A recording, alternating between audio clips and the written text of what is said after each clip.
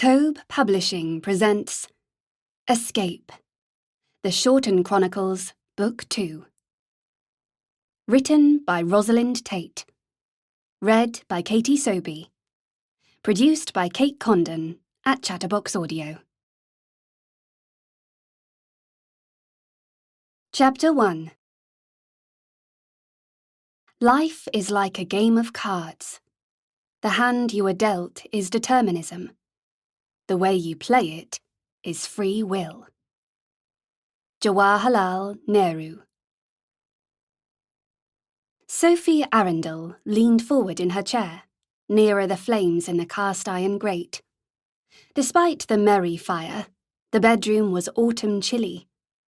By her feet, a black retriever yawned, and beside him, Sophie's dog, Charlotte, gave a sleepy snore.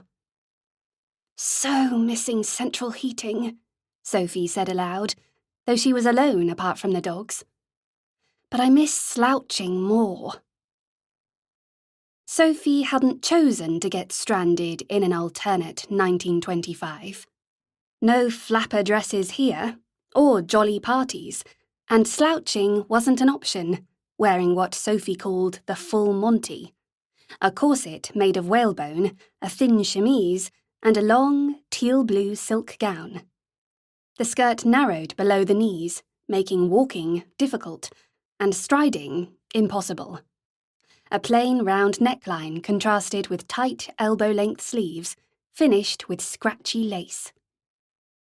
A scent of old stone edged with lemon-sharp polish permeated the manor, and distant doors closing and the pad of maids' footsteps outside Sophie's room were the soundtrack of her life. Yet only 3 months ago, she'd been starting university in 2017, exploring a noisy, bustling campus. She'd walked into a lift, expecting to step out into a tower block corridor, but found herself in a country lane, part of a grand estate. And then the lift had vanished, apparently into thin air. Sophie's four-poster bed had a canopy that cast most of the bedspread into shadow, but the morning sunlight, dappling through floor-to-ceiling French windows, was tawny bright. Fine to read by. She picked up the Times from a polished side table, folded it, and squinted at the tiny, dense print. Below adverts for face cream and dressmakers was a short news article. Militia routed in Manchester. After a reign of terror that left prominent citizens dead and injured, communist ringleaders are now safely behind bars. The whereabouts of other militia members remains unknown. Grim men and women in a police lineup stared out of a sepia photo. Manchester was 100 miles away. Wouldn't affect the manor. Sophie put the paper back on the table and glanced at an eye-catching gaudy novel, The Duchess Novelette, A Wild Love. On the cover, a man dressed in black tie leered at a girl swooning on a couch. Penny Dreadfuls were risque, easy reads. Her maid, Maud Watkins, kept unsuitable novels in Sophie's room to avoid them being confiscated by the housekeeper. Not a fan of servant reading censorship, Sophie was happy to pretend A Wild Love was hers. She opened a less exciting book, Etiquette of Good Society, but had hardly read a page when Maud came in. Maud smoothed out a wrinkle on her black dress. "Sorry, miss. I thought you were in the library." Her eyes were red-rimmed. Sophie leapt to her feet. "Maud?" Sophie used her maid's first name in private, but as Maud was a stickler for propriety, she refused to call Sophie by her first name, so Maud was Mrs. Watkins in public, and Sophie was Miss everywhere. "Is it the baby?" Maud's sister had recently given birth, hadn't been well. "The police telephoned the manor. Mr. Slater's died." Sophie thought she'd misheard, that Maud meant Mrs. Slater. "Your sister?" "No, miss. Her husband. Heart attack, they said." Maud gulped. "Very sudden. She's in a terrible state." Before she had time to consider what was appropriate or proper, Sophie hugged her. and after a moment of embarrassment or panic, Maud gave in. "You're not alone with this," said Sophie. "You need to sit down." She gestured at the blue armchair by the fire. Maud perched on the chair, and Sophie rang a bell pull to get Maud a cup of tea. But Maud was here, not downstairs, in the servants' hall or somewhere in the house. She couldn't respond to the bell. "You must go to her," said Sophie. "I'd have to take the afternoon off." "I can't promise, but I'll see if Reynolds can take you." Reynolds was one of the Manor's chauffeurs. "If it would help, I'll come too." "I don't want to fuss, miss." "No fuss." A maid appeared in the doorway. "Could we have sandwiches and tea, and please prepare a food basket for a new mother?" The maid nodded. "And can you ask the head gamekeeper if he can spare Miss Blackmore? She needs to mind the dogs." Charlotte didn't need minding, but Jack did. He had cataracts, was nearly blind. The maid scurried away. "I'll clear this with Lady Lacy," said Sophie. When Sophie had arrived at the Manor from the 21st century, confused and frightened, Lady Anne Lacy had invited Sophie to stay on as a guest. Without that kindness, Sophie would have died in a ditch. Anne agreed to Sophie taking the car, as Sophie expected she would. Back in Sophie's room, the dogs' noses were two near dainty sandwiches and a silver tea service, and Maud was twisting her hands in her lap, ignoring the dogs and the food. Miss Blackmore came in. Training to be a gamekeeper, a first for a girl here, her face was ruddy from working outside. "How long am I minding the dogs, miss?" Sophie handed her the leads. "Just the afternoon." Jack left with Miss Blackmore, and after a mournful stare at the sandwiches, so did Charlotte. Maud selected a day gown from a huge mahogany wardrobe. The dark blue skirt was fashionably shortened to above the ankles, and the matching hat was big and showy. Maud took out a navy cape. Floor length, that was showy too. Shouldn't I wear mourning? In the wardrobe was a veiled black hat and a funeral dress of corded silk and wool. Maud shook her head, close to tears, so Sophie didn't ask why. Once she'd changed, Sophie put on wrist-length white linen gloves. When visiting, except when eating and drinking, ladies always wore gloves. One of an endless list of mad rules. They set off in an open car with rain falling from a dull sky. Sophie's hat was soon sodden and heavy, and the leather-soft upholstery turned slick and slippery. "Where's Slater's Bakery?" Reynolds, short and thin and sporting a neat moustache, was a chauffeur, but wasn't like a taxi driver, familiar with every road. "Halfway down the high street." Maud twisted her hands. "Is there anyone who could take over baking?" said Sophie, hoping to distract her. "My sister will, miss, and she's got Miss Kemble, her all-sorts maid." "Ladies can be bakers." "Mr. Slater's mother started it, years ago." Counterintuitive stuff. Women couldn't vote here, yet they ran businesses. "What's the baby's name?" "Rose." "Good name." Rain dripped off Sophie's hat, and she wiped water from the brim. Small stores lined the road, butchers, greengrocers, dress shops, but being a Sunday, they were closed, and there was little traffic. They passed a police station, a few more shops, and stopped outside a 3-story red brick building. Above the door, "Bakery" was carved in large letters, and on the door was a closed sign. Sophie and Maud got out. Reynolds handed Maud the food basket from the boot and gave her a sympathetic smile. "Could you pick us up at 3?" Sophie asked him. He nodded. Maud headed for a narrow alley. "We can get in along here." Beyond the alley was a courtyard and the rear of the bakery. The back door opened into an industrial kitchen dominated by a blackened oven set in a wall by a brick fireplace. Sturdy wooden cupboards lined the other walls, and in the centre of the room a bare, workmanlike table was scrubbed clean. Sophie sniffed, enjoying a warm bread smell. She took off her wet cape and gloves and put them on the table. Removing her hatpins, she laid them on the table too. A foot long and potentially lethal, they needed careful handling. She placed her soggy hat on top of the pins and stifled a sigh.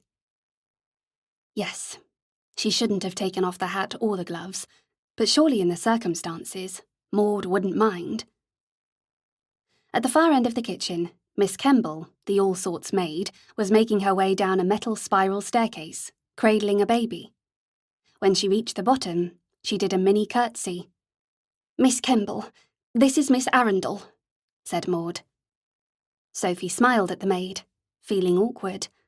Miss Kemble was a child, looked about 12. "Mrs. Slate is in the front parlour," said Miss Kemble, leading the way through a doorway. Maud's sister lay on a ruby, threadbare sofa in a loose, dark dress, her eyes closed. Her hair was up in a messy bun, the exact auburn shade of Maud's, but Mrs. Slater's face was more angular. A fire was lit in an inglenook that dwarfed the room, making the bread-scented air toasty warm. "Mr. Slate is in there." Miss Kemble glanced at a shut door. Maud put the basket on a chair. "We've bought cake and meat and a nice pudding." Mrs. Slater opened her eyes and registered Maud, saw Sophie, and hastily sat up. "How can we help?" said Sophie. Mrs. Slater patted her hair. "Miss Kemble, tea." "Yes, miss." Miss Kemble gave Maud the baby and hurried to the kitchen. Rose started to wail, and Maud rocked her, making shushing noises. She sat beside her sister. "Lizzie, you're going to be all right." "I'll help make tea," said Sophie. She wasn't helping at all. Coming here had been a mistake.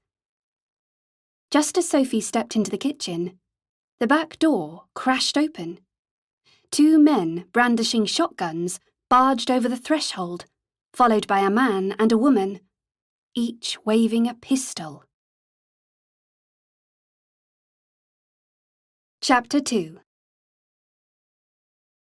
Back in the summer, a footman had been arrested for attempted murder. That crime and its aftermath had sent shockwaves through the manor. Pending trial, Edmund Hunter had been remanded in custody. But this was the man who was in front of Sophie now, wielding a shotgun. Edmund sported a new beard and moustache, but those striking dark eyes were unmistakable. Had he been tried and acquitted?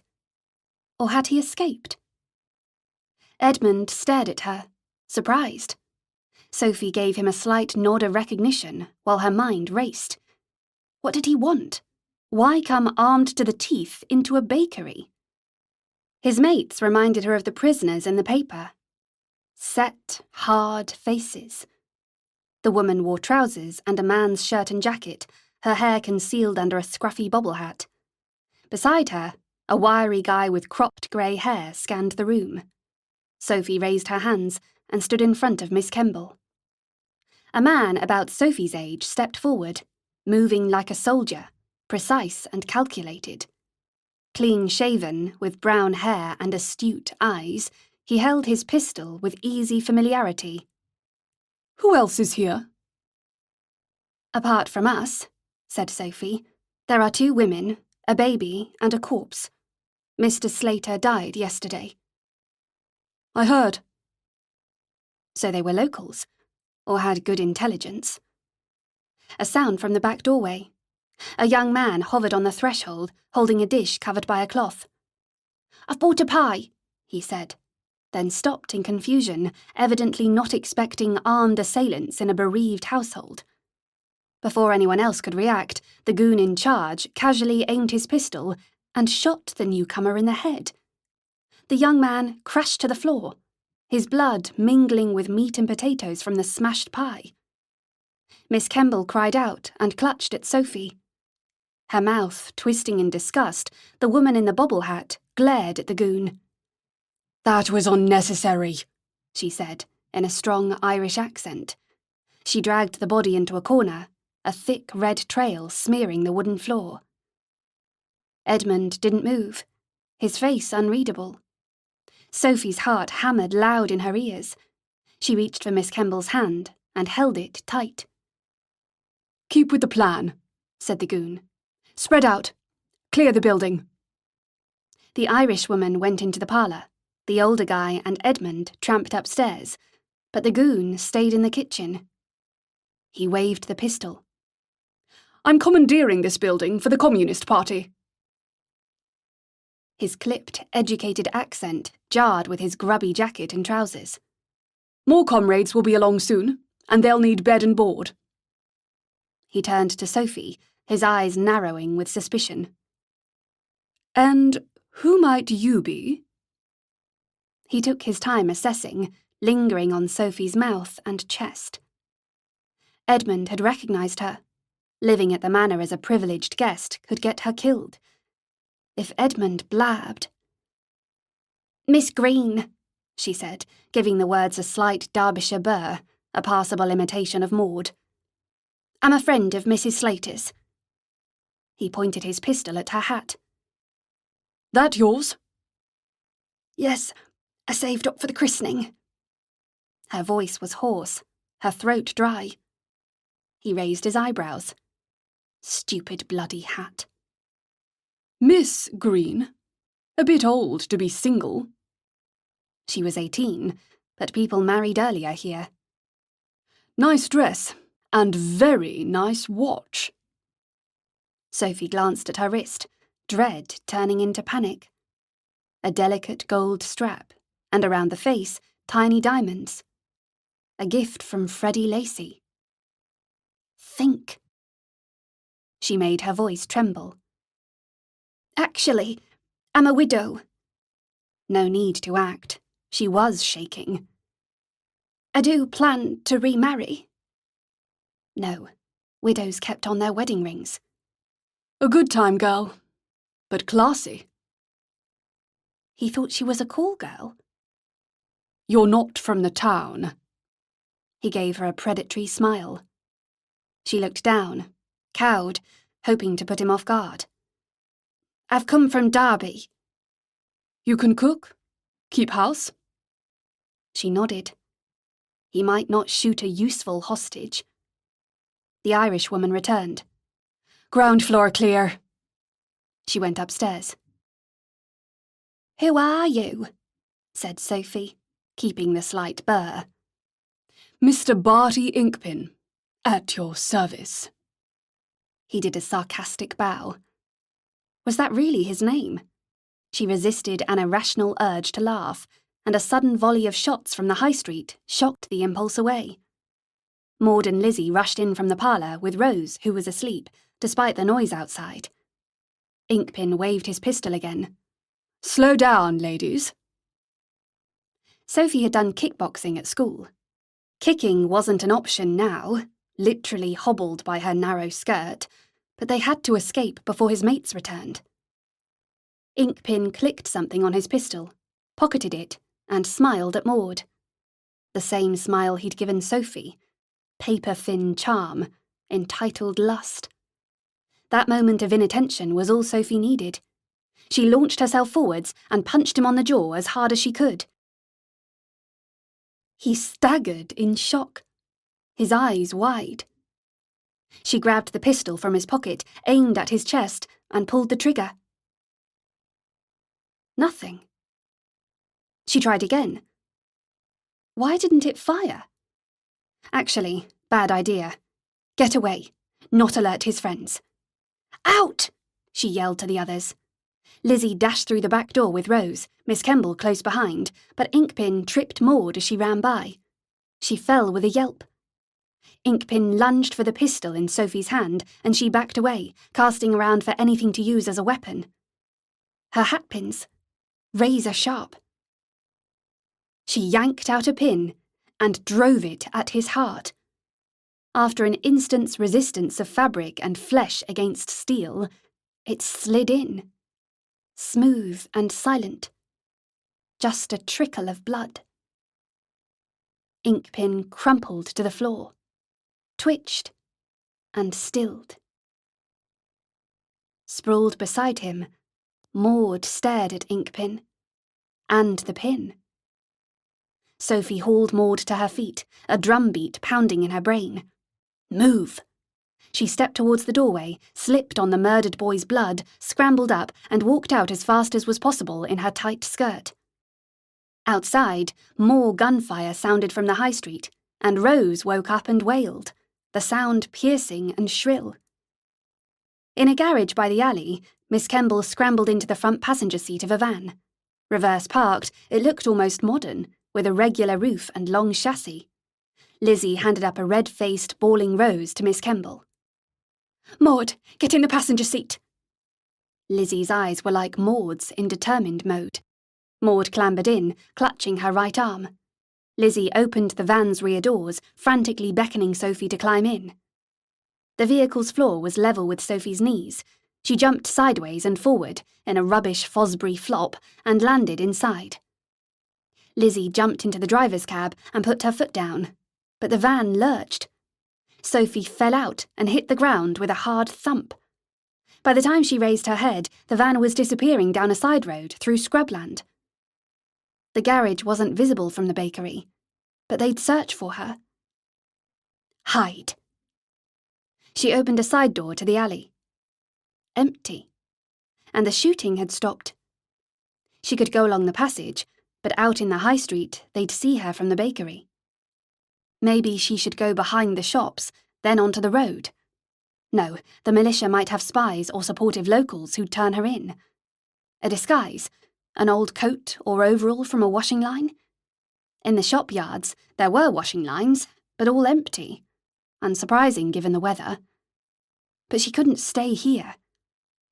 Between the first and second shop was a narrow space filled with rubbish, dumped beer barrels, dirty sheets, glass bottles and old newspapers.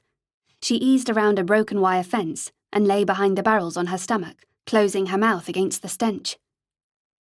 Inkpin's mates must have found him by now. Speared.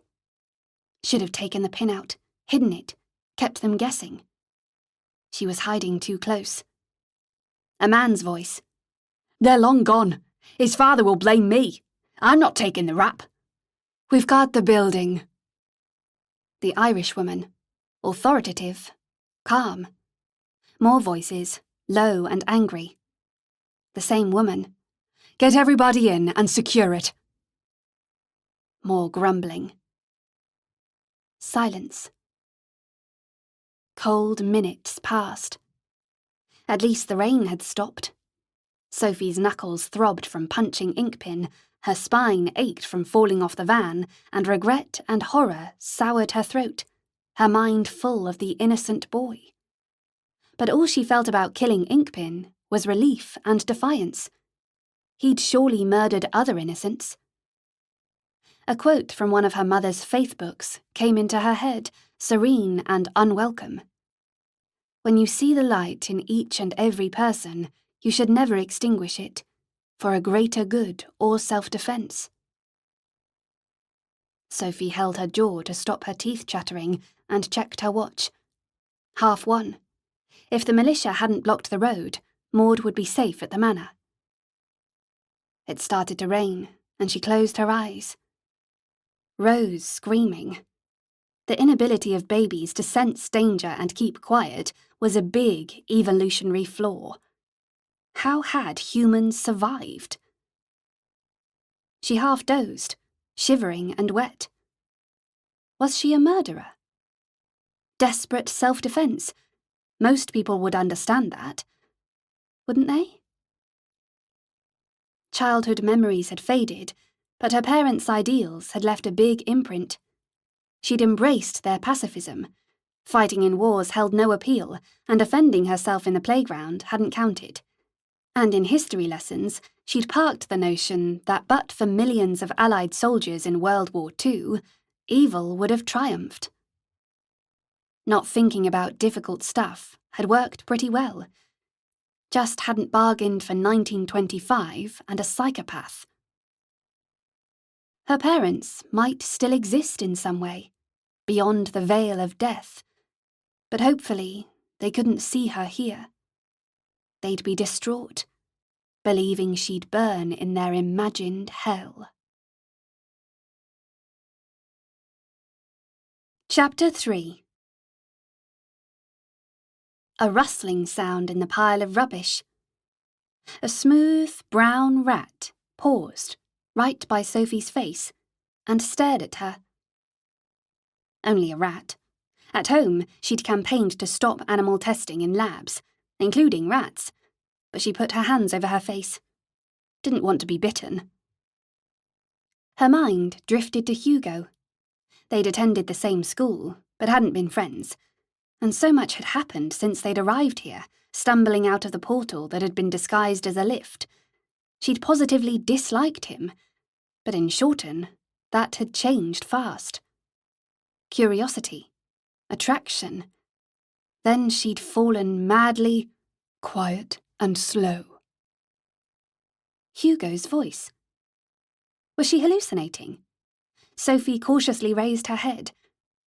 Hugo and a gardener from the manor were creeping past her rubbish space towards the bakery. Sophie checked her watch. Nearly 3. Maud must have raised the alarm. At over 6 foot, Hugo was gangly thin beside the shorter, thick-set gardener, his dark hair ruffled as if he'd run his fingers through it. Both men were aiming a shotgun in front of them, looking like Wild West sheriffs, except Hugo was wearing a brown, boxy suit. Sophie stood up and hissed, "Here!" Hugo saw her, and his shoulders sagged in relief. He pointed behind him and whispered, "Everyone's by the police station. Go!" Hugo had played soldiers in the combined cadet force at school, but he'd got this wrong. "There's loads of them. There'll be a sitting duck. We're seeing if there are guards. You shouldn't risk tipping them off." She pointed at her squalid hideout. "You could put rubbish in that alley by the garage and set it on fire. The bakery will go up, and they'll leave. No bystanders in there, apart from Mr. Slater, and he's dead." "Change of plan," said Hugo. "We use the petrol cans in the cars." They hurried by the shopyards, Sophie managing to keep up. "Where's the police?" 2 dead, 3 wounded, said Hugo. "Shootout at the station. Militia couldn't get in, so they went for the bakery." "But more police will come?" "No." Hugo was in brisk military mode, his square-jawed face tense. "They cut all the phone wires." They'd reached the high street. Lizzie's van and the Lacey's cars, one green and one red, were in the middle of the road, skewed as if they'd just stopped rather than parked. Near the vehicles were gardeners and gamekeepers from the manor, carrying shotguns, ammunition belts slung over their shoulders. Sir Richard Lacey stood by the green car, talking to John Watkins, Hugo's valet and Maud's husband. Next to them was Freddie Lacey, heir to the Shorten estate. Tall and wiry, with short sandy hair, Freddie was habitually laid back, but today he looked as wired as Hugo.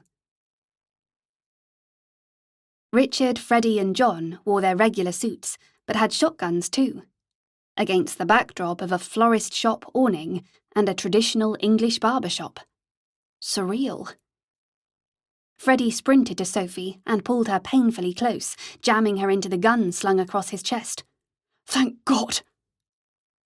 After a moment, he said to Hugo, "How many?" "Didn't get that far."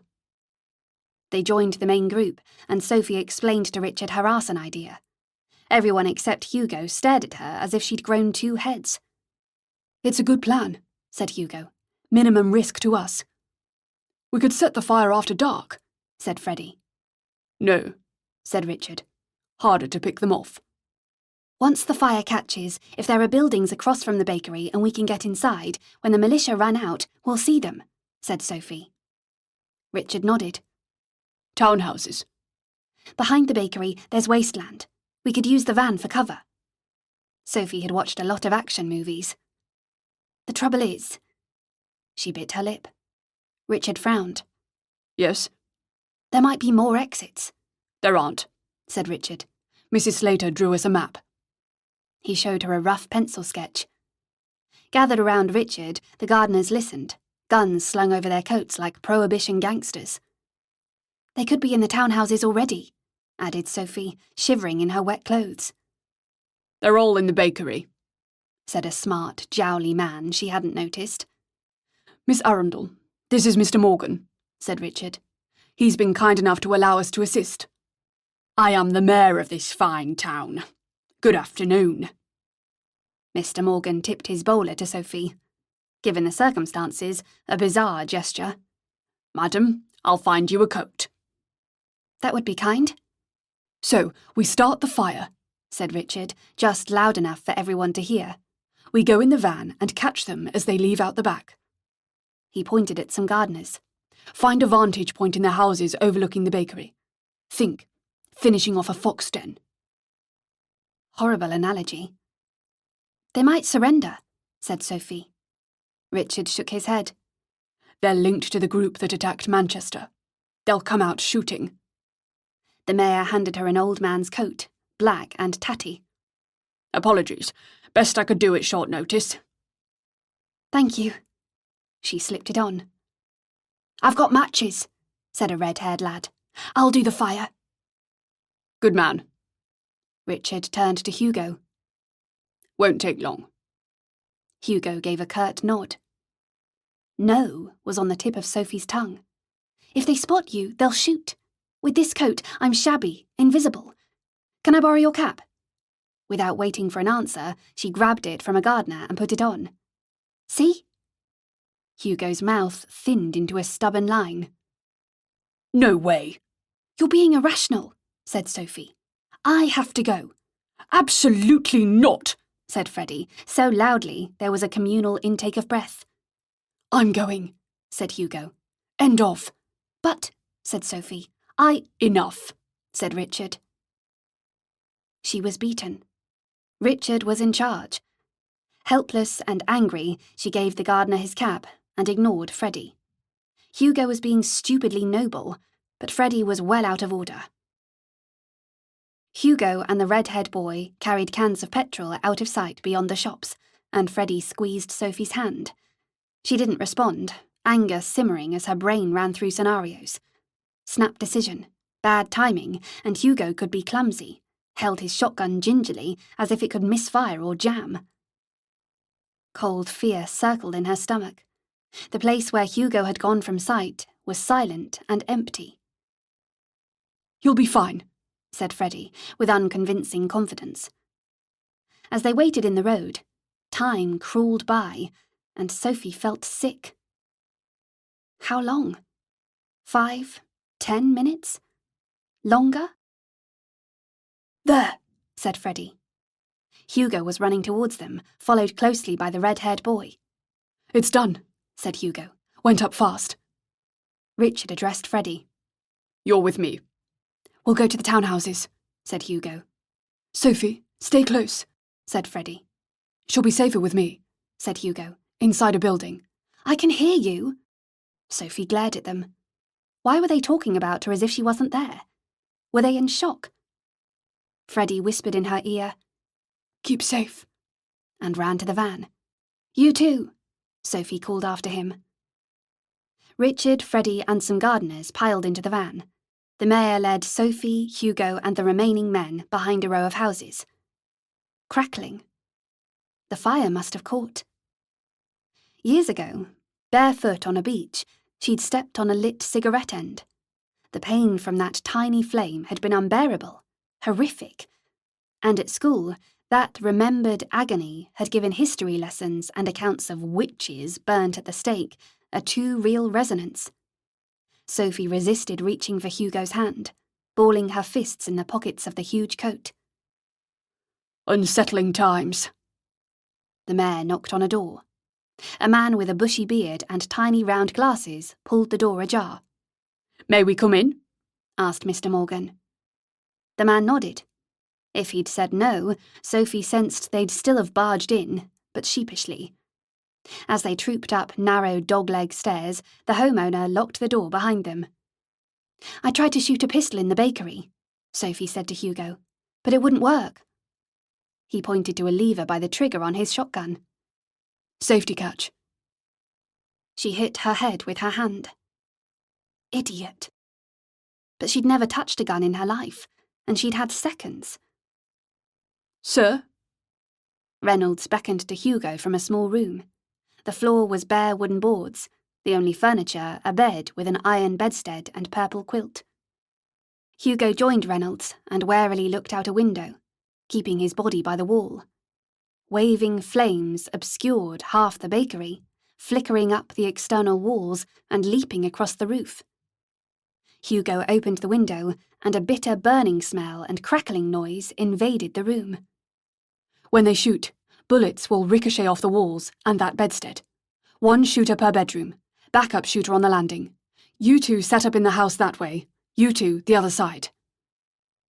He gestured right and left, and the 4 gardeners thumped down the stairs. Reynolds, take cover with the mayor and Miss Arundel. Hugo knelt, rested his shotgun on the sill, and settled the butt into his shoulder. But Sophie hesitated. With all her soul, she wanted to say, "I love—" Bang! Go to Reynolds, ordered Hugo. Now! Something zapped by Sophie's left ear, and she left quickly. Beside the doorway, Reynolds was sat with his back against the interior wall, his knees drawn up, holding his shotgun with the butt on the floor. She sat on the other side. Hugo fired. Bang! Bang! Bang! The mayor was pacing on the landing, an alarming metronome, humming to himself. "Mr. Morgan," said Sophie, "you need to—" The mayor fell with a juddering thud onto the half landing on the stairs. His eyes turned glassy. Bang! Bang! Reynolds didn't move. Neither did Sophie, though her corset was painfully digging into her hips. "He's dead." Yes, miss. Reynolds' voice was calm and quiet. Sophie had given a name to how everything here, however dire, was understated. The Shorten Code. Underplaying bad stuff helped, but not always. Bang! Bang! Bang! The lads next door are gamekeepers, said Reynolds. They won't miss. Finishing off a fox den. She'd never kill an innocent animal. But terror blocked the thought, her mind racing. They were trapped here. Hugo! Bang! She put her hands over her ears. Chapter 4. Reynolds' brow was sweaty. So was Sophie's, despite a chilly breeze rolling through the landing from the open window, stronger than the heat from the bakery. For now. Even over the guns, the fire was loud, chaotic sizzling of brick and unknown things that nobody should hear burn. Finally, the shooting stopped. Sophie was desperate to check on Hugo, but she rested her head back on the wall. Be safe. Be safe. As if in answer to her thoughts, Hugo appeared in the doorway, pale but unhurt. Let's go. They went downstairs, stepping gingerly around Mr. Morgan. I'm sorry about the mayor, Hugo said to the bearded man. The man's eyes widened, but he only said, These things happen. As much as they could in the cramped hall, Hugo and Reynolds kept their shotguns up, ready to shoot. The homeowner opened the front door, Reynolds and Hugo stepped outside, and Sophie followed. Billowing clouds of smoke had turned daylight into premature dusk. Embers floated in the air, and acrid fumes invaded Sophie's nostrils and throat. She pulled up the borrowed coat to protect her face. The bakery was an invisible core inside an inferno. In the distorting light of the flames, smooth pools on the tarmac road were red and shiny beside contorted bodies. We're done, said Hugo, lowering his shotgun. Reynolds slung his across his chest. Hugo linked arms with Sophie and strode off. She struggled to keep up, taking quicker but smaller steps like a determined puppet on strings. The gamekeepers from the adjacent houses were also rushing along the street, fleeing the living, roaring hell. By the police station, there were only trails of smoke in the sky, and people hurrying from the fire packed the road. Men, children, and women with babies. Parked by the Lacey's cars was a bright red fire engine. Smaller than a modern one, it was open, with a ladder connected to a wheel at the rear. 3 firemen wore navy uniforms with polished buttons. On their heads were pointed helmets. Hugo let go of Sophie's arm and said loudly, "I'm afraid the mayor is dead, but the Baker's family is safe." The crowd started whispering. "Are all the militia dead?" asked an elderly lady in a threadbare cloak. "The ones who came out the front are," said Sophie. The woman's mouth tightened. Had her son or daughter been in the militia? They hadn't all been cold-blooded killers. When Inkpin shot that boy, that Irish woman had been revolted. The van turned onto the road and stopped. In the gloom, Sophie could make out Freddie in the passenger seat, unhurt. She drew a deep, grateful breath. Richard climbed out and addressed the firefighters. "The area's safe." The firemen promptly sped off to the blaze, and Sophie felt guilty and sick. This had been her idea. 4 escaped, said Richard. "We have 1 wounded and a fatality. We should go." Fatality. Please, not Maud's John. The van and 2 cars arrived at the manor in convoy. Passing through open ornamental gates, they stopped in a line on the wide gravel drive. Freddie jumped out and ran to help a skinny man struggling to get down from the van. The man's left arm was limp and bloody. 3 gardeners carried a boy towards the servants' hall, the first holding his shoulders, the second supporting the body, and another his legs. They paused as a woman in loose black trousers and a dark shirt ran across the drive. She cradled the boy, shaking her head. "No, no, no." Sophie scurried over to her. Lucy Hemmings, the head gardener, was her friend. When Sophie saw who they were carrying, she faltered. The red-haired boy who'd volunteered with Hugo. She swayed, and Richard caught her. "Deep breath," he said. "And another one." Sophie stumbled along the thick, studded ramp that bridged a dry moat to the house. In the hall, the butler, the housekeeper, and Anne Lacey were standing like silent sentries. Anne's eyes were dewy bright. "The militia's gone," said Richard. The butler and housekeeper exchanged a relieved glance, embodying more than professional understanding. This house nourished many layers of friendship. "Chin up." Richard gave Sophie a meaningful look, and she nodded. No need to tell Anne details. No need to tell anyone. Sophie squeezed Anne's hand. Anne had come through the portal many years ago. She could never replace Sophie's real mother, but they'd forged a strong bond. Hugo strode down the corridor that led to their rooms, and Sophie took rapid, short steps to catch him up. "I'm glad you're okay." "And you?" But he retreated to his bedroom, so she retreated to hers. Whatever he'd done today, he wanted no comfort from her. In her room, Maud was sat in the chair, clutching her arm. Sophie petted the dogs, who noisily greeted her. "Mr. Watkins is okay." Maud's drawn face crumpled in relief. "Would you mind if I didn't help you dress for dinner, miss?" "Not at all." Maud hurried out. Inside the grate, warm flames flickered safely, but Sophie's clothes were wet and sticking to her, and she was bone-achingly cold. She lay on top of the coverlet, unable to undress.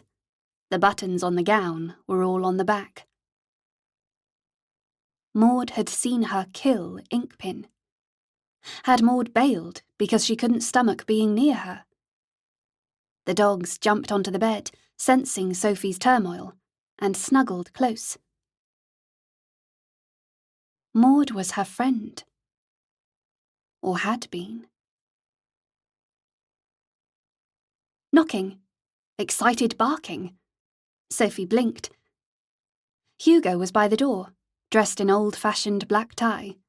His white shirt had a stiff winged collar.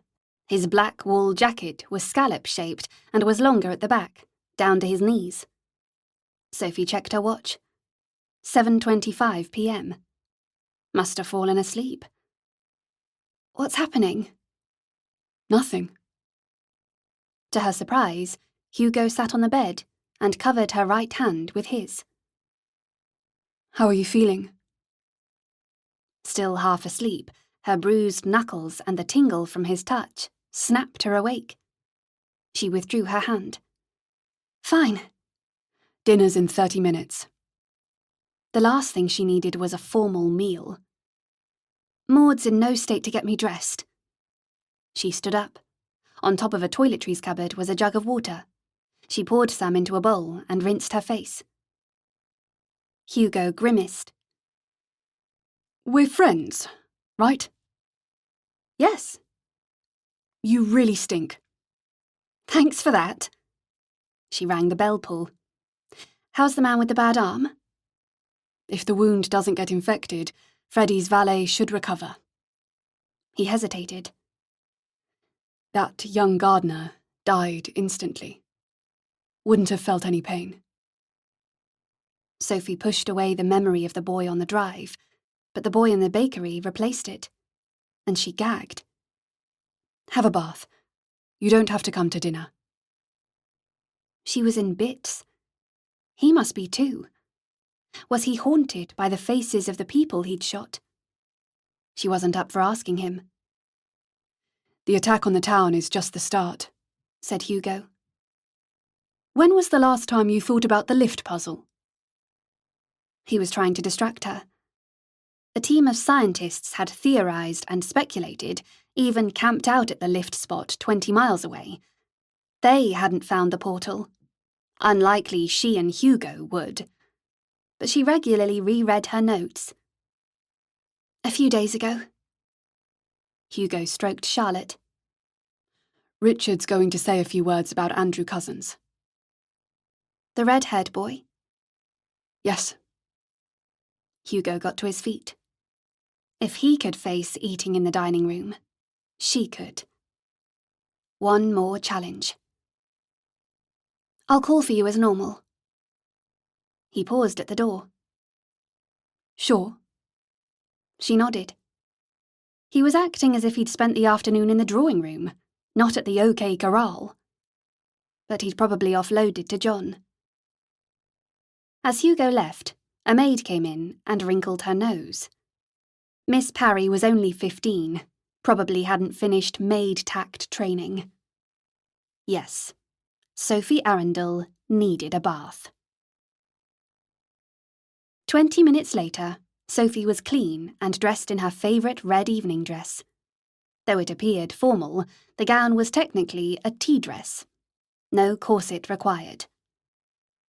Every day, Maud wound Sophie's hair around scrunched balls of paper called rats, so when she put Sophie's hair up in an artful bun, her locks appeared wavier and fuller.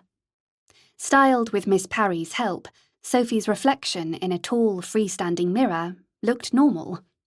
Well, Shorten normal. At dinner, the butler, Mr. Crawford, was the same as usual, dignified, inscrutable. But the footmen, who usually whispered to each other, were silent. Richard had been given a detailed account of Andrew's character and aspirations, and as Richard paid tribute, though she hadn't known the boy, Sophie wanted to cry. But everyone else was holding it together. Block this out. Think about a happy time. Winning the kickboxing final at school and hugging Isha, her BFF. The first course of mushroom soup was deep and nourishing, and Sophie relished its comfort and heat. The fire in the grand fireplace looked good, but didn't affect the temperature in most of the room. After 3 months here, she'd become used to the splendid dining room with its dark panelled walls, old portraits, and bare oak floor. The only rug was underneath the banqueting table, long and narrow and royal blue. Sophie didn't take her elaborate place setting for granted. a sapphire mat edged with delicate gold leaf, silver cutlery laid for 5 or 6 courses, and a handwritten menu card in a silver holder. But she wasn't quite used to a footman placing a large cotton napkin on her knees whenever she sat down. After the meal, she stood up to accompany Anne. Charlotte stood up too, resigned to leaving the men to their whiskey and cigars. Anne had told Sophie that she still thought the convention odd. Before stepping through the portal, Anne had been at university in the 1980s, well before Sophie had been born, but relatively modern. As they left, Anne suggested missing coffee, and Sophie gratefully agreed, beyond tired. If I'd had any inkling about the militia, Anne hugged her. I would never have let you go. Thanks to press censorship and upbeat stories, nobody had known. How many other towns, unprepared and undefended, were now run by militias? When Sophie fell asleep, her final thoughts were of the bakery. Fire chased her, flames wrapped round her body, a sizzling, hissing snake. Pain and terror and despair. She woke, her heart hammering, and mercifully slid back into sleep. Safe at school in her dorm. Making out with Hugo. He tugged down the straps of her top and kissed her shoulders, his lips warm but making her shiver. I know about Inkpin, he whispered. And I've told Freddie. Hugo morphed into Freddie. You smell horrible. Freddie pointed a pistol in her face and fired. Chapter 5. The next morning at 7, Maud lit the fire in Sophie's bedroom, not once looking in Sophie's direction. Feigning sleep, Sophie told herself that Maud wasn't stepping back from their friendship, only following the Shorten Code. Strange that Maud was so obsessed with dignity and behaving properly, and yet was such a gossip. Yes, they'd been friends, but Sophie knew not to share anything. But Freddie would hear about Inkpin. Might have already. As Maud left, closing the door softly behind her, the diamond-paned windows rattled with a burst of rain, and Sophie pulled the bulky bedclothes up to her chin, wishing she could feign sleep forever. Freddie didn't know her, so he'd set her on a pedestal. She might have kept her balance on the wretched thing if she'd shot Inkpin rather than skewered him. But Hugo would surely understand. Unease slid down her spine. No. The story would grow in the telling. Not 1 pin, but 2, or 3, cackling with laughter as she did it. And even exactly what she'd done, that image, would stay forever in Hugo's brain. She turned onto her side, and her mind meandered back to the portal. In 2017, in the Students' Union, she'd assumed the lift had been painted gold for an art project, that the math signs and childlike sketches on the doors were random. But those images had been symbols, and the pictures destinations, like place names on a bus. And the portal didn't show itself to just anyone. Over 3 decades, only 6 people had stepped through it. Anne had been the first, and Lucy Hemmings, the head gardener, the second. Lucy had arrived with another girl, Janet, who'd died a few years later from an infected scratch. Alan Parks, who ran the village pub, had arrived next, and after him, Sophie and Hugo. With so few visitors, as the locals called them, Hugo had speculated that they shared a rare gene. Wacky, but all they'd got. Maud came in holding a tray with tea and toast. Usually a chatterbox, she stayed entirely silent as Sophie dressed, and Sophie was glad to call on Hugo. But on the way to the dining room, he was silent too. Freddie and Anne weren't at breakfast, and Richard hid behind the paper. After the meal, Richard stood up and Hugo hastily got to his feet. Hugo worked in the estate office, was keen to prove himself. Eventually might make estate manager. As Richard left, Sophie waylaid him. "Can we talk in private, please?" She couldn't face telling Hugo, but she needed to tell Richard, hopefully before he heard a garbled version. Richard gestured for her to walk with him. "Let's go to the large drawing room." After a moment's hesitation, Hugo carried on to the office, and Sophie followed Richard to the oldest part of the house, the dogs in her wake. Jack was really Richard's dog, but Jack had formed a reciprocated attachment to Charlotte, and when Jack's eyesight deteriorated, Sophie had taken on minding him. In a few minutes, they were in the large drawing room. It was large, like a hall inside a castle. A double-height ceiling coffered into rectangles showcased the lacy coat of arms in the centre, a royal blue L outlined in gilt amidst brown, prancing stags. A grand piano graced one corner of the room, and across from it, on a walnut cabinet, was a gramophone with a polished brass trumpet. Weak sunlight streamed through Jacobean stone-framed windows, flickering over a wide medieval fireplace. The grate was empty, and the air cold. Sophie closed the door. The dogs mooched about, and she perched on a dark pink sofa. Richard settled himself in a dark leather armchair, his brown eyes concerned. "The fire brigade telephoned last night. 2 buildings by the bakery were destroyed, but they stopped it spreading. Heavy rain helped." She couldn't dress this up.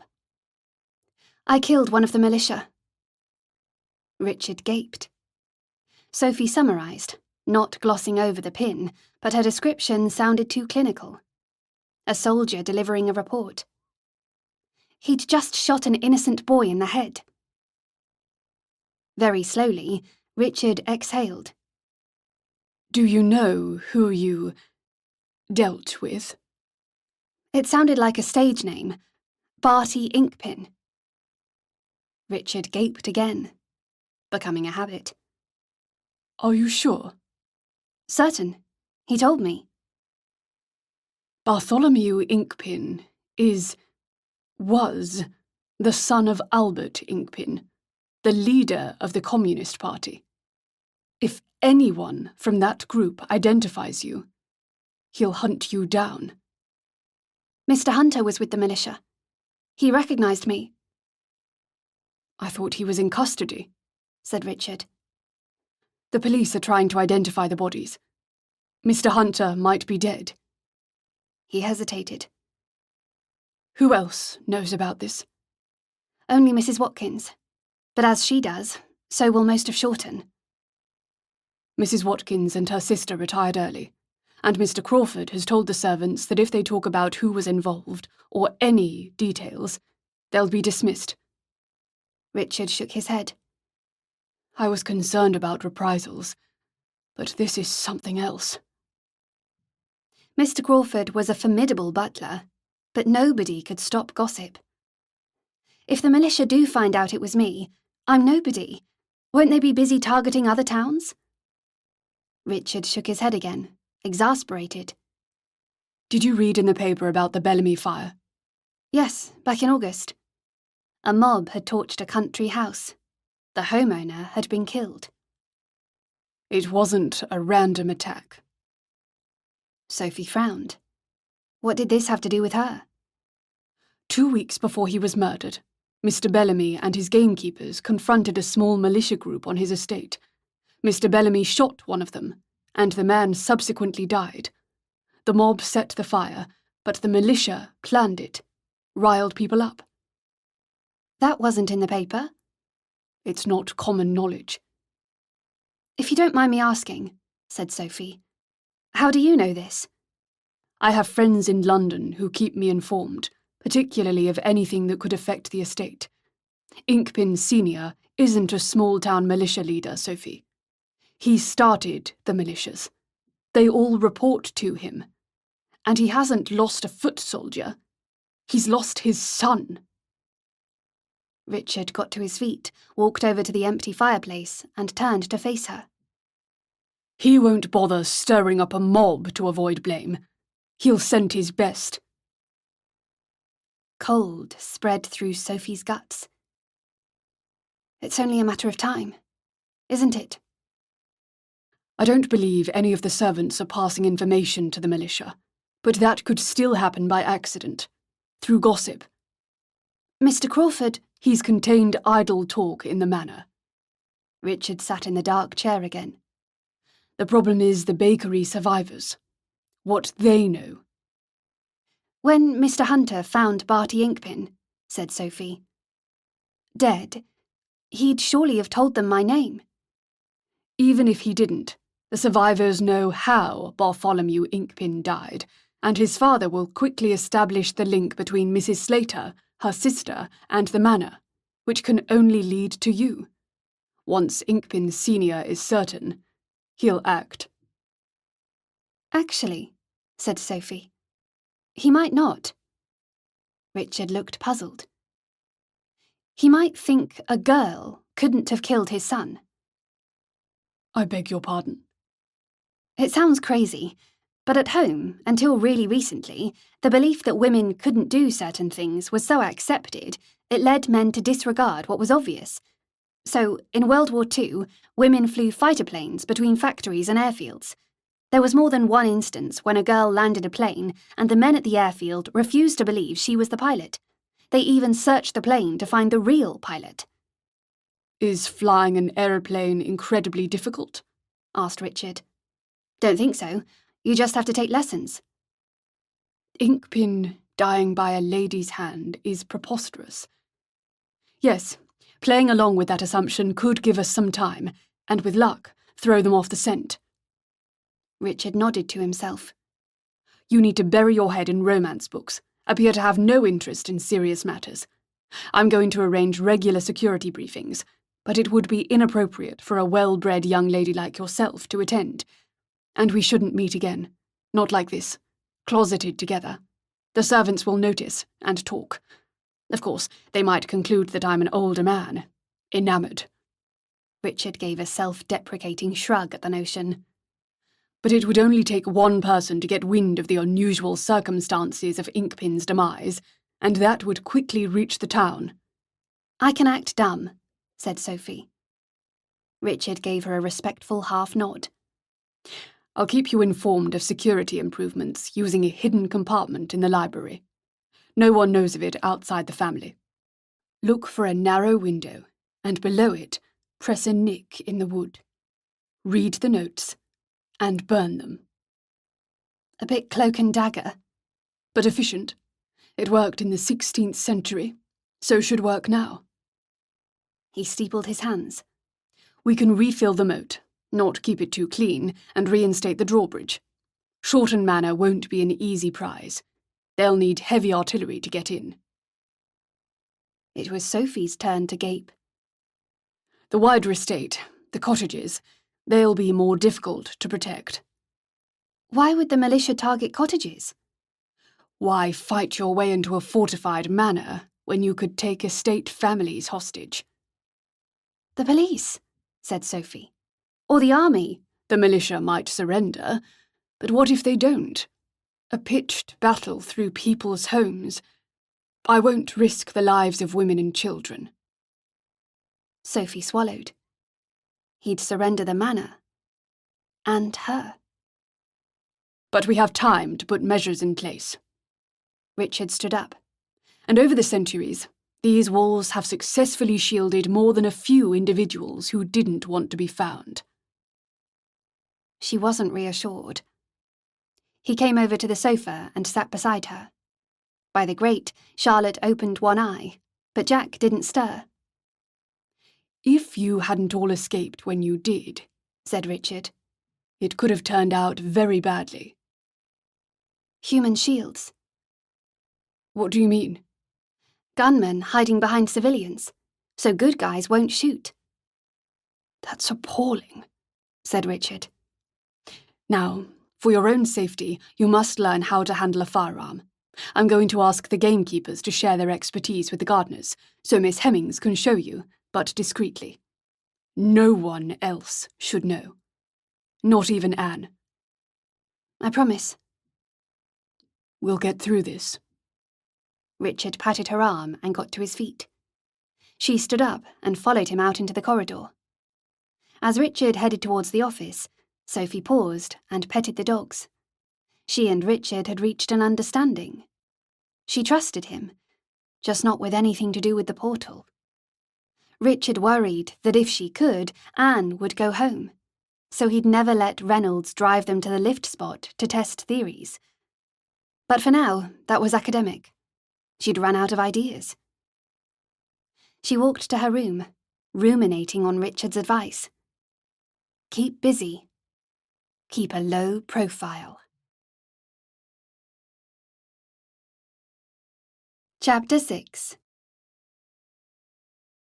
Once a week, Sophie worked in the office, updating tenants' records and cottage inventories. It was good to be useful. At weekends, she read in the small drawing room with the boys, or drank tea in the large drawing room with them, listening to scratchy music on the gramophone. But this morning, it was routine weekday stuff. After she'd walked the dogs, Sophie changed into trousers and a top borrowed from Lucy, went to the other side of the house and unlocked a door. Sophie possessed the only key. Against a wall were stacking chairs and a dusty, rolled-up carpet. Beyond a cobwebbed window was a dense row of elm trees, a natural privacy barrier. In the centre of the floor was a punch bag on a stand. Anne and Lucy had helped set up this space so Sophie could practice kickboxing. Hugo and Freddie also knew about it, but as the hobby would alarm suitors, Maud, and everyone else in Shorten, believed Sophie practiced a more demure activity, mini archery. Following the workout, she had a bath with Maud in tow, in case she slipped. The hip bath did have tall sides. The rest of the morning she spent in the library. Like the large drawing room, the library held less appeal on colder days, but apart from Anne or Hugo returning a book, Sophie was rarely disturbed, and with so many classic novels, she was spoilt for choice. In the early afternoon, Sophie walked the dogs again, and at 3 precisely changed into a tea dress and took tea with Anne before changing back into the full Monty, corset obligatory. Yes, it was Groundhog Day, but after Inkpin, emotionally exhausted, she welcomed the familiar routine. After tea, Sophie's thoughts returned to the red-haired boy who'd died, Andrew Cousins. Lucy had only recently hired him. She should go and comfort her. Sophie set off with the dogs across the lawn towards Lucy's cottage. She adjusted her small turquoise velvet hat as she walked and did up the cloak she'd borrowed from Anne. Sophie's hat and cape had burned with the bakery. Hopefully, so had her hat pins and any other evidence. The borrowed duck-egg blue cape had a hood, more like a cloak from a fairy tale than a regular coat. On the way, a bower caught her eye, the trees and bushes dressed in rich autumn finery, orange, purple, and rust red. Even within the moat, the manor's gardens were big enough to get lost in, with groves, lawns, and flower beds, and meandering gravel paths. Sophie crossed the moat over an ornamental stone bridge, past 3 imposing greenhouses, and turned right along a narrow lane lined with elms. The trees' leaves were bright yellow, some fluttering on branches, others spread around the trunks like showy skirts. She tasted rain on the breeze, pictured it nourishing the earth beneath her feet, and savoured the rural quiet. Soothing. A pause before winter. Lucy's cottage was on the left, a few yards from the road. She wasn't in, so Sophie sat on a battered chair on the porch, while Jack stayed by her legs and Charlotte sniffed at the grass. "It'll be dark soon, so she'll be here," Sophie told the dogs. "If you can't see, you can't garden." Sure enough, Lucy came striding along, her coat flapping. When Sophie had asked Anne how Lucy could openly wear trousers, Anne had said that over time, Lucy had become an honorary man, proving her worth gradually, with small steps. Maybe Sophie Arundel could do that too. "I would have texted," said Sophie, as Lucy opened the door, "but I've lost your number." Lucy winced at the weak joke. That takes me back. In the kitchen, a narrow iron stove was still warm, and Lucy added more coal. She ran water into a bowl from a tap on a stone basin and placed the bowl on the tiled floor. As the dogs slurped, Sophie draped her cape over an upright chair by the window, sat at a wooden table, peeled off her gloves, and removed her hat. Lucy wouldn't tell on her, and not even Maud could see inside Lucy's cottage. Andrew's funeral will be in the village church, not the estate chapel. Lucy's slight Cockney accent was more pronounced today.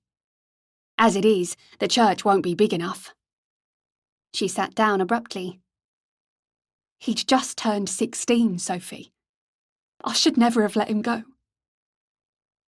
Her words were an eerie echo of Anne's. Richard said Andrew approached everything with gusto. He did. Lucy stood up and took teacups from an oak dresser. Thanks for coming round. I have to set an example in public, but I don't with you. Tears glistened on her cheeks. Hoping to distract her, Sophie shared how she'd given relentless understatement here a name. The Shorten Code. You're right, it really is a thing. Lucy filled the kettle, and the dogs lay by the table. Hugo did really well at the bakery. The gamekeepers were singing his praises. But he's too obsessed with the lift, Sophie sighed. He so wants to go home. And you don't? I'd have thought after the bakery. Not anymore. Lucy raised her eyebrows. There are some things I'll never get used to, but Anne protected me when I struggled to fit in here, and at some point, she became a second mother. But you must miss your real mother. Hugo knew about her parents, but no one else did. My parents died in a traffic accident. Years ago.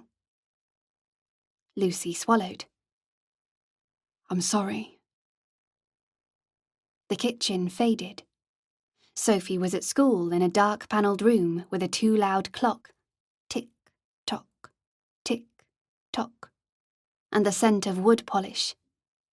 The moment she'd learned her parents were dead was always there, beneath her regular thoughts. She exhaled, hauling herself into the present. Lucy took a jug of milk from a larder by the back door.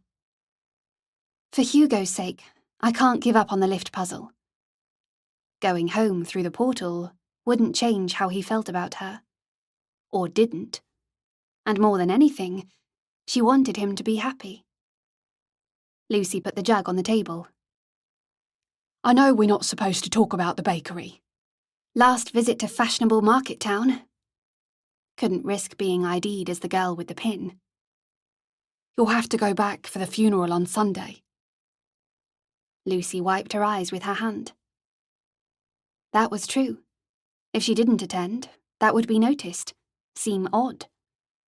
Sophie went over to the dresser, picked up a tin, and put it on the table. Must have been horrible. It wasn't that bad, lied Sophie, opening the tin and taking a chocolate biscuit. Mrs. Slater seems to be recovering herself. If it's like at home, said Sophie, people are pretty resilient.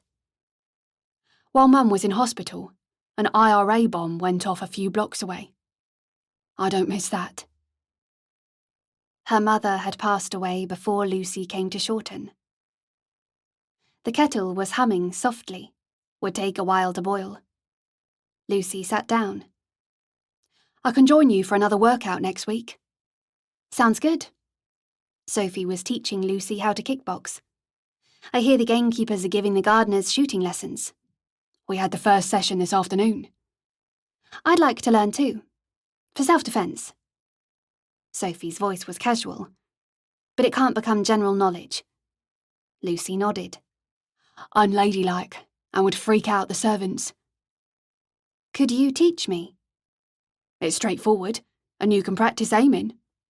Lucy frowned. Let's hope you never have to do it for real. Chapter 7. At 11 the next morning, Sophie joined Hugo and Freddie in the large drawing room. Richard had allowed the boys a rare break. Hugo rang the bell pull for coffee and walked to the fireplace to light kindling already set. Freddie dropped the Times on a table and put on his favourite music. He'd shown Sophie how the gramophone worked. It wasn't complicated. He adjusted a lever so the brake was on, turned a handle until he felt resistance, and carefully lowered a needle onto the record. After he released the brake, the disc turned, and the melody started. Sophie now loved the lark ascending, almost as much as Freddie did. Freddie sat beside her on the dark pink sofa opposite Hugo, and the dogs lay by the grate. Hugo glanced at the paper. Anything about the bakery? A couple of photographs. Freddie shrugged. News took a day or more to reach the national papers. The local rag had reported the fire, but played down the militia. Freddie seemed cheerily unaffected by shooting who knew how many people. But another thought surfaced.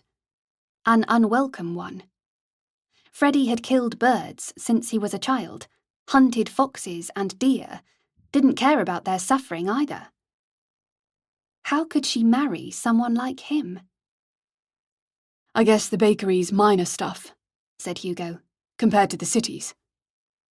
Rioting had been going on for months, fueled by unemployment and poverty. Sophie leaned forward and unfolded the Times. Barty Inkpin's face stared out of the front page. This newspaper understands that Mr. Bartholomew Inkpin, the only son of the leader of the British Communist Party, has died in Derbyshire. Sophie's throat seemed to close, and she fought to keep her face blank. Vague was good. Anyway, Inkpin killed with pin would have been in bad taste. Or maybe that detail had been lost in the blaze. Underneath Inkpin's picture was a tiny photo of the woman in the bobble hat. Joan Small's whereabouts is still unknown. There'd been news articles about Joan in the summer. She'd set up a militia in London, the People's Training Corps, showed women how to fire pistols. Sophie sat stiffly in her chair, thinking about Edmund Hunter. One word from him, and Inkpin would have shot her. And Edmund was likely dead. She drank her coffee, fancying it smelled of smoke. Hugo took the paper, and Miss Parry arrived with coffee and bourbon biscuits. A few minutes later, Hugo put aside the Times and asked Freddie how rain affected crop yields. The boys knew nothing about Inkpin. If she hadn't been trussed up in a corset, Sophie would have sagged with relief. After coffee, Freddie and Hugo stood up to leave. "See you later," said Sophie. Freddie paused. What time? It means goodbye, said Hugo. Actually, I'm not sure what it means. You can say that, never intending to see the person again. Freddie looked nonplussed. How strange. After they left, Inkpin seemed to watch her from the Times, his dead eyes boring into her skull. Sophie dropped the paper in the fire. Pointless, but made her feel better, and headed to the library. The large space was gloomy, despite the tall arched window and healthy fire flickering in the grate. Bookshelves covered the walls, right up to a high vaulted ceiling, largest books at the bottom, smallest at the top. Unknown servants regularly dusted, but scents still lingered. Fragile vellum, leather bindings, and centuries-old ink. As the hounds settled by the fire, Sophie scanned the room. Tucked in an alcove was a narrow window with a single column of glass. She'd never noticed it before. Wooden panelling flanked the bottom of the sill. Feeling like a spy in a period movie, she pushed on a tiny, natural indentation, and the panelling dropped down, revealing a note. Moat filling slowly. Workshop says 3 weeks to replace the drawbridge mechanism. At least a day to install it. Vulnerable till then. Stay alert. For centuries, the medieval drawbridge had been used as a simple bridge between the drive and the house. In its place, now, was a temporary metal ramp. Sophie closed the gap in the wainscot until it clicked, hurried to the fireplace, and burned the note. A week after the bakery fire, Sophie walked with Hugo and the Lacys through Little Shorten, past Alan Parks's ramshackle half-timbered pub and neat cottages overlooking a village green. As they continued on, up the steep lane towards the church, Sophie's mind was full of Andrew and how he'd died, but she was also aware of what couldn't be seen from the path. Above a stained-glass window on the chapel was a frieze, sticking out from the wall like a gargoyle. 2 youthful faces looking in opposite directions, the back of their heads touching. The symbol of Janus, Roman god of doorways, and portals.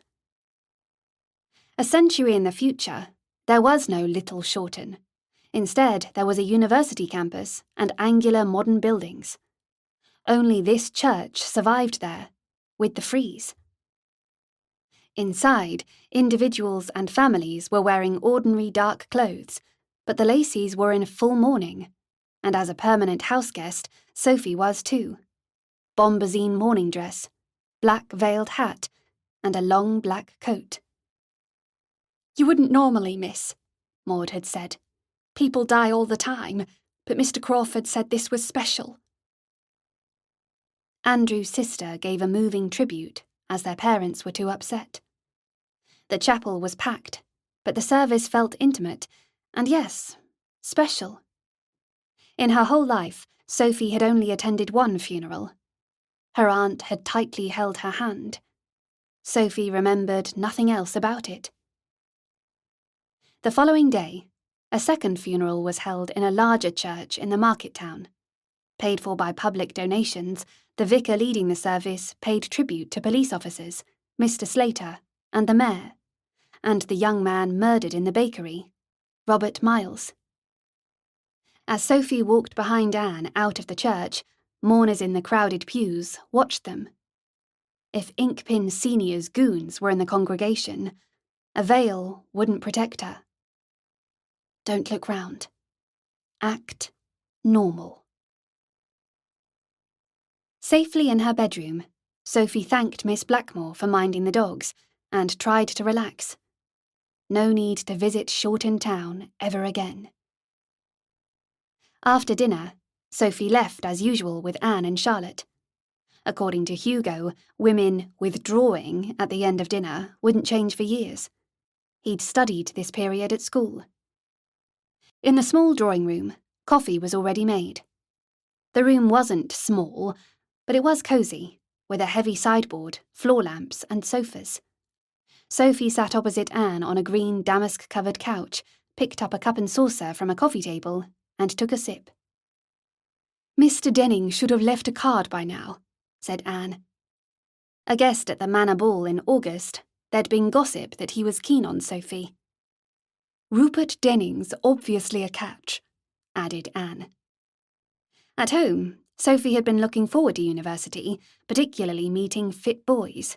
But when the way back had disappeared with the portal, the freedom to date whoever she liked had gone with it. Forget gorgeous or intriguing, suitors had to be well off. Though he's a bit wild. Rupert had been expelled from Oxford University for setting fire to his room. Wild might be interesting. Anne didn't smile. Radden Hall is very grand, but doesn't have a moat. If this trouble gets worse, you'd be safer here. When was the moat last used? In an actual battle? 17th century, in the Civil War. It's in A History of Shorten. Anne shook her head. I'd thought it would be nice to fill the mood, but to look pretty, not to be a security feature. 1920s England in Sophie's history books had been largely peaceful, as the country recovered from the loss of life in the First World War. But here, that war had never happened. That discovery, days after she'd arrived, had stunned her. Not her past at all. A parallel universe. Tell me good things about the London trip. Anne topped up her cup from a silver pot. They'd been guests of the Main family. Hugo had spent most of the visit flirting with Clarissa Main. Not a good thing. Torture. But Sophie finished her coffee and tried not to dwell. Clarissa wore mascara and lipstick. I meant to get some. Scandalous, said Anne.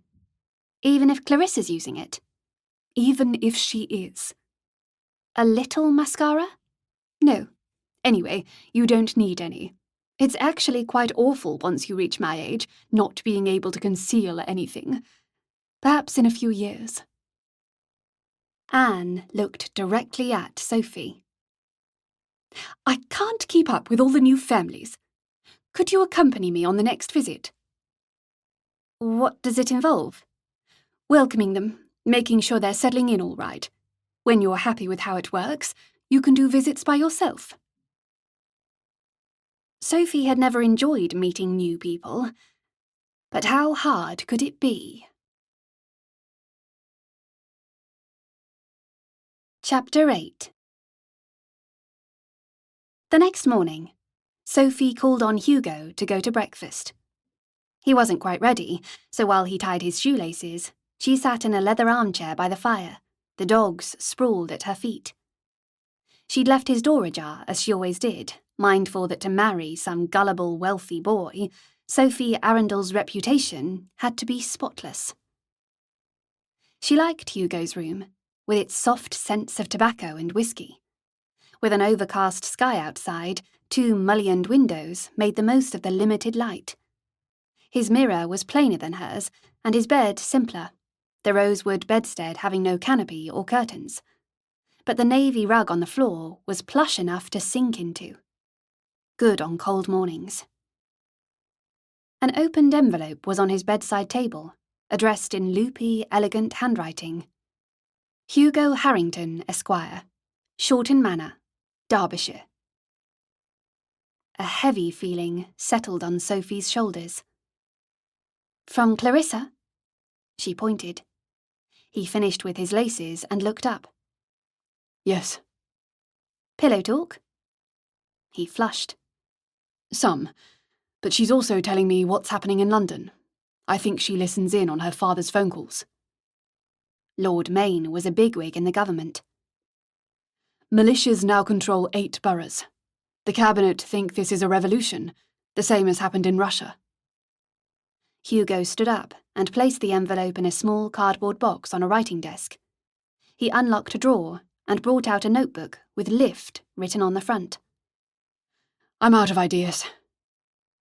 He peered at it, as if the title would inspire him. I'll read my notes tonight. You never know, my brain could find the crucial clue while I'm asleep. Obviously, I'll crack this first.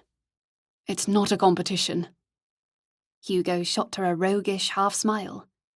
She made herself roll her eyes, even as inside a misguided butterfly danced a jig. Hugo's eyelashes were amazing, dark and long and perfect. Okay, now she was torturing herself. When they'd arrived at the manor, baffled and terrified, she'd called for him before meals, but that had just carried on. Why not meet in the dining room like normal people? From tomorrow, she wouldn't seek him out unless she had a concrete idea about the portal. Hugo put back the notebook, relocked the drawer, pocketed the key, and strolled towards the doorway. Sophie followed. He wouldn't understand if she stopped calling by. Would ask questions. In the corridor, Hugo said, On the upside, no more scary notes. Yes, not missing those. As soon as they'd come up with lift theories in the summer, they'd received anonymous letters. Scrawled in capitals had been a threat. If they ever opened the portal, they'd die.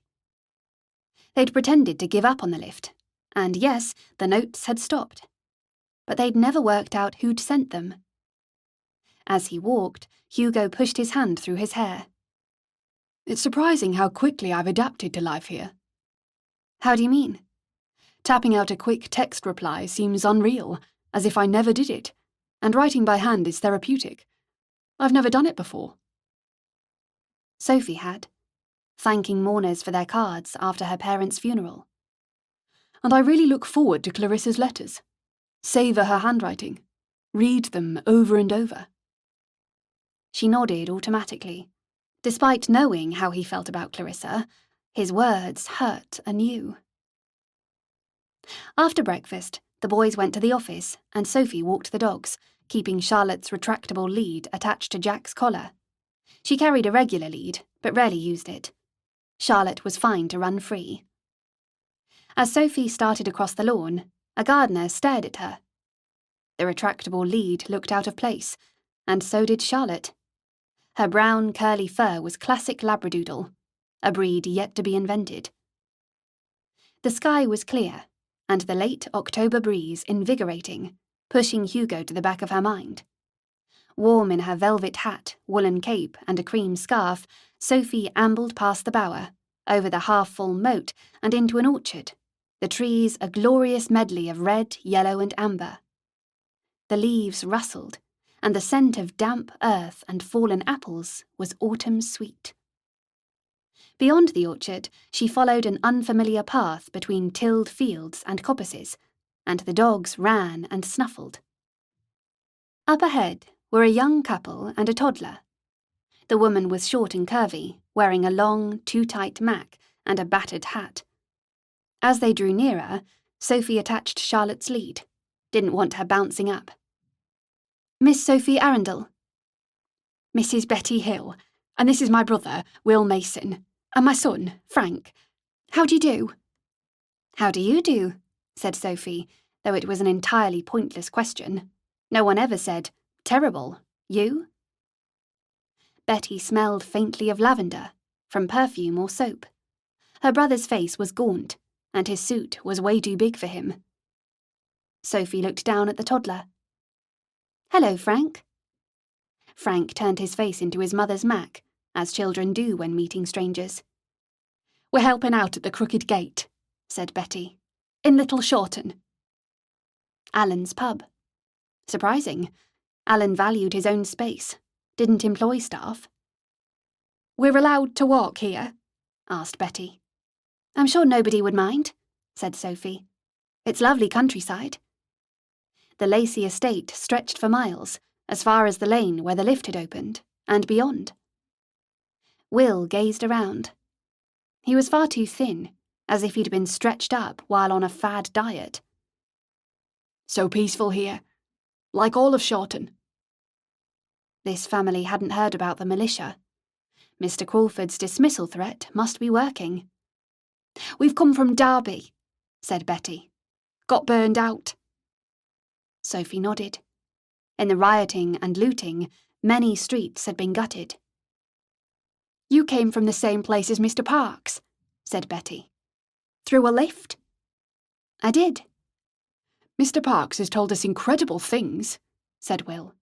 That people can fly to Australia. That men have walked on the moon. All true, said Sophie. Mr. Parks said that after he arrived, scientists hoped to open a safe route to the future, said Betty. Mr. Harrington, who came through the portal with me, he still misses home. Mr. Parks is happy here, said Betty. I am too. And Sophie was. Even with torture underwear and appearing demure to ensnare a suitable boy, Anne's maternal love trumped it all. The family headed to the road to Little Shorten, and Sophie unclipped Charlotte's lead. Hugo's lack of interest in anything other than friendship was wearing her out, but she found solace in the quiet and the dog's delight in a new route and fresh scents. Charlotte bounded off towards a dry stone wall.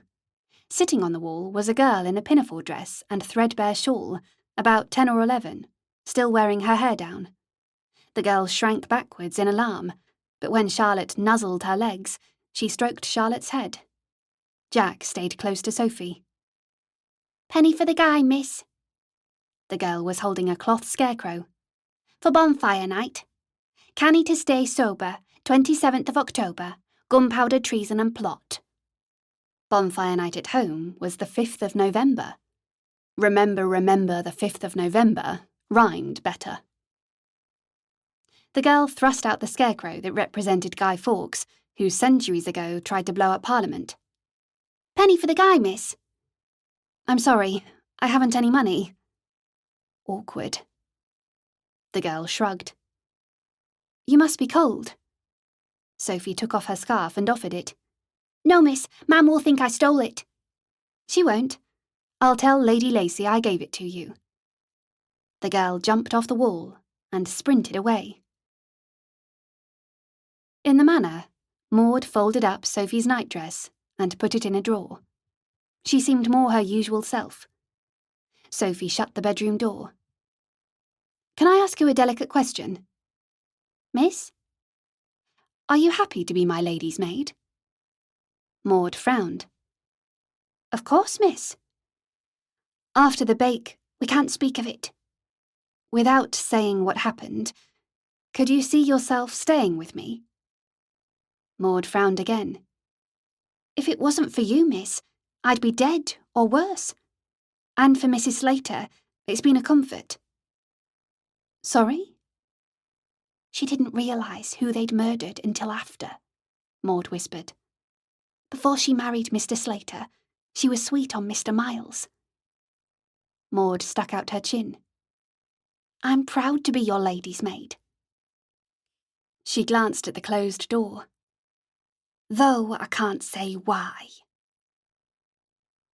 Intense relief.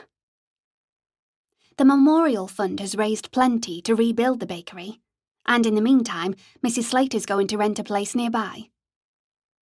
Wouldn't she feel anxious, living there? "The town's raising its own militia," said Maud, "and a gamekeeper's teaching us how to fire a pistol. They won't catch us on the hop again." After Maud left, Sophie said to the dogs, "This is how it starts. One group gets tooled up, so everyone does. This England might never get back to normal." Jack ignored her, but Charlotte tilted her head, meaning, "I know." Chapter 9. Today is All Hallows' Eve. Appropriate, given the sad circumstances. Richard was addressing the servants as well as everyone at the dinner table. "All Hallows' Eve at home is the last day of October," said Sophie. Every year there'd been a church service to remember family and friends who'd passed away. Anne nodded. "Is it Halloween today, too?" Sophie's parents had disapproved of all things magical, so at boarding school she'd adored dressing up. The Lacys looked baffled, but Hugo smiled, remembering Hadley Halloween. Students and teachers had dressed up at Hadley School, and Sophie had partied with her friends, like Hugo had with his. "Our modern Halloween came over from the States," said Hugo. "Children and some adults dress up as ghosts, witches or vampires, anything wacky. Children knock on neighbours' houses and say trick or treat and receive sweets." "My speciality was witches," said Sophie. "Glam makeup, pointy hat and wand." "I don't remember that at all," said Anne. Richard coughed. A deep, raspy cough, and he couldn't stop. He drank water, and finally it abated. "When's the manager starting?" Anne asked, her eyes concerned. "In a fortnight, and I'll step back." Richard covered his mouth with a handkerchief and coughed again. He drained his water glass. "Now, where were we? Halloween." "Carving pumpkins and eating spooky cupcakes." The fair-haired footman served Sophie a helping of piping hot mushroom soup. Dressing up was only some of it. Did you dress up? Freddie asked Hugo. Hugo seemed to pull his attention from something else. I did. I loved being a witch, said Sophie. Freddie pulled a face. A pretty witch, said Hugo. Witches have grey hair, said Freddie, and big noses. They're just women, of all ages, said Sophie, who know about plants and healing. Bewitched. Anne giggled and explained a 1970s TV show to her bemused husband. Sophie blew on her spoon and enjoyed the soup, wishing she could cast a love spell on Hugo. No, that never worked in stories. Bonfire night tomorrow, said Freddie. Wizard fun. It's held in a field, said Richard, outside Little Shorten. Sophie's stomach muscles tightened. Standing around outside, she'd be an easy target. As if he'd read her mind, Richard added, We'll be taking extra precautions this year. He tasted his red wine. The Manor has organised bonfire night in the village since the 17th century, initially to quash rumours that we'd been part of the gunpowder plot to assassinate King James. He gestured at a portrait on the wall. That, Richard Lacey, was a committed Catholic. The man in the oil painting had neat brown hair, a goatee beard, wore a ruby doublet, a white shirt, and a square lace ruff that stuck up like a sail behind his neck. Richard, in black tie, could have been the same man, except for a ruthlessness about the eyes and lips that the long-ago artist had caught. Otherwise, the two Richards were as alike as her and Granny Collins. In Sophie's aunt's house was a faded photo of Sophie's grandmother as a teenager, staring out from bleak post-Blitz London. At least one family friend had remarked on the resemblance. If World War II still happened, it would be called the World War here. She'd likely live through it herself. We think time passes more slowly here, Hugo said to Sophie. Imagine if it passed a lot more slowly. We might have found ourselves in Shorten in 1605, witnessed the gunpowder plot firsthand. The difference in the rate that time passed was so tiny that Hugo's manual watch from home kept the time, but the difference between universes had cumulatively grown over millennia. That explained why this parallel world was a century behind home. I'm glad I didn't come here then, Anne said to Richard. They'd probably have thought me a witch. But what an experience!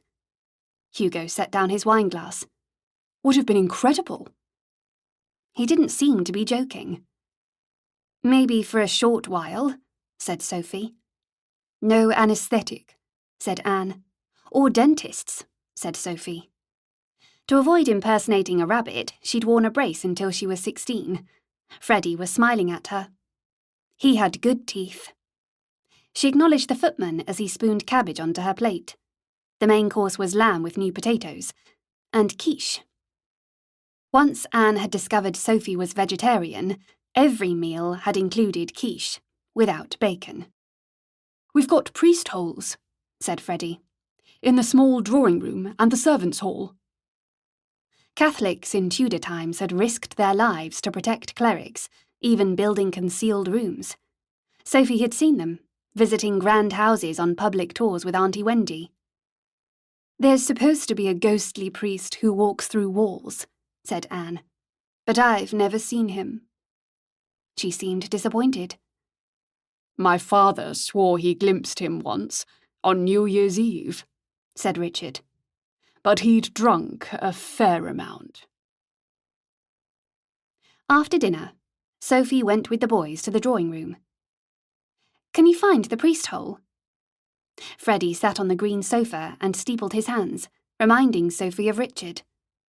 The dogs settled by the fire, uninterested in hidden rooms, and Sophie and Hugo tapped for hollow sounds on walls, but within a few minutes had to admit defeat.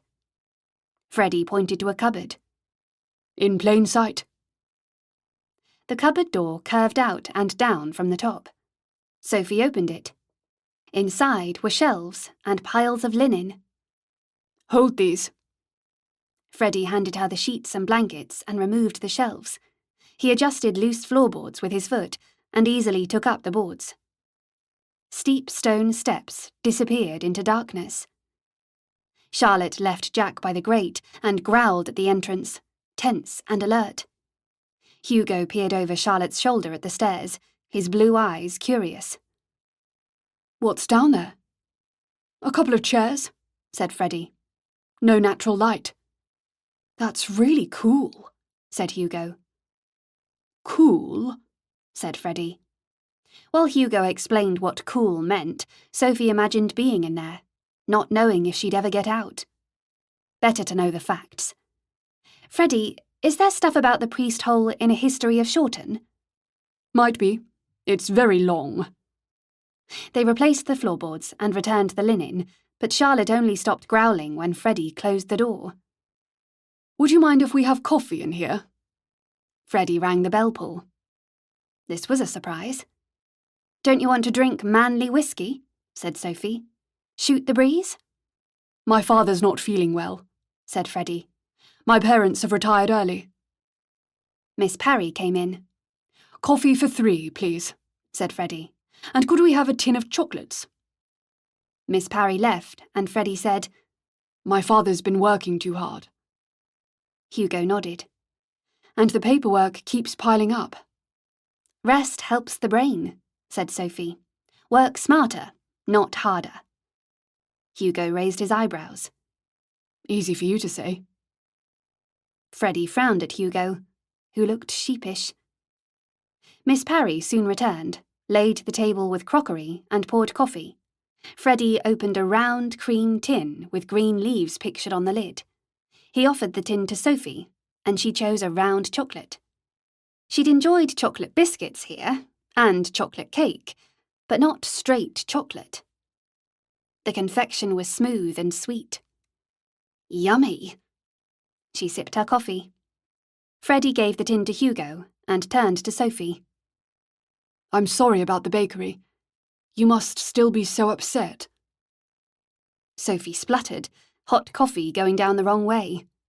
After she'd recovered herself, she said, "I'm okay, thank you." He was being polite. If Freddie knew about Inkpin, he wouldn't be watching her like that. Concerned and fond. "No more visits to the town," said Freddie. "We shouldn't let it change the way we live," said Hugo, channeling what politicians said. "Nothing's more important than keeping Sophie safe. I mean, us," said Freddie. "Hugo's right," said Sophie, or he would be if she wasn't the girl with the pin. Freddie placed the tin in front of her, and she selected a different chocolate, shaped like a leaf, popped it in her mouth, but stopped mid-chew. With an effort, she chewed more and swallowed it. That tasted odd. Woody. "Cooks made them for Hugo," said Freddie. "But we can eat them too." Sophie wrinkled her nose. "There's a bitter aftertaste." "It's the marijuana," said Hugo, as casually as if he'd said cherries or butter. She took another leaf-shaped chocolate and examined it. "Seriously?" "Hugo's a serious person," said Freddie, chuckling. "My head aches sometimes, and it helps." In the summer, Hugo had been injured in a riot in London. Sophie ventured a small bite. "You did harder stuff at home." Hugo glanced at her. "What?" "In the lift, you said that if it was a drugs trip, it would wear off." He laughed. "I was speaking from general knowledge, Sophie, not experience." Back then, she thought the worst of him. She finished the chocolate, feeling foolish. "Marijuana won't be criminalised for decades," said Hugo. "Or might never be. In your future, this is illegal." Freddie pushed his sandy fringe from his eyes. "Why?" Sophie considered. "If you smoke a strong sort, you risk mental problems, and it can make you passive or tempt you into serious drugs." Freddie took a chocolate. "Dr. Griffiths says it's harmless." The Lacey's doctor had given Sophie an arsenic remedy when she'd first arrived at the manor, but she held her tongue. Change the subject. I was walking the dogs and met a nice family. Betty... Hill, her toddler and her brother. Freddie slowly put down his cup. They're staying at the Crooked Gate, said Sophie. Mr. Parks has been telling them all about the portal, how scientists here try to find a safe route to the future. Think how many benefits it would have brought. Scientists, politicians, ordinary people free to come and go, learning from each other's cultures. Sophie warmed to her theme. Better painkillers? Actually, said Hugo, it would be catastrophic. In a few years, you'd have airports, shopping malls, and who knows what diseases going both ways. With the unemployment here, there'd be so many refugees, our government would install border controls, secure units for illegal immigration, and all the rest. The Prime Directive, said Sophie gloomily. Prime what? Freddie picked up his cup. Hugo summarised the rule that tied the hands of captains in Star Trek, stopping them from interfering in less advanced societies. But by the end of the episode, they usually get around it, added Sophie. Freddie finished his coffee. We're just fine as we are. Chapter 10. We should put a sign to the manor near the lift spot to help future visitors, said Hugo as they walked towards their rooms after coffee. Just a sign wouldn't make the portal appear, so wouldn't worry Richard. Or rile up the creepy note writer, said Sophie. What about an arrow, pointing to the right? In the other direction, the lane led to a small hamlet. A large stone on the verge opposite the portal site, said Hugo, so a new visitor couldn't miss it. It could also have the Janus symbol, matching the frieze on the church. The last thing a traumatised traveller needs is a mysterious symbol. Bonkers clues were annoying and overrated. Janus is pretty well known, probably why the sculptor chose it. Only if you'd done classical studies in the top set at Hadley. Sophie hadn't. After her parents' death, her grades had taken a nosedive. Too obscure.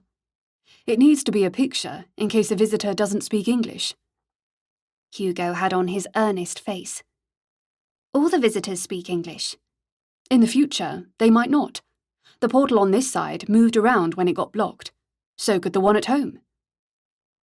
Years ago, the portal here had been in Little Shorten. The portal only moved down the lane from the village, said Hugo. But it could have gone to any place where there's another weak spot in the universe or a tear.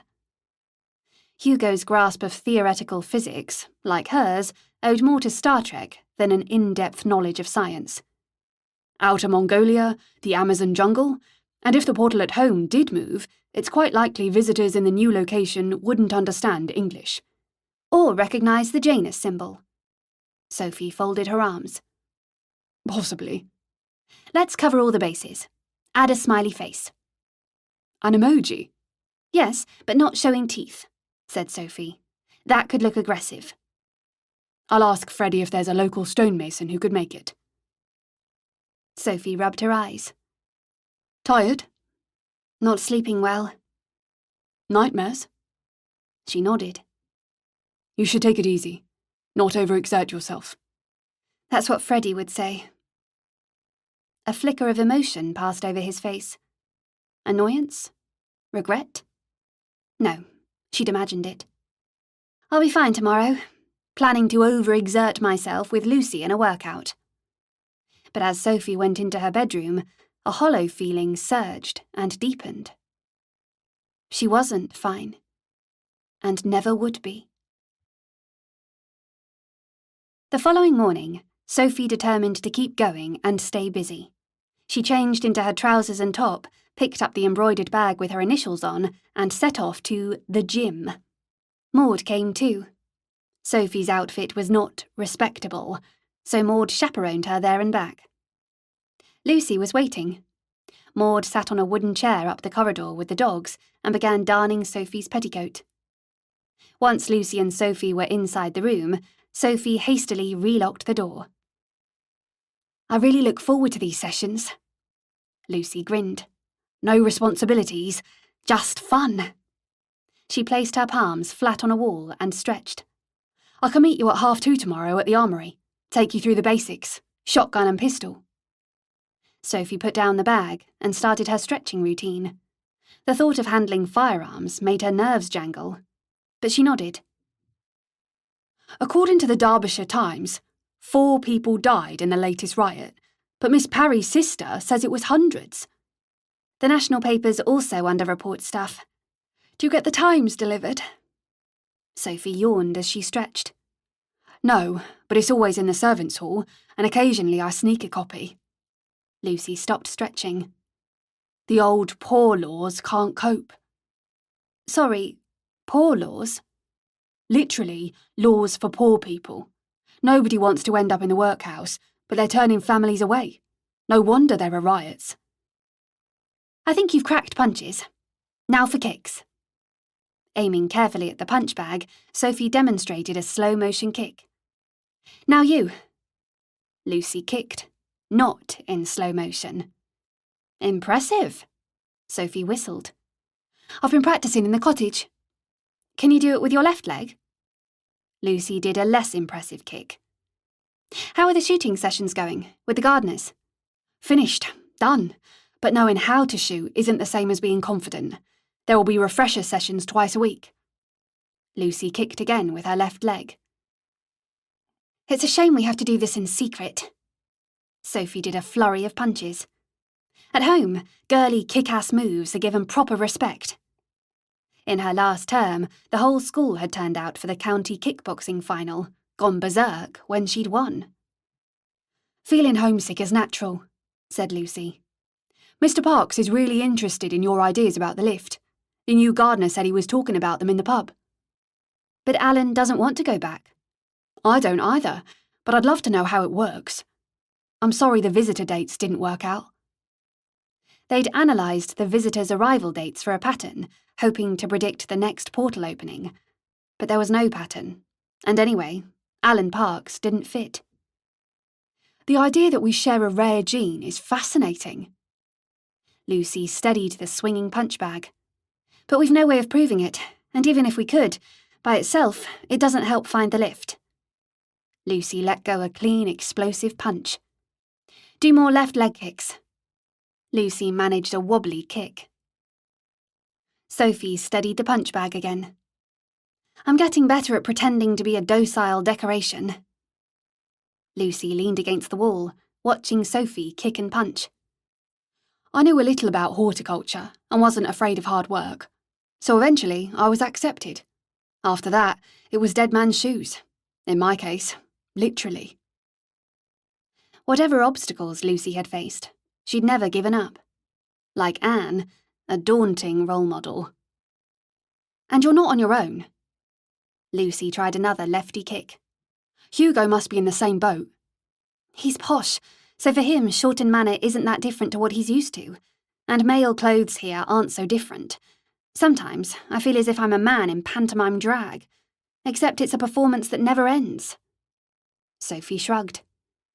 But at least in the Manor, I'm able to do this, and wear a tea dress for a few hours in the afternoon, and for dinner. Don't envy you all that, said Lucy. If I do marry and move away, this will stop. Unless you marry Freddie. Lucy shot her a mischievous grin. No signs of him proposing. Sophie rummaged in her bag on the floor, took out 2 water flasks, and handed one to Lucy. I'm in no hurry. But you like him? Very much. Sophie unscrewed a flask and gulped a big swig. And I fancy him. Win-win. Lucy drained her flask. Sometimes, compromise is good. Half an hour later, after a bath, Sophie was in the library, unfolding a note from the cubbyhole. Gamekeepers and gardeners armed tonight. Keep close.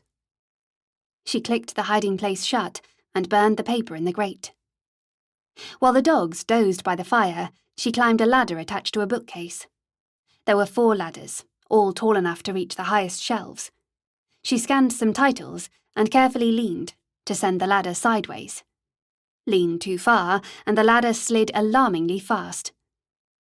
Sophie pulled Middlemarch off the shelf.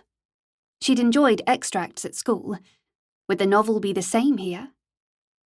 She climbed down and switched on a heavy brass lamp. In this 1925, grand houses had electric lighting, not gas.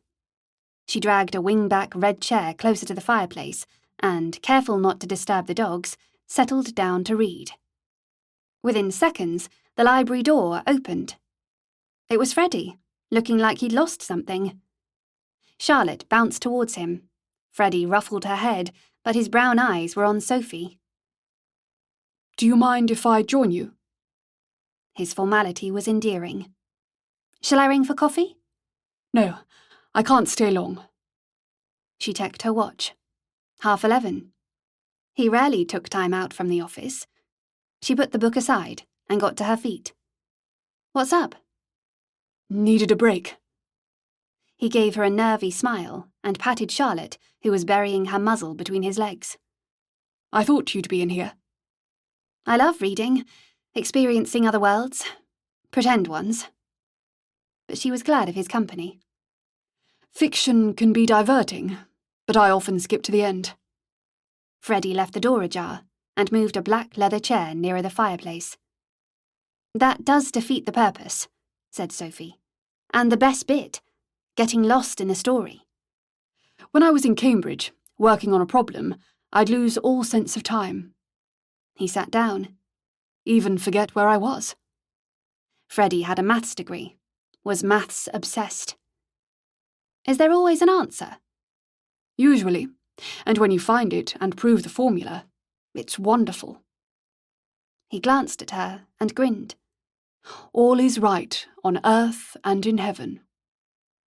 Heaven is supposed to be perfect, though nobody ever gives details, just clouds and harps.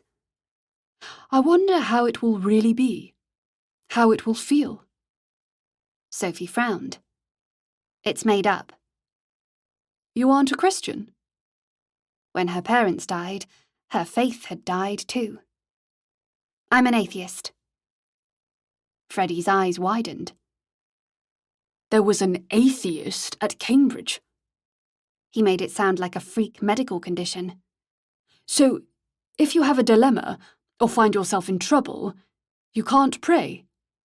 If I was reduced to praying, Freddie, the situation would be pretty hopeless.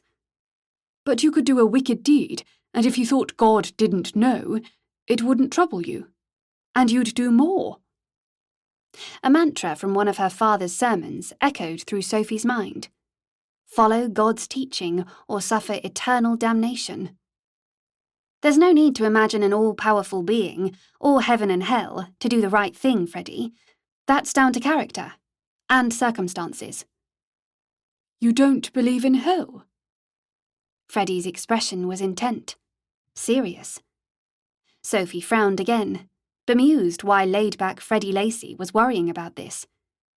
I wouldn't waste a second of your life thinking about hell. It's an invention, meant to frighten and control. He hadn't seemed traumatized by the bakery, but she added, if we hadn't defeated the militia, they'd have hurt a lot of people. Freddie nodded and looked down, apparently studying his shoes. Chapter 11. How we think and feel, what we cling to, our shared beliefs, our hopes and fears, these bind us together. But every one of us is also an enigma, to others, and sometimes to ourselves.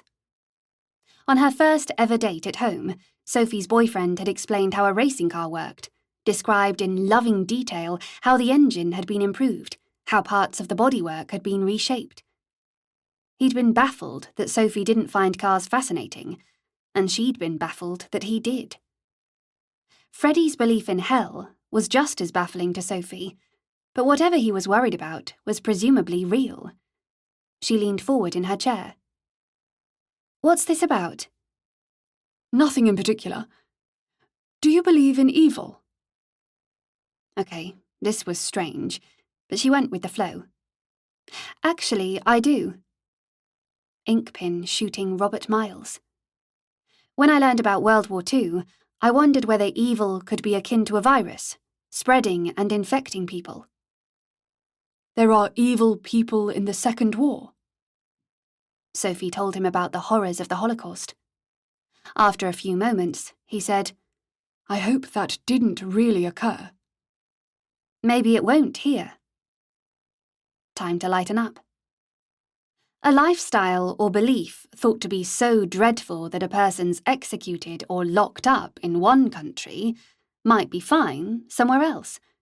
It's subjective, depending on culture and religion. What sort of thing? If someone is gay. Being happy can be a crime. Freddie shook his head. Sorry, no. Gay also means homosexual. Back home, it isn't illegal in many countries, and other stuff has changed. How we treat animals, though there's still a way to go. I have no idea what you're talking about. I campaigned against using animals to test cosmetics and medicines. Freddie made a face. You'd rather experiment on human beings? Actually, yes. They can give their consent. And we don't have to eat animals either. You're a vegetarian. Freddie pronounced vegetarian like a difficult foreign word. Charlotte used to be too. She ate veggie dog food. Charlotte wasn't keen on salad and vegetables, so in Shorten, Sophie had to feed her meat. Freddie's brow creased, resembling a puzzled bear. Tins from a factory. Most peculiar. Freddie glanced over at Charlotte, sleeping by the fire. You'll be telling me next you celebrate her birthday. March the 26th. Of course she did. I still don't understand why you're so concerned about animals. The skeletons of dogs, horses, or even bats, they're all based on the same template as humans, and eventually, as we learn more, nobody will want to kill animals for food, or any other reason. Freddie looked blank. Okay, for example, monkeys in zoos who break up rocks at night to throw at visitors during the day, planning for the future. They feel pain and fear, like us. We're animals. That's not right. Freddie sat back and crossed his legs. Ascribing our feelings to animals is Anthropomorphism, said Sophie, attributing human attributes to animals, gods, or objects. Freddie nodded. We've evolved to eat meat. But we can change. Evolution hasn't stopped. Darwin knew that. Darwin? The origin of species, said Sophie. Theory of evolution. Wasn't that Mr. Wallace? Poor Darwin. Is Mr. Darwin important? Said Freddie. In your universe? Just a bit. Hugo's grandmother keeps chickens, said Freddie. He says they have different personalities. He ate the eggs, but never the chickens. My aunt kept chickens. Tracy, the mother hen, was fierce. And quite mean. I teased Hugo, I admit, said Freddie. Pointed out he loved beef. What did he say? That he was glad he didn't know any cows. A light knock on the open door. Sorry to interrupt, said Hugo. Your father needs you to finish the latest crop yields graph. Freddie jumped as if he'd been caught doing something dubious, and hurried out. Sophie bit her lip. What was up with him? Hugo sat in Freddie's chair and stretched out his long legs by the grate. Interesting chat. We talked about religion and evil and animals. I thought... He drove his hand through his hair. It was odd, as if he was sounding me out. Sophie hesitated. He was shocked that I'm an atheist. Could be the end of a beautiful friendship. Hugo took off his suit jacket and laid it across his lap. His sleeveless jumper, diamond-patterned, grey and navy, made him seem particularly old-fashioned. Your friendship is safe. If you embraced Satan and performed rituals on the lawn, Freddie would excuse you. Not sure that was true. He is kind of naive. He is. Hugo checked his bow tie was straight. He randomly wore bow ties, as well as regular ties. Freddie was asking me about evil. Seemed stressed. I said, you don't need a faith to make good choices. She picked up Middlemarch.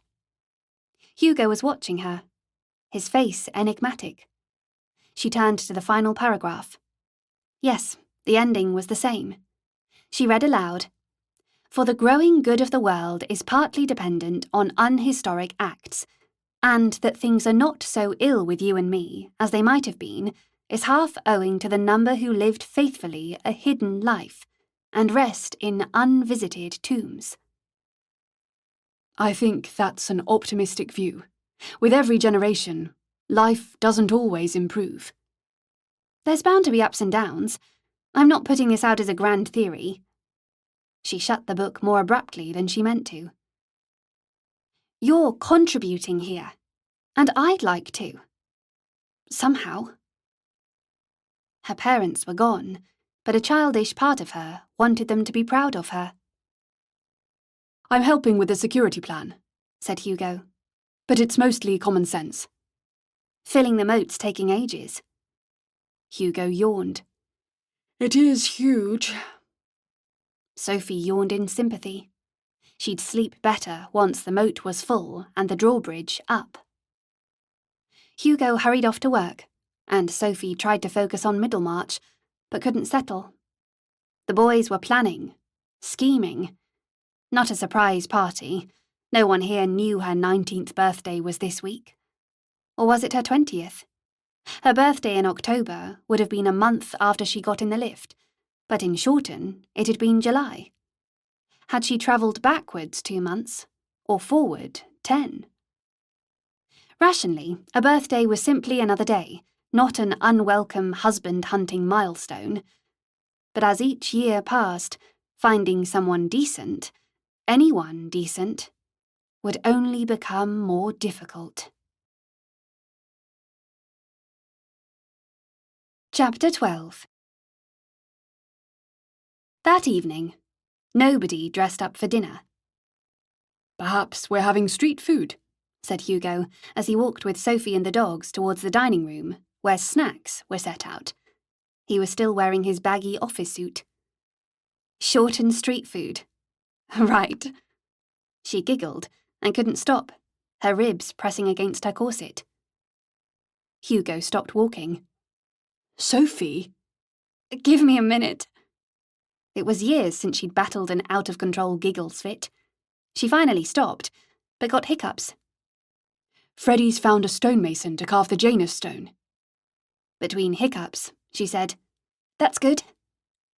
By the way, I explained to Freddie that homosexuality isn't compulsory at home. He was confused. I didn't tell him that, but thanks. The meal was hardly a snack, but could have been street food, if served in a street. Quiche, jacket potatoes, meat pies, grilled chicken, and sausages. We don't eat at the bonfire, said Anne, so do tuck in. Sophie half stopped to hiccup. Where's Freddie? He has a migraine, said Anne. Needs to rest until it goes away. He'd been fine earlier, but migraines could come on fast. Sophie felt for him. She'd suffered from occasional migraines, being grateful for modern meds. I can't go either. Every year Charlotte has to be distracted with cuddles and loud music. I guess Jack is the same. I thought I'd sit with them and put a record on. Sophie hadn't inquired about dog-sitting. Miss Blackmore and Maud enjoyed only half a day off a week, so bonfire night was precious extra downtime. Richard leaned under the table and gave Jack and Charlotte a sausage. Dogs know to keep away from fire. The bonfire's not the problem. Sophie swallowed a mouthful of quiche. It's the fireworks. There aren't any, said Anne. Frightens the horses. Literally. An hour later, when they drew up outside Little Shorten, the bonfire was already alight, and the field crowded. Sophie climbed out of the car, keeping the dog's leads short. The primeval excitement she usually felt on bonfire night was absent, replaced by worry. It took all her willpower not to put up her hood, though hiding her face wouldn't have helped. Other women wore thin macks or shapeless brown coats. Her expensive cloak was akin to a fluorescent vest. Richard and Hugo carried shotguns under their coats, but not being gun-savvy, Sophie hadn't requested one.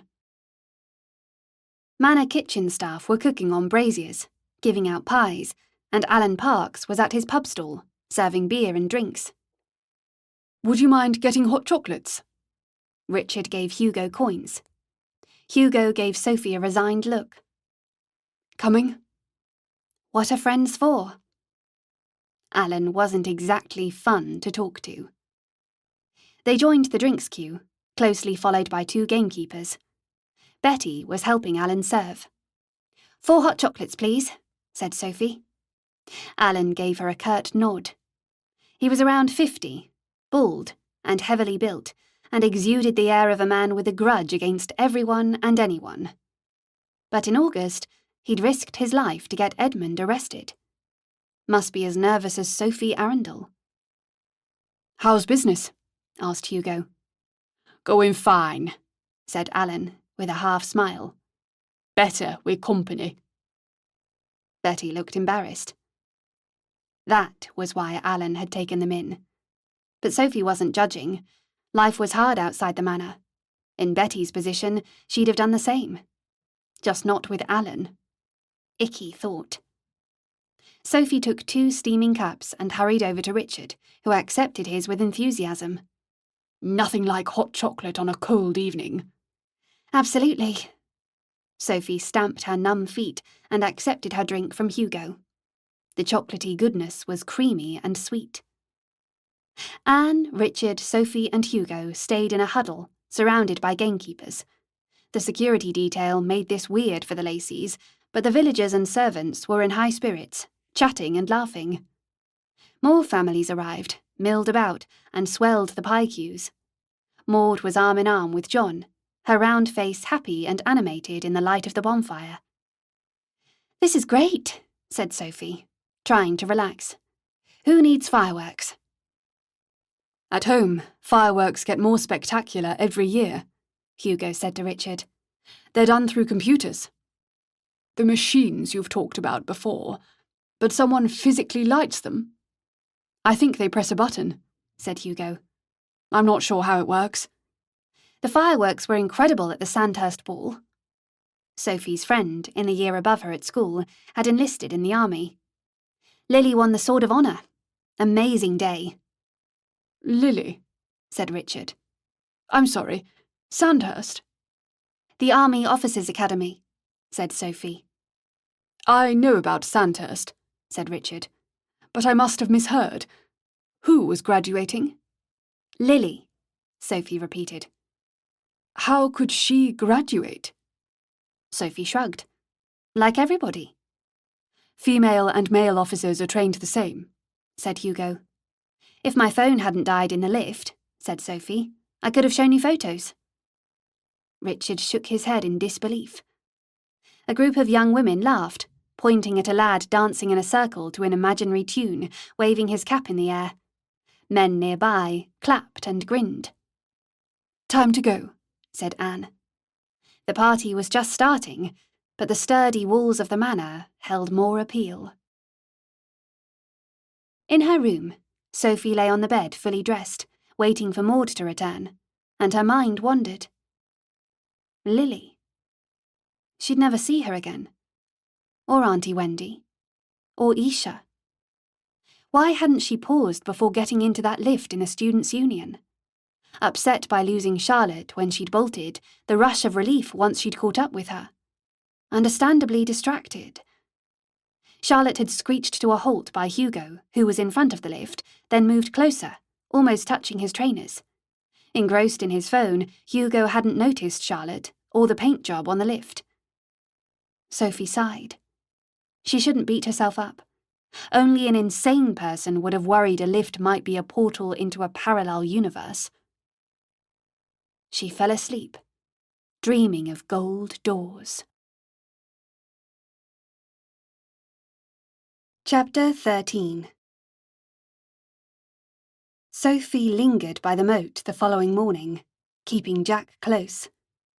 In a household preparing for war, nature's murmuring, beautiful quiet seemed perverse. The air tasted clean and fresh, and a soft autumn breeze caressed the water, sending lazy ripples to the edge. Charlotte stroked the surface with a paw, contemplating a dip, and Sophie hastily ushered her away. Sophie was meeting Richard in the office. Not the place for happy wet dog. Near the alley that led to the gardens was a neat pile of wood, remnants of a rickety bridge to the front drive. Sophie headed in the opposite direction, towards a square red brick building. The bookkeeper wasn't in, and the boys were out walking the estate. Richard removed a roll of paper from a safe and put it on Sophie's desk. Back at his own desk, he steepled his hands. Until the stone bridge is dismantled and the drawbridge installed, the militia can simply walk in, so our knowledge of the house, the interior layout, will be crucial. The document unrolled like a scroll. So detailed, said Sophie. This is the only copy? There's a duplicate in the safe. I'll study this in here, then explore on foot. She was familiar with only part of the manor. That'll help me remember. Richard explained the plan for protecting her, and Sophie swallowed. What about the dogs? We'll stash them downstairs, behind the kitchen. What if the militia torch the house? Richard gave her a cynical smile. They won't. They want a headquarters, a defendable one. Given the choice, she'd rather be shot than burned alive. We're clearing the hedges and trees outside the moat. With a clear line of sight, we should be able to neutralize a small group. Yes, common sense. A superstitious shiver ran through her, as if her parents could hear her thoughts. It took 3 hours to check out the manor, excluding male servants' rooms in the basement and female servants' accommodation in the attic. From the ground floor, a wide oak staircase wound past leaded windows up to rooms with furniture covered in dust sheets, last used when guests had stayed over for the summer ball. On the second story was a nursery, an old-fashioned swing cot distinct under a white sheet. The mantelpiece was bare, except for a sepia photo in an oval silver frame. Sophie blew the dust from the glass and smiled. Even at 4, wearing what seemed to be a girl's sailor dress, Freddie was instantly recognizable, staring into the camera, his eyes mischievous. After lunch, Sophie searched the library for A History of Shorten. It could have stuff about the priest hole, secret passages. A History was on a bottom shelf, resplendent in mottled green leather. Lugging the book onto a side table, she sat down and rested it on her lap to read the dedication. Sir Frederick Lacy dedicates this work to all the souls who have lived in this blessed place. Shorten Manor, 1847. She turned the page. There has been a dwelling here since the Roman occupation in 43 AD. Sophie skipped forward. The de Lacy family were gifted the estate in 1066 by William the Conqueror. In 1606, Thomas Garnet hid in a priest hole, narrowly avoiding torture and execution. Besieged by the Roundhead army in 1644, the Lacys held out for 3 weeks before surrendering, thereby saving the manor from bombardment and ruin. Shorten's a microcosm of this world's history, Sophie told the dogs. I'll read a little every day, maybe find a guide to hidden passages. From a pocket, she fished out a mechanical pencil and a notebook with a plain cardboard cover. Her skirts were narrow, but had cleverly concealed pockets. The notebook contained portal ideas, so overnight was kept on top of the wardrobe. If Maud the gossip queen found it, everyone would be fully informed. Sophie had drawn math symbols from the lift, infinity and pi. Other symbols had been unfamiliar, so forgotten. Underneath were pictures she'd sketched from memory, clear but clumsy. She was no artist. There'd been 4, including a big house symbolising the manor. Anne and Lucy had only seen the manor picture. Alan had seen other images, a mansion in flames and a forked road or river, signifying his break from the Lacys and taking a different path, running a pub. Alan could have come through another lift from the Students' Union, or the images might change, like refreshing a web page. And a while ago it had occurred to Sophie that the images could be tailored to each visitor. Hugo had been impressed when she'd mentioned this, speculated about super-advanced algorithms. Sophie checked her watch. Nearly 2:30. Let's meet Lucy. The dogs wagged their tails, keen for an outing. Outside, she cut down the alley and hurried past the office towards the servants' hall. Once a medieval keep, the entry door was set inside a much larger one, 2 stories high with iron studs. The fair-haired footman stood by the entrance, smoking a cigarette. He gave Sophie a respectful nod, and she acknowledged him before continuing to the armoury, the last structure within the moat. A 12-foot wall enclosed the armoury courtyard, save for a walk-in gap. Lucy was waiting beside a squat, unassuming building. While Charlotte and Jack patrolled the courtyard, pretending to be guard dogs, Lucy unlocked a metal gate, and Sophie followed her in. Guns were stacked to the ceiling. More rifles were delivered this morning. Lucy opened an interior door. The smaller room had cardboard boxes on steel shelves, and grab-sized drawstring bags hung from wall hooks. Lucy delved into a box, put a handful of bullets into a bag, and filled a second bag with cylindrical objects. She stepped back into the main space and locked the side door. One spark would send this up. Take the stables and servants' hall with it. Sophie gulped, picturing the footman smoking his cigarette. You're coming to Richard's briefing? Anne will be there. The girl with the pin would not be going. You could give me the essentials in the gym. OK. Lucy put a shotgun on a table. Do you know how to use this? No clue. Lucy touched the same lever Hugo had shown her. If you don't release this, you can't fire. In the bakery, pulling the pistol trigger over and over. And if you forget it's open, you'll shoot your foot off. Sophie winced. Got it. Next time, I'll show you how to take it apart, clean it, and keep it in good nick. Lucy extracted a cylinder from the bag. The tube was wrapped in paper, a brass disc sealing the bottom. Sophie had attended a shooting party here, but been excluded from the shooting part. What's that? Shotgun cartridge. Lucy demonstrated how to load and the firing action. Sophie examined the gun, familiarised herself with the moving parts, and Lucy adjusted a sling so the gun rested on Sophie's chest. Sophie slid off the sling, put the gun aside, and Lucy picked up another firearm. Rifle. Using a bullet from the other bag, Lucy loaded the rifle and explained how it worked. Much more accurate over a distance. What sort of distance? Say, if you're firing across the moat.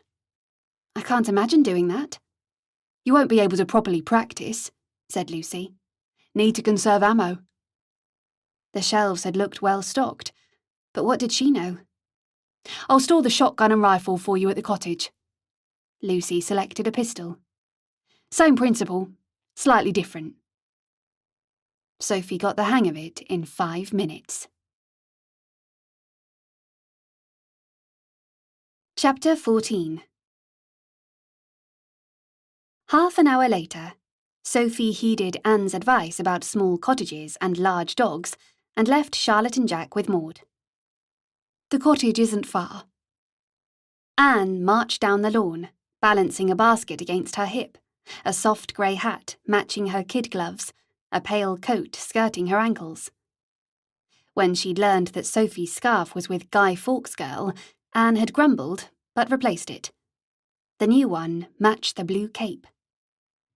In Sophie's basket were housewarming presents, bread, butter and jam. Anne had a tin of black tea, a steamed pudding and cake.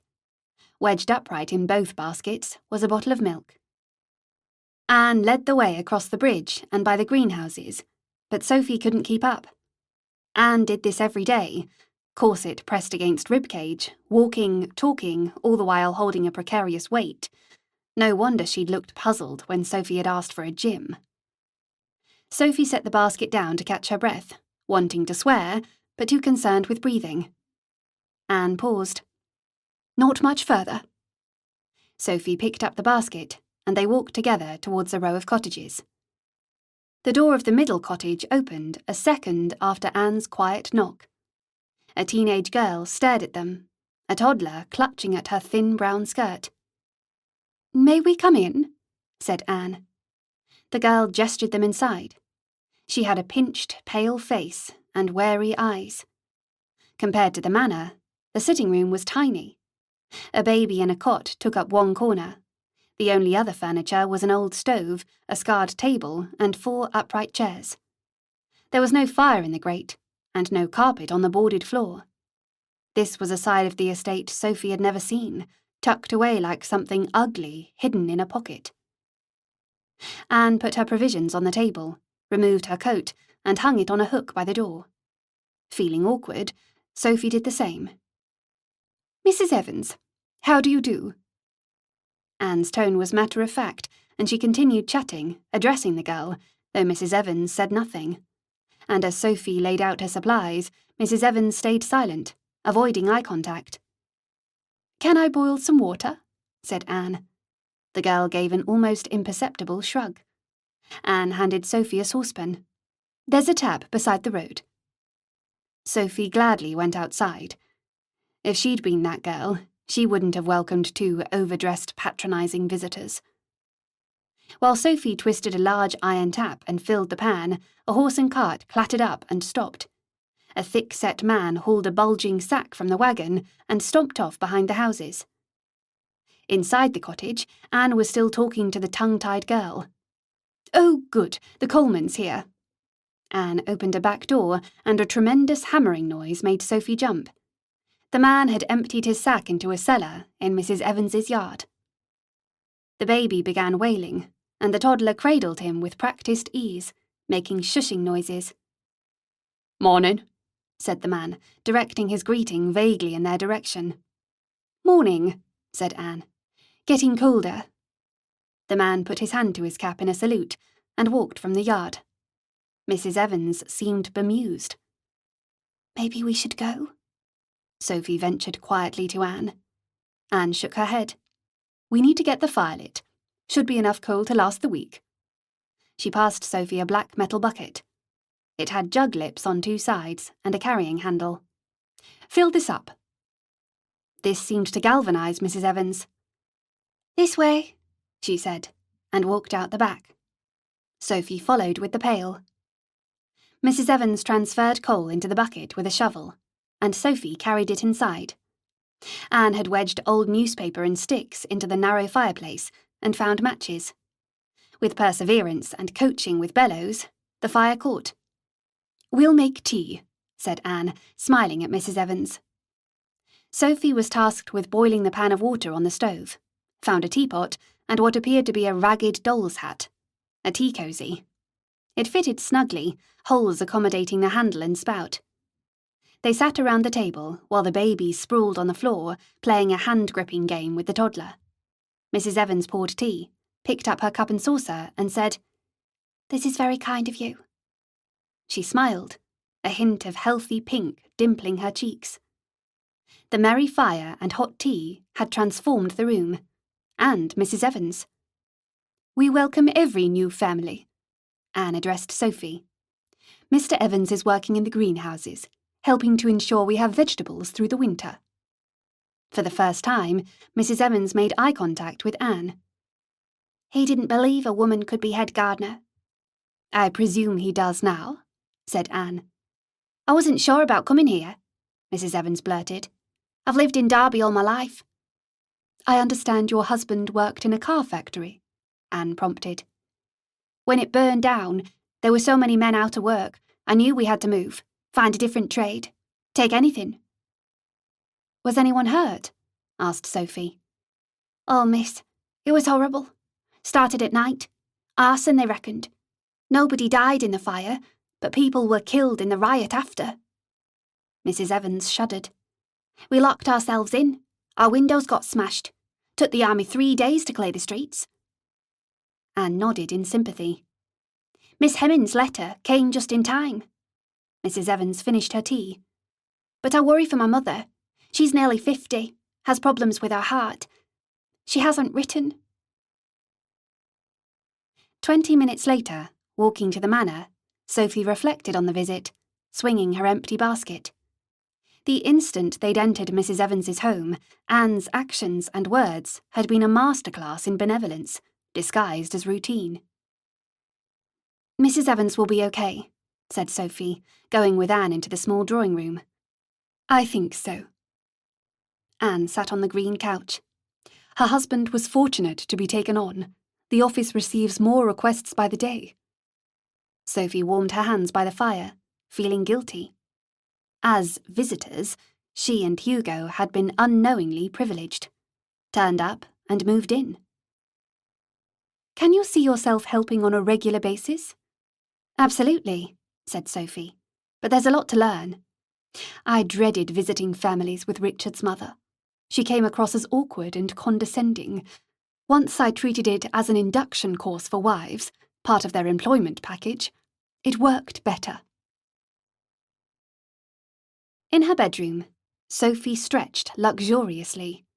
Mid-afternoon, wearing loose underwear and a casual tea dress. Heaven. She checked her pistol was safe in her bedside drawer, picked up Middlemarch, but then dropped it with a thud, startling Jack.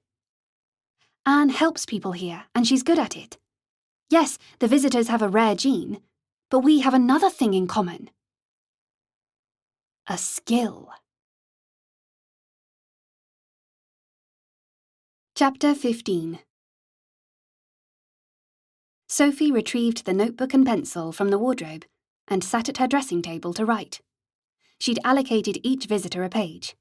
Anne, Lucy, Lucy's friend Janet, deceased, Alan, Hugo, me. She scribbled under each name. Anne brought expertise, changed how families are treated. Lucy had studied the history of domestic horticulture, directly relevant to the Manor Gardens. Alan previously worked in a pub. Hugo's helping with the estate, using his family's farming background. Janet's degree was in computer science. Not much use here. My skill? Unknown. Yes, these skills were commonplace, but only a very few people also had the visitor gene. Shame she and Janet didn't fit. Time to check the mail. The dogs, who'd been snoozing by the fire, jumped up and followed her out. Sophie read Richard's latest note, and when Hugo finished work, she waylaid him near the anteroom to explain her idea. "My family have farmed for generations, but I had no hands-on knowledge," said Hugo. "And aren't useful skills built on many smaller ones, each requiring aptitude and practice. Whatever combines with the gene may be more specific and immediate. Perhaps the visitor's state of mind?" A state of mind? That could be anything. Hugo looked glum. "Richard's learned through his contacts that the militia's regrouping in Derby." Sophie knew this. Apparently he has friends down in London who keep him informed. No idea how they'd know what's going on in Derby. "Richard didn't expect to inherit the manor," said Hugo. "Before his older brother died, he worked in London, in the War Office. They have men all over, including Derby." He lowered his voice. "Shooting militia members is one thing, but if a mob attacked the house, shooting civilians." "You wouldn't want to, but if they were bent on killing us..." "Even if children were in the mob, like in London." Hugo swallowed. "Freddie saw the bodies." The fair-haired footman approached them and held out a silver tray with a card on it. "Miss?" "Thank you." After Sophie picked up the card, the footman turned on his heel and left. Thick white paper, the size and shape of a playing card. Engraved in gilt in the middle was Rupert R. B. Denning Lytton, and below, Radden Hall. The top corner's turned down. Rupert left this in person. Hugo peered over her shoulder. "So, he's serious?" 2 months since the ball. Why now? Etiquette? Considered vulgar to call too soon? An incredibly boring boy had called on Sophie in the summer. She'd learnt the correct way to reply.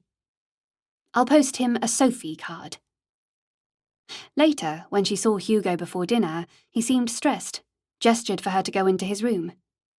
"Richard's been pushing himself too hard," said Hugo. "He has pneumonia." Sophie's heart missed a beat, lost for words. With no antibiotics, pneumonia could be a death sentence. "It's just us for dinner. Anne and Freddie are staying with Richard." The following day, Sophie felt guilty about agreeing Rupert could call, given Richard was so ill, but told herself Anne dearly wanted her safely married. This was a strange birthday. In the small drawing room, she took a fountain pen and a card from a sideboard. Larger than Rupert's card, hers had Miss Sophie Arundel printed in a floral font, and near the bottom, Shorten Manor. After a disastrous first attempt, she was getting the hang of fountain pens and could write a few words without splodges. She carefully inscribed "Morning" on the card. When Rupert received it, despite her writing "morning," he'd deliver another of his cards with a date and a time in the early afternoon. A confusing convention, its origin long forgotten. All that day and the next, Richard's wife and son didn't leave his bedside. Hugo went to work, Sophie walked the dogs or read in the library, but found herself reaching for non-existent briefing notes. She and Hugo continued eating in the dining room, though it felt awkward, outnumbered by Mr. Crawford and 2 footmen, and seated at a banquet-sized table. First thing on Saturday, Maud had news. "He's past the crisis point, miss." She put the tea and toast tray across Sophie's lap. "But it could be a false dawn. My mother rallied before the end." "All we can do is hope," said Sophie, alarmed at Maud's uncharacteristic pessimism. "Everyone's praying, miss." Maud prodded wood in the grate with a poker. Supernatural beings here were likely as unresponsive as at home. "Praying didn't help my mother," added Maud, picking up on Sophie's scepticism. "But there was only me and my sisters." Did she really believe prayers were like petitions, every signature increasing the power to persuade or demand?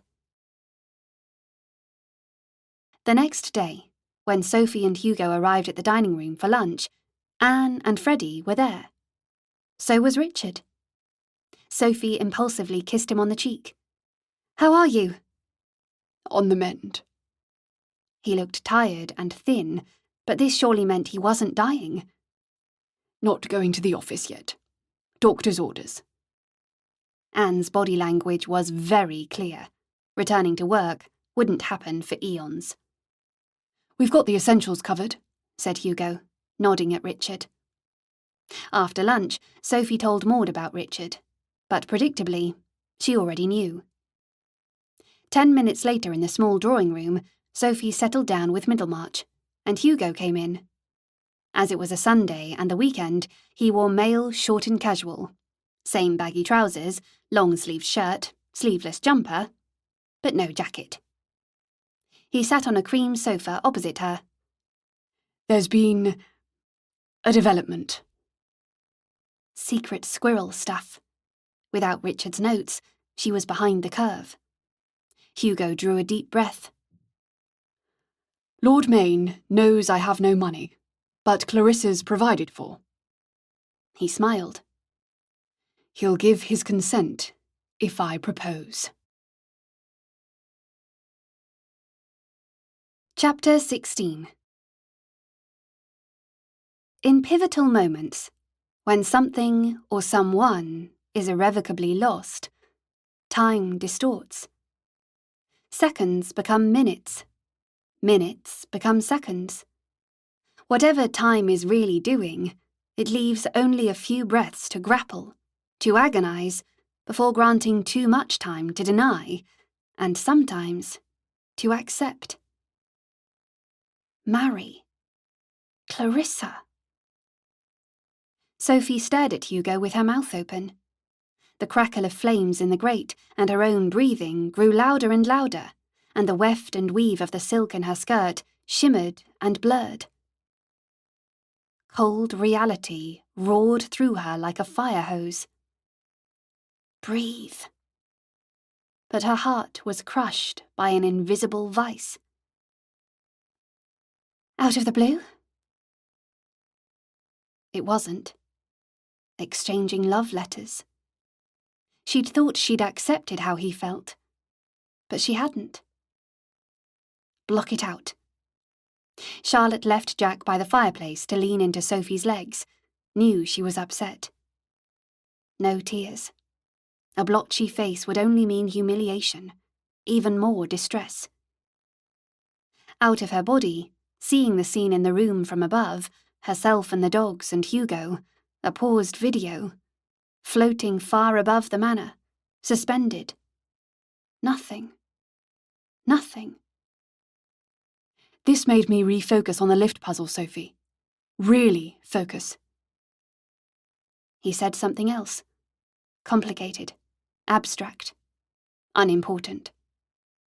She put her hand to her temple. Sorry, splitting headache. Numb and empty, she rushed out and down the corridor as fast as she could. She wasn't up for a lift talk. If he'd discovered the theory of everything, she didn't care. Just across the threshold into her room, she threw up. Maud leapt from the armchair, and a novel fell to the floor with a thwack. Sorry, migraine. Sophie wiped her lips with a handkerchief and swigged water from a glass on the bedside table. I'll clean up the mess. Aspirin, miss. Maud rummaged in the toiletries cupboard. Sophie swallowed 2 pills with the remaining water. Don't worry, miss, I'll clear it up. Sophie felt guilty, but climbed on the bed and lay down. A migraine was a convincing lie. She let sleep take her, and slipping into oblivion, the abject misery faded. For the rest of the day, and the day after, Sophie lay in bed with the curtains closed, and a numbness slipped into her and spread. Like a sci-fi robot, she seemed to be the real Sophie, but she wasn't. She couldn't feel anything, and she welcomed in the numbness as a long-lost friend. That night, she dreamed she flew around the university tower block, students in identical silos. Sophie sat up, disturbing Charlotte, who'd been lying across her arm. Misery. We were all miserable at the university. That's a state of mind. Jumping out of bed, she opened the curtains and let in early morning light. She grabbed her notebook from the wardrobe and found the relevant notes. Lucy. Mother died. No other family. Never settled at uni. Depressed. Alan. Hated working at the uni bar. Charlotte opened her eyes and yawned. And I wasn't having fun. Sophie drank a half-full glass of water.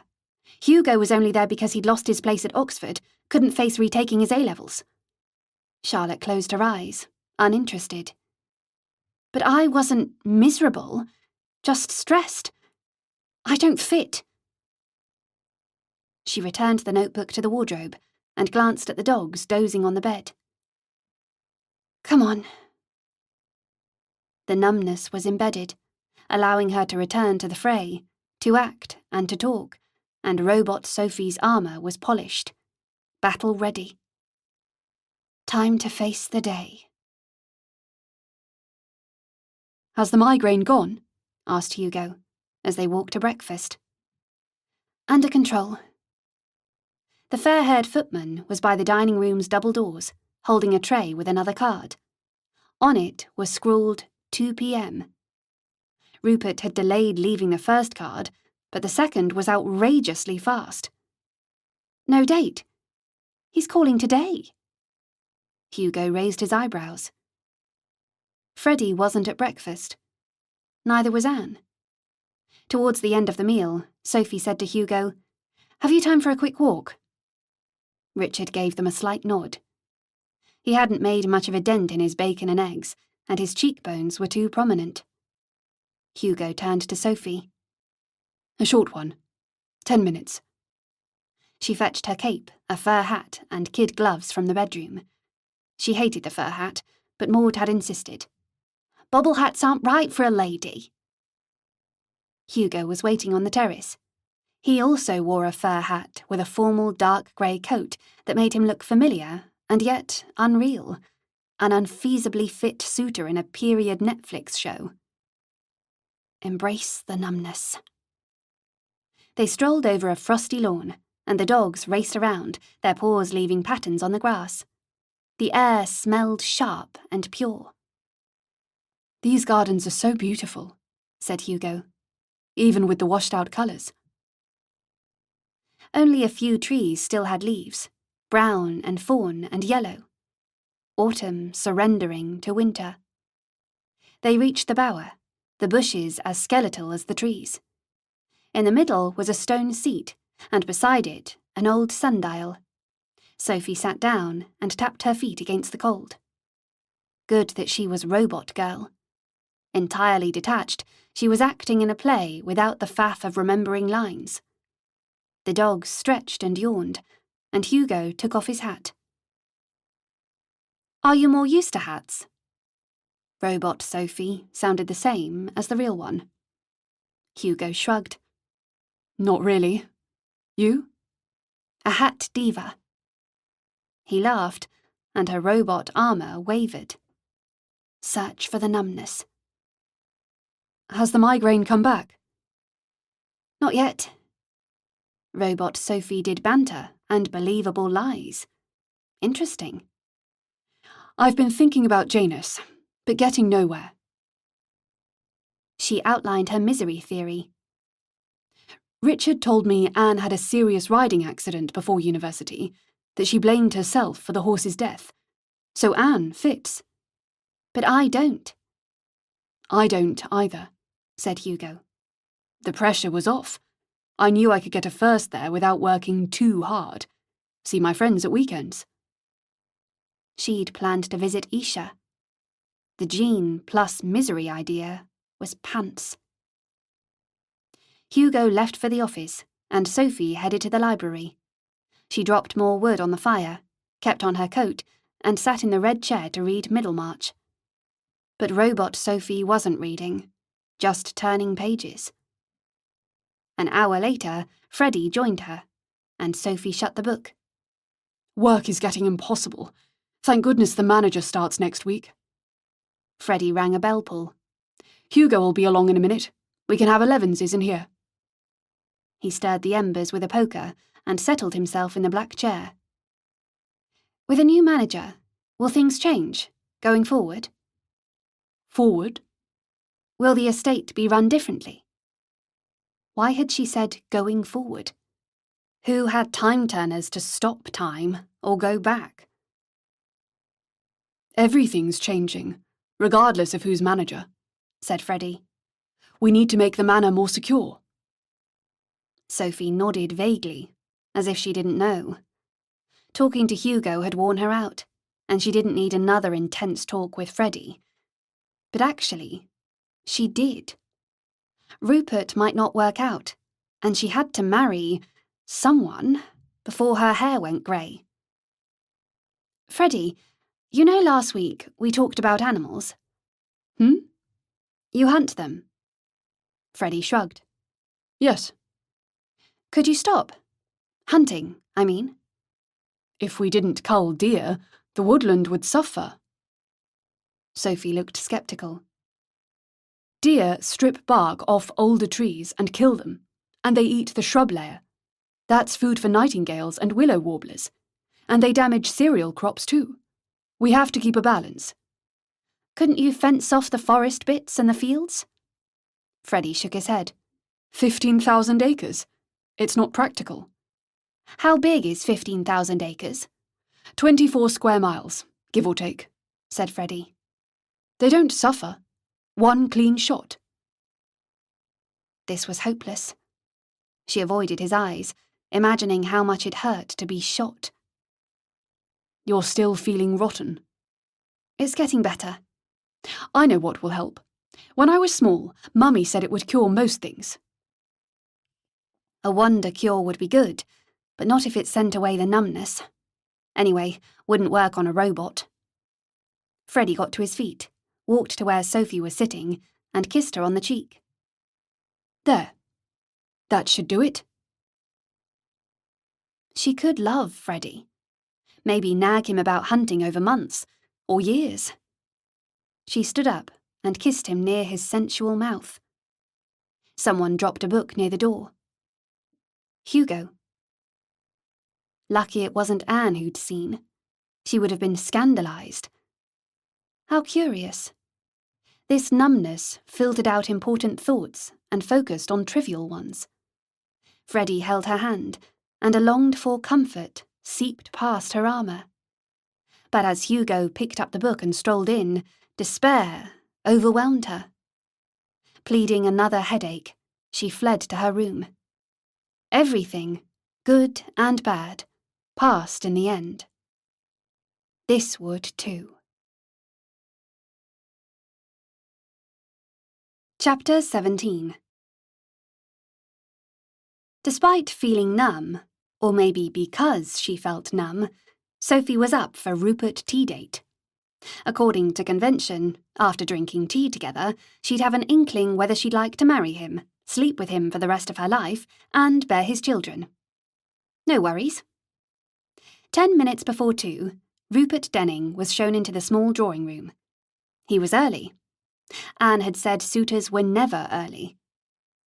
Charlotte bounced up and tried to kiss him on the mouth, but he just smiled and ruffled her head until she calmed down. Good start. Rupert looked the same as he had at the ball, except now he wore a baggy suit. As tall as Freddie, Rupert had unfashionably long blonde hair down to his jawline, a pointed, clean-shaven chin, and startlingly blue eyes. Sophie got to her feet, nerves swirling. Her robot armour wasn't working. Was it Hugo-specific? Rupert smiled again, this time at her, and Sophie's nerves swirled faster.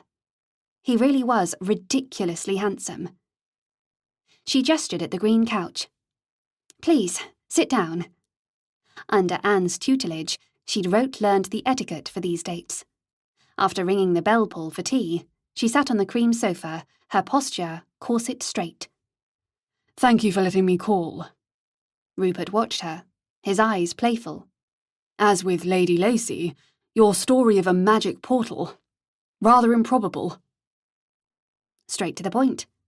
If he thought she was a charlatan, why was he here? But she kept the thought to herself, remembering Anne's instructions. Stay calm. On no account let him touch you. Hold your hand. Sophie smoothed out a wrinkle in her skirt. The portal isn't magic. We think it's a machine. And where you say you're from, that's the future? Not your future. History's unfolding differently there. In what way? He was either genuinely curious or trying to catch her out. We had a terrible war, a world war. For some reason, you didn't. And we had no riots in the cities, or militias. Her seriousness seemed to impress him. The scientists found nothing. There's a theory about multiple universes, based on complicated maths. It explains this England, and doesn't rely on physical evidence. She shrugged. But it's just a theory. Can't help me find the portal. Miss Parry came in with a tea tray. She laid out crockery, poured tea, and put down a plate of biscuits. But as she left, she couldn't help herself. She glanced at Rupert, then at Sophie, and grinned. Rupert, with his back to the door, didn't see. Yes, he was off the wall fit. Somehow, Sophie kept a straight face. Did you really set fire to your room in Oxford? The question was probably unladylike, but this was important info. He might be insane. I did, said Rupert. For a bet. He shot her a wicked smile. And before you ask, I was stone-cold sober. Was it worth it? No. Winning a bottle of claret, not worth being sent down for.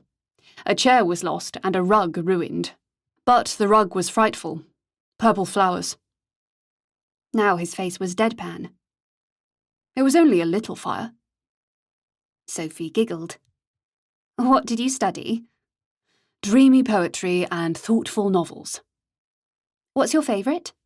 The Prisoner of Zenda, he said promptly. Not high literature. Adventure, with a happy ending. I must read it. The best books are a solace, added Rupert. An escape from mortality. Clever, as well as fit. Assuming I believe you hail from a different future, tell me about it. Where to start? Women have the same rights and responsibilities as men. Mostly. Mostly. Childcare still largely falls to women, said Sophie.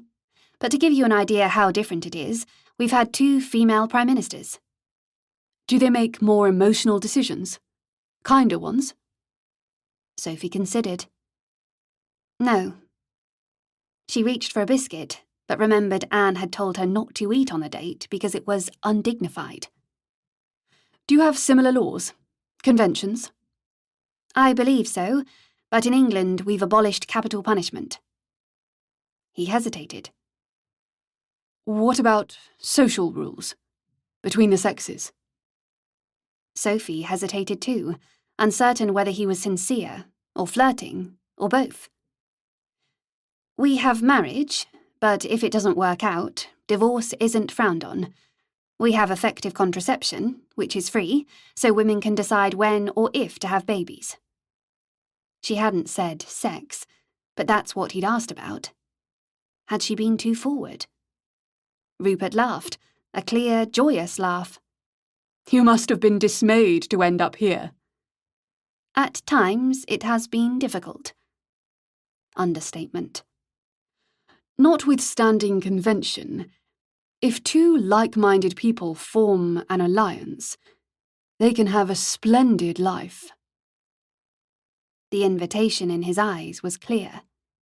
She should have looked down, played demure, but she grinned. Anne came in, and Rupert stood up. Lady Lacy, I find Miss Arundel perfectly delightful. If Anne was surprised by his declaration, she didn't show it.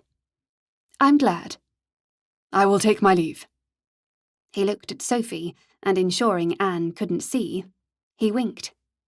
He turned to Anne. May I call again? Of course. Anne accompanied Rupert as he sauntered out, and Sophie, as was proper, stayed in the drawing room. She hadn't drunk any tea. Neither had Rupert. A few minutes later, Anne returned, closed the door, and leaned back against it. You like him? It was a statement, not a question. He's clever and witty, so yes. If you married Rupert, you'd definitely be financially secure. Those were Anne's favourite words in relation to Sophie Arundel's husband hunt. But I'd worry about you living in Radden Hall, said Anne, with all this trouble going on. Radden Hall was 30 miles from the manor. Not seeing Hugo every day would make this easier. The eldest son, said Anne. In a few years, you'd become a duchess. That was crazy. Yet a duke's son had made her laugh and sent the numbness away. An impressive feat in itself. When Sophie called for Hugo to go to dinner, he ushered her into his room, leaving the door slightly open. He perched on the edge of his bed. How was Rupert? Why are you whispering? Why do you think? I don't want your love life to be common knowledge downstairs. Maids were always in the corridor and had incredible hearing, almost as good as Charlotte's. Sophie sat in his leather armchair and considered fobbing him off. Her interaction with Rupert had been unexpectedly intimate. Private. No, she and Hugo were in this together. He'd reminded her of that in the summer. She told him everything, from the moment Rupert arrived. When Hugo didn't respond, she added, "He's got a brain, and he's fun." Freddie says Rupert had a risque reputation at Oxford. How does Freddie know? He went to Cambridge. Every year at the boat race. Word got around. The boat race was held in London. raucous students from both universities lining the Thames. "Is this opinion about Rupert yours, or Freddie's?" Freddie was Mr. Proper. Mine and Freddie's. Anne wouldn't have let Rupert call if he wasn't respectable. Rupert's reputation is for stuff that doesn't travel to Anne's ears, or Richard's for that matter. He has mistresses.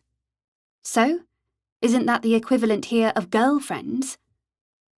Sex before marriage wasn't allowed, so posh boys slept with regular girls, actresses or opera singers, but married posh ones. Sophie smiled to herself. She couldn't imagine Freddie chatting up a glamorous actress. Rupert's in another league. Prostitutes, rent boys. He's worked through half of London. She sighed. "I thought you'd be glad I'd found someone who doesn't bore for England." The empty feeling was back, with a new layer of regret. I'm not judging him, Sophie. You just need to be careful. Sophie stood up. "It's not like he's going to propose next week. That would be way too fast." By your own account, Rupert's unconventional, said Hugo. If you accept him, you can't ever change your mind. He might sue. What? I'm not certain that was still done in the 1920s at home, but it may happen here. Breaking an engagement. Reputational damage. A big deal. Rupert wouldn't do that. Are you sure? I've talked to him for 20 minutes. Sophie stepped into the corridor, feeling a bit lightheaded. "Okay, I'll put him off, until I am sure." Chapter 18. After breakfast the next day, as Lucy was too busy for a workout, Sophie called by her cottage. Lucy put the kettle on, and hardly pausing for breath, Sophie talked about Rupert. "Fit, clever and rich," said Lucy. "What's not to like?" Between drinking tea and munching on chocolate biscuits, Lucy summarised the latest security measures. Richard's notes had resumed, so Sophie merely nodded at appropriate points. "There was trouble at the Crooked Gate last night," said Lucy. "Over bread, of all things." "Really?" Servants from Little Shorten sent food parcels to their relatives in the market town and Derby. "So, people in the village are going hungry now?" "Mr. Hunter's family are. He was the only one in work. His brother stole the bread." Edmund's body hadn't been identified by the bakery. He must have died in the fire. But Joan Small had somehow escaped, been spotted near Shorten Station. Joan's disgust when Inkpin had shot Robert Miles in the head. Good she'd got away. Any more lift puzzle ideas? Sophie summarised her skill and misery theories, and why they were rubbish. "Back in 2 ticks." Lucy went upstairs and returned with a painting the size of a paperback. "It doesn't rescue the skill idea, but Janet painted this. It's my favourite." Sophie examined it, moving closer to the window. A dreamy summer watercolour. The moat's sandy interior in shadow, lawns a soft green, and sunlight playing on the orchard's plump pink blossom. Muted colours, separate but in harmony. Beautiful. Later that morning, Freddie joined Sophie in the library. Today was Wednesday. Another rare 11's break for the boys. "Where's Hugo?" Freddie picked out a book from a shelf. "Out of sorts. Gone for a walk." He sat in the black chair and opened The Foundations of Geometry. A blast of wind rattled the window, and rain lashed against the glass. Had Hugo made himself scarce so Freddie could propose? Stop Freddie popping the question, buy time to suss out Rupert. Not mad, but wonderfully bad and dangerous to know. Talk about safe stuff. She shut Middlemarch, her mind wandering to the cute picture of Freddie in the nursery, then to the summer, and another photo. Freddie had a print of it. "I guess the framed picture of us and Hugo at the ball has been lost in the post." "No need for a frame," said Freddie. "I have it here." He patted his chest. "Oh, okay." He'd said he'd get it framed. She must have misunderstood. Show me it again? He pulled out a notebook from an inside jacket pocket and removed a picture wedged within the pages. The outer edges were frayed thin, but the sepia image was clear. Sophie was wonderfully grand in her ball dress, posing between Freddie and Hugo in posh white tie, and had held her smile, despite the 5 seconds or so she'd had to stay still. But the boys looked stern, old-fashioned, almost as if the picture was taken in another century. Young men, long dead. Sophie took a slow breath. Get a grip. Old pictures were as misleading as airbrushed selfies. Are you still missing home? Freddie slid the photo carefully inside the notebook and returned it to his pocket. A bit. I think I always will. She leaned nearer the fire. I was only at uni for a few hours. She'd explained what uni meant. It was called college here. She warmed her hands. Freshers' week would have been fun. What week? New students joining societies, getting drunk, said Sophie. Did you have parties at Cambridge? We did. All those clever girls. She gave him a cheeky grin. None at my college.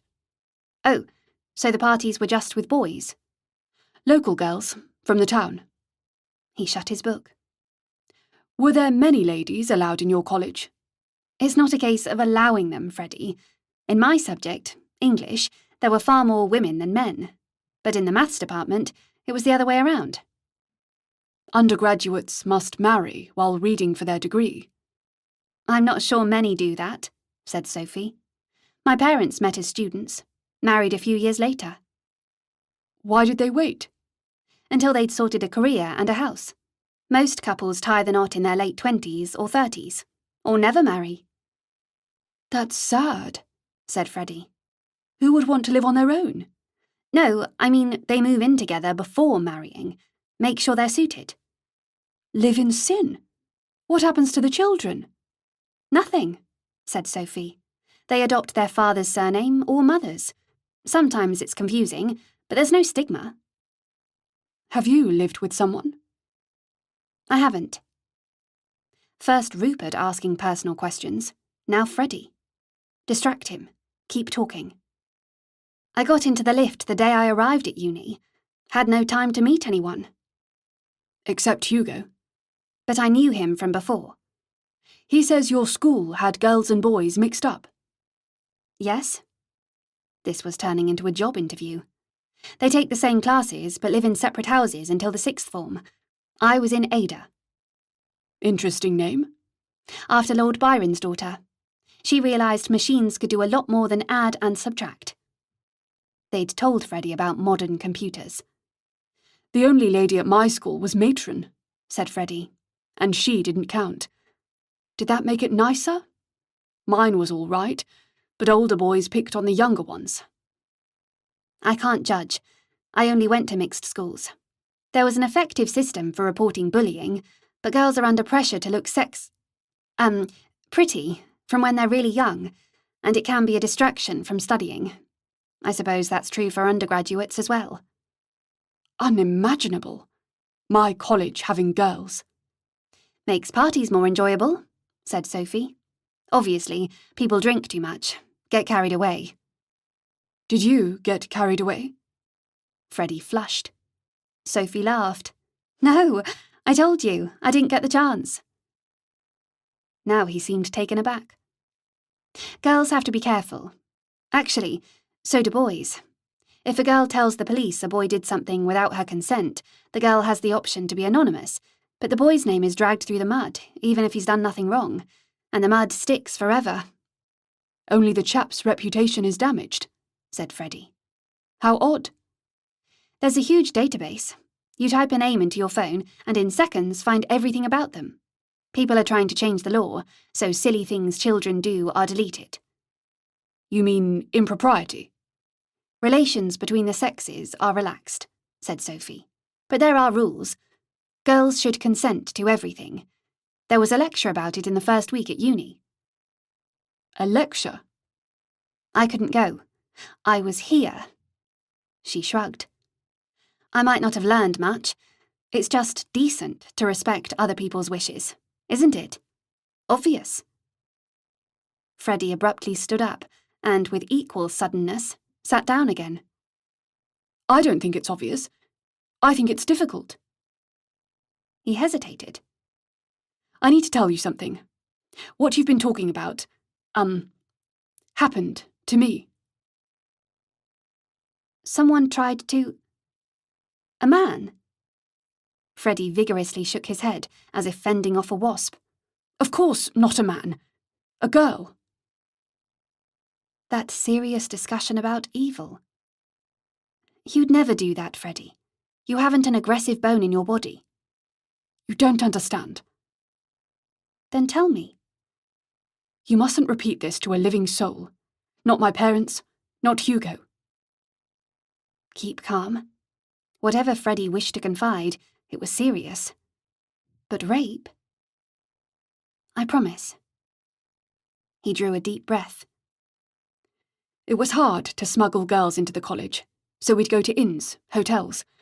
We had drinks and music, and it was jolly, but the girls were pushy. Pushy? Kiss you out of the blue, while you were speaking to them. This particular girl, her brother had moved to Derby, and I chatted to her about the estate. Other chaps disappeared upstairs with girls, so I did too.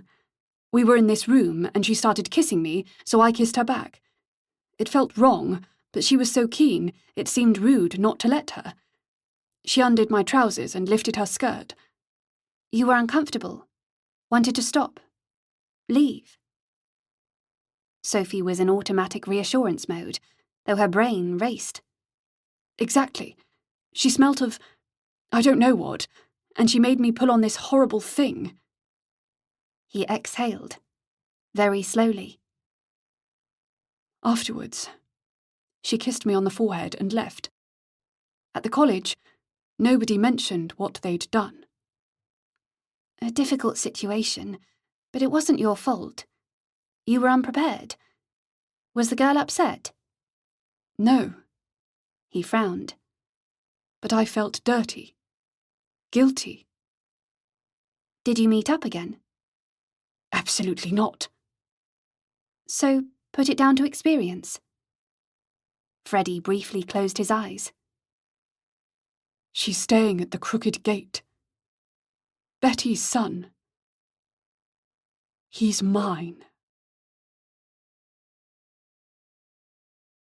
Chapter 19.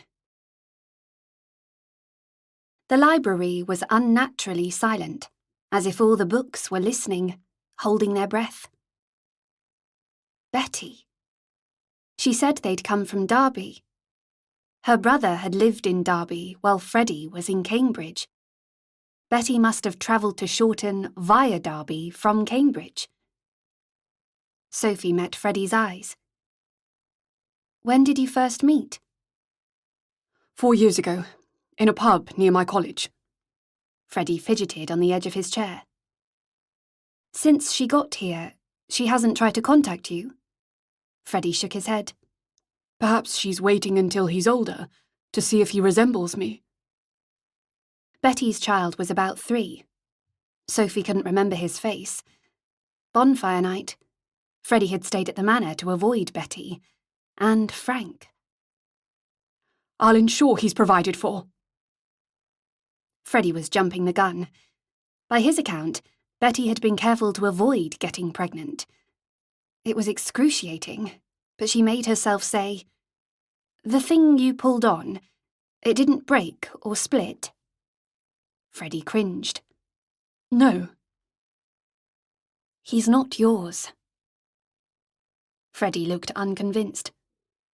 We learn about it in school. Schoolmasters talk to children about this.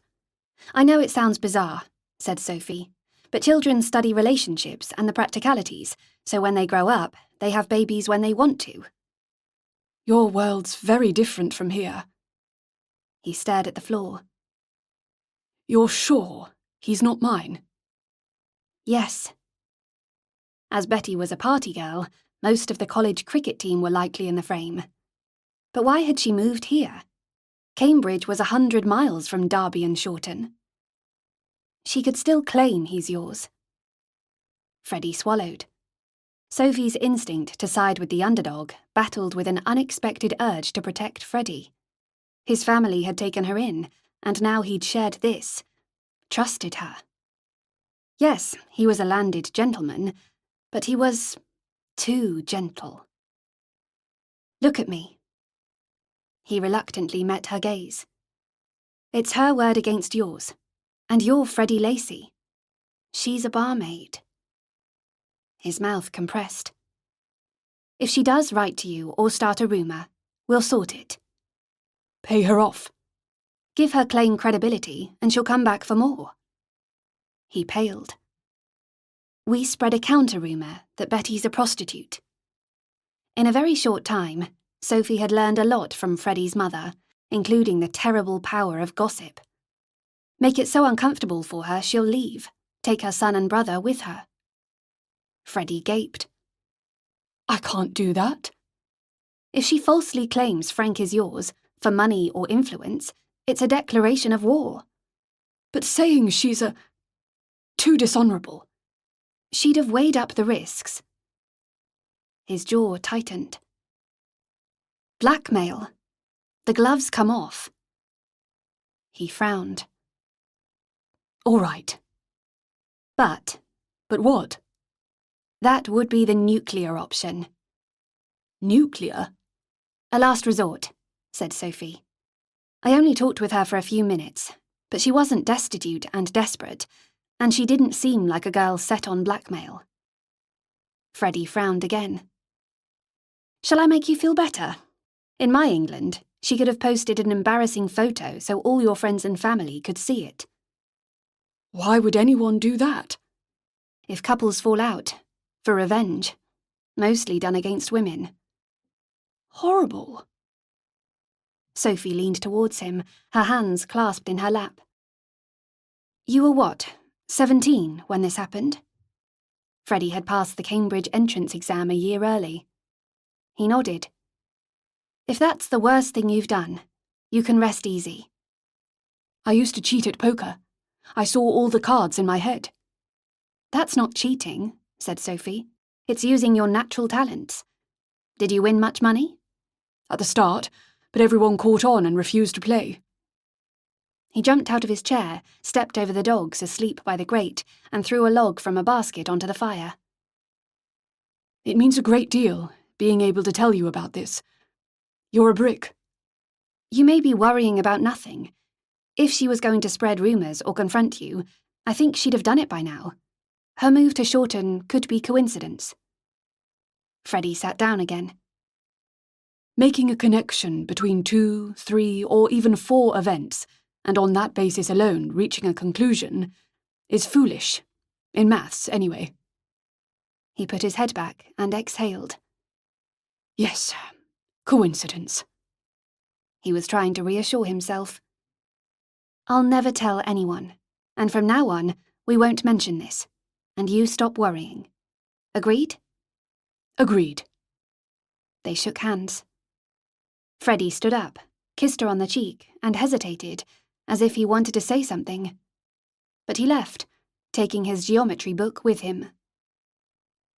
After a moment, Sophie got to her feet and stood by the window, hoping the cooler air away from the fire would clear her head. Why had Freddie shared his most shameful secret with her? The secret itself was pretty tame, but his confiding, that was huge. Couldn't be unlearned or forgotten. Keeping confidences had never come naturally. She'd had to learn, to pretend to forget. But this changed their friendship, bound them with invisible threads of trust. And those kinds of ties were rarely cut, only when people really fell out. Too wired to read, Sophie walked the dogs during a lull in the rain, then skipped lunch in favour of a midday nap. But sleep proved elusive. Why hadn't Freddie confided in Hugo? And why had she imagined Freddie would propose? Wasn't as if they were having an intense affair. But boys here lived by a different set of rules, and she was playing catch-up. Her one short-lived boyfriend, Pete, had been consent-savvy, drilled into him by school. Yet she'd never thought about his consent. If he hadn't been keen, he'd have said so, untroubled by gallantry or politeness. That night at dinner, Freddie looked relaxed, his secret resealed and safe deep in his brain. The next day, after work, Hugo called on Sophie while she slobbed in her tea dress in her room. He never did that. The Janus stone has been delivered to the stables. He lingered in the doorway. Let's go see. Sophie put on her cape and hat, put Jack on the lead, and followed Hugo outside with Charlotte. At the end of the alley, they took a path that led beyond the servants' hall. The stables mostly accommodated horses, but the nearest block was for cars. The place was deserted, wooden doors propped open, sunlight reflecting off the polished bonnets. The dogs darted inside, sniffed at oil cans, toolboxes, and the Janus stone. The stone was hefty, 2 foot high and the same wide. On one smooth side, 2 youthful faces stared in opposite directions, the back of their heads touching. Sophie moved closer. Identical to the one on the church, but not as fine. Freddie told the sculptor to copy it. Sophie traced her finger over the carving. Janet was an artist. Lucy showed me one of her pictures, a watercolour of the Manor gardens.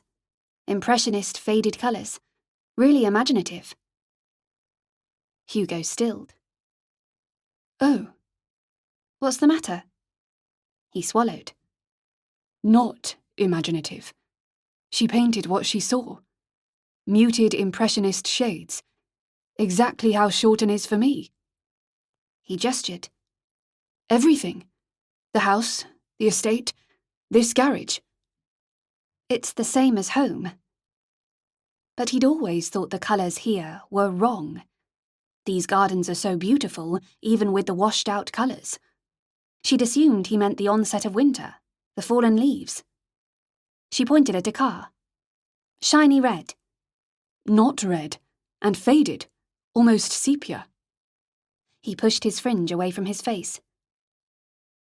In the summer, Alan didn't say that Shorten looked different, and if Shorten was like that for Anne, she'd have mentioned it.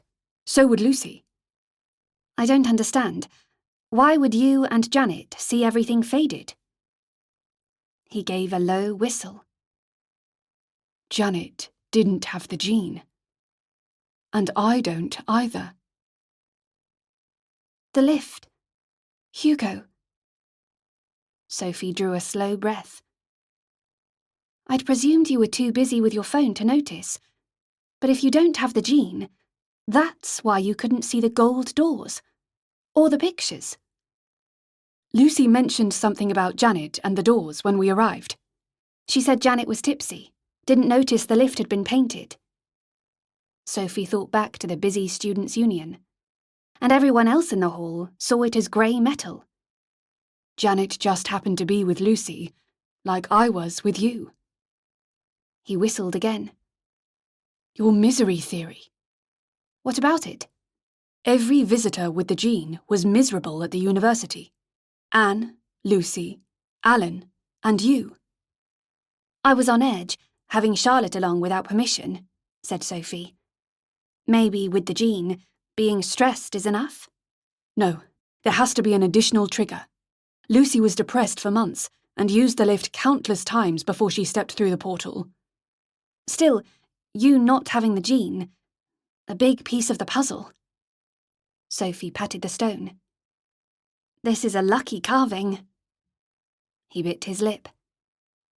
I'm joking. It's a good copy. They could be male or female. Underneath the heads was an arrow, and by the tip, a simple smiley face. Not a round emoji shape. Oval. I found Cicero's book on gods in the library, said Hugo. Thankfully translated into English. And? Not much on Janus. Major deity associated with beginnings and ends. First dibs on sacrifices. Yuck. Not helpful, said Hugo. I focused on the frieze instead. Why is the symbol of a pagan god on an English Christian church? Exactly, said Hugo. And with young faces, unlike any of the images of Janus I saw at school, online, or in books. Easier to carve? Maybe beards are tricky. Given the quality of the church frieze, I've discounted that. When you've eliminated the impossible, whatever remains, however improbable, must be the truth. Sherlock Holmes. I love the TV series. In particular, she loved Benedict Cumberbatch. I kept coming back to the same conclusion. The frieze on the chapel at home and the one here are identical. Either one sculptor travelled through the portal both ways, carved it on both churches, or there was a sculptor here and another version of them at home, who only travelled one way. Parallel worlds were supposed to have some of the same people in them. And the two versions carved their friezes independently. Either way, said Hugo, they chose the pagan symbol because they encountered something or someone we didn't. You've lost me. The image is specific and deliberate, designed to deter people from travelling between worlds. A literal warning about Janus, as in the actual god. That's quite a leap. Only if it's impossible Janus exists, said Hugo. That's improbable, not impossible. Many myths had started as real events. Arthur and his knights, the stones of Stonehenge transported from Wales. But gods? If the lift is a machine, constructed eons ago, said Hugo, Janus could have been one of the builders. A creature so technologically advanced, the ancient Romans thought him a god. Who went walkabout, but hasn't been seen since. A guy with two heads would be memorable anywhere, in any period of history. That's where the logic breaks down. I don't believe in gods. But her assertion was defensive. Since we got in the lift, I'm open to anything. Sophie hugged herself, glad of her warm cape. His talk of machines and gods had given her goosebumps. Hugo looked at the stone. We should take it down the lane. What's left of the militia is still in Derby. Sophie nodded. She was just paranoid. Mr. Lear's organised patrols on the road and the estate. She hadn't met Mr. Lear, but on Lucy's account, the head gamekeeper was highly respected. And Reynolds is doing driving lessons. If a patrol gets ambushed, any man might have to drive. Women didn't patrol, not even Miss Blackmore or Lucy. Out of devilment, Sophie said, "Strange, I didn't get the memo."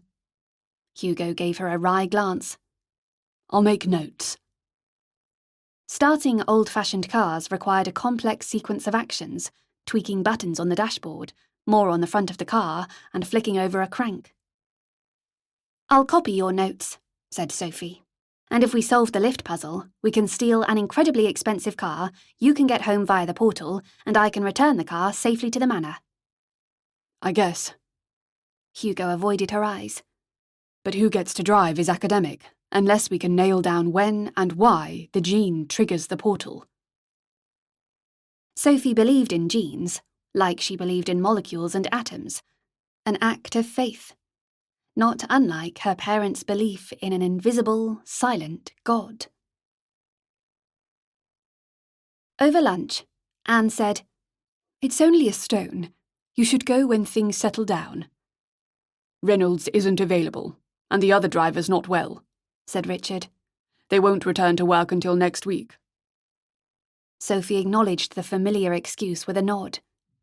Beyond unlikely that placing a sign by the lift spot would make the portal open, but Richard's reaction was based on a new worry. Richard had heard squat about Inkpin Senior, but Sophie Arundel was safer not leaving the manor. After his parents left the dining room, Freddie said, "I'll ask Reynolds to take us on Saturday." Chapter 20. After breakfast on Saturday, the dogs ran across the makeshift ramp towards the green car, and Sophie and Hugo followed. The engine was already running, but there was no sign of Reynolds. Someone else was behind the wheel, their face obscured with goggles and a cloth cap. The person gestured for them to get in. In the front passenger seat was the Janus stone. All set. It was Freddie. Sophie hesitated. Freddie knew how to drive, but only from a casual 5-minute chat with Reynolds. He'd attended none of the lessons. We shouldn't let it change the way we live.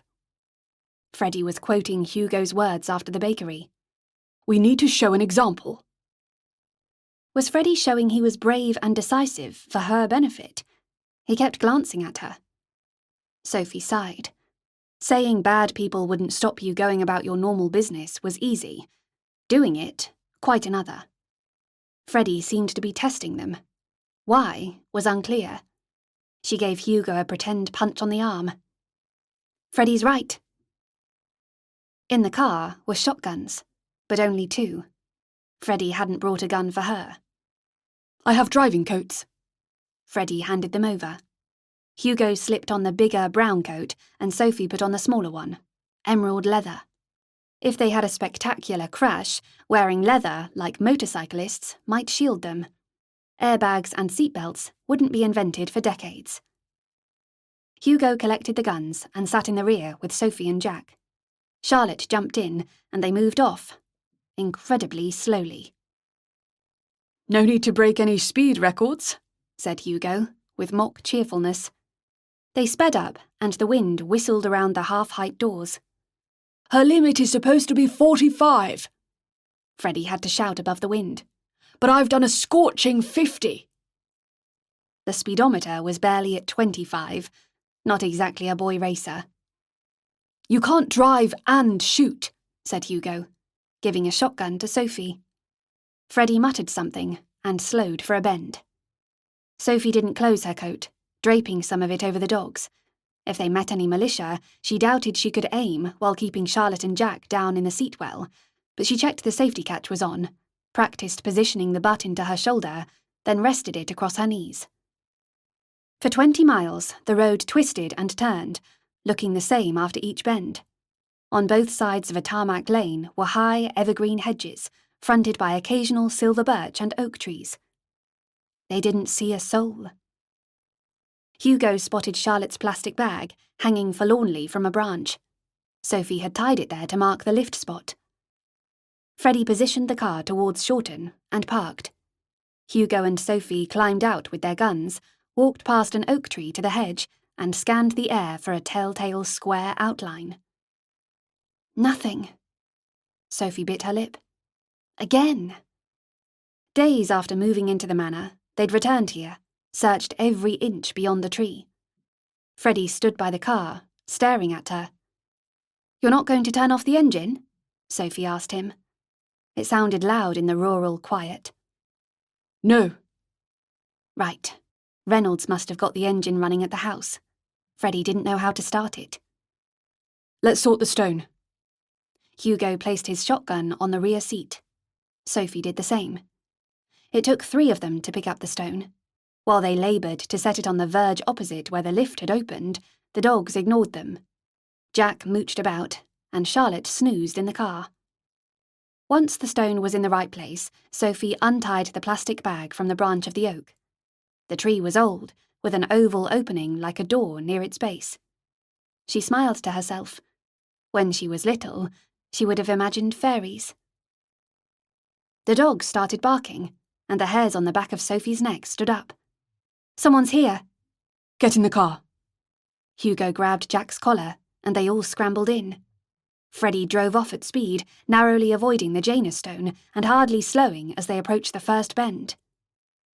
2 men were in the road. Chapter 21. Sophie pushed the dogs further into the seat well. She clicked the safety catch and held the butt into her shoulder, her heart thumping and her mouth dry. But the men were lounging on the verge, chatting, their cycles flat on the grass.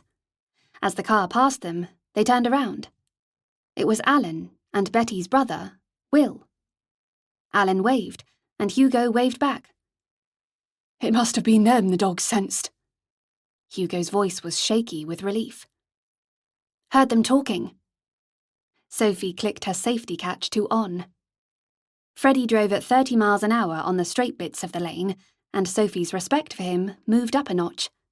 No need to risk dying in a ditch. And like before, the road stayed deserted. At the Manor, they left the guns with Freddie, and he returned the car to the garage. His parents were waiting in the hall with the housekeeper. Mrs. Rawlings looked relieved, and Anne gave Sophie a hug, but Richard's mouth was compressed into a resolute line. "No militia," said Hugo. "But we shouldn't have gone. I'm sorry." "From today," said Richard, "the garage stays locked." Sophie briefly met Hugo's eyes. If they ever solved the lift puzzle and needed the car, they'd have to break in. Walking towards their rooms, Hugo handed her a folded sheet of paper. "Driving instructions." "Thanks." She'd study them later. You knew Freddie couldn't restart the engine. Even knowing the sequence, without hands-on practice, it's hit and miss. That evening, when Sophie called for Hugo, he was still putting on his shoes, so she flopped into the chair by the fire. "Richard quizzed me yesterday about the combined cadet force at school. It wasn't idle curiosity." He sat on his bed to tie his shoelaces. "Parliament's amended the law on trespass. Landowners can defend themselves any way they choose." He finished with his laces. "The gamekeepers are hiding booby traps outside the moat." Sophie grimaced. The note from Richard she'd read a few hours ago had been unusually detailed. "The traps wound, not kill. Injured men slow down their comrades. Dead ones don't. And now the government's requisitioned the Vickers factory. We might get a machine gun." She made herself look surprised. "Richard doesn't share gritty details with Anne. Doesn't want to worry her. Please don't say anything." "You're telling me?" Hugo hesitated. "It didn't occur to him I'd discuss it with you. You must keep this to yourself." "I will." She'd never tell Hugo about Inkpin, or Richard's notes. She stood up, flattered Hugo had confided, but not surprised. A fairy tale prince with modern updates. Just not her prince. On the way to dinner, the fair-haired footman approached Sophie with a card on his tray. Rupert. Scrawled on it was, "Tomorrow." In the anteroom, Sophie showed it to Anne, and she frowned. "He should have waited for you to send him your card in reply." The following afternoon, Rupert strolled into the small drawing room. "I've had a dreadful telling off from Lady Lacy for presuming you'd wish to see me." Sophie grinned, but only said, "Please sit down." He took a seat and petted Charlotte, who nuzzled into his knees. "Impressive guard on the drive." The front door was now manned 24/7, as the drawbridge still wasn't ready. "My reputation is precious," said Sophie, mischievously, pretending to misunderstand. Miss Parry brought in the crockery, poured the tea, and Sophie avoided looking at her. Couldn't risk a fit of giggles. "Seriously, you have it well in hand. Our security measures are proving more problematic." He talked to her like Hugo did. "Most boys here assume my head's full of pretty dresses and sewing. Wouldn't think of discussing this." "That's down to my mother. She's in prison at the moment." Sophie stared at him, open-mouthed. "She insists on using false names to avoid special treatment." Oh. Rupert's mother must be a suffragette. "She's in Walton Jail in Liverpool. We've sent our barrister to get her out." Rupert spoke flippantly, but was clearly troubled. "What's her real name?" "Lady Georgina Denning-Lytton." "I hope she's released soon. I'll check the paper every day." "You won't find anything," said Rupert. "The government makes sure of that. A respectable lady prepared to go to prison? Far too embarrassing." "Has she been force-fed?" "More than once, but she'll never be cowed." "She sounds formidable." "She is, and I'm proud of her, but I haven't inherited her courage." With every word he uttered, Sophie liked him more. "But in the meantime, there are limits to how we can protect her. And ourselves. Radden Hall is 4 times the size of Shorten Manor. It's taken a week to track down all the access points into the main house, not counting windows. The formal hedges in the gardens provide cover for anyone coming in, so we're clearing all that. Sophie took a ladylike sip of tea.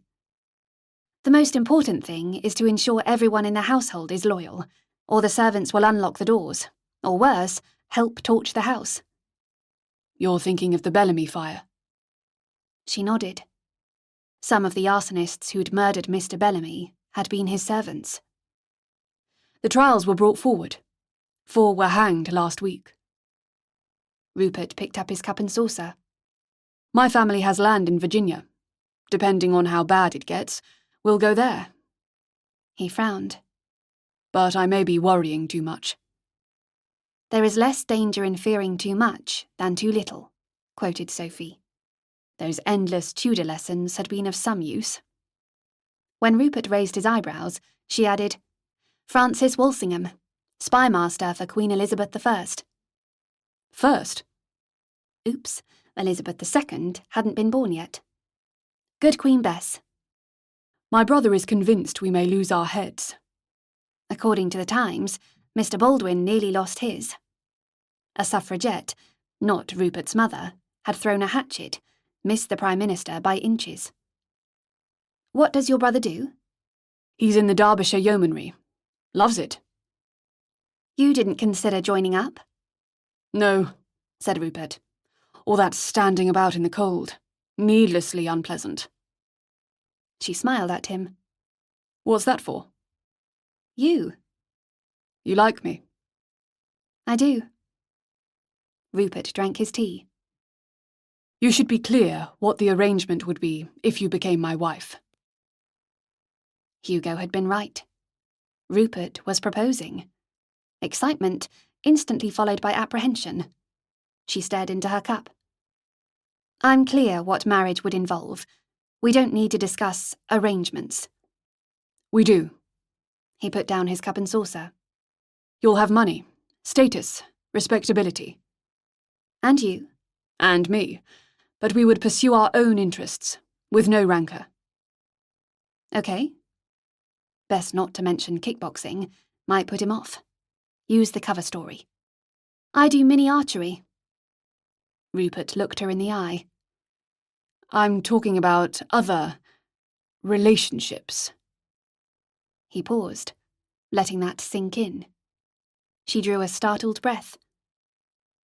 An open marriage? What is it called here?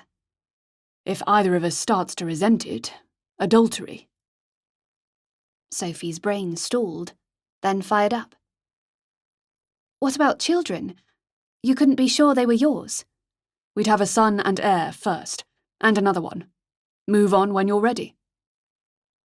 You've thought this through? You're shocked. He seemed disappointed.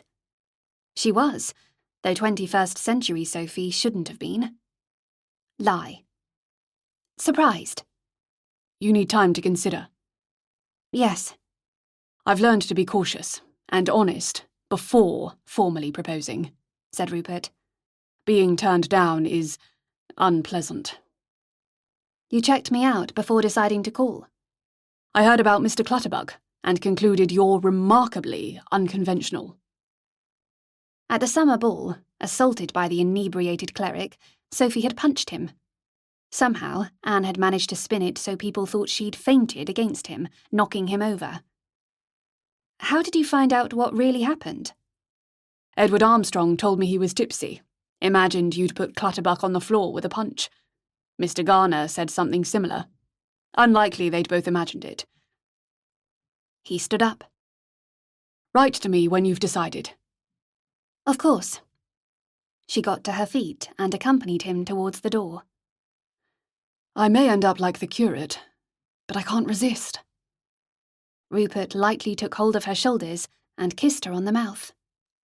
A gentle kiss, but holding the promise of more. It was over before she could protest. That wasn't proper. I'm not proper. He shot her a conspiratorial grin. And neither are you. He left the room, and Sophie didn't move, her lips tingling. By the time Anne came in, Sophie had recovered herself. She needed to take this decision. If she told Anne about the arrangement, Anne would take the decision for her, and in a heartbeat, Rupert would be banished. "He'll propose next time," said Sophie. "But it's too fast.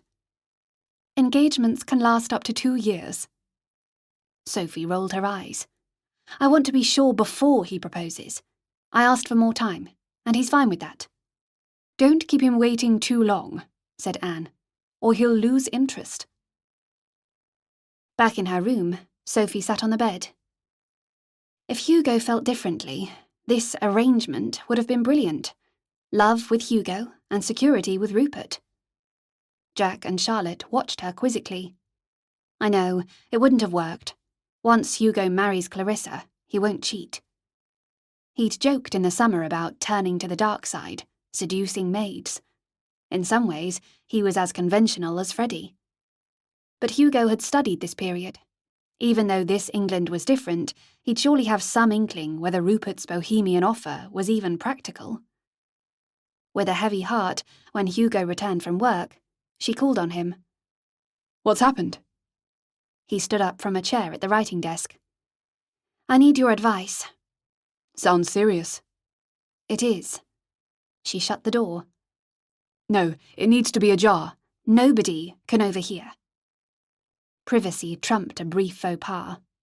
She settled in his chair and told him what Rupert had said and done, including the kiss. "I have no idea what to do."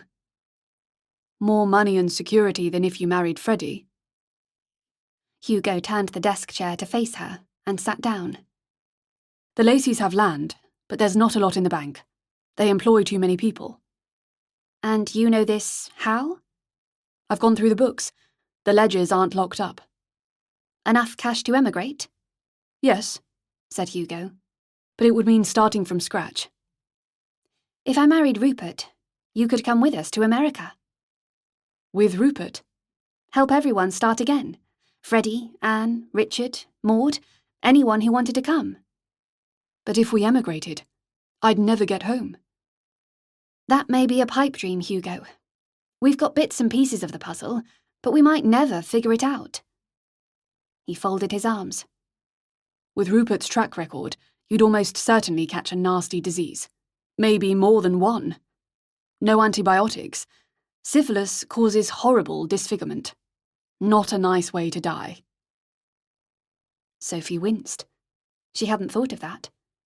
Since she'd arrived here, she'd hoped to meet a boy who wasn't any trouble.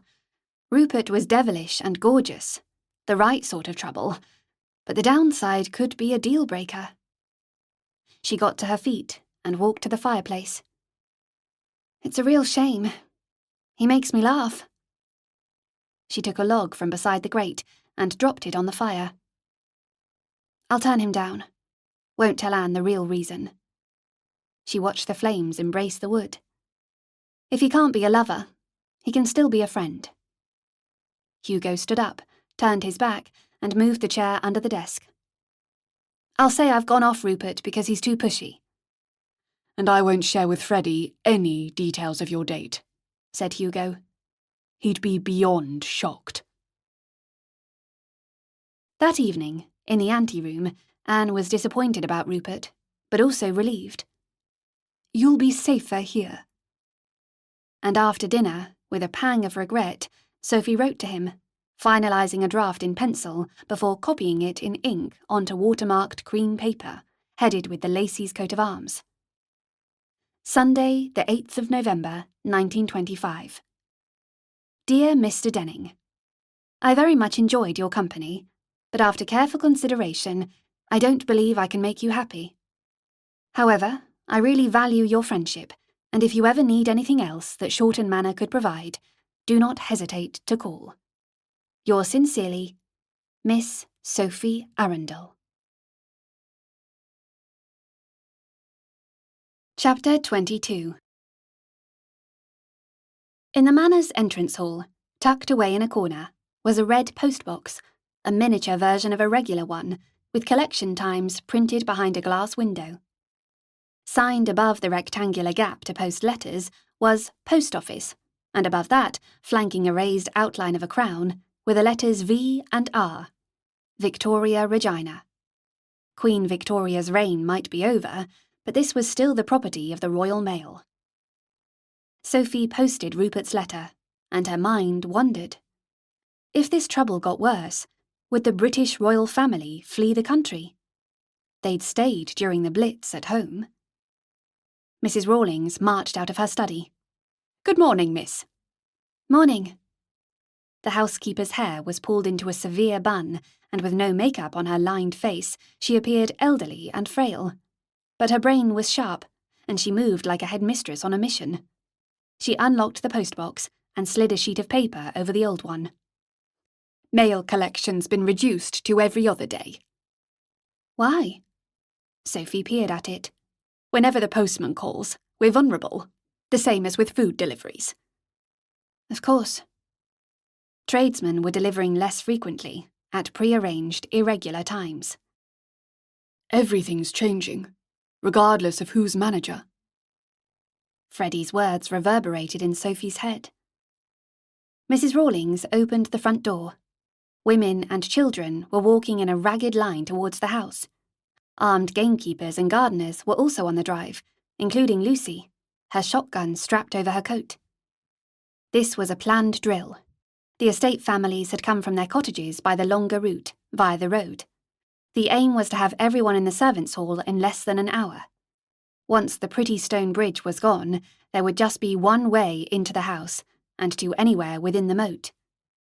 The drawbridge would serve as a bridge and front door, secure inside a daunting ring of water.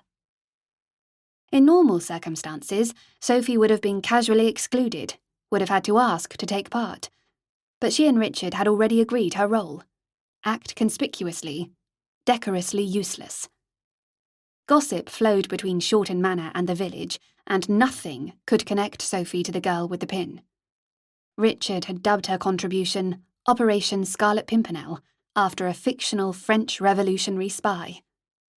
Appearing ineffectual and foppish, the Pimpernel secretly saved aristocrats from the guillotine.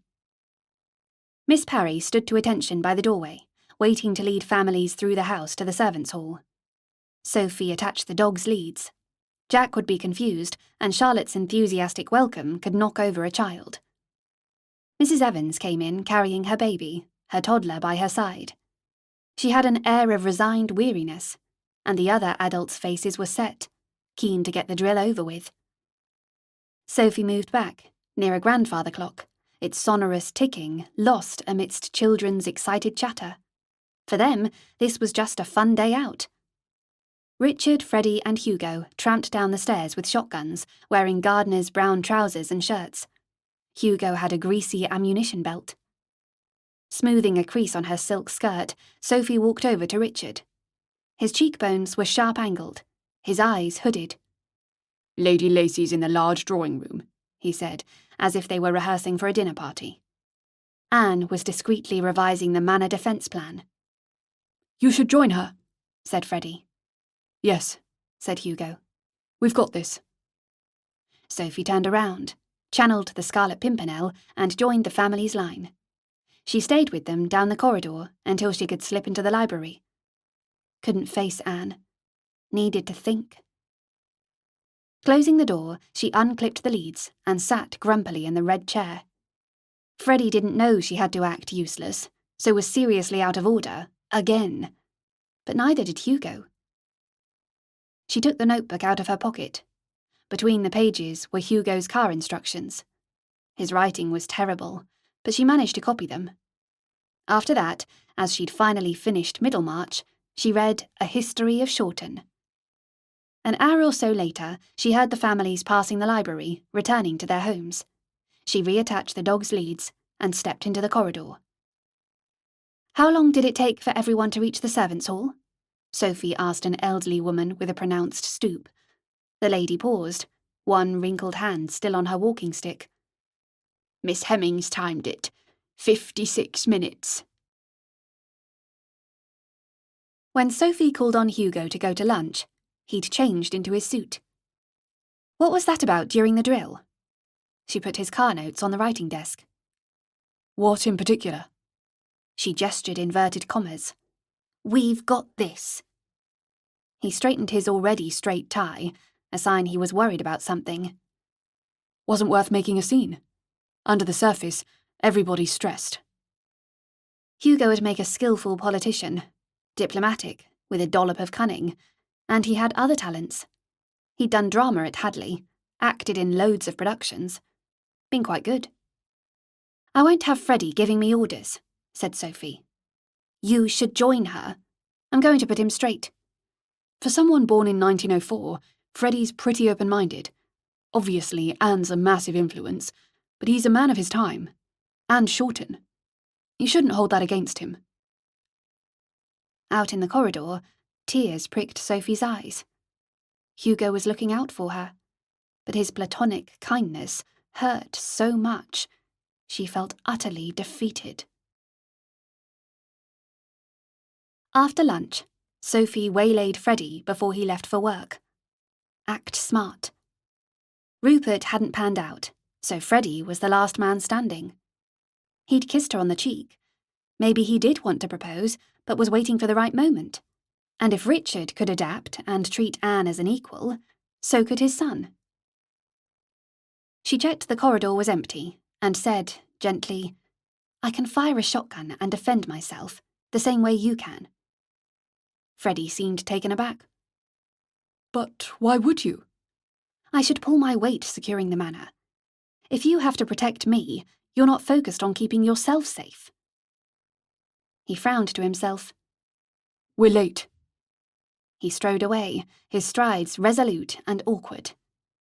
Charlotte nuzzled into Sophie's skirts. That went well. Hugo came out of the dining room, and she accompanied him to the office. He paused as they approached the alley. Guessing Freddie bailed? He didn't understand, or was embarrassed. He'll come round. You guys need to meet halfway. The hollow sensation intensified into an ache. Focus on the portal. Help Hugo get home. We should include Freddie in brainstorming lift ideas. Freddie relished puzzles. We'll swear him to secrecy. He won't tell his father, or anyone. The note writer won't find out. I'd trust Freddie not to blab, but he doesn't want me to leave. He won't help. Hugo stared down the alley. Freddie really likes you. Do you feel the same? Okay. Not at school anymore. Far too old to be quizzed by a boy's best mate. She lowered her voice. I'd marry Freddie. Hugo looked relieved. After a moment, he said, We might figure out the lift, so you have to be absolutely sure you're staying, before you commit. I am sure, but even if I wasn't, I wouldn't get married, then abandon him. Hugo didn't know her at all. He's financially secure, said Hugo, deliberately imitating Anne. He smiled and adjusted his watch, so the face was square in the middle of his wrist.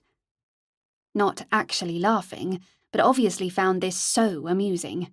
And now he'd labelled her a gold digger. I'd never marry for money. Auntie Wendy says women who do that earn it, and not in a nice way. That was sound advice, Sophie, but not for here. Think about your long-term health, and any children. She turned and hurried down the alley, but Hugo caught her up. We've no money, and limited opportunity to earn any. Living happily ever after is a nice to have. Marriage here is about survival. She stopped and faced him. Do you honestly believe that? What's the proverb? When poverty comes in the door, love flies out the window. Why was she in love with him? Biology was a cruel mystery. She chewed her lip. What's happening about Clarissa? Richard's helped with the etiquette. As a respectable suitor, I've written to Lord Maine, said I required a couple of months to arrange my affairs, even though I don't have any. Are you nervous? About the proposing or the marriage? Both. Not the proposal, said Hugo. She'll say yes. The marriage part will be an adventure, but perhaps all marriages are. You're in a philosophical mood? He shrugged. Society weddings took months to plan, in any world, and day by day, every moment with him hurt a little more. Chapter 23. Sophie shortened the dog's leads to prevent craziness in the office. Richard had allocated her the family's files because she was female, and yes, she could have objected, but open rebellion would have been a pointless indulgence. Mrs. Evans would never have opened up to Hugo or Freddie, however tactful and understanding they'd have been. Anyway, it was academic. Anne wouldn't allow Mrs. Evans or any other Shorten tenant to be a guinea pig for interesting social experiments. Women here were multitaskers, prisoners of the system and the guards. Freddie was at his desk, and Richard was behind his, though it was entirely empty. In neat piles on the boys' tables were previously out-of-control papers, and a shelf housed box files that used to be stacked on the floor. An overweight, balding man was standing by Richard. He had a moustache that was oddly long across the top of his mouth, as if it was trying to wriggle off his face. He nodded towards Hugo. "This is Mr. Adams," said Richard. "He'll be overseeing security as well as the estate." The new manager shook hands with Hugo, and after initial confusion, with Sophie. Mr. Adams could see her now, but for a few moments she'd been mysteriously wrapped in an invisibility cloak. Maybe Mr. Adams couldn't hear her either. She'd come up with ideas, but Freddie or Hugo would repeat them and receive the credit. Sophie knew how this worked. "From today," said Richard, "if you have any problems, please liaise with Mr. Adams." Richard still asked perceptive questions, but there were no gentle jokes over meals. He looked bone-weary. Might never really recover. After Richard left, Mr. Adams took a graph from a drawer and showed it to the boys. Mr. Adams was how Sophie had imagined an estate manager. Sturdy, dependable, slightly deferential. Hard to imagine Hugo doing that job, even in a decade. Wrong, somehow. The dogs crawled under Sophie's desk, keeping close. Despite Jack's cataracts, enjoying their happy ever after. She sat down and thumbed through a ledger. Beside each cottage inventory was A, R, V, or N. Active, retired, vacant, needs renovating. Something else had been written in Mr. and Mrs. Evans's column. F, and a question mark. "Family member," Mr. Adams said when she mentioned it. "A formal request to let a relative live with them. The relatives are usually elderly or sick and can't work. And when someone does move in, if other applications have been rejected, it causes ill feeling." "What if there were set criteria?" said Sophie. "Rules everyone accepts." "I fear guidelines would be difficult to draft." Mr. Adams smiled unexpectedly. "Are you volunteering?" "Of course." But 5 minutes later, she wished she hadn't. "Specify an age limit," said Freddie. Sophie shook her head. Too arbitrary. A healthy 50-year-old versus someone younger who's ill. "And how do you know how sick they are?" said Hugo. "Doctor's notes are expensive." "People are bound to exaggerate and lie," said Sophie, half to herself. "I would." "We wouldn't realise until they got here, and sending them back would be, tricky," said Freddie. Hugo addressed Mr. Adams. "Would it be worth me and Sophie going out to see them? Do an assessment?" "How would you assess them?" Sophie asked Hugo. "I don't know." They exchanged glum faces. "I've drawn up benchmarks," Sophie said to Mr. Adams. "Terminal illness, no money, but in the end, you'll still have to decide on a case-by-case basis." "Always good to check the logic." Mr. Adams rubbed his temple. "I'll put up a list in the servants' hall. Accepted relatives, how they're contributing to the estate, plus up-to-date information on building more cottages." She should have thought of that. Stop fake news before it goes viral. "Pardon?" said Mr. Adams. "If people can verify the facts," said Hugo, "they'll be more sceptical of inaccurate gossip." "I'll keep it up to date," added Mr. Adams. Try to anticipate misunderstandings and grumbles. That evening, Sophie considered not calling for Hugo before dinner. But he'd wait around in his room for her. No, call early. Tell him straight that she needed to step back from their friendship and why. Awkward, but he'd understand. His door was open, so she knocked and went in. He was seated in the armchair reading a letter. Charlotte jumped up at him, and he put the letter aside to make a fuss of her. After she calmed down, the dogs sprawled by the fire, their heads touching. Charlotte's a lucky dog, said Hugo. Jack is too. He was joking. You don't believe animals fall in love? You're getting me mixed up with Freddie. Was she? Most animals are promiscuous, like us, said Hugo. But others mate for life, also like us. Her cheeks felt hot. She couldn't tell him. She squirmed inside. His eyes were on her face, puzzled. Forgotten something. See you at dinner. She scuttled to her room. The next morning, Sophie and Anne visited Mrs. Evans. Half an hour later, walking away from the cottage, Sophie said, "Her mother's not bad enough to come here." If it had been down to Sophie Arundel, she'd have overstated the heart condition. "She may qualify because she's not very sick," said Anne. "She can help in the house, or if she minded her grandchildren, Mrs. Evans could join the laundry team." Before lunch, Sophie met Hugo in the corridor and told him in a whisper about Mrs. Evans's mother. The assessment was confidential, and gossip gold dust. "If this gets worse, it'll be more than the odd relative, Sophie. They'll be refugees the same as home, except they won't be fleeing wars in far-off places." He patted Jack and sighed. "Are you okay?" "Just tired. Slept badly." He ruffled Charlotte's ears as she determinedly wagged her tail. "I dreamt of home, and when I woke up, for a second I forgot I was here." Dogs live in the moment. We should too. Carpe diem. Sorry? Seize the day. He checked the passage was empty. "Freddie's afraid that when he proposes, you'll turn him down." Hugo said the words in a rush, as if he'd memorized them. "When he proposes." Definitely when. My tips on where, a romantic Caribbean beach or a fancy hotel, weren't very helpful. Not funny, Hugo. She should spell out now she'd rather marry him, but he wouldn't believe her. Or worse, laugh. Hugo checked the corridor again. "Freddie's on the level.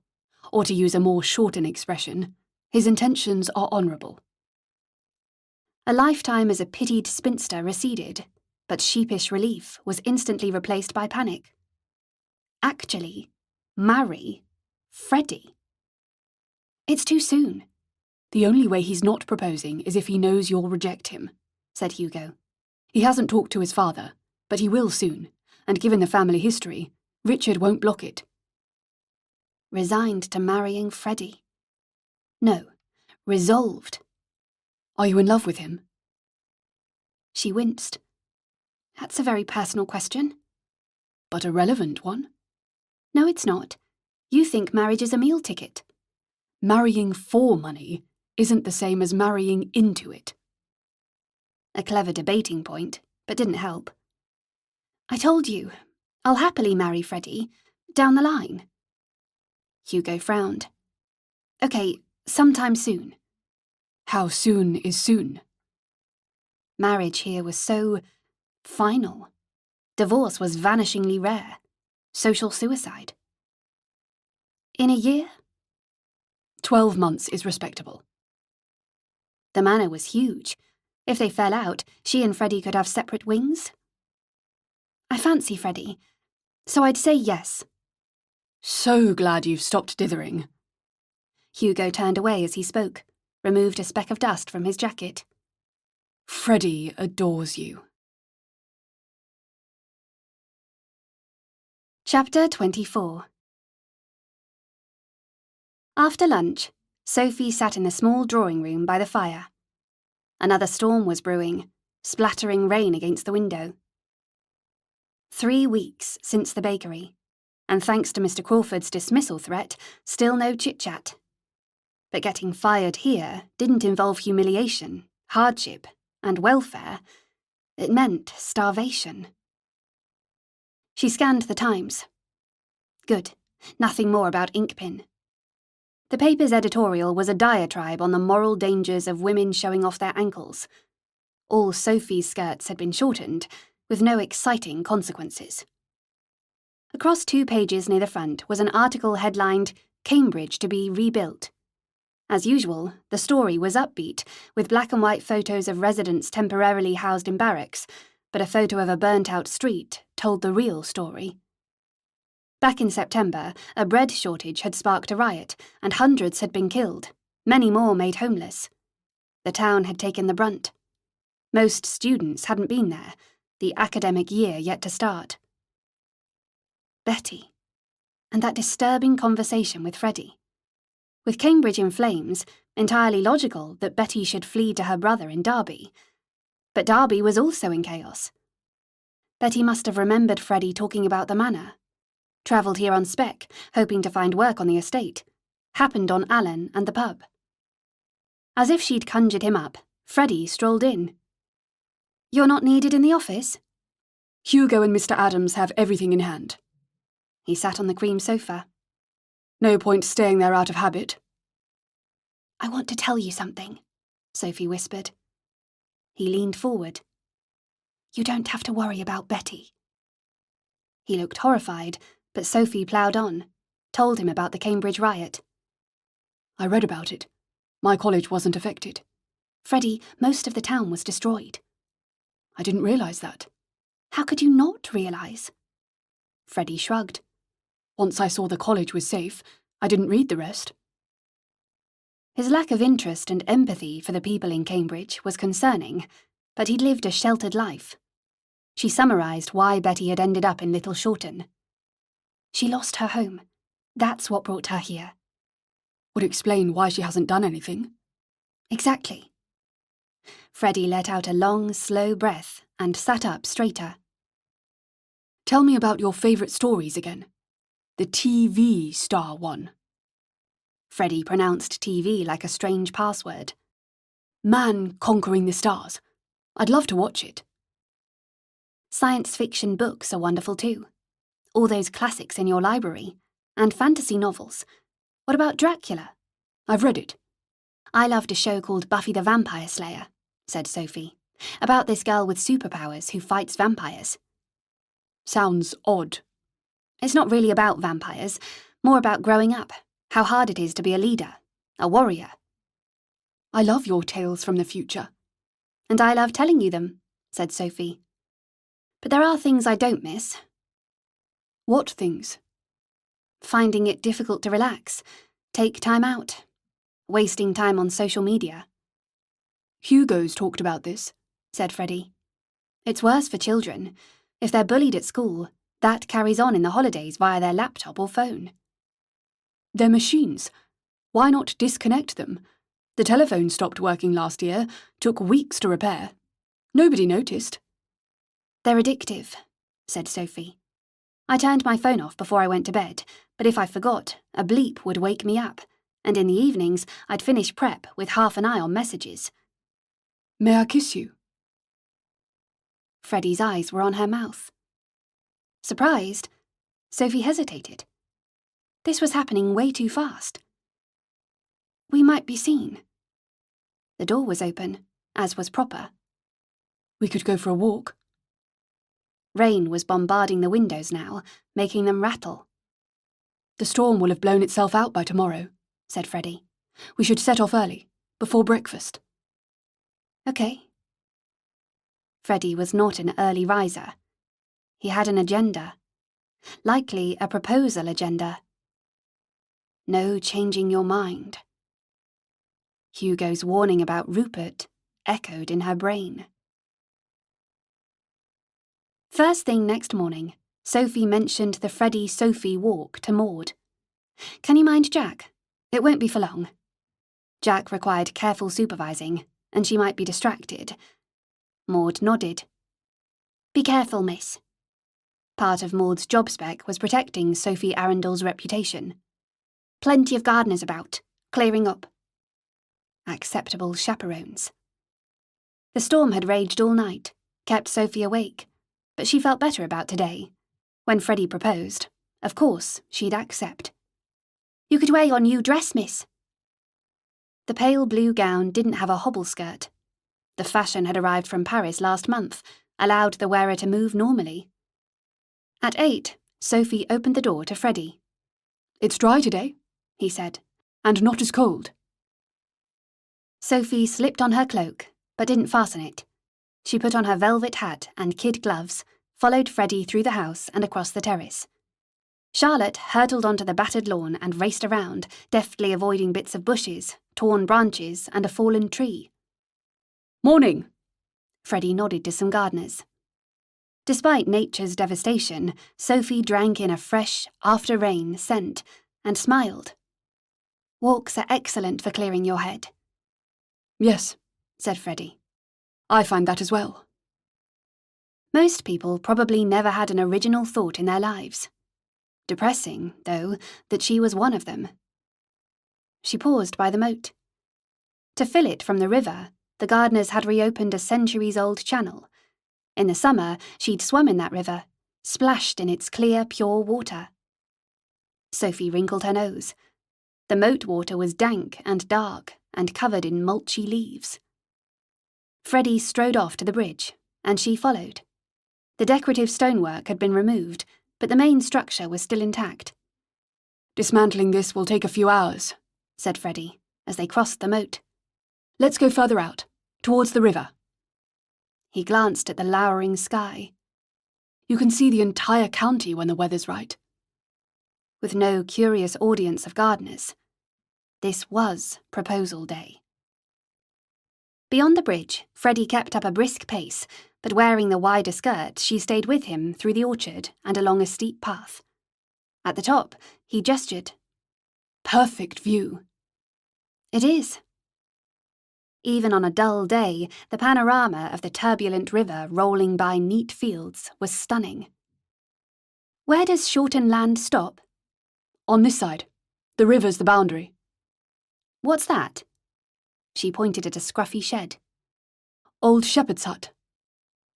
Freddie squared his shoulders, his soft eyes resolute. Sophie, may I kiss you? Anne's dating advice. I don't think we're allowed. No one will know. She was being ridiculous. She was 19. Actually, could be 20. Stepping forward, she put her arms around his neck. You're a rebel, Freddie Lacey. He kissed her, deliciously slowly, and a familiar tingling swirled. Not as intense as when she'd kissed Hugo, back when they'd thought Shorten a dream, but mighty fine. Ignoring Charlotte jumping up to join in the cuddle, Sophie returned his kisses, gently, then urgently. After a while, Freddie stopped kissing. May I ask you a question? Now the moment had come, panic set in. More time. A harmless lie. There's someone at home. Are you engaged? No, but I think about him. Charlotte barked. Her warning bark. You! You! A man was shouting at them. Tall and gangly, in filthy, ragged clothes, he was by the shepherd's hut, gesturing with a tree branch. Freddie touched his chest and paled. This was proposal walk, so he'd forgotten his shotgun. The man stumbled towards them, holding the branch as an enormous walking stick. Reason might sort this situation. Or not. Look here, old chap. Freddie stepped in front of her. Charlotte wagged her tail, but Sophie attached her lead. This man could have a knife or pistol. Sophie had on stout walking boots and could kick. She'd need to get close, though, and he had the makeshift staff. Freddie, hold Charlotte. She thrust the lead into Freddie's hand. The place was strewn with branches. She found a reasonably straight one with a sharp tip and held it like a javelin. If push came to shove, this would stop Stick Man. It did stop him. He stared and stood still. She stepped nearer, balanced the branch, and prepared to throw. Freddie shot her an alarmed glance. Sir, you're on private land. You should return to the road. Over there. He pointed past the hut. The man shook his head.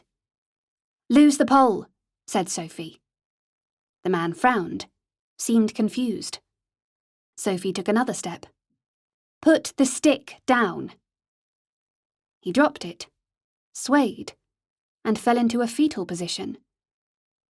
The man might be on drugs, irrationally violent, but something didn't add up. Sophie stood beside him, balancing the branch. Charlotte strained against her lead, trying to sniff him. Stickman didn't move. Freddie kept Charlotte back. Is he dead? Sophie pressed 2 fingers to his neck. No, he has a pulse, but I've never seen anyone so thin. Underneath the man's shirt, his shoulder bones loomed, angular and prominent, and his face was sunken and grey. I think he's fainted. Where has he come from? No idea, said Freddie. But we should go. Call the groundsman out. As they ran down the hill, it started to rain. It was 10 minutes before they saw anyone to alert, and half an hour before the man was carried to the servants' hall. He was leaning on that pole, Freddie, desperate for help, said Sophie. I didn't need the branch. Better safe than sorry. I'd never have thought of using a stick as a weapon. Goodness. Hugo came onto the terrace.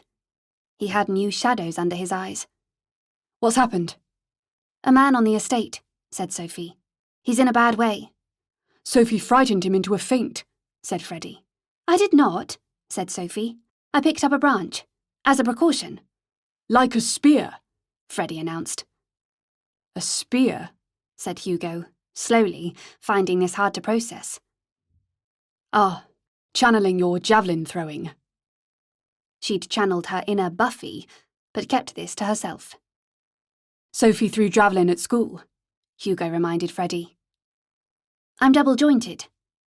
When Freddie looked puzzled, she added, helps with the throwing. 2 hours later, sat at the dressing table, Sophie recounted the entire adventure to Maud, minus the kissing and possible proposal, embarrassed that she'd almost literally got the wrong end of the stick. What's happening to him? He's nearly dead from starvation, miss. Staying here until the parish decide what to do. He's not from Shorten, so not their business. Maud fixed a stray lock of hair in Sophie's bun. But he'll be enjoying a nice roast meal. A half-remembered history lesson set off a klaxon in Sophie's brain. She stood up abruptly and knocked over the chair. I'm going to the servants' hall. Maud pursed her lips. No, miss. The family don't go there, except in emergencies. This is an emergency. Whatever it is, miss, I'll deal with it at lunchtime. That will be too late. Chapter 25. After shutting the dogs in the bedroom, Maud reluctantly accompanied Sophie outside and down the alley. Sophie was hatless, but didn't care, and Maud was so stressed she hadn't noticed. Freddie came out of the office, and Sophie called his name. This produced a full-on frown from Maud. What's the matter? Said Freddie, glancing at Maud's worried expression. Freddie had been sceptical about the Holocaust. She could only hope he'd trust her now. That man we found. He mustn't have a huge meal. Why? It's what he needs. Come with me. I'll explain in the servants' hall. Very well. When Maud knocked on the regular-sized door within the enormous castle-like gate, a maid opened it and gawped. The girl backed away, her eyes wide. Sophie walked into a dining room bigger than the one in the manor. This was socially very dangerous, violating their private space. Mr. Crawford stood up from the far end of a central table, his expression unreadable. The room was crowded, but if there'd been chatter before, it had stopped. Everyone stared. Stickman was munching on a sandwich. She might be too late. Sophie swallowed. Mr. Crawford, I appreciate this is unconventional, but I need to stop this man eating a rich meal. Descriptions of liberated camps had given her nightmares. Keep it vague. Where I come from, there were people as malnourished as him, or worse. They were found, given army rations, bread, tea, but they'd eaten so little for so long, the richness and quantity of the food killed them. Mr. Crawford's face was still expressionless. A soft, liquid diet is safest. Soup, milk, oatmeal, no sugar in his tea. Meat stew after a few days, but small amounts, and no alcohol. Freddie cleared his throat. Lady Lacy supports Miss Arundel's account. Sophie shot him a relieved glance. No. Stickman struggled to stand up. I want some proper grub. Please.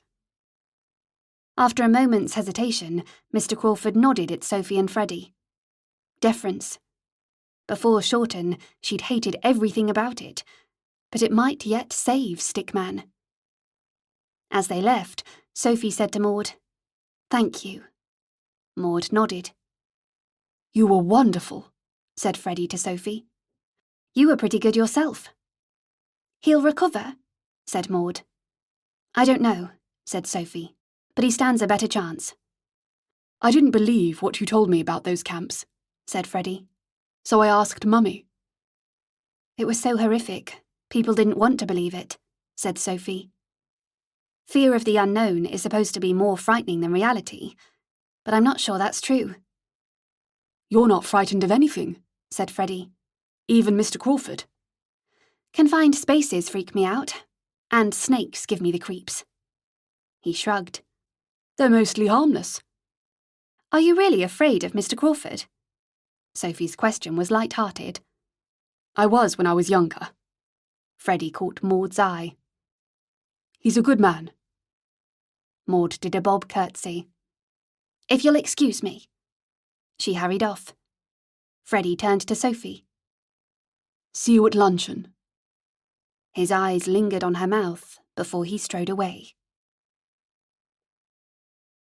In her room, Sophie was nearly bowled over by an excited Charlotte. After she calmed, Sophie sat on the bed and cuddled her and Jack. Freddie was brilliant. I've been living in this house for months, but I hardly know him. The revelation about Betty had revealed surprising layers beneath the easy charm, and today he'd calmly and quickly assessed the situation and her. Once Hugo goes to London, Freddie will have to take up the slack at work. He'll hate that. She picked up a glass of water by the bed. I should do Hugo's job. She drained the glass. Knowledge of a possible future might help Stickman and benefit the estate in other ways. Charlotte did her serious gaze. It meant, we're all right, but could also signal, this is a mistake. If crossing universes is a quest, that might be what success looks like. At home, she'd been planning to study medieval English literature, knights and heroic deeds, and as with her pre-course reading, Sir Gawain and the Green Knight, the goal of this real-life quest, getting back through the portal, had initially seemed clear, but wasn't. The manor's basically a farm, relying on cows and sheep to feed the local community. Maybe I can improve animal welfare. She hadn't converted Freddie into going veggie, but instinct told her that Hugo's take on Freddie was sound. Freddie would do almost anything if she pushed. Okay, worrying, not comforting. That afternoon, the idea simmered as Maud helped her change into a cream tea dress with a wider skirt. In front of the standalone mirror, Sophie straightened the gown's high collar. He was so angry he couldn't have his dinner, miss. Mr. Crawford threatened to call a constable. Maud hesitated. You were the same as ever, but I was surprised at Master Freddie. Why? I've never seen him so solemn and certain. He hasn't always been like that? No, miss. When I first started, he'd never sit still. Once he came into the kitchen, knocked over a whole pan of carrot soup. Maud had been 12 when she began work here. Freddie would have been a young teenager. 2 days to make. Cook was beside herself. I guess solemnness comes with responsibility. Sophie winked at her. You can be quite solemn. Maud smiled in recognition. At that moment, Sophie wanted to quiz Freddie about his childhood scrapes. Yes, she hardly knew him, but that could be remedied fast. His proposal, thwarted by Stickman, would have happened seconds after their first proper kiss, which was crazy, but a lot of Shorten stuff was crazy. He'd just been following the rules, and she needed to follow them too, before quietly breaking them. She pondered her reflection.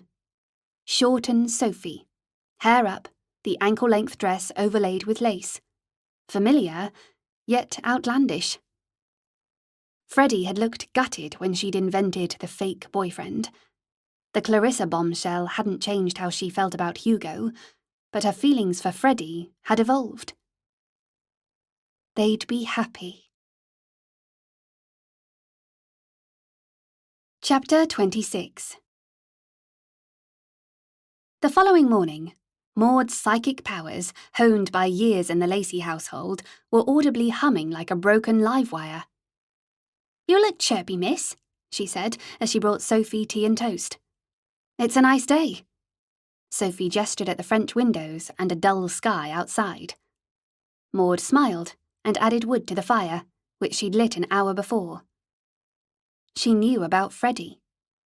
How could Maud possibly know? Impending proposals were delicate matters. Richard and Anne wouldn't have breathed a word. Stickman. He'd seen them kissing. Sophie's stomach lurched. Every living soul in Shorten would have been given chapter and verse. A few toddlers might not have received the full in-house briefing. Anne would know. Feign illness. No, just delaying the inevitable. Jack rested his head on Sophie's lap, wanting reassurance, and Charlotte was in full doe-eyes mode. Good they did empathy, but in a few hours they'd be an unhelpful distraction. Maud, can you mind the dogs this afternoon? Maud folded some linen, didn't glance up. Yes, miss. The servants were probably holding a sweepstake. Will the slut from another universe land the sun and air, or be cast into outer darkness? Sophie skipped breakfast, hid in the gym doing a longer-than-usual workout, and avoided lunch. But horribly quickly it was time for tea. Breathe. She could do this. Killed a psychopath. Somehow coped with Hugo marrying Clarissa. And after the riot in London, Maud had said Sophie Arundel was as brave as a man. But to face Anne after shamelessly snogging Freddie against all Anne's advice, she'd need to be braver than the average Joe. In the small drawing room, Miss Parry laid the table in a nanosecond and disappeared. Anne poured the tea. Miss Parry usually did that. Is everything under control? Asked Anne. Under control? She wouldn't lie to Anne. Anyway, Anne had likely been told every detail. Not under control. Hugo's going to marry Clarissa, and you'll marry Freddie, said Anne. You've been indiscreet, Sophie. This will blow over. It will? These things have a way of working out. Sophie stared at her lap. Anne had been happily married for 30 years, believed in happy endings, was a dang happy endings role model. An unexpected tinge of pride surfaced. Stop moping after Hugo. Get with the program. She raised her head. You're not the first visitor to be embarrassed like this, said Anne. It's funny. I thought I knew who you'd marry. I just had this feeling. But actually, it was Freddie all along. How honest should she be now? I'm okay about getting married next year. Silence. And it stretched out and out. Oh, dear. Anne's face was white. Was she about to faint? Sophie jumped up and hauled on the bell pull with unnecessary force. Miss Parry brought a glass of water and scurried out. You're okay about marrying Freddie? Anne took a sip of water then another one. You're in love with Hugo. Sophie swallowed. He's not in love with me. Colour had returned to Anne's cheeks. What do you feel for Freddie? Honestly. Creepy, talking about him with his mother. We were only friends until I rejected Rupert. After that, we've become closer. I understand. Practical steps. Of course, Anne had a plan. Determined and undaunted, she would have been successful in any world. I guess we'll be chaperoned, said Sophie. Even betrothed couples weren't supposed to kiss. No chaperone. I hated that when I was engaged. But you must be more discreet. Freddie lights up when you walk into a room, Sophie. That won't change. I want him to be happy, and he will be if you marry. You're already close friends. Love will follow. Sophie drank her lukewarm tea. She couldn't allow this Hugo obsession to ruin her life, or Freddie's. I'm sorry. I was too honest. Put you in a terrible position. Nonsense. You didn't tell me. I guessed. Anne paused. And once Freddie sets his mind to something, he won't give up. Like mother, like son. Anne had fought to marry Richard in the teeth of his late mother's hostility, and maybe because of that, Anne wanted to smooth the way. Please don't tell Freddie. Anne gave her a look that would have stopped a tiger in mid-lunge. I should keep calm. Exactly. After tea, Sophie collected the dogs and hid in the library, but within minutes, Freddie came in and theatrically shut the door. She stood up, uneasy, despite his mother's assurances. Everything can get settled once Hugo's gone to London.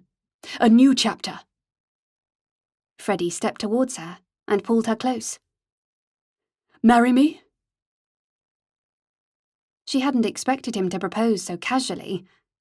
She nodded. What about the chap at home? You're my chap now. I suppose I am. He kissed her. So tenderly she felt tearful. I've been saving this. He took a velvet-covered box from his pocket and opened it, revealing a sparkling solitaire ring. He slid it onto her finger, fitting perfectly. She kissed him with renewed urgency, losing herself in the moment and in him. Freddie mumbled against her mouth. We should marry before Hugo leaves. Why? He grinned. He'll be my best man. Chapter 27. It's beautiful. Maud beamed. Sophie waved her hand so the ring sparkled in the light from a bedside lamp. The diamond was the size of a large pea. Stones that size at home were only worn by women who'd acquired a bodyguard along with a fiancé. And the ring was a conspicuous reminder. Freddie forever. When Sophie called for Hugo that evening, it felt heavy and showy on her finger. His eyes went to her left hand, but he only said, I'm glad. She walked down the corridor, beyond relieved Hugo hadn't asked questions about the proposal. She'd have lost it. After everyone was seated for dinner, Freddie announced their engagement. His parents smiled, and so did Hugo, and Sophie ignored a pointless barb of regret. The footman exchanged knowing glances, and the butler allowed himself a satisfied nod. Champagne appeared, and on this special occasion, Mr. Crawford and the footman had fizz too, the footman drinking as if they'd never tasted it before. Maybe they hadn't. Richard looked at Anne and proposed a toast. The most glamorous visitor of all continues to be my inspiration. Freddie, may Sophie be yours. Anne looked embarrassed, Hugo nodded contentedly, and Freddie glowed. Sophie finished her glass of bubbly. She was up for this.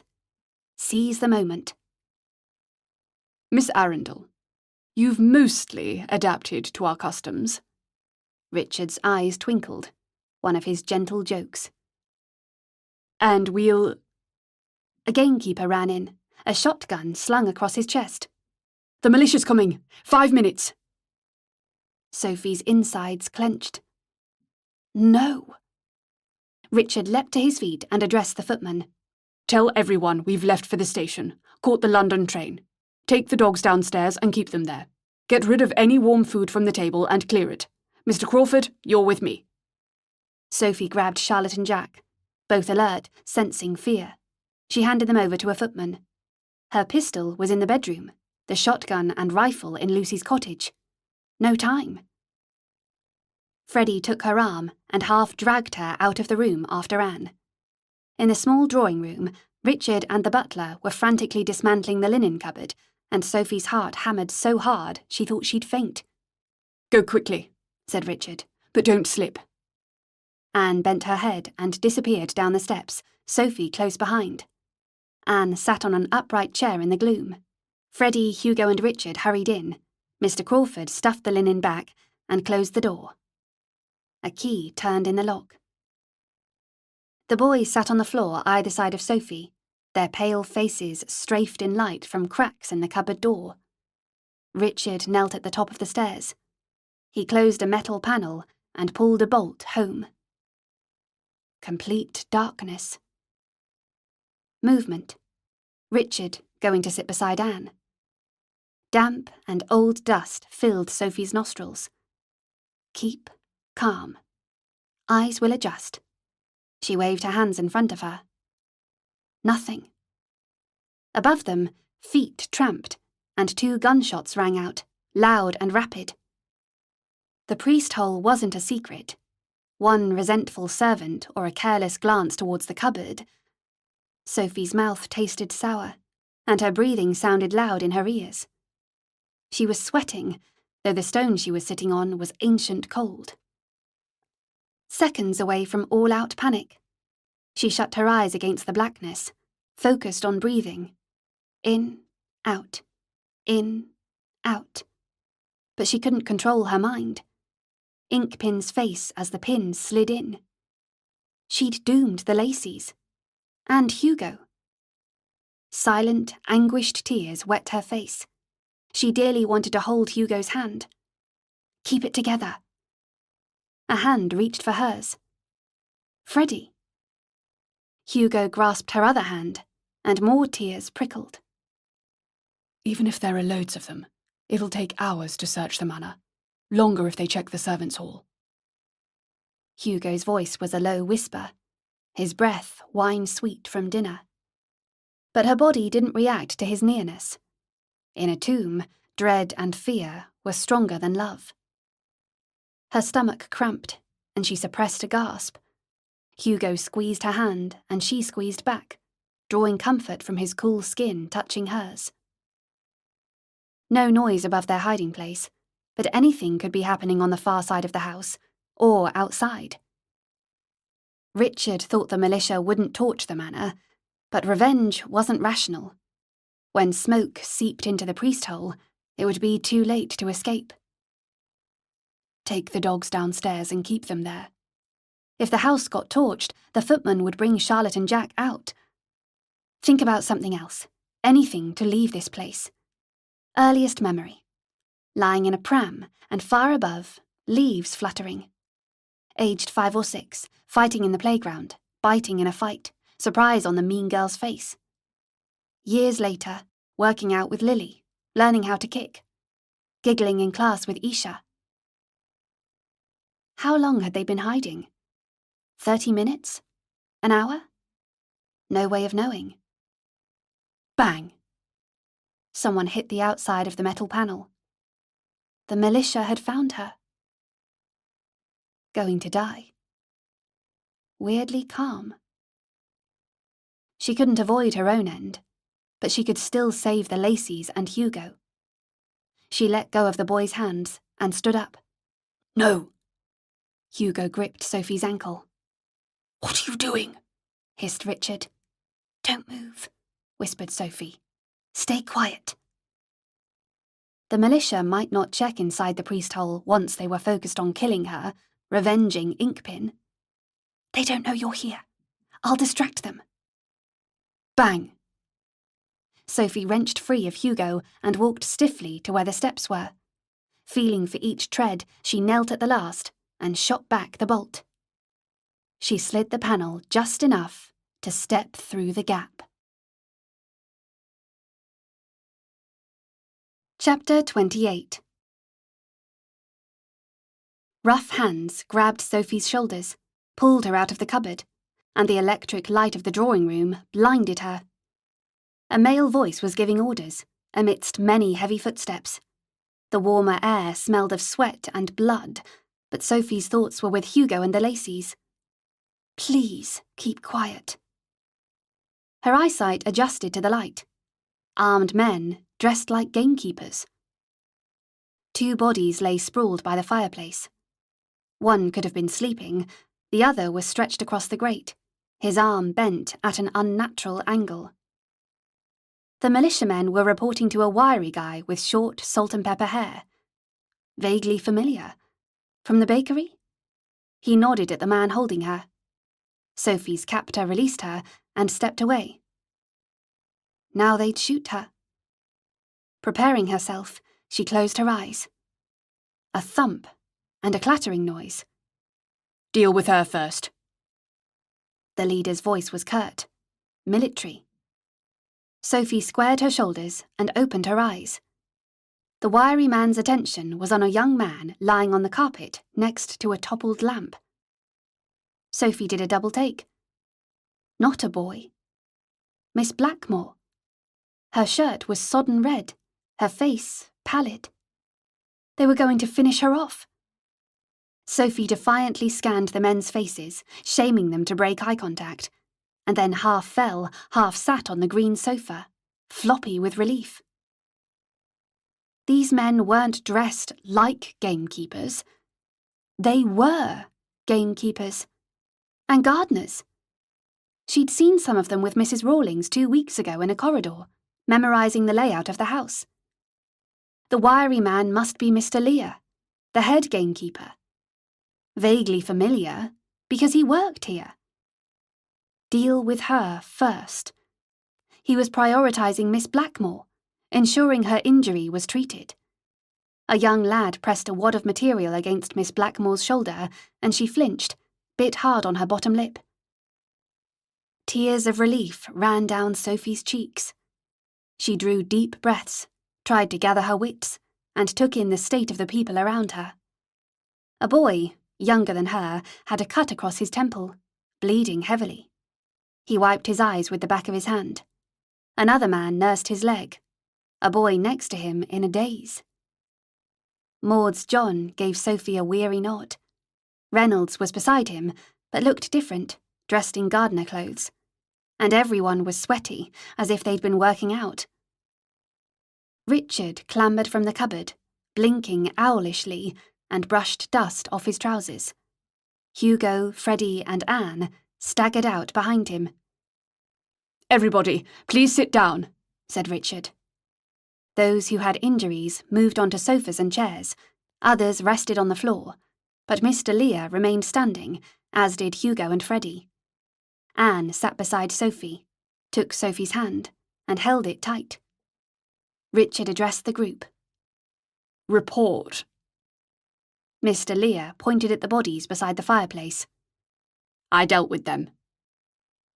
1 dead, 1 legged it over the terrace, said a man by the door. We got 2. The man with the injured leg exchanged a relieved look with the boy beside him. 3, 1, 2. A few minutes later, after all the reports were done, Mr. Crawford came in. 21 militiamen entered the house via the front. So, assuming nobody got in by swimming the moat, said Freddie, 17 dead and 4 got away. None of them left through the hall. The butler mopped his forehead with a large white handkerchief. Mrs. Rawlings walked in. 2 of the militia are under guard in the kitchen, injured, but not seriously. A gamekeeper appeared at the door, holding a modern-looking flashlight. Outside, said Richard. Armoury and servants' hall secure. I've seen no militia, but too dark to be certain. Lucy came in, followed by Mr. Adams and more gamekeepers and gardeners. We have 4 fatalities, said Mr. Adams. You've checked the upper stories? Mr. Lear asked him. Yes, they didn't get beyond the ground floor. That leaves 2 unaccounted for, said Freddie. Once the injured militiamen are patched up, escort them out, said Richard to Mr. Adams. The drawbridge is still being delivered and installed tomorrow. First thing. The unaccounted militiamen might have swum the moat, said Mr. Lear. Or hiding, said Richard. I know everyone's tired, but every able-bodied man should search the ground floor again. Without thinking, Sophie stood up to volunteer and was instantly pulled back into her seat by Anne. Richard addressed the room. Today was really well done, and hopefully, tomorrow, we can put this incident behind us.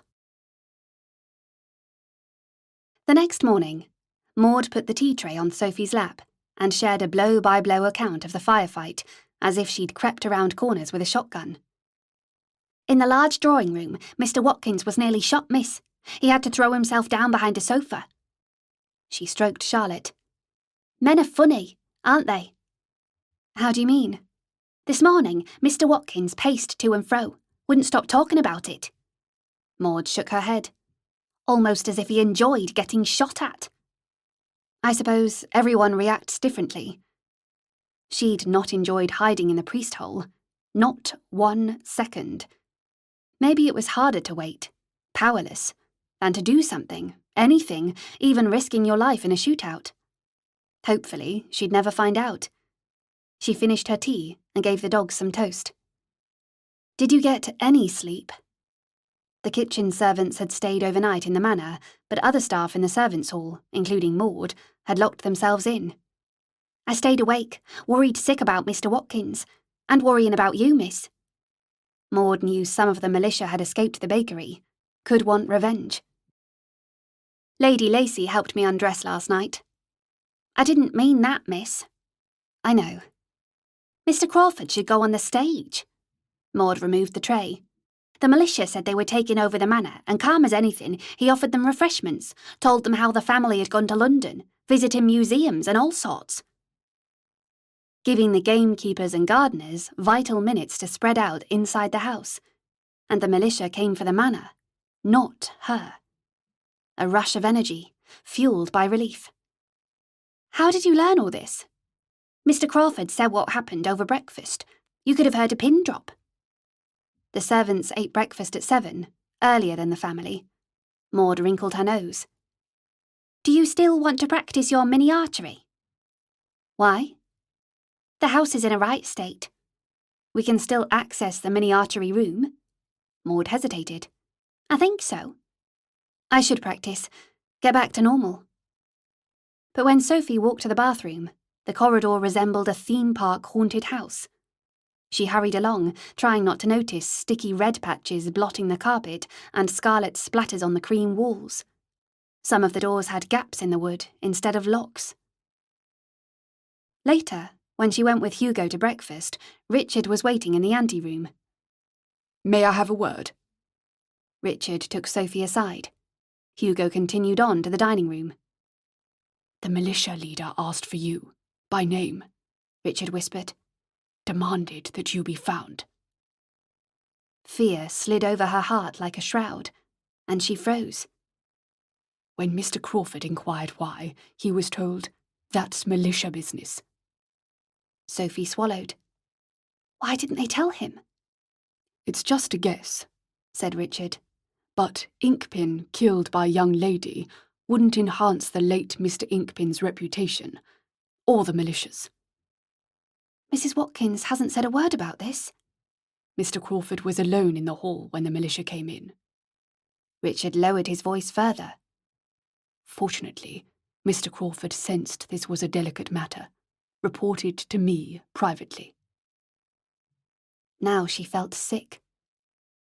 I told him the militia must have been incensed when you escaped from the bakery, that Mrs. Watkins and her sister raised the alarm, but I also made it clear he shouldn't discuss this with anyone, even Mrs. Rawlings. Logic check. She was the reason the militia chose mid-evening to requisition the manor, rather than the early hours. They'd presumed she'd be having dinner, would find her in seconds. Far easier than waking up maids to point out her bedroom or searching the house. If they'd come for her overnight, she'd have stood no chance. Shot before she could get out of bed, never mind reach her pistol in the drawer. If your involvement in Inkpin's death becomes public knowledge, said Richard, Mr. Inkpin Sr. will redouble his efforts. Yes, for revenge, but also to save face. Sophie raised her chin. Operation Scarlet Pimpernel carries on. Chapter 29. After breakfast, en route to the gym, Sophie and Maud paused in the hall. The front door and most of the wall had been replaced by the drawbridge. 2 footmen laboriously turned a thick iron wheel, winding it closed, and the dogs barked at it, as if it were alive. Sophie tightened her grip on her heavy embroidered bag. Originally purposed to hold a sampler or book, it now held her pistol during the day, though, as with the drawbridge, horse and bolted came to mind. They headed off through an unscathed corridor, but the next had red walls. Queasy, Sophie said, "You were right. I should have put this off." Maud sped up. "Nearly there." Lucy was waiting. Short session today. Her shotgun was slung across her chest, and she had a leather kit bag over her shoulder. The gym door looked the same as it always did. Once inside, Sophie relocked it. Lucy unfolded a bedsheet from her kit bag. 3 gardeners dead, and a gamekeeper. Do people ever get used to this? I don't know. I couldn't sleep last night, and I thought about a Gandalf quote from the Fellowship of the Ring. When bad stuff happens, we can't wish it away. All we have to decide is what to do with the time that's given us. Wise words. Lucy blinked. But I hope the incident was a one-off. Richard's name for the deadly shootout had stuck. Any sign of the 2 militiamen, said Sophie, that were unaccounted for? No, they must have swum the moat to get away. Lucy spread the sheet over a table by the window. We're burying the bodies in the graveyard, our lads apart from the others. It's the right thing to do, though every digging shift needs a guard. The estate chapel was well outside the moat. Sophie straightened the sheet. How's Miss Blackmore? Recovering. She's actually buoyed up, and not just with the laudanum. Laudanum was an addictive mixture of alcohol and morphine. The other side effect was blissing out. She killed 2 of the militia before she was shot, said Lucy. The gamekeepers have gone from resenting her to lauding her to the skies, calling her Annie. Annie? After Annie Oakley, the crack shot in America. Sophie hesitated. Did you, shoot anyone? No, I was in the detail that checked the upper floors. All empty. Lucy placed her shotgun on the bedsheet, her eyes thoughtful. She took a green can labelled Bisley gun oil out of her bag. You might want to take your ring off. Sophie put the ring on the table, well away from the gun and the oil. I should have said, congratulations. Thanks. I'll show you my rifle routine next week. It's pretty similar. Lucy demonstrated how to clean and lubricate the gun with a rag. Sophie repeated the actions. Lucy went through pistol cleaning, and Sophie carefully copied the steps. After Sophie rewrapped the pistol in a tea towel and returned it to her bag, she frowned at her filthy fingernails. I'll make sure I wash away the evidence. We don't need to do this in secret. After yesterday, no one would object. Inkpin's face popped up in Sophie's mind like a billboard. Freddie doesn't approve. That was surely the honest truth. He does realise you won't magically turn into a doormat at the altar. A whisper of unease. Anne and Richard must have had a different take on things, said Lucy. Worked through them. Sophie nodded, though their differences had probably always been trivial. Richard had wanted to reform how the estate was run before Anne arrived, and he'd gradually done it, all the while playing a reassuringly familiar Lord of the Manor. And when Anne had changed a convention, allowing women to work after they married, he'd supported her. Sophie wiggled her shoulders and started her stretching routine for the workout. "You've got short and sussed, you know." Lucy raised an eyebrow. "Your own front door. Your own space. My bedroom door's no match for Maud. She flagged a bit after the bakery, but the incident hasn't fazed her.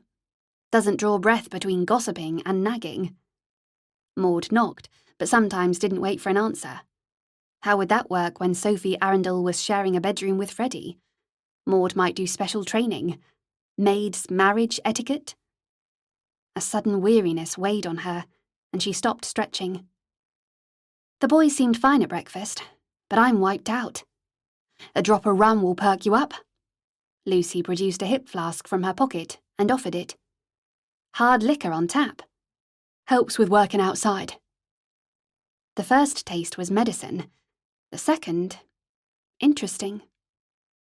While Lucy returned the sheet and oil can to her kit bag, Sophie shared her plan to take over from Hugo in the office. "People warmed to me working in the gardens," said Lucy. "When I made head gardener, there was chuntering, but nothing serious. It'll be the same with you." Small steps. "Freddie enjoys analysing data about crops," said Sophie, "but not the rest of it. If I get involved, and anything happens to Mr. Adams, hopefully Freddie wouldn't fall ill, shouldering all the burden." She gave the punch bag a precise twisting kick, picturing any obstacles vanishing, poof, in a flash of red smoke. "Mr. Wainwright's an awkward bugger." "Who?" Sophie steadied the punch bag. "The man you found on the estate. If you can persuade Mr. Crawford to starve a starving man, helping to run the manor should be a piece of cake." Lucy did a flurry of punches. "Having Freddie there helped." Sophie drank a little from Lucy's hip flask. "This is bloody amazing." Lucy grinned. "You'll make a formidable Lady Lacy." "An old battle-axe." "Hardly. Perhaps a young battle-axe?" Sophie pretended to set her mouth. "Oh, I meant to tell you, but with Freddie and the incident, I clean forgot."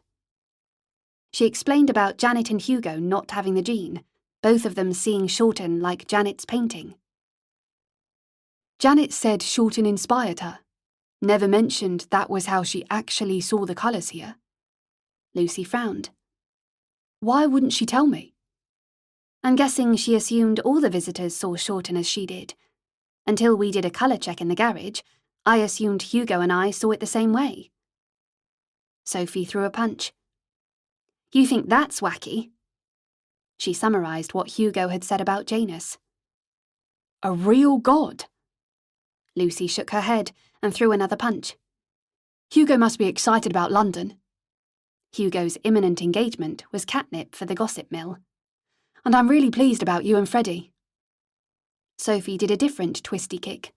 Her feelings for Hugo were too embarrassing to confide, even to Lucy. "Marrying Freddie's a big step." "You're lucky to have Anne, and now Freddie. When Janet died, no idea how I got through it." "Since then, you've never met anyone?" No. Like her Hugo obsession, too personal. But Lucy shrugged, apparently unfazed. "Nope, never did." She executed a confident kick. "But being on your own gives you freedom. Perhaps my mostly happy ever after." Mostly happy ever after sounds good. Sophie ran on the spot. "I've never discussed my private life," said Lucy. "Better not to." "Sound advice," said Sophie, thinking she should follow it. "I understand." "You don't." Lucy folded her arms. "Janet was much more than a friend." Chapter 30. Sophie stopped running on the spot. Lucy's secret, mundane in England at home, was incredibly dangerous here. "I'll never say a word." "You could go to prison." To her surprise, Lucy laughed. "Social death, yes. Even Anne might not be able to stop me being sacked. But prison? No. She did a focused, clean kick at the punch bag. Only illegal if you're male. How bizarre. I knew about this before I came here. Queen Victoria in both universes refused to criminalise gay women because she thought the idea so ridiculous. Really? The court cases in the papers are about gentlemen, said Lucy, a glint in her eye. Never ladies. You might find someone, and I bet nobody would have a clue. You're right. We shared a bedroom in the Manor for weeks when we arrived. But as for second chances, I'm not holding my breath. At home, you can get married now. Lucy did another kick. That's wonderful. Emboldened by Lucy's trust, Sophie said, Freddie's lovely. It's just... He's not Hugo. She wanted to curl up and hide. If Lucy knew, everyone did. Sophie took a too big swig of rum, and it went down the wrong way. She snatched her flask from her bag, drank water, and handed back the hip flask. I suspected Maud reads my mind. The whole of Shorten must know. They don't. It was only a hunch. When I talked in the summer about the Great War not happening, Hugo's body language was protective, and your reaction matched up. Lucky that Hugo, clever in so many ways, was bone stupid about her. Anne and Lucy had worked it out. Female intuition? Could you get me a hip flask? Of course. Lucy regarded her curiously. Are you sure about marrying Freddie? Have you told Hugo how you feel? He's definitely not interested. I fancy Freddie, and I think he loves me. Mostly happy ever after. Sophie shot her a poignant smile. I'm still getting to know Freddie. He's not as laid back as he appears. And Hugo's a good friend. We have the same offbeat sense of humour. You may be too alike, said Lucy. Would have got bored? She hadn't thought of that. Ironic. Until Shorten, she'd assumed they had nothing in common. Actually, I'm worried about him. He's not sleeping properly. Seems a bit down. Even with marrying Clarissa? Sophie punched the bag with her left fist. He's homesick. Janet missed her family terribly. Did you meet them? Couldn't. She adored her parents, but if they'd found out about me, she'd have been disowned. They were very straight. Lucy threw a targeted punch. University gave Janet freedom, and when we got together, she was so happy. It's wonderful being able to talk about her. The right words of comfort eluding her, Sophie patted Lucy's arm, and a new lift idea formed.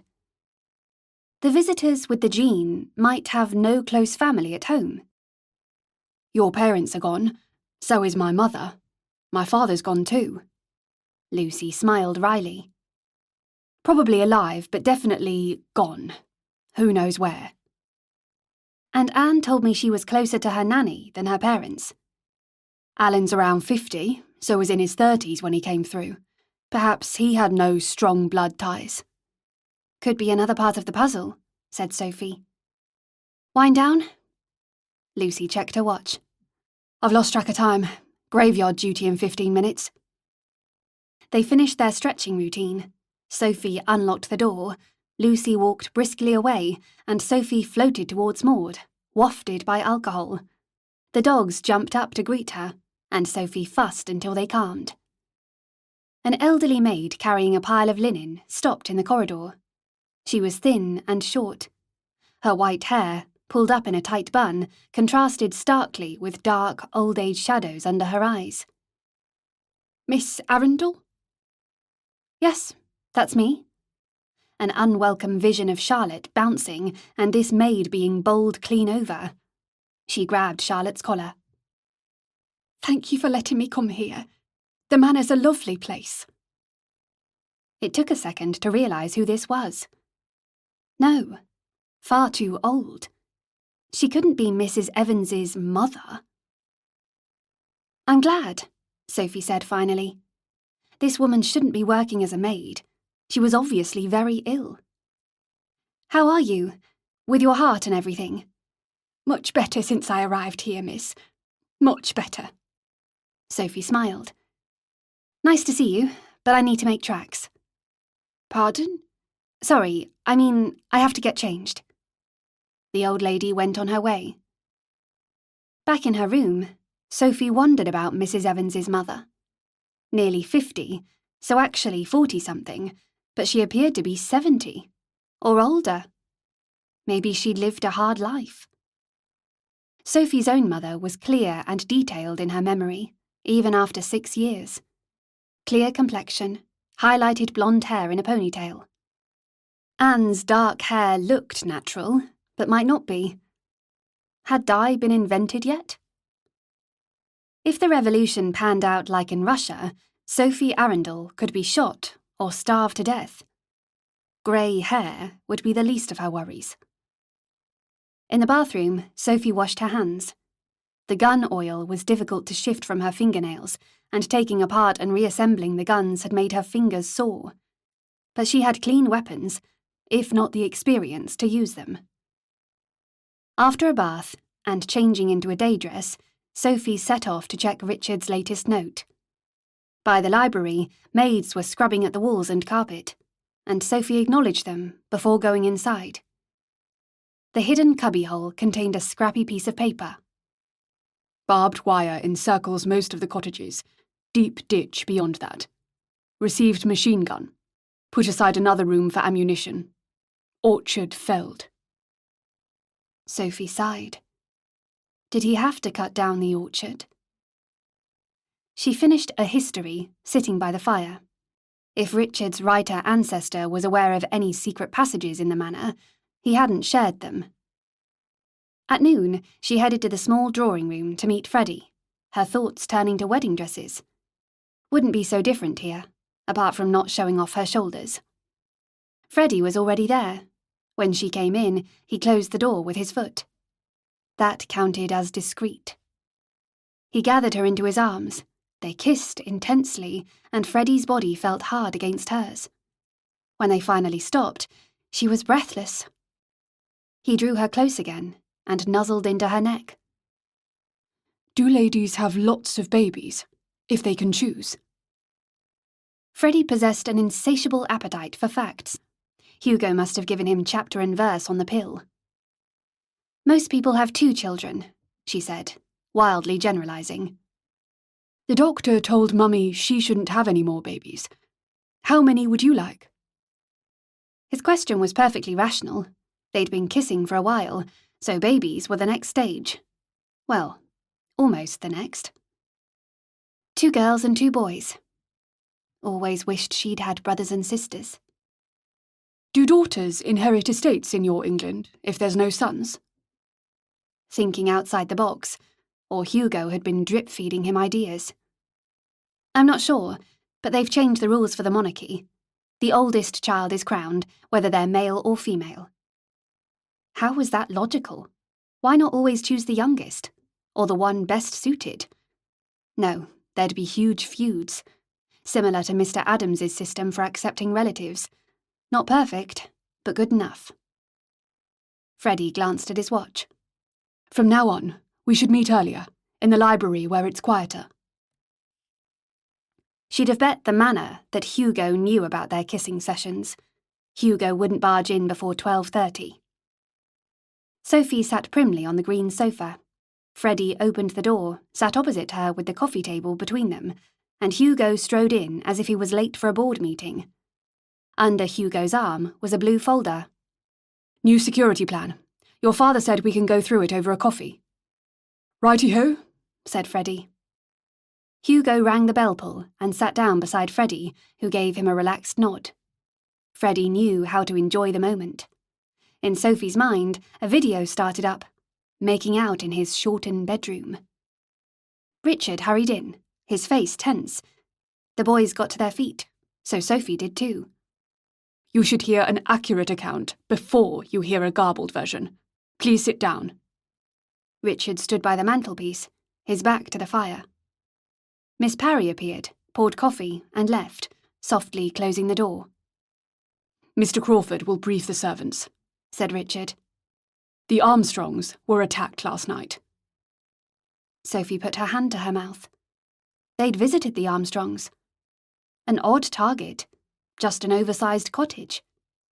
"It was a mob, not a militia," said Richard. "Their gamekeepers frightened them off, firing into the air. One of the ruffians was hit over the head with a cooking pot.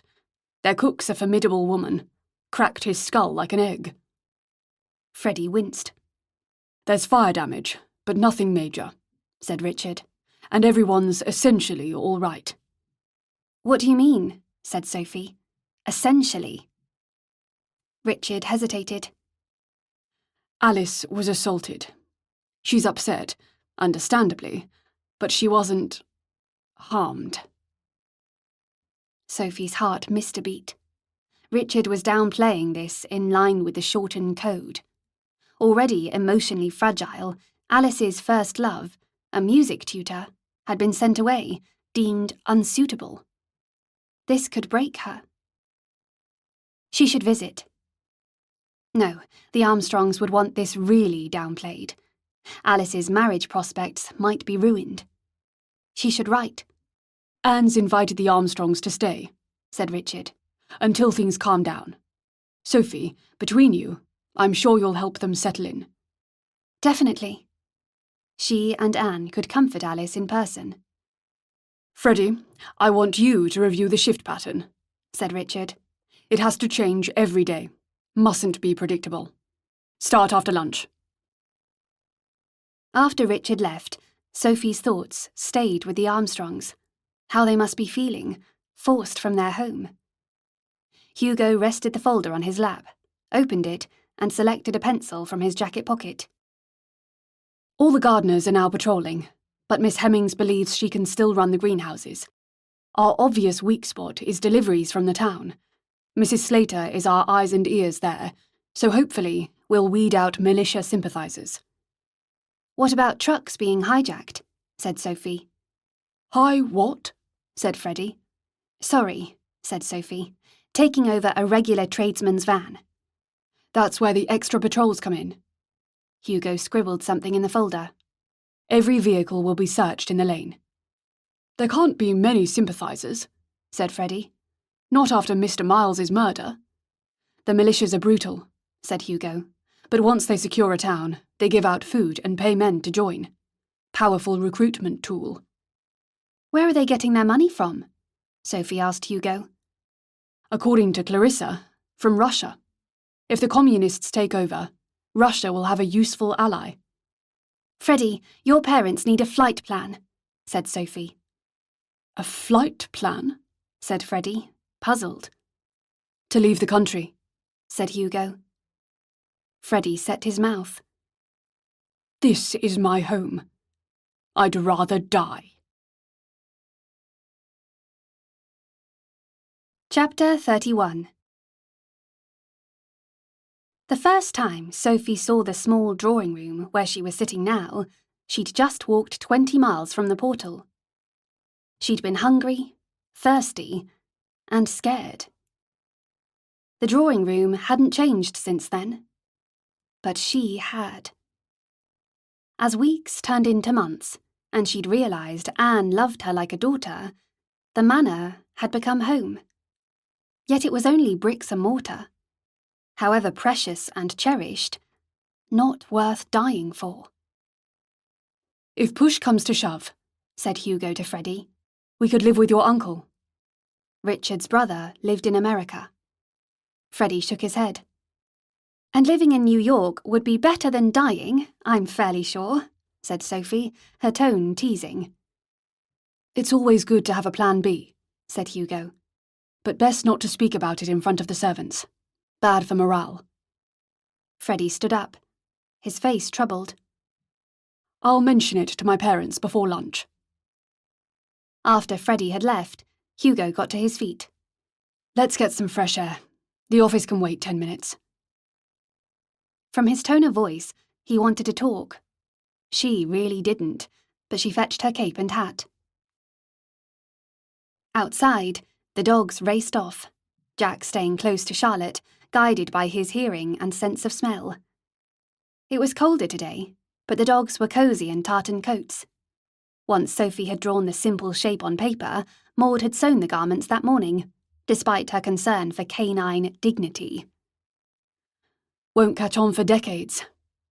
Hugo turned towards her, his expression indulgent. Sophie ignored a surprising flutter. She'd expected that to stop after kissing Freddie so thoroughly. Remembering Freddie's kisses made the Hugo tingling recede. She thought about kickboxing, and it faded more. Double distractions were the answer, like pill combos for chronic diseases. She cast around for something positive. If we don't emigrate, we could somehow stop whatever's going to wipe Little Shorten off the map. The university could still be built, but somewhere else. She'd be in her 50s by the 1960s. Way too old to wear a miniskirt. Is Pete What's-His-Face the boyfriend you were missing? Pete's surname was Watson, but blessed with movie star good looks, everyone called him What's-His-Face. Is this another fact-finding mission for Freddie? The ring was invisible under her kid glove, but felt solid and heavy. Freddie asked, and I played dumb. You mustn't tell him about Pete. I don't want to start off keeping secrets. Sophie winced inside. Compared to how she felt about Hugo, Pete was trivial. Anyway, Freddie was fine about it, asked if we were engaged. Okay, that was weird. Hugo fastened the top button on his coat. The word at school was that you dumped him after one weekend. Sophie winced. We had nothing in common. Without warning, Hugo held her shoulders and searched her face. Never tell Freddie you slept with Pete. Uncomfortable, she stepped away. Freddie loves me. I'll be straight with him. He won't see you in the same way. It wouldn't matter if he'd kept a string of mistresses before he met you. Yes, it's double standards, but you can't change that. Or Freddie. She nodded.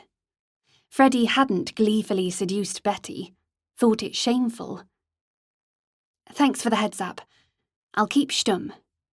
And on her wedding night, she'd act surprised. You and Pete stayed friends?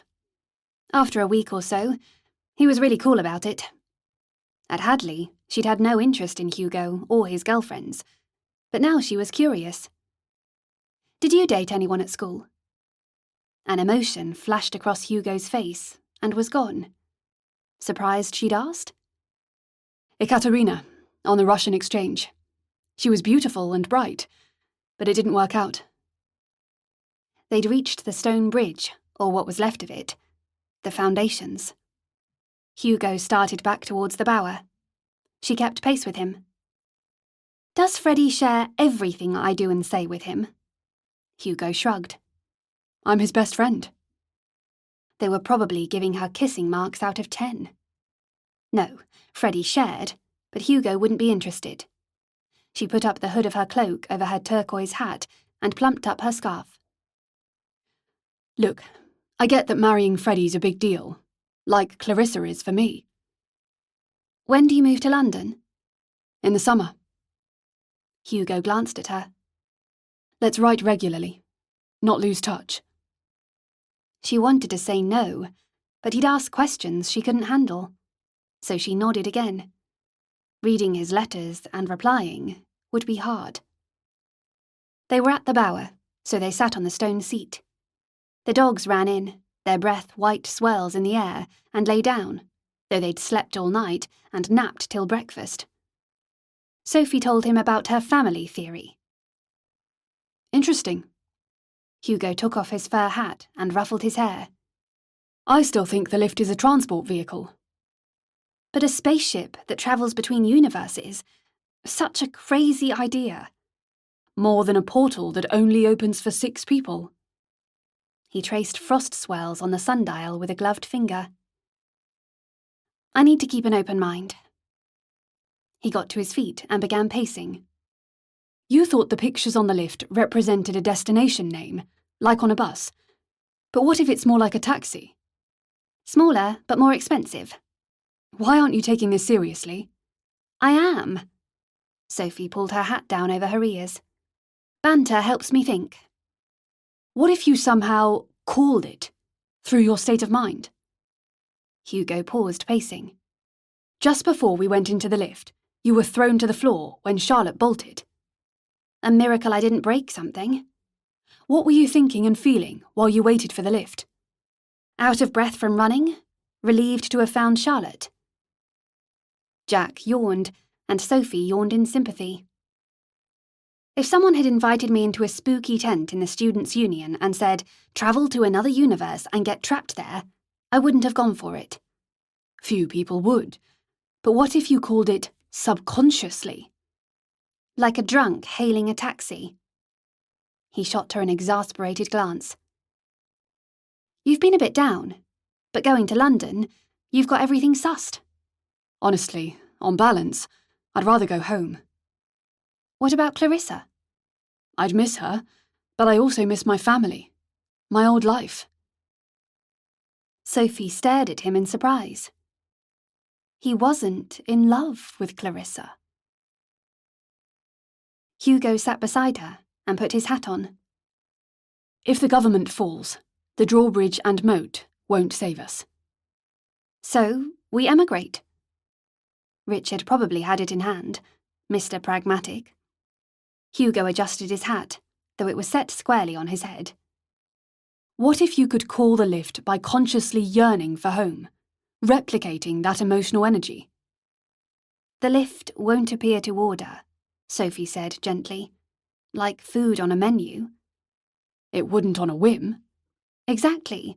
I'd have to want to go back a lot, 110%. Can't be more than 100%. You know what I mean. She stamped her feet against the cold. It has to be a powerful need, with no doubts. So this can't work, can it? Me wanting to stay would scupper it. I reckon you could suppress that. His voice had a stubborn ring. If you focused hard enough. It's a non-starter, Hugo, with how I feel about Anne, and now Freddie. He flinched as if she'd hit him. You've given up. He swore. The words sounded loud and incongruous. He wasn't himself, not thinking straight. I'm being realistic. No, you're bailing. He glared. She glared too. He was clutching at straws. He jumped up, swore again, and stomped off. Every step clipped and bitter. Chapter 32. Sophie walked slowly back to the house. Hugo was irrationally angry. At her, at Shorten, at everything. He wasn't a bit down. He was depressed. And treatment here would be antiquated. Could do more harm than good. In the hall, Anne was greeting the Armstrongs. Alice and Ethel were pale and quiet. Not at all how Sophie remembered them.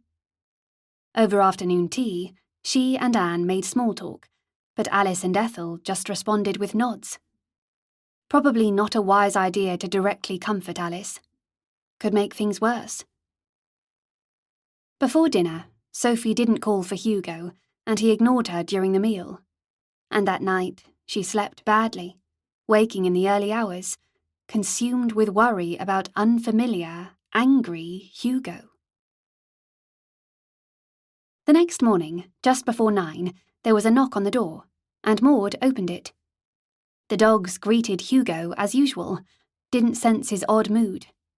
He acknowledged Maud before addressing Sophie. Are you up for a chat? Of course. Maud put more wood on the fire and left, leaving the door ajar. Hugo sat awkwardly in the armchair by the fireplace. As it was a Saturday, he wore Shorten casual, including his favourite sleeveless jumper. Jack settled beside the grate, but Charlotte leaned against Hugo's knees. I'm glad the corridors are clean. Me too. The way to the bathroom was now gore-free. I'm sorry about yesterday. He sighed. Sometimes I think it's hopeless too. I should have given you more slack. And I was too negative. Sophie sat on the bed. So much has happened. I feel wrung out. Friends? She nodded.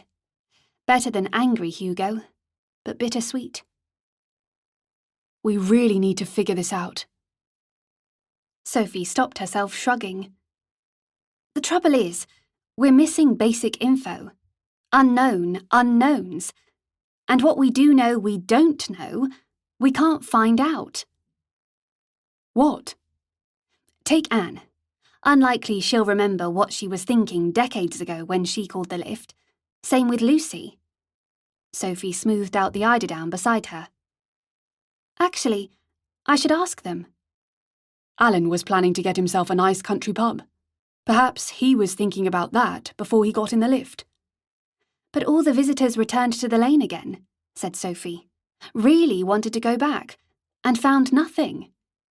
The lane looks the same for miles. The other visitors didn't mark the lift spot, so when they yearned for home, perhaps they weren't close enough. He leaned forward in the chair. And even if they were in the right place, they searched like we did, for physical clues. Weren't calling it? Sophie trawled her memory, and her heart missed a beat. Hugo, this is important. Anne was definitely searching. When we arrived, I questioned if she could have mistaken the place, and she said, a room-sized square of light. I couldn't have missed it. Lucy was searching too. What if we focus on just us? We could replicate in the lane our relative positions in the Students' Union a few moments before the lift opened. You may not have the gene, but you might be part of the puzzle. And there's something else, said Hugo. But I'm still thinking it through. Charlotte ambled across the room and pawed the door. Come on, said Hugo. I'm hungry. After breakfast, when the boys left for a security briefing, Sophie picked up the Times where Richard had left it and put it under her arm. She hurried to the library and collected a note dated the previous day. Manor security complete, including barbed wire. But I hear the army's been infiltrated. I've written to James in New York. Asked if we can visit. Yes, Mr. Pragmatic. She burned the note. Sitting in the red chair, she unfolded the newspaper and nearly dropped it. On the front page was a stark headline. Mr. Albert Inkpin assassinated. The article was brief, with no photo. Mr. Inkpin was shot as he addressed a rally in Hyde Park. Despite members of the public giving chase, the perpetrator is still at large. Richard had read the paper over breakfast, shown no reaction to this at all. This surely meant she was safer. Relief, quickly followed by guilt. The man had been murdered in cold blood. Charlotte nuzzled into her legs, and Sophie put the paper aside. Let's go. Time to meet Hugo. She collected her hat and cape from her room. Hugo was already on the terrace in his long coat and fur hat, facing the garden. He turned, and they walked together onto the lawn. He summarised Mr. Adams's briefing. Sophie nodded at appropriate points and looked beyond the moat. Can't see any barbed wire. It's further out, and all around the drive. Alice and Ethel are in a state. They'd hardly left their rooms except for meals. We may never know what actually happened. For no apparent reason, thinking about kickboxing moves and kissing Freddie stopped working, and Sophie's body set off on a suicidal, intense Hugo road trip, out of control and speeding up, making her breathless. She needed another strategy, and fast. Pretend he's not real, like a Princess Leia hologram. Charlotte raced in her natty jacket, and Jack was snug in his, staying close to Sophie. Short walk today. Not feeling brilliant. Another migraine? No, just knackered. In the bower, the stone seat was shiny with frost, but Sophie sat down anyway. When it's this cold, I miss my skiing clothes. Hugo sat beside her and jammed his hat further over his ears. Even in Colorado, I was fine. Not interested. The hologram thing was working. I enjoyed the skiing trip with school. You fell off the button lift. Yes, didn't enjoy that. His memory was awesome. That skiing trip had been years ago. Expensive extras had stopped abruptly after her parents' death. Auntie Wendy's income had barely stretched to taking Sophie in. Freddie told me you'd like 4 children, said Hugo. Yes. Sophie shifted in her seat. She'd hoped that conversation had been intimate enough to stay private. You'll need to be firm with him. Make sure you space out pregnancies. He looked at the sundial. What a bizarre conversation. The doctor warned Anne not to have any more babies, and she didn't. He nodded. Yes, Freddie had told him that too. I've tried to speak to him about consent issues, but I'm getting nowhere. Freddie had been adamant that Hugo shouldn't know about Betty. Might be why, when Hugo talked about consent, he'd fobbed him off. They have supplies here, said Hugo. I'm fairly sure. Not as effective as modern ones, but better than nothing. Supplies? Condoms, said Hugo. One of the running jokes Alex and I had.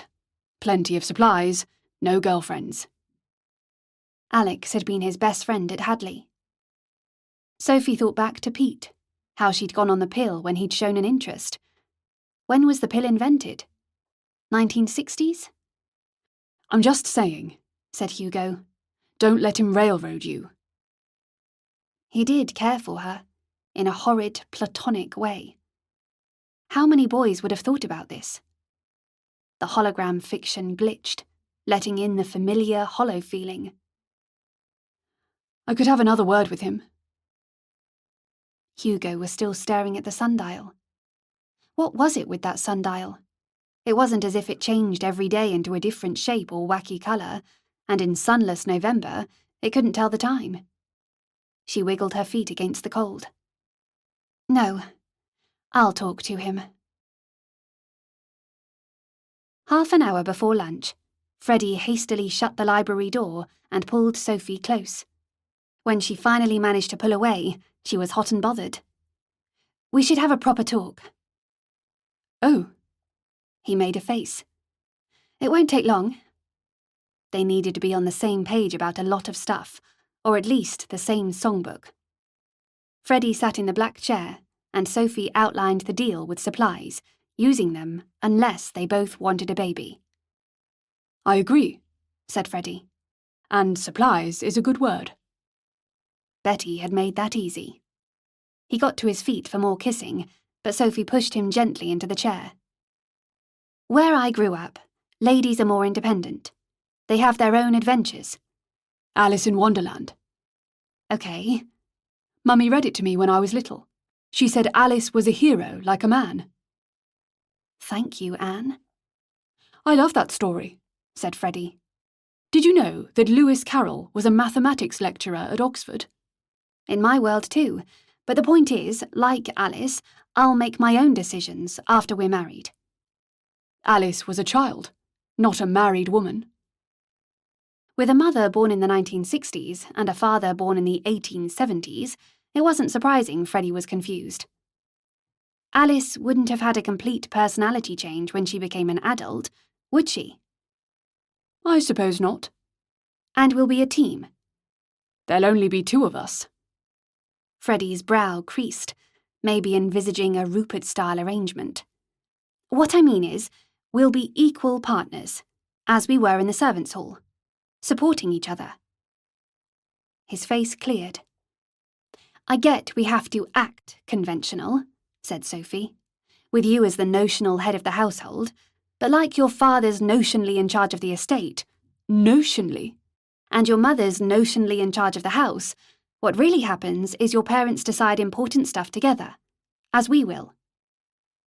I'm not sure that's right, said Freddie. Okay, a silly example. You want to wear pink trousers. I'll be honest and tell you they look terrible.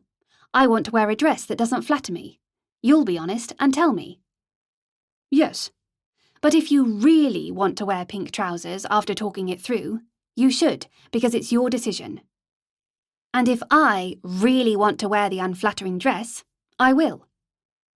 What if it were immodest? This was hard work. You won't be the boss of me, and I won't be the boss of you, she hurried on. If I had a migraine, you wouldn't jump on me, and vice versa. By jump, you mean... Yes. Freddie frowned, a proper frown that included his forehead and extended to biting his lip. But you have to obey me. That's part of the marriage service. It's just a convention, Freddie. It's not meant literally. And you... love. I love you dearly. She swallowed, surprised by his honesty. And she loved him, just wasn't in love with him. Not yet. I love you too.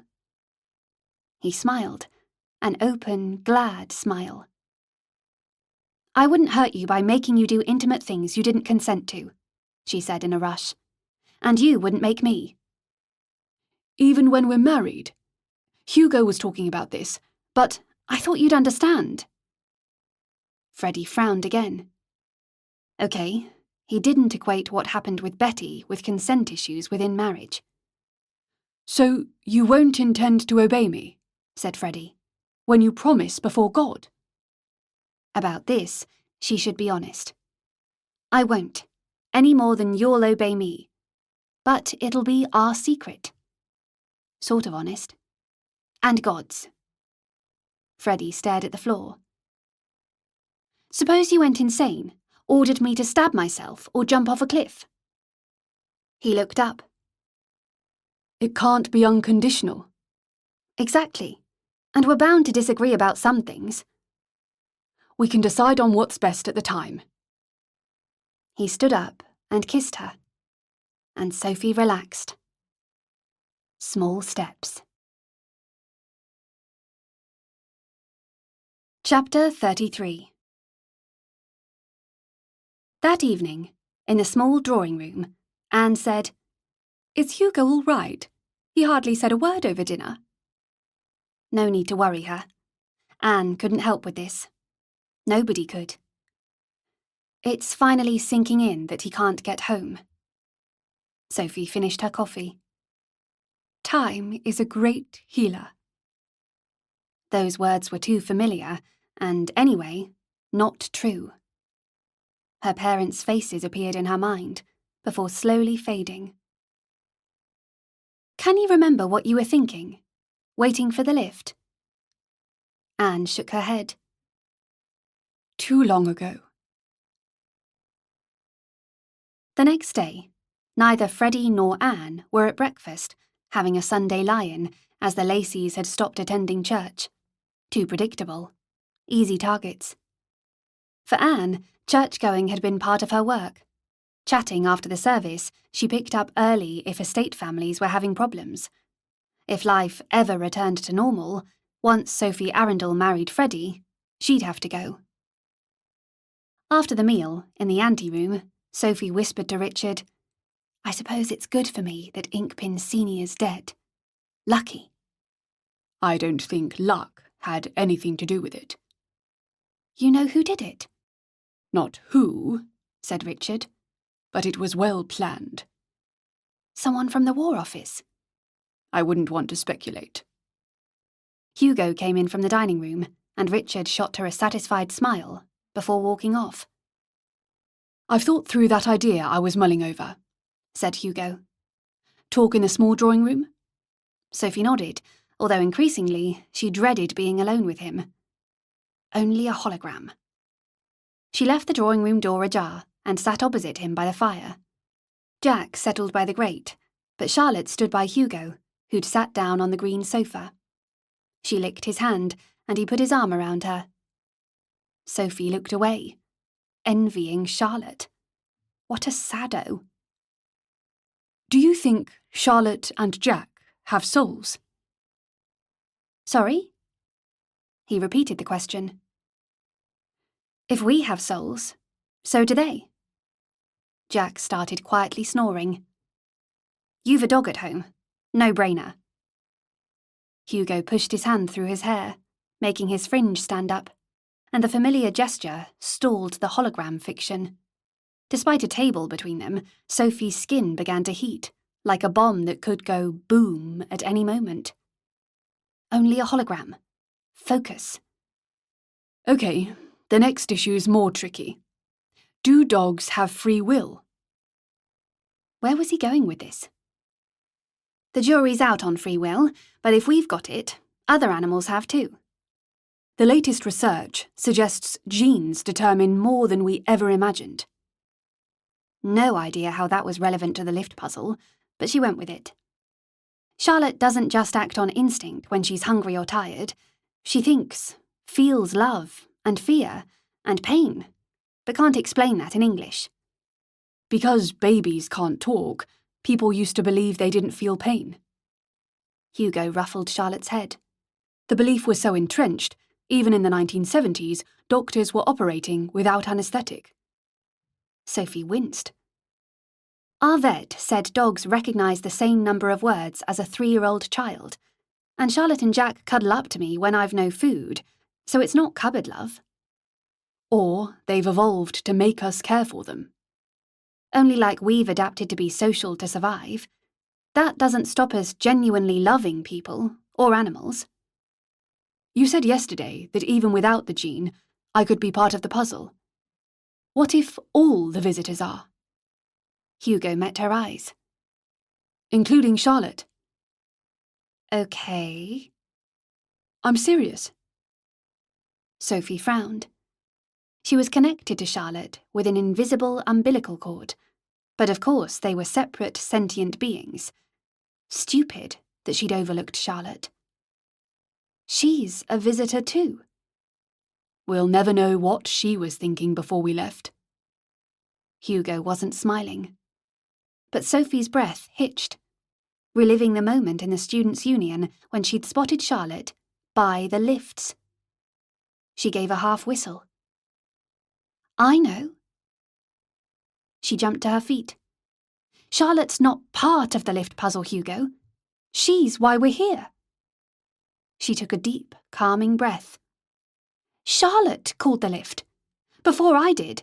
If I did. That's why she bolted. There was no other dog or cat or discarded food nearby. After the novelty wore off, she hated the noise and crowds at the university. She was miserable. Wanted to leave. To travel. You can't be sure. I am.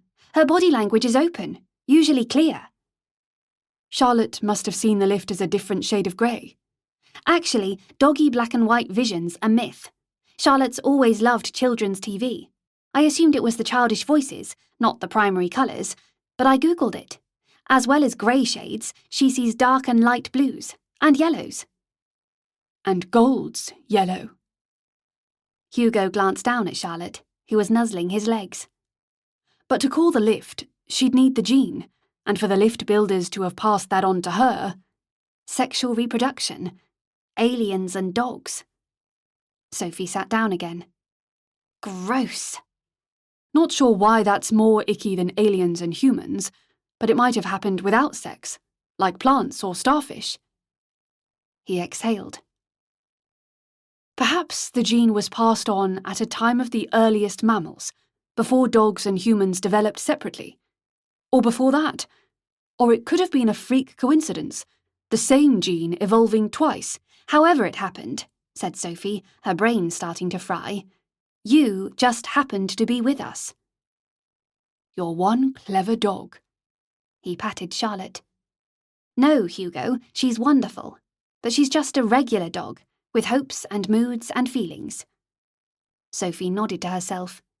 And like the human visitors with the gene, Charlotte has no close family at home. Her siblings were adopted far and wide, and her parents passed away last year. Her second mother, me, came here with her. Charlotte was now half asleep, leaning against Hugo's legs. And also like the humans, Charlotte subconsciously opened the portal. Accidental travellers. If the lift was built for beings to visit universes using thought, perhaps a complex mix of factors isn't needed. Simply a determination to travel. It can't be that easy, said Sophie, resisting a scary, excited feeling. And the ship uses the traveller's wishes and emotions as rocket fuel. You've been giving this some thought. Every day. With Charlotte, it all adds up, said Sophie. She loved her day trips, exploring gardens of local stately homes, so the idea of Shorten was familiar. But if Charlotte called it through her state of mind, to get back, she'll never call it. She has Jack, eats sausages and bacon, has fabulous walks, and doesn't know this is a different world. And we can't explain. The dogs were now snoring weirdly in time, in a breathy duet. Explains why the trips to the lane were a bust, said Hugo. You weren't calling it, and Charlotte snoozed in the car. Content. No desire to go anywhere. Sophie stared into the fire. We should go down the lane, leave Charlotte here, miles from the lift, and I'll try to yearn for home. Perhaps what worked last time is more likely to work again. Hugo tapped his fingers on the arm of the couch. We shouldn't leave Charlotte. I'm sure we can somehow distract her by the lift. My fake yearning for home would have to cancel out her real wish to stay. Why make it more complicated? We should all travel, said Hugo. 3 out, 3 back. He spoke with such feeling that Sophie frowned in surprise. You know that won't happen. I'm happy here. What about Isha and your aunt? Isha's a wonderful friend, and I love Auntie Wendy, but it's not the same as close family. Or starting one. She checked her watch and got to her feet. The gym calls. I need to think about this. Hugo stood up too. I'm going for a very long walk.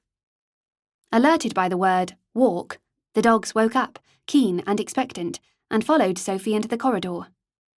Down the passage, a tall footman walked around a corner and was lost to sight. Why are all footmen tall? Sophie asked Hugo. Tall and good-looking. They add to the ambience of the dining room. Ambience? Is that really a thing? Definitely. And when you marry Freddie, you should personally oversee recruitment. His expression was deadpan. Was he serious? He winked. Not serious. She giggled. In the gym, Lucy executed an impressive turnaround kick. You could do competitions, said Sophie. Seriously. I'd much rather practice with you, with nobody gawping. Girly time is precious. Sophie steadied the punch bag. Can you remember what you were thinking before you stepped into the lift? Lucy considered. Nope. Sophie explained Hugo's calling theory. Yearning for home. If it was that easy, every visitor would have scarpered within hours. But we've another theory too, a more specific one, to get Hugo home. You haven't thought this through, said Lucy. Never seeing him again. It still hurts remembering Janet. Janet loved you. It's different. You have a point. No point flogging a dead horse. Horrible expression, but yes. Sophie delivered a series of punches, alternating fists. You're being weirdly calm. About Hugo, I mean. It's taken a while. When he told me about Clarissa, I was in bits. Lucy frowned. I'm sorry. While she punched and kicked, Sophie told her about Charlotte. Really way out theory. Hugo thinks we could somehow distract her by the lift. Sophie did a quotes gesture. You know, there might be a way. Lucy steadied the bag. A dog's sense of smell is incredibly powerful, right? They live through their noses. If a scent nearby was strong and interesting enough, that might do the trick. Block out how much she loves Shorten and Jack and never wants to leave. Sophie rocked back on her heels. Would need to be awesome. What's Charlotte's favourite food? Bacon. I can easily rustle up bacon sandwiches from the kitchen, said Lucy. I regularly order snacks for the gardeners. Could work, but an abuse of trust. There'd be no lasting harm to Charlotte. Lucy stretched, starting her wind-down routine. But if you're going to do this, make it soon, before Hugo's engagement. If he did get home, that would be easier on Clarissa. Richard won't lend us Reynolds. We'll have to steal a car. Lucy's eyes widened. I hadn't thought of that. I'll return it in one piece, but Freddie will be appalled. You'll need a bolt cutter to open the garage. Lucy shot her a conspiratorial smile. I'll get you one. Sophie gave Lucy a long hug. What was that for? Lots of things, not just your cunning Charlotte plan. It probably won't work, said Lucy. Oh, I nearly forgot. She delved into her leather kit bag and gave Sophie a hip flask. Sophie unscrewed the top and inhaled. Wonderful. Chapter 34. Before dinner that evening, Maud chattered as she laboriously fastened Sophie's corset and formal evening dress. A big change, miss. Mr. Watkins moving to London with Mr. Harrington. Sophie glanced at her reflection in the long mirror. A girl from another age. With the Armstrongs staying, the full Monty was obligatory. Elaborate gown and evening gloves past the elbow. But if the Armstrongs stayed long enough, they'd change from guests into residents, and Anne would allow dinner tea dresses. Maud stepped back to check Sophie's dress buttons were neatly closed. Gentlemen get used to their valets. And Sophie was used to Maud. Selfish Sophie wanted Maud to stay, but rational Sophie knew her duty. Devoted spouses shouldn't be separated. Of course, you must go too. The trouble is, miss, valets are allocated single rooms. Could you rent a flat? They're terribly expensive. Maud brushed her hands on her skirt.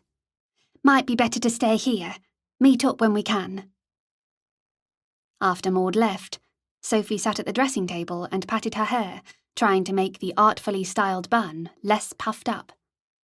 1980s huge, it reminded her of a photo from childhood, her mother posing in a jacket with exaggerated padded shoulders, young and happy, her hairstyle a miracle of blow-drying and fearsome spray. Sophie sniffed. Would her parents be born in the 1960s here, maybe not die in 2011? She wouldn't be around by then, but she'd discounted leaving them a letter. Unless they were completely different people, they'd say, it's God's will. Sophie checked her watch. 5 minutes early. She gave her hair a last pat before knocking on Hugo's door. As she waited for it to open, she repeated under her breath, only a hologram. The dogs rushed in. Sophie followed, and choosing privacy over reputation, she shut the door. Lucy's come up with a plan to distract Charlotte. Okay. Hugo stood up from his desk. Sophie outlined the bacon idea. Okay, he said, as if the hologram had stuck. She missed the old Hugo. He'd rarely been lost for words. He walked over to the fire and warmed his hands. We're so emotionally bound to the people here, calling the lift may be impossible. How ironic is that? A lot has changed in 4 months. We steal the car, go down the lane ASAP. He sat wearily on the bed. I'm up for breaking and entering, and I'll take the rap. Freddie will forgive me. He'd forgive you pretty much anything. She'd suspected that was true, but it was strange to hear Hugo confirm it so flatly. Yearning for home. She sat in the chair. I'll need to practice. We shouldn't delay. It's the frog and the saucepan thing. If you place a frog into water and slowly turn up the heat, the frog won't be alarmed, eventually boils to death. If you put a frog in hot water, it'll jump out. I don't think anyone has actually done the experiment. I hope not. Horrific. It's an analogy, Sophie. We're the frogs. He absorbed and analysed facts like a quantum computer, knew about stuff she'd never heard of. His brain was a universe by itself. Once she'd seen his true colours, maybe she'd always have fallen for him. No, Hugo waiting for the lift in the Students' Union hadn't been fate. A bizarre accident. Her concentration dipped, and the hologram pretense collapsed like a cheap privacy curtain. She needed a distraction. Practical planning. We should go before the scullery maids start work. Before dawn. She focused. Resurrect the hologram. Nothing. Pathetic mental discipline. Calling the lift for you will be hard. Might not work. Hugo swallowed. All you can do is try. He didn't believe she could call it, any more than she did. In the anteroom, Sophie accepted an aperitif. At home, only elderly ladies drank sweet sherry, which was sad, as it was mighty fine. Over dinner, Hugo analysed bowling styles from a village cricket match in the summer, almost like his old self. You should visit every year for the match, said Freddie. Absolutely. Hugo turned to Anne. You'd be all right with that? Of course. Hugo might be desperate to open the portal, but he was also a consummate performer, could be a poker player or a spy. When he left for London, she'd wave from the Manor steps. Standing on a cold train platform would make her eyes run. Freddie was listening to Hugo, but looking at her. Freddie's lips curved in secret recognition, reminding Sophie of their kisses. The footman's expressions didn't waver, but they'd got the gist. Hugo hadn't noticed. Neither had the Armstrongs, or Anne, who was talking to Richard. Alice was staring into her wineglass as if it contained a hidden message. As usual, she and Ethel hadn't said a word the entire evening. Sophie finished her slice of quiche and nodded to the footman to refill her glass. Anne caught her eye, and Sophie acknowledged the signal. Not a good idea to get smashed. The next morning, before Elevenses, Sophie met Freddie in the library. Despite the fire, it was chilly, but she wasn't cold for long. Freddie kissed her, and she urgently responded, wanting more. Conscious of Hugo's warning about Pete, though, she wasn't going to push. In Freddie's eyes, she'd been locked away in a tower, only for him. Finally, she pulled away. I'm counting the hours until we're married. She'd explode if they carried on just kissing. Weirdly, she felt the same with Hugo, without the kissing. Nothing she could do about Hugo, but she'd been wrong to put off Freddie. Not behaving as she would at home was becoming too difficult. A TV documentary about sadistic nuns in a mother and baby institution replayed in her head. No pleasure was worth that fate. Act smart. If we married before Christmas, we could open our stockings together. Freddie grinned from ear to ear. 2 days later, in the anteroom after lunch, Hugo took Sophie aside. Lucy's given me a bolt cutter, said Sophie, safely hidden in my room. He seemed distracted. This was delivered by hand last night. He pulled an envelope from his pocket. The handwriting was familiar. Mr. Hugo Harrington and Miss Sophie Arundel, written in dark blue ink. A new anonymous note. Her stomach dropped. Come on. Sophie accompanied him with the dogs down the passage into his room. She closed the door, took the envelope, and sat down heavily in his chair to read the note inside. If you open the lift, you die. Final warning. Unease slid like a worm around her guts. Hugo perched on the edge of the bed. Why have they started again? Lucy wouldn't have breathed a word. Sophie clapped her hand over her mouth. I mentioned to Betty and Will that you were homesick. Who? The family from the Crooked Gate, said Sophie. But that was weeks ago.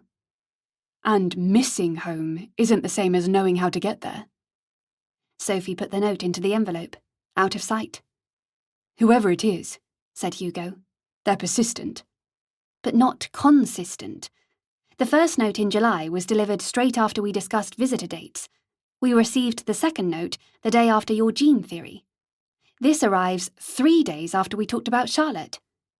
If the writer's here in the Manor, dropping a note on the front doormat's easy. They pick their moment.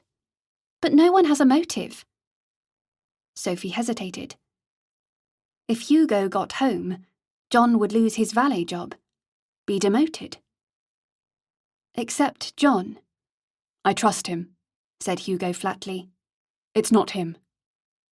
With the drawbridge up, if the writer's in the village or Shorten town, they'd have to hide the letter in a food or wine delivery, arrange for someone in the house to extract it. They'd have to write to their contact first, said Hugo. Too complicated. Or a servant overhears us and posts the info to the writer. The writer posts this note and envelope back, inside another envelope, and their informant leaves this on the mat. Hugo exhaled. Would explain the delay. But Mrs. Rawlings would have recognised the handwriting. She dealt with all the mail, had seen the previous notes. The writer must have used different ink on the outer envelope, changed the writing. Hugo got to his feet, his eyes on her face, and for a mad moment, Sophie imagined him embracing her, falling onto the bed behind him. Get a grip. After we discussed Charlotte, said Hugo, that footman in the corridor, he overheard us.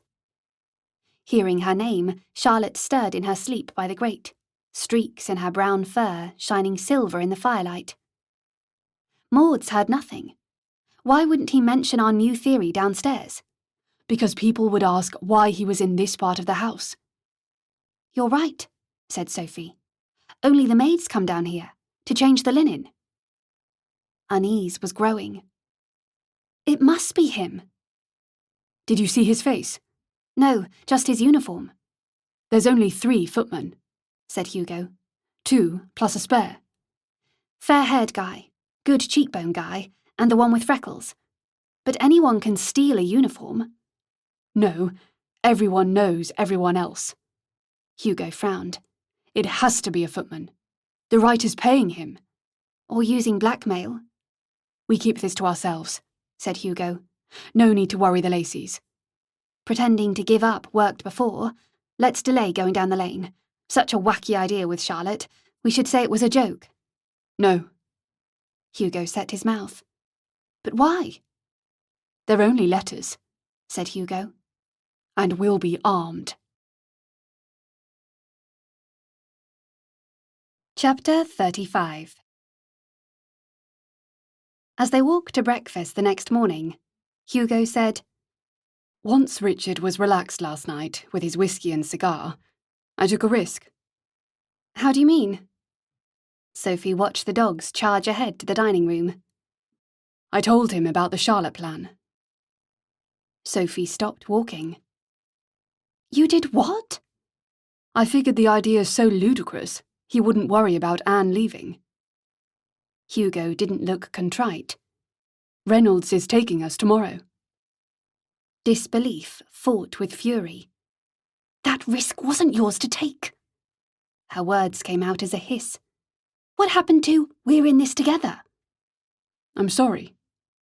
He pretended to look sheepish. Freddie thinks the idea's silly, but doesn't want you to even try. Stealing a car would have been an adrenaline rush with no downside.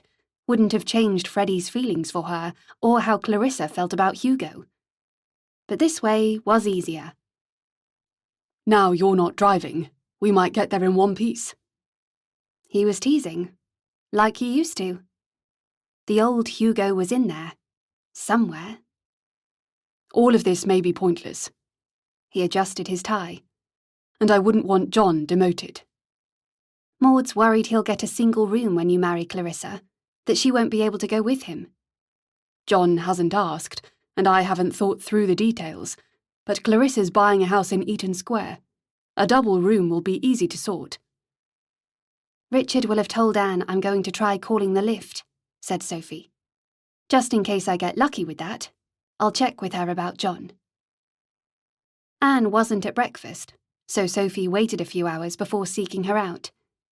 In the large drawing room, Anne was at the piano, playing Beethoven's Moonlight Sonata, including the fiddly bits. The dogs ambled about until Anne finished. Recently, Anne had been spending more time in here. Sophie pushed away the thought that Anne knew exactly what she and Freddie did in the other drawing room and the library. "I didn't realise you played the piano." Sophie smiled at her. "I find it therapeutic." Sophie nodded. Normally at this time, she'd be in the gym. "Would you mind joining me for coffee?" "All right." They went to the warmer, small drawing room. Miss Parry was summoned, poured coffee, and left. Anne watched Charlotte, settling by the fire. The idea that she called the lift and guided it here, certainly imaginative. Anne's lips twitched. "It's kind of Richard to lend us Reynolds." "This isn't a prison, Sophie." Actually, it was. Had been from the beginning. Richard had only acquiesced now because he was convinced their idea wouldn't work, and the patrols were such an impressive deterrent. Armed men in 10 second-hand cars. Their prison had become a fortress, not an improvement. "I wish you weren't going." If Anne had her way, she'd never let Sophie Arundel out of her sight. "Hugo still wants to go home. I'd like to give him that chance." "Freddie would miss him." Anne put her cup and saucer on the table with particular care. "And if you left—" "I'm not going anywhere. Trying to call the lift is for Hugo, not me." "I don't believe you." Anne's voice was flat, certain. "You'd never see him again." Sophie's nerves tensed, but Anne had got this wrong. "Hugo will only ever see me as a friend." She set her mouth. "I won't leave you, and I'll never leave Freddie." Looking relieved, Anne picked up her cup. Sophie hated upsetting Anne. So glad she didn't know about Inkpin. Focus on something else. Unlikely lift scenario. If the portal did appear, the situation with Clarissa would be awkward. They're not officially engaged, but yes. "I thought I could write, explaining Hugo's been really homesick." Anne nodded. "Mr. Watkins would be demoted." "He would, but there'd be other opportunities," said Anne. "Much more likely, he'll be off to London with Hugo." Later that morning, when Sophie mentioned the portal plan, Maud couldn't keep a straight face. "Not sure Charlotte thinks about anything, miss, except food." After lunch, Sophie joined Hugo on a brisk walk with Freddie, away from any servants' ears, to properly explain the road trip. As the dogs bounded across the frosty grass, Freddie's full mouth gradually pressed into an ever narrower line. "I know you miss your family," he said to Hugo. This was the Shorten code on full throttle, but Freddie looked awkward, hurt. Sophie squeezed Freddie's hand. "It's different for me," she said. "My parents died a while ago." Freddie's brown eyes widened. Good, Hugo hadn't blabbed. "The chances of calling the lift are minuscule." Hugo's tone was an odd mixture of confidence and apology. Freddie glanced at him. "You wouldn't be trying if there was no chance." He was holding her hand too tightly, but his tone was measured. Sophie's respect for him shifted up another notch. "I hope it doesn't work," said Freddie. "But I'm still curious." Hugo shook his head. "Your interest in the portal could mess this up, Freddie. Only me, Sophie, and Charlotte should go. As far as possible, we should replicate the original journey. I'm taking my shorts, t-shirt and hoodie, and my phone." "What about Reynolds?" said Sophie. "Won't him being there be a problem?" "I've already talked to him. He's not interested in the lift." Hugo's voice cracked. Underneath the bravado, he was as upset as Freddie. "I suppose you have to test the theory," said Freddie, addressing Hugo. or it will nag at you. Hugo hugged him. It was a normal male hug, but Freddie froze. After a long moment, Freddie released Sophie's hand and hugged Hugo back. They all resumed walking, as if the hug hadn't happened, and Freddie held Sophie's hand again. I telephoned the vicar, said Freddie. It takes 3 months to read the banns. 3 months? She'd lose it before then. I applied for a special licence, added Freddie. Much quicker. She gave him her Grade 1 smile, and Freddie put his arms around her shoulders. My darling girl. Hugo was trudging behind them, hands deep in his coat pockets. He'd enjoy being Freddie's best man, make a witty speech. Sophie pulled her hat down to cover more of her ears. I don't want a big party. Freddie grinned and kissed her briefly on the mouth. Just family. Hugo gave them a mock salute, turned on his heel, and strode towards the office. I need to amend the patrol schedule again. See you this evening. Freddie hurried after Hugo. Sophie watched them until they disappeared beyond the alley. She'd slammed her foot on the accelerator, so why did marrying feel unreal? Lucy was by the terrace, taking cuttings from a dark green shrub. She stopped as Sophie approached. Reynolds is driving you down the lane tomorrow. Lucy dropped the cuttings into a wicker basket. Maud had spread the word downstairs. The kitchens are supplying bacon sandwiches. We could meet at the gym in the afternoon, said Lucy. At 3? Sounds good, and I'll give you back the bolt cutter. Sophie headed to the library to find The Prisoner of Zenda and lose herself in Rupert's favourite story. Happy ending guaranteed. Over dinner, Freddie announced they'd marry before Christmas.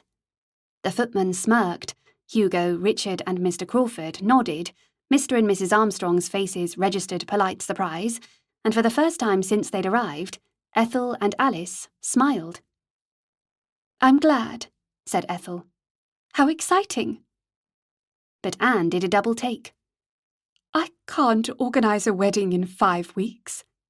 We thought an unfussy service and family meal, said Freddie. Anne exhaled, and Sophie felt awkward. Should have given Anne a heads up. What about your dress? Anne asked Sophie. I could wear my new tea dress.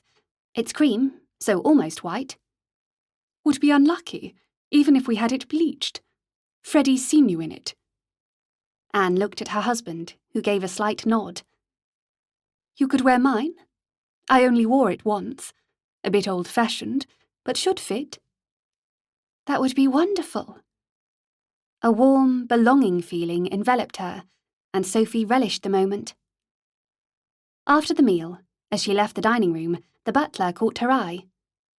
Miss Arundel, can I have a word? Crap. Mr. Crawford never spoke to her. Must have messed up. Mr. Wainwright is still with us. I thought you'd like to know. Only a week since Stickman had been brought into the servants' hall. I'm not sure if he'll completely recover, but that's encouraging. Hopefully, the butler hadn't noticed her panicked reaction. Mrs. Armstrong and her daughters retired, leaving Anne and Sophie to have coffee in the small drawing room. Anne walked over to the fireplace. You've achieved in 6 months what took me decades. Charlotte lay down beside the grate by Anne's feet. Mr. Crawford's respect.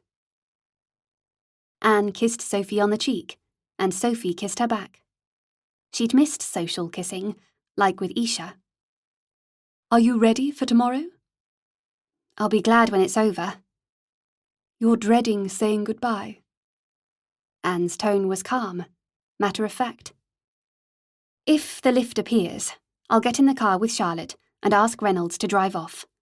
Not watch Hugo get in. Chapter 36. That night, Sophie dreamed about the lift opening into mine shafts and the dogs lost or in danger, and she woke with a weary reluctance. She retrieved her roomy shoulder bag from the wardrobe and rifled through it. Dead phone, useless purse, useless key to the tower block, and other junk. And Charlotte's fluorescent jacket. That disguise had enabled Charlotte to blend in at the university, posing as a service dog. Auntie Wendy had Parkinson's disease, couldn't mind Charlotte, and kennels had been unaffordable. The jacket should stay in the bag. Charlotte would be warmer in her tartan coat. Perhaps what worked last time is more likely to work again? Replicating the scenario when they'd come through the portal might boost the chances of it appearing, but they couldn't replicate everything. She couldn't wear the same knickers. In the first week here, hung up to dry after she'd washed them, they'd been trashed by Charlotte. Sophie couldn't wear her jeans either, shrunk by the Manor laundry. She stepped into white Bermuda shorts, shorten knickers, and selected an underbodice. Her wired bra from home wasn't as comfortable. I'll pack my old bra and shirt and wear the cream tea dress. Maud's lips thinned. Under my cloak, nobody will know I'm not wearing a corset and day gown. No way was she standing for hours in the cold in the full Monty. Maud's lips thinned more, meaning, we'll know. She folded the shirt into the bag with the bra and found Sophie's black cardigan from home in a drawer. Sophie packed her child-sized jeans. After breakfast, Maud reluctantly helped Sophie change out of a formal gown into the tea dress, and Sophie put on the cardigan. She slipped into her cape and collected her hat, scarf, and gloves. On the drive, the air tasted iron cold, but the sky was clear.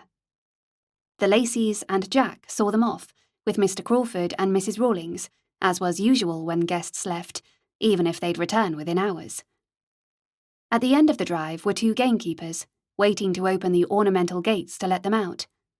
On top of the gates was barbed wire, like bared metal teeth, and more wire snaked along the dry stone wall that fronted the rest of the drive. Guns? Sophie asked Richard. In the car, just in case. Parked by the green car was a battered grey vehicle. One man was behind the wheel, another in the front passenger seat, holding a rifle, and a third armed man was in the back. Armed men in another car completed the convoy. Hugo carried a sturdy brown leather bag with carrying handles. Richard shook hands with him, and Anne gave Sophie a fierce hug.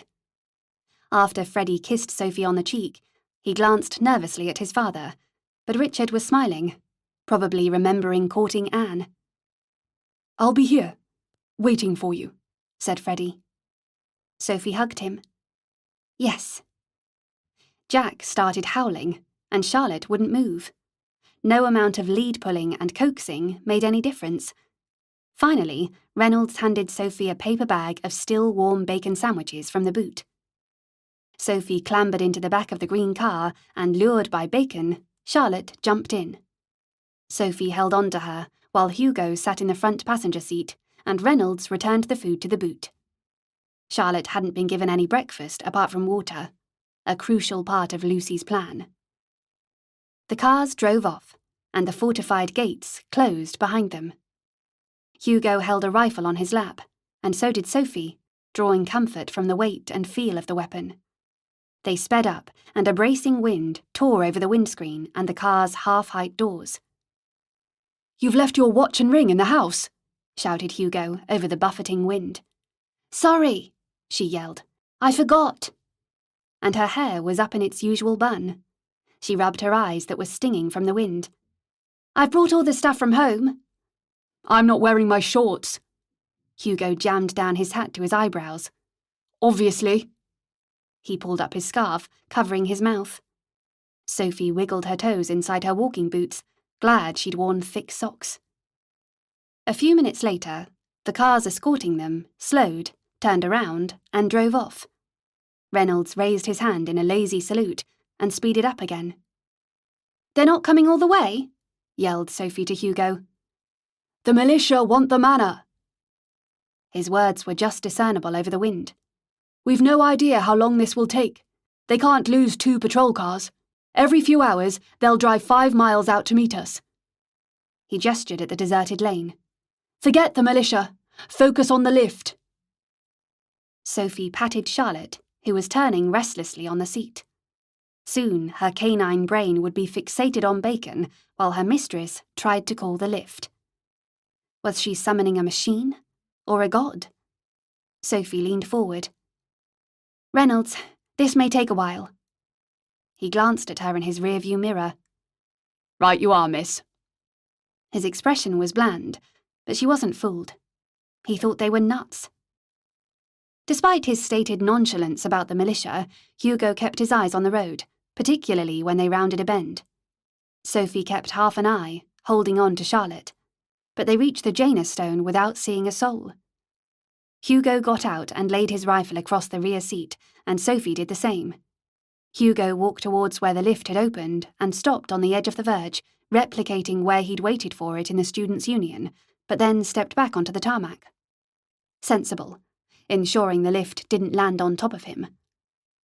Reynolds gave Sophie the sandwiches, and with Charlotte on the lead, Sophie headed to the ferry entrance at the base of the oak. Yes, it was silly, but touching it might bring her luck. It wasn't there. She looked at the Janus stone, and at the tree again. Hugo frowned. "What's wrong?" "This isn't the right place." She told him about the tree. Hugo went to the stone and examined it. "It's been moved. The bottom's scraped." "This has to be the anonymous note writer, to keep us away from the lift spot. Who else would go to all that effort?" She shivered. "Let's find my tree. I'll go on, you go back. Look for a hole at the bottom of the trunk facing the road." She walked slowly with Charlotte, examining every tree. "Found it!" Hugo emerged from the bend. Sophie hurried with him down the road, and there it was, the oval hole like a doorway. With Reynolds' help, they wrestled the stone into the car. Reynolds turned the car around and drove to the fairy tree. After they'd put the stone in place, Hugo said, "Good thing you realised." "Those scrapes. It's been dragged the whole way. Whoever did this doesn't have a car." "Most people here don't. Doesn't narrow down the suspects." Sophie scanned the empty lane, pushing down a nervy, uneasy feeling. "All good now." She bent down to touch the fairy door, then walked across the verge opposite the lift spot, ending up beside the tall hedge. Not as far as they'd been from the lift when Charlotte had bolted, but it would have to do. Hugo resumed his stance in front of the lift, and Reynolds returned to the car, no doubt hoping they'd quickly tire of chasing shadows. Sophie stamped her feet, already going numb. She opened the food bag, but held it close so Charlotte couldn't grab it. Charlotte's nose twitched. The scent of bacon was pungent, and for Charlotte that was magnified, hopefully blocking every rational thought. And Sophie had a plan to fool the lift. Memories had stopped her losing it in the priest hole, so she reasoned reliving happy times before Shorten might camouflage her desire to stay, and Charlotte's. She focused. Charlotte splashing in a paddling pool in summer. In winter, racing in the snow. Sophie fed Charlotte a sandwich, kept the bag open but out of reach, and concentrated. Charlotte on a beach in Cornwall, fleeing from the waves and shaking, drenching her and Auntie Wendy. Charlotte sniffing fallen leaves in autumn. Charlotte dozing in the shade on a long hot day. Not ready to give up, even if this took hours. Hugo's best shot. Maybe his only one. Flexing her fingers against the cold, Sophie gave Charlotte another sandwich and focused. Charlotte as a puppy, nipping at Sophie's fingers. Charlotte running in the garden with a stick, longer than her whole puppy body. Charlotte asleep by the fire, legs twitching. The here and now Charlotte was sitting with her front legs straight out, like anchors, ignoring her mistress and the tantalizing bacon. Reynolds had switched off the engine and was noisily adjusting something under the bonnet. Concentrate. Despite the icy grass, Sophie knelt, part dreaming, part hallucinating, almost in a trance, living the memories again and again until she lost track of time. A blast of harsher, colder air stung her face, jerking her awake. Charlotte was in the same pose, but staring at gold doors, struggling to open. A grinding sound echoed loud in the country quiet, metal on metal, and a clang rang out. Sophie blinked, unsure whether the force of her wanting hadn't conjured up a mirage, shimmering in and out. The boxy lift shape was hardly there, had taken on the colours and textures of the evergreen bay hedge and skeletal trees. The doors had completely slid back, but weren't outside the structure. No shaft or haulage mechanism. Not a real lift. And except for the brightly lit interior, the transport vehicle, or whatever it was, would have been invisible. A small chandelier hung from the ceiling. Droplet-shaped crystals, prettily arranged in tiers, floated amidst 3 silver branches curving upwards, cradling tented bulbs that starkly illuminated the inside walls. Swirls of different wood grains, darkest ebony to light birch. Sophie got to her feet on stiff legs and exhaled, sending pale vapour into the air. Charlotte was seriously stubborn, but Sophie Arundel had done it. Incredible. Hugo! He glanced at her, his gaze questioning, and turned towards the lift. His mouth dropped open. Reynolds scanned the lane and resumed his work under the bonnet. If it was invisible to Reynolds, how come Hugo could see it? Hugo pulled the scarf off his face, strode past Reynolds, and leaned into the car. He picked up Sophie's bag and his, and marched towards the lift, his expression set, determined. The stuff she'd originally brought through the portal, he'd drop it nearer the lift, reinforcing the fiction that she wanted to travel. Clever. Sophie's breathing fluttered, uneven, shallow. Don't watch Hugo get in. Chapter 37. Intending to do the right thing was difficult. Doing it was far harder. Sophie stared at her boots and forced her legs to move. Go to the car. Charlotte was pulling towards Reynolds, so Sophie let go her lead. Time to go. Hugo was standing between her and the car. Sophie looked at the lift. He'd left her bag inside, with his. Hugo met her eyes. 3 in, 3 back. No, you don't need us. It's for the best. She hurried to the other side of the car, her heart beating loud in her ears. He'd thought she and Charlotte were crucial, but the lift was here. Charlotte snarled, then a cracking noise, like a branch breaking. The next moment, Hugo was lying lifeless on the verge, his face bloody, and Alan Parks was standing over his body. Charlotte leapt up and mauled Alan's arm, her jaws deep in his flesh through his coat. Alan swore and swung from side to side, fighting to throw her off. Oh, God! Where was Reynolds? Sophie wheeled round, dropping the sandwiches. Another man was banging Reynolds's head against the bonnet with sickening force. Will Mason. Betty's brother. Sophie froze in horror. With his free arm, Alan made a jabbing motion. Charlotte yelped, loosening her grip on him, and he kicked her. She launched into the air and dropped, shuddering, a few feet away. Sophie's heart lurched. No. Alan shifted his attention to Sophie. You're not going anywhere. Not today. Not ever. Fear pooled in her guts. He strode towards her, past Reynolds wrestling with Will, and Sophie scurried backwards, keeping the car between them, desperately trying to focus. They circled in matching steps, a horrible dance. He'd killed Hugo and Charlotte, and would kill her. Why?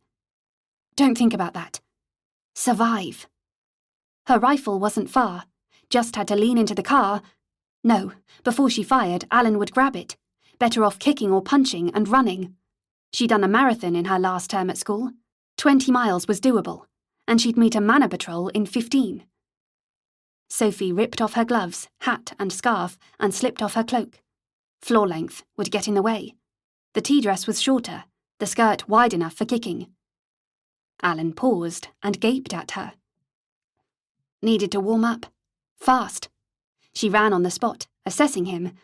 He was only a little taller, but much heavier. She didn't go into a regular competition stance, wanted to keep the element of surprise, but made sure she was balanced. Blank out Hugo and Charlotte. Focus on Alan. Intent and calm. But she was fitter and faster. He lunged, a knife in his right hand. She dodged left past the blade, swiveled, and kicked out with her left leg at his wrist. The knife tumbled, and his mouth twisted in shock. Her right fist hit his jaw in an explosive punch, jolting his head back. She followed with a left hook, and her ring ripped into his cheek. His weight advantage. Don't reach for the knife. Get in too close. Alan reeled, but recovered, and lunged again. Sophie was ready. She feinted to her right and kicked him in the groin. Muscles crunched under her boot, and he crumpled. She kicked him in the head as he lay there. Not a sporting kick, but this wasn't a game. She drew deep, whimpering breaths, the sub-zero air searing her lungs. Reynolds had rallied and was hitting Will with a metal bar. Will slid down against the car, his forehead a mushy pulp smearing red along the green paint. Reynolds dropped the bar, and it bounced by his shoes. A wrench. He must have been using that on the car. Sophie dragged Will's body clear and opened the driver's door. "The Manor! Now!" Reynolds came out of his trance. He leaned in and adjusted the brake. "The engine's cold." He fiddled with a button below the bonnet and turned over the crank. Bending into the driver's seat again, he pulled out a knob and clicked a key on the dashboard. "Hurry!" Going to the front, Reynolds tugged at the button, flicked the crank from left to right, and the engine started. "You can't rush her, or she won't start at all." Reynolds jumped in and slammed his door. A grunt. Alan struggled unsteadily to his feet. She stared in disbelief. He'd been out cold. Her rifle. She wrenched open the car door, but in a second, Alan seized her from behind, pulled her around, and punched her so hard she saw stars. She screamed, "Reynolds, go!" Escape. Be a witness.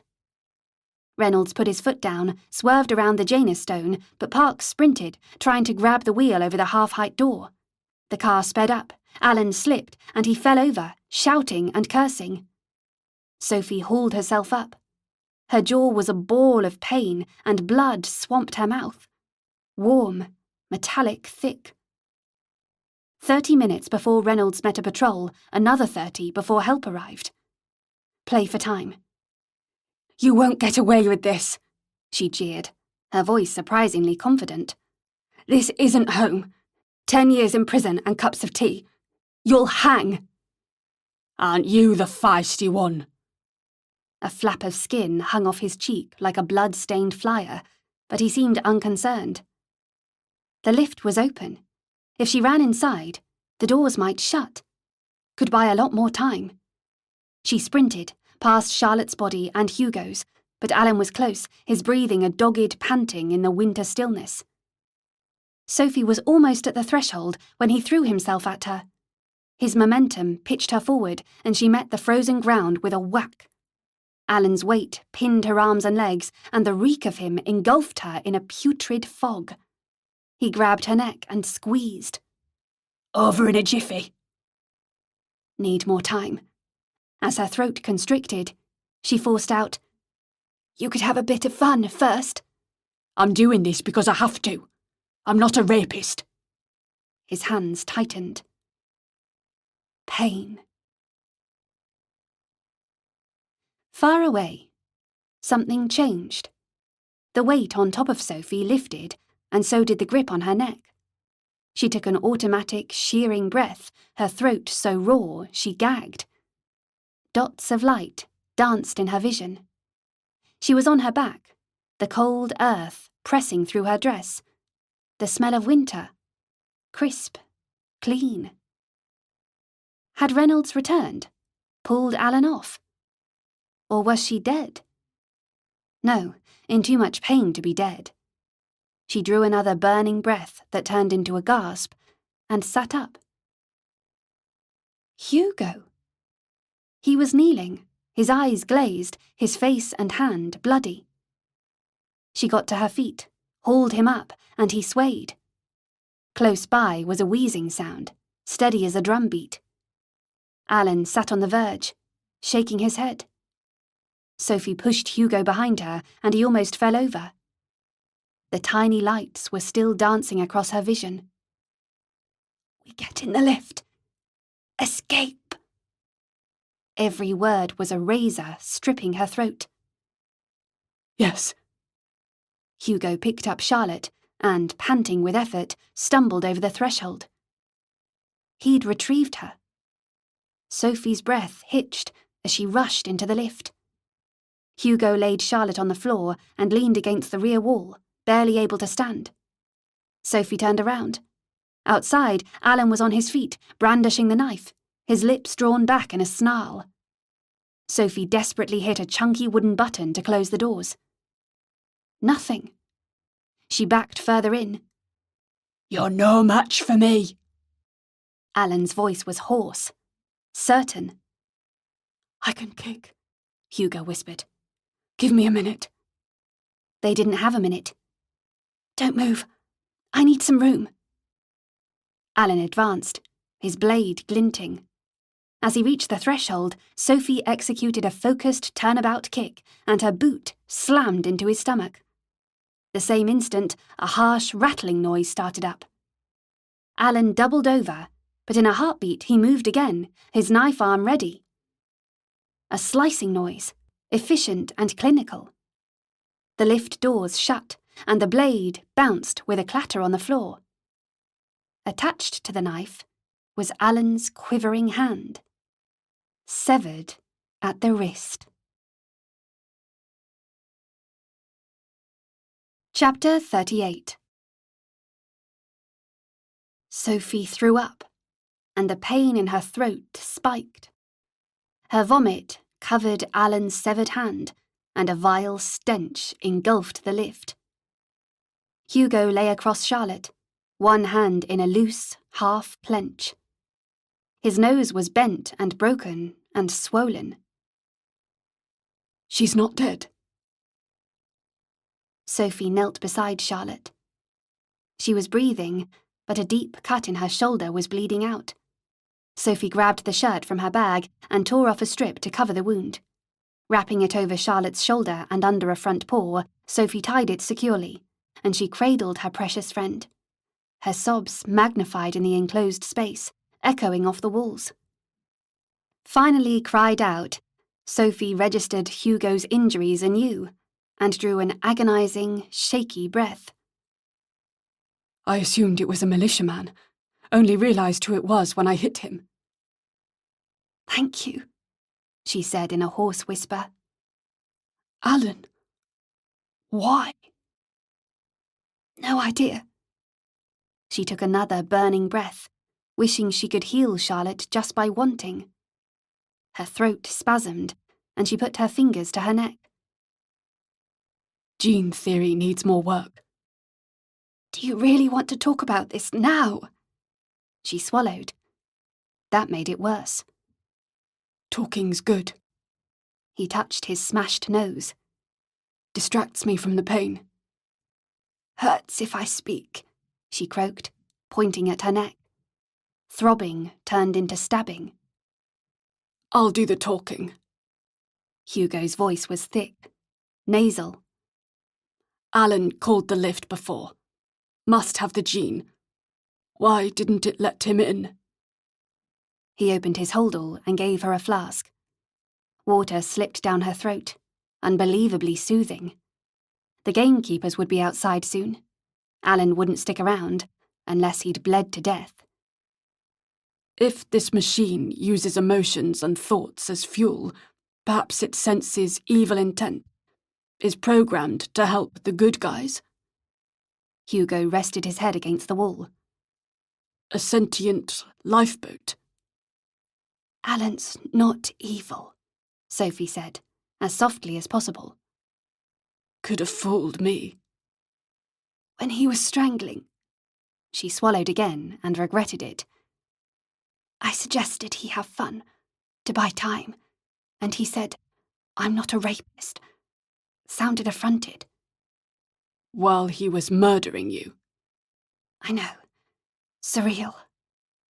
She stroked Charlotte, hoped Charlotte could feel it and be comforted. Alan saw 2 pictures on the lift in the Students' Union, a mansion on fire and a road that forked. Or a river. Another blissful gulp of water. What if the pictures aren't destinations? What if they represent the choices each visitor makes? Alan deciding to kill us. He chose the wrong fork in the road? But he could be ill. Paranoid, said Sophie. Didn't choose to attack us. He sent the notes. Whatever his deal, if he survives, I'll see him brought to justice.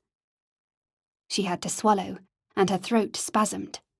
When it stopped, she drank more water. Hugo glanced at Charlotte. She's in a bad way.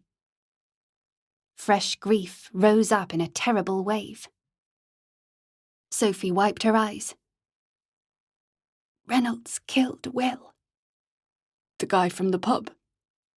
Will attacked him when Alan punched you. But why? No clue. Hugo sighed. It took ages to call the lift. I was doing it for you. Charlotte really didn't want to, and Bacon mind control is unreliable. When you stood up and said my name, it wasn't there. Then it outlined, detail by detail. Sophie swigged water. Where's the hand? Under my vomit. The stench wasn't as strong now. There's no vomit, Sophie. And no hand. Just the knife. The knife was unremarkable. A wooden handle with a serrated blade, shiny and clean. She scanned the pristine floor. Translucent cream, and underneath, as wide as the lift, a purple, glowing cobweb, rhythmically pulsing. You remember Charlotte's accident? Sophie's brain had turned to mush. No. Her peeing in the lift.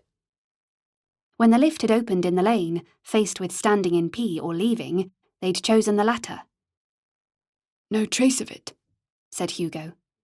Perhaps this machine, or whatever it is, disposes of waste? Pee, vomit, body parts. Logical, I guess. Binning stuff that poses a threat of disease. She shuddered. Won't ever forget that hand. She forced herself to stand and examine the doors, running her fingers over the centre. Not the slightest crack, as if it had only ever been a wall.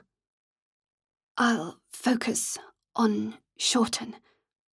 Get out. Her raspy voice was fractured, like speech on a poor phone line. About that. The lift tilted, as abruptly as a car on a roller coaster dropping over the edge, and Sophie smashed into the doors that were now the floor. The doors were iron hard, and pain shot through her shoulder. Hugo and the bags flew past. Something shiny missed her by inches, landing with a clang, and Charlotte was on top of her, a floppy dead weight. Sophie nudged Charlotte aside and shoved Alan's knife into her bag, blade first. She closed it and grasped the straps. Hugo gripped his bag just as the door's floor tipped sideways and up, and they all dropped, hitting a different unyielding wall. The lift rolled forward, turned completely over, and Sophie curled to protect Charlotte, scrunching up her eyes as the lift moved faster and the interior blurred. Endless minutes passed before they came to a gentle stop, like the last step in a ballet. Are you in one piece? Hugo's face was rigid with fear. Dread was draining her of hope and energy, but she gritted her teeth. You'd pay good money for this at a theme park. She'd meant to sound flippant and calm, but her rasping voice jarred in the silence. Those fancy rails. Wondered what they were for. She followed his gaze to curved bars on each side, made from polished oak. Charlotte's lead was still attached to her collar. Sophie unclipped it, put it over the bar, and secured it around Charlotte's middle, Gripping the bar, she leaned over Charlotte, bracing for the next roll, while Hugo held onto the other rail. Lit by the overhead chandelier, he looked theatrically battered. "That light fitting's an illusion," said Sophie. "Real glass would have shattered." Doesn't matter. Concentrate on getting to the 21st century. Give Charlotte a fighting chance. Yes, a vet scan and surgery might save her. Fix on something pleasant, specific to you, said Hugo. Or we could end up in a horrific version of Home. What do you mean? Analysing the visitor dates. We talked about it. Immersed in calling the lift, she'd forgotten about infinite numbers of universes. Charlotte was silent on her lap. What if she was beyond saving? Dread morphed into panic. It must be easier to turn back. Maybe we haven't moved yet. Freddie would be beside himself. With all this spiralling, it's too late, Sophie. Home, please. The fear in his face mirrored her own. In the summer, Hugo had speculated that the lift ran on subatomic software, random, unpredictable. Sophie shut her eyes. Stay calm and remember. A lazy barbecue, lying on the grass as her parents talked and laughed. The lift silently barreled again, over and over. Eventually, it slowed and stopped. How long had they been in here? Felt like hours. Sophie checked her watch. 12:15. What does your watch say? 12:15. Both watches had broken. Or was time suspended? Sophie took stock. Charlotte's jacket had provided protection for her during the barreling, but it was now tropically hot and humid. Sophie unclipped the lead, removed the jacket, and hauled off her own cardigan. Hugo sat beside his rail, his dark trousers and red t-shirt reflected in a mirrored ceiling, but rippled and distorted. His discarded coat, scarf, and sleeveless jumper, and Charlotte's tartan jacket and Sophie's black cardigan were all warped reflections too, dark contrasts with Sophie's cream dress. Apart from a brass plate that secured the chandelier, the ceiling was nearly all glass, or an illusion of it, encircled by gold petals, suggestive of the sun's rays or a flower. Hugo covered his mouth and coughed red flecks onto his palm. His cheeks were as swollen as his nose, black and violet bruises mingling with dried blood. How are you feeling? Tired. He lay down, his arm cushioning his head, eyes closed, his breathing oddly peaceful, as if he'd been asleep for hours. And the lift had somehow expanded. Plenty of room to sleep. If they got home, would she have to pinch Hugo awake? She might have to drag him out with Charlotte. She could do that, even with her knackered shoulder and throat. The air was sweltering, muggy and still. Sophie wiped her brow and tried to imagine a breeze. Instead, she pictured Freddie in the lane, confronted with Will's body and blood on the verge. The lift tilted, just a little, adjusting course. Concentrate. Perfect afternoons in the sun-dappled garden with Auntie Wendy. Scuffling, akin to Charlotte's paws skidding on a smooth surface. Hugo was flailing in his sleep. Sophie held his hand to reassure him, and he went rag-doll floppy. She was struggling to breathe, trapped in a sealed box, hurtling to an unknown destination. A new surge of dread rose up, together with an overwhelming urge to sleep, and she lay on the floor. It was flat, but springy, like rubber, and wonderfully cool. She kissed Charlotte's forehead. I love you. Keeping Charlotte close, Sophie rested her head on Hugo's chest, and his eyes flickered open. He should have been surprised, but he put his arm around her, casually, as if he did that every day. Not erotic or romantic. Comforting. Sophie's shoulder was sore, but her throat was bearable, a dull ache, and her jaw didn't hurt at all. Hugo's heartbeat was slow, and Sophie's breathing slowed too, matching his rhythm. His nearness, no longer torture. Solace. Her thoughts turned to Anne and Freddie. No, keep with childhood memories. The lift interior and her childhood garden merged, out of focus and smudged. It split into two young faces, looking in opposite directions. Janus. She slept. Chapter 39. Rattling. Lift doors slowly, noisily opening. Sophie was dreaming. Doors needed servicing. Where did the lift go when they weren't in it? Communal noise. Disembodied chatter. We're here. Hugo's voice. Sophie opened her eyes. Beyond the lift was the Students' Union. She stood up, willing it to be true. Modern. Busy. Real. She sagged with relief. Couldn't have coped with a different universe. And Charlotte was on her feet, snuffling about the lift. Yes! Sophie punched the air, and her shout resonated, sang off the walls. She swallowed. Her throat felt fine. She wiggled her shoulder. That felt fine too.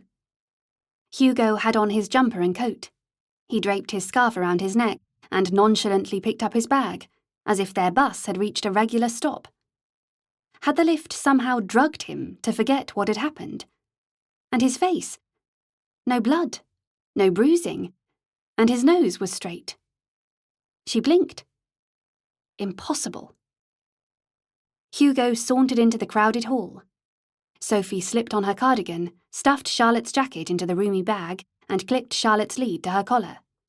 Slinging the bag strap over her shoulder, Sophie stepped over the threshold, but Charlotte stayed put. You need to see a vet. Sophie yelled to Hugo, Need help here! Hugo turned and frowned, but strolled back, and between them they dragged Charlotte out. Once clear of the lift, Charlotte calmed. Hugo walked off towards the Students' Union exit. A dark-skinned girl in a short denim dress stopped in her tracks and removed her headphones, her eyes on Hugo. Beside her, a skinny boy with messy blonde hair gawped. Sophie ran to catch up with Hugo. What is wrong with you? He eyed her, puzzled, as if he was half asleep. I don't know how, but your nose is completely better. How's your hand? He flexed his fingers. Not hurting. Charlotte pushed against Sophie's legs, trying to tell her something, and Sophie looked back. A girl dressed in an emerald Indian sari was stepping into the lift. No! Shouted Sophie, but the doors were already rattling shut. Hugo turned slowly around as if seeing the Students' Union for the first time. Look. He pointed. On the wall was an official-looking poster with old-school photos of her and Hugo. Missing, said the headline, with a police phone number. The paper was laminated, but tatty. The vast, packed hall had gone silent, and everyone in it was stock still, staring at them. A cleaner had paused, sweeping debris on the floor, his gaze fixed on Hugo as he muttered into his phone. The only other sounds were whispering and fingers tapping on phones. Hugo was wired now, definitely awake. We must get out. What was he saying? Hysteria bubbled up, and her brain raced. This wasn't their world. She'd been so relieved about Charlotte in getting here, she hadn't noticed what was obvious. All these creepy, watching people. Come on. Hugo's tone was urgent. Let's run to the lift, call it again. Charlotte will help. She wants to go back. No, we need to lie low. Stop attracting attention. He grabbed her arm, and she let him hurry her towards the exit. Charlotte was growling, pulling on the lead towards the lift, and it took all Sophie's strength to tug her along. Near the door was a convenience shop. a boy glanced up from the till and stared. "You all right, mate?" "Fine," said Hugo. "Haven't seen you in a while." The boy tapped on his phone. "Do you know him?" asked Sophie. "Never seen him before." The students in the hall were still whispering and watching, and the eerie muttering followed them to the exit. Hugo hastily opened the door, and they walked into darkness. Cold air and sleet hit Sophie in the face, but she hardly noticed because a police car screeched to a halt, blue lights flashing and siren on full wail. The siren stopped, and a policeman got out. "Stay where you are." Sophie's teeth started to chatter from the sudden cold, the shock of the lights, and the siren, and sensing her reaction, Charlotte jumped up and tried to eat her lead. Struggling to compose herself, Sophie patted Charlotte's already damp head and made her sit. The policeman watched them, talking on the phone, his British police uniform silhouetted in the pulsing blue lights. Hugo put his arm through Sophie's and pulled her close, and she realised she was shaking. "We should go inside," said Sophie. "Find another way out." "How would we find an exit?" His voice cracked. "The people in there wouldn't help us." "Stay where you are," the officer repeated. "If you attempt to leave, you will be stopped." He didn't seem to be armed, but it was difficult to be sure. The police lights in the dark reduced and distorted shapes. Regret and fear coursed through her. She should have focused on a person or event unique to home. But how could you predict in advance what would be slightly or a lot different? Keep calm. She'd kept it together in the bakery and the priest hole. She could do the same here. Wherever here was. Her hair was soaked, as was her cardigan and dress. Sirens sounded in the distance, and light flashes lit up behind her. Students pressed against windows, phones held high, snapping, recording. Fear hollowed out her guts. They knew to keep inside, knew what was going to happen. More police cars raced towards them and stopped, forming a half circle, cutting off escape routes. The sirens switched off, but the lights stayed on. "Mr. Harrington, is there any third party in the vicinity who could harm you or police officers?" A new male voice. "No," said Hugo, his pale face overlaid by the blinking blue lights. "Are you here under duress?"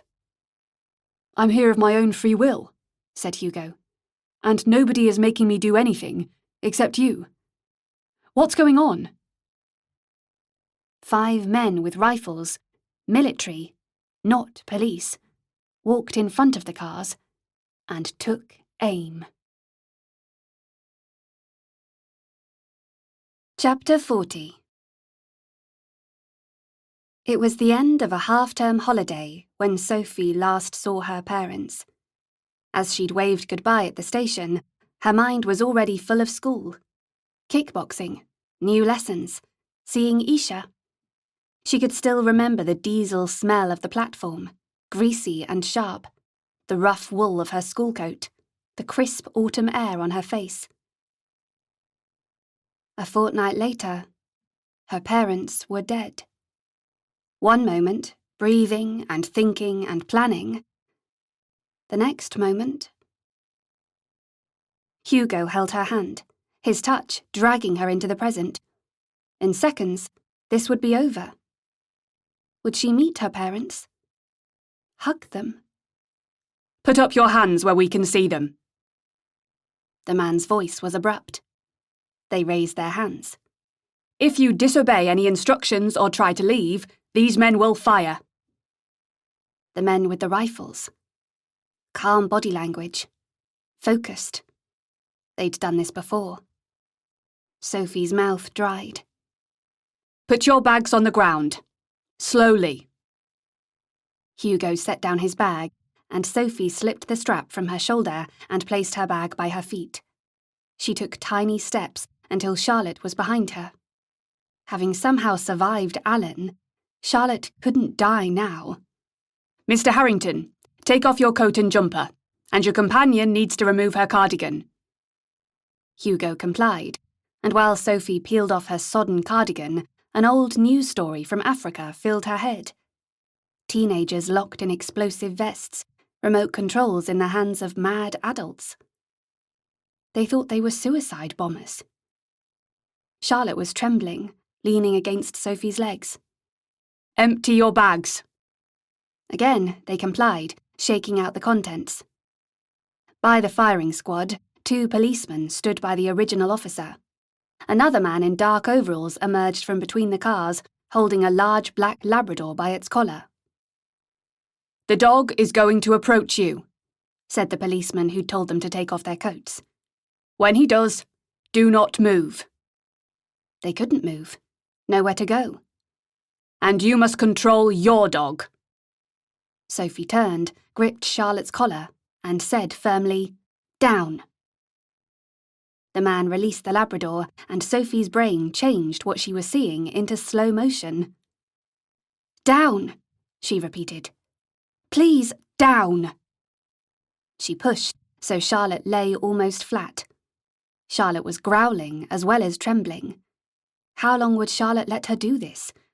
Protecting her was Charlotte's strongest instinct. Sophie fell to her knees, using her body weight to keep Charlotte still. The Labrador was in front of them. He sniffed the cardigan and the contents of her bag on the ground, before snuffling so close Sophie could smell his hot breath. The Labrador gave Charlotte a cursory sniff, and Charlotte tensed like a curled spring. The dog moved on to Hugo, and Sophie sagged, but kept her grip on Charlotte. After examining Hugo and his belongings, the Labrador raised his head and ran to his handler. Sophie cautiously let go of Charlotte's collar and stood up, holding her lead. Charlotte stood up too, shook herself, and regarded Sophie reproachfully, saying she could have bested that police dog if she'd chosen to. But it was bluster. The dog and handler had disappeared, but the men were still pointing their rifles. Calm, slow breaths. Empty your pockets. Sophie turned her skirt pockets inside out, and Hugo did the same with his trousers.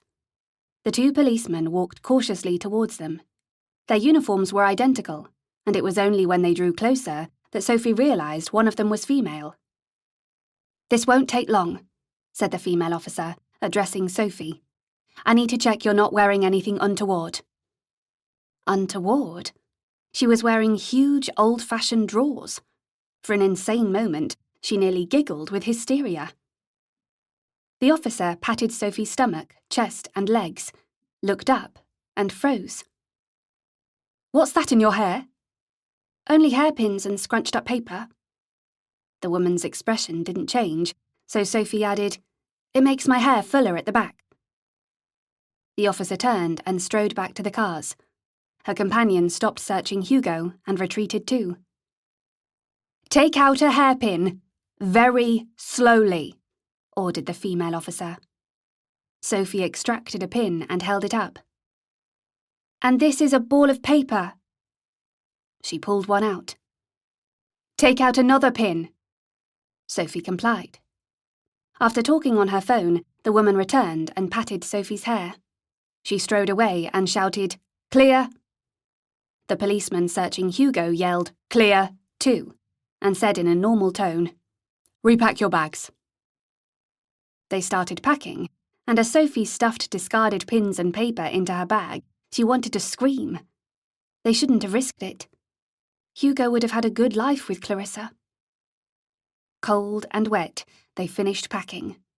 The firing squad hadn't moved, their rifles as steady as their eyes. But then they swiveled as one, trained their sights beyond the police cars to the campus entrance. Relief flooded through Sophie, so powerful and all-encompassing she nearly dropped to her knees again. A different police officer, older and heavily built, strolled over to them. "Sorry about that," he announced in a pleasant northern accent, addressing Hugo. "I'm Inspector Moore. Please put your coat and jumpers on. You'll understand, sir, nowadays. Can't be too careful." Hugo nodded. "This is about my father. It's more to do with you, sir, but I take your meaning. I've received instructions to escort you and the young lady to London. Sophie pulled Charlotte close. The inspector smiled. And the hound. They picked up their clothes and bags and plodded after the inspector, passing the bright blue lights and the firing squad who were cradling their rifles and chatting. Just a regular day at the office. And Hugo seemed calmer. What was that about his father? They approached a black 4x4 and dropped their bags in the boot as the inspector asked. He gestured for them to get in the back, and another officer got in the front passenger seat. With numb fingers, Sophie struggled to fasten the middle seatbelt around Charlotte and to fasten her own. The journey's about 4 hours, said the inspector, as they drove away. Charlotte settled herself on the leather seat, seemingly content, but her internal injuries could kill her in the next few hours. Or days. Were there vet scanners here? Pets might be routinely mistreated. No, the inspector's smile at Charlotte had been genuine. Sophie glanced at Hugo, and the old longing returned, taunting her. Right, only temporarily extinguished by Alan, a terrifying lift, and a firing squad. Beyond the car windows, there were no street lamps, just unrelenting dark. Tears of frustration and self-pity ran down her face, and as if in sympathy, rain streamed down the window in careering lines. Sophie wiped her eyes. Fish for more info, and escape. She leaned forward and deployed her best Hadley posh accent. Can I ask what all that was about, at the university? Her polite manner was also reassuring. Not criminals. Not a threat. Would have worked at home. The inspector cleared his throat, embarrassed. You could have been wearing suicide vests, miss, or had bombs in the bags. I have a duty to protect my officers and the public. You've been missing for months with no information regarding your whereabouts. You could have been murdered or kidnapped and brainwashed. I see, said Sophie. The police radio crackled, and the officers talked about football. Life went on, in every universe. Charlotte began turning around on the seat. Is it possible to stop for my dog? No reason why not, said the inspector. They stopped at a service station, and everyone got out except the inspector. The other policeman stood by the car watching them, one hand under his jacket. He was armed, but soon they'd be locked inside a police station. As Charlotte busied herself in the rain and dark, Sophie whispered, We need to escape, now.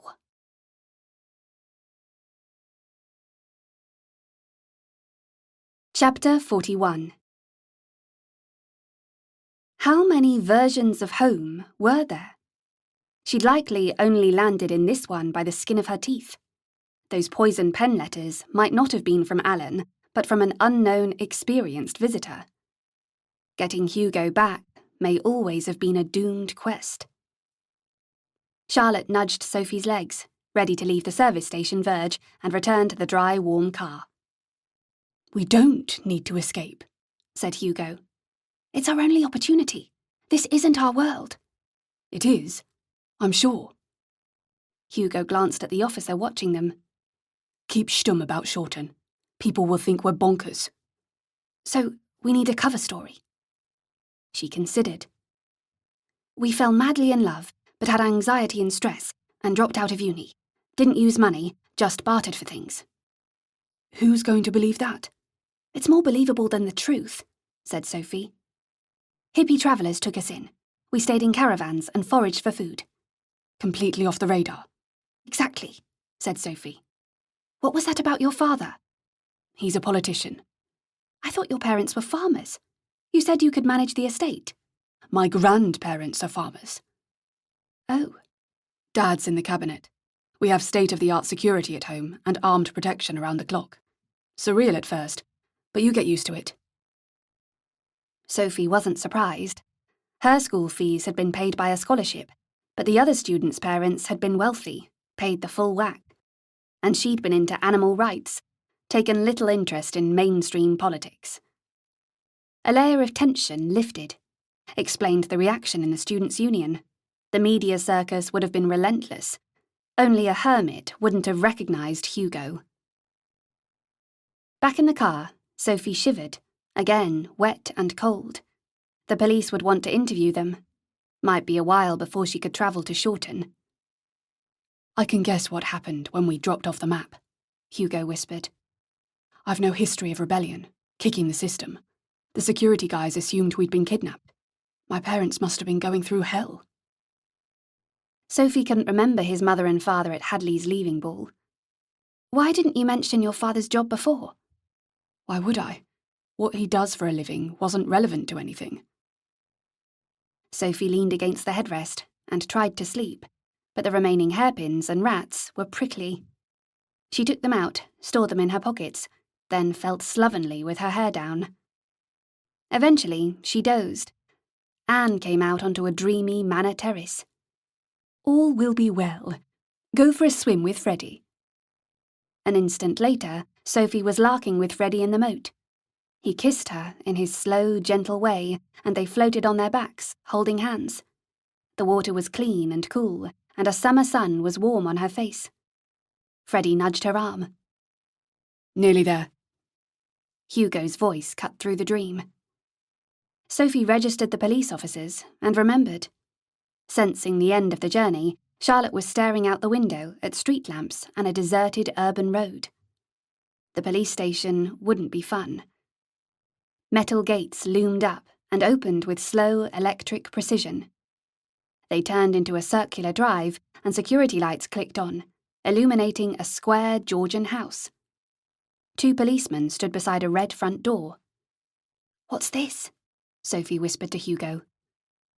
Home. Sophie hauled herself out of the car with Charlotte, who started bouncing. Struggling to control her, Sophie glimpsed an elegant woman in jeans and a short fawn jacket running out of the house. The woman hugged Hugo and didn't let go. She wept into his chest, her short dark hair awry, and he embraced her, murmuring, I'm all right.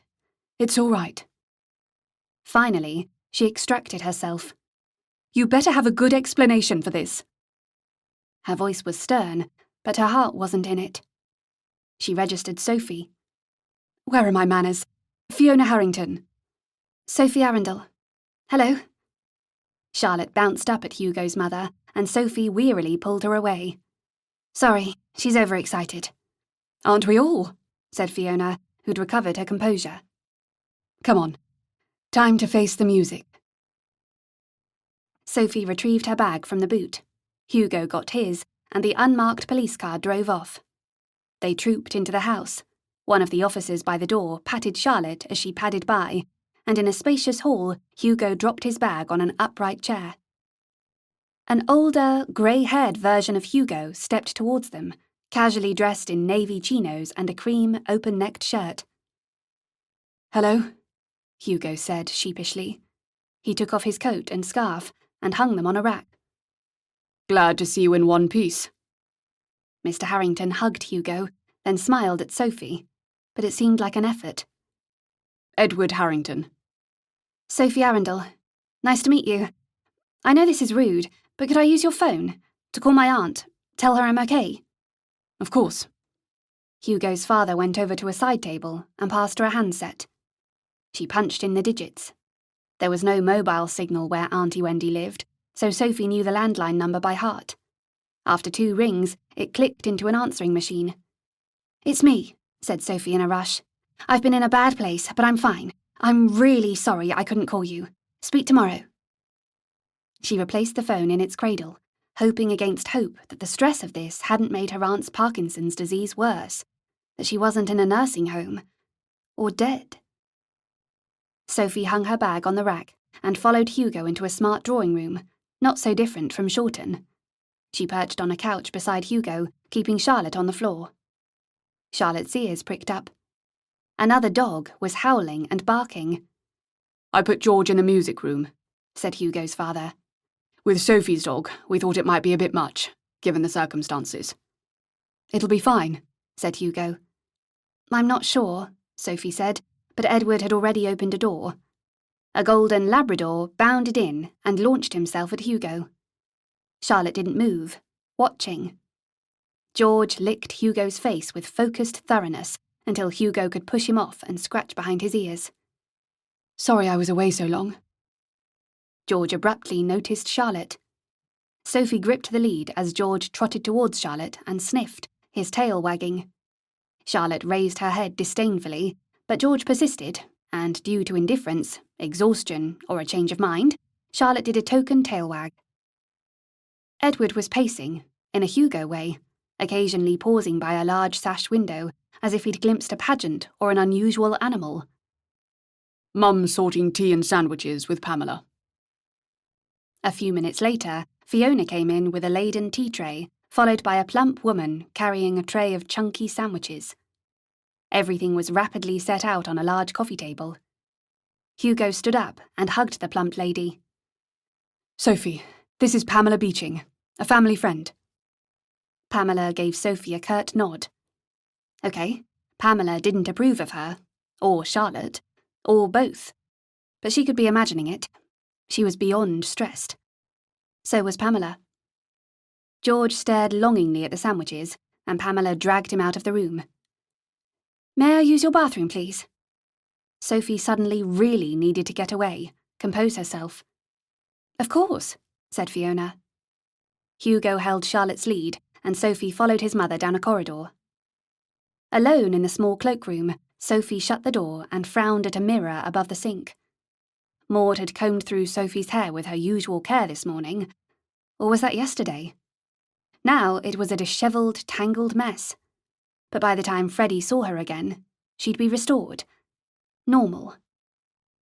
She touched her jaw where Alan had punched her. Not even the beginning of a bruise. The lack of physical evidence from the fight, and the barreling lift, nagged at her, made it all seem less real. Sophie rested her hands on the sink, and the cold, sterile porcelain helped her gather her wits. Believe the traveller's lie. Edward was a successful politician, wouldn't be easily fooled. Back in the drawing room, Hugo was eating, drinking tea, and feeding Charlotte.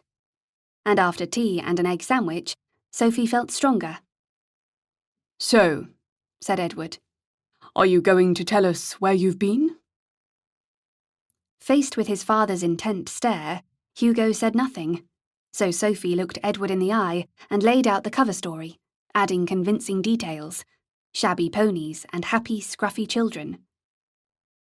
Travellers, said Hugo's mother. Gypsies? I don't think so, said Sophie. Keep it vague. They were kind and had the same philosophy. That's beautiful lace on your dress, said Fiona, addressing Sophie. The travellers are like the Amish in America. Women dress modestly. Hugo's mother shook her head. You were in a cult? No, they're spiritual, but not weird. Hippies. Tea calmed the nerves.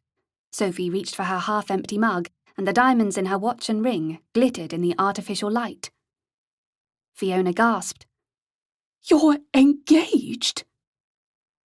In mid-swallow, Sophie's tea went down the wrong way, and she spluttered. Right, we've got the picture, said Edward. You're both okay. That's the main thing. I'll ask the police and security people to close the case. You're done in, said Fiona abruptly. Everything will seem clearer in the morning, I'm sure. I've made up a bed on the first floor for Sophie. Thank you. She'd feel better after a long, long sleep. Chapter 42. After taking Charlotte out onto some grass, Sophie fetched her bag from the hall and led Charlotte upstairs. Sophie's room was furnished in a guest bedroomy way, but there was an elegant freestanding mirror, spookily similar to the one in Shorten, and an ensuite shower that looked wonderful. But she couldn't take a shower, and fastening the dress by herself was impossible. She was institutionalized, like an escaped criminal. Wouldn't ask Hugo's mother or disapproving Pamela. She'd sleep in her dress. She peeled off her damp cardigan, emptied the rats and pins from her pockets into the bag, and sat in a button-back armchair to ease off her boots and socks. Charlotte was already asleep on the bed. You were a hero today. A knock, and the door opened. Hugo was clutching an electric toothbrush, still in its wrapping. It's charged, and there are new brush heads in the bathroom. He left it by the bed. Thanks. A wondrous device. She'd take it to Shorten. Should be able to make it work. The lift must have healed me. He touched his nose. As if it never happened. Incredible. Charlotte seems completely better, but a vet should check her out, just in case. I'll make an appointment. Hugo fished a charging lead out of his pocket. This might revive your phone. He put it on a bedside table. I'm going to sit with Mum for a bit. She's upset. I can't get undressed. All the buttons are on the back. He nodded. I'll sort them. She stood up and turned around in a rush, her face heating. He started from the dress collar and worked down, his fingers unhurried, deft. Her insides flip-flopped. If gods were real, Loki would be laughing his head off. Maybe there was a trickster god. All done. Hugo shot her a brief smile and left, closing the door behind him. She'd missed that smile. If the lift did physical healing, had it done mental healing too? Sophie stepped out of the damp gown, hung it on a fitted wardrobe door to dry, and took off her watch. Her reflection in the standalone mirror was a forlorn shipwreck of a girl, her white bodice and knee-length drawers clinging to her skin. Resisting the urge to lie down, she plugged in her phone, undressed, and brushed her teeth with the electric brush.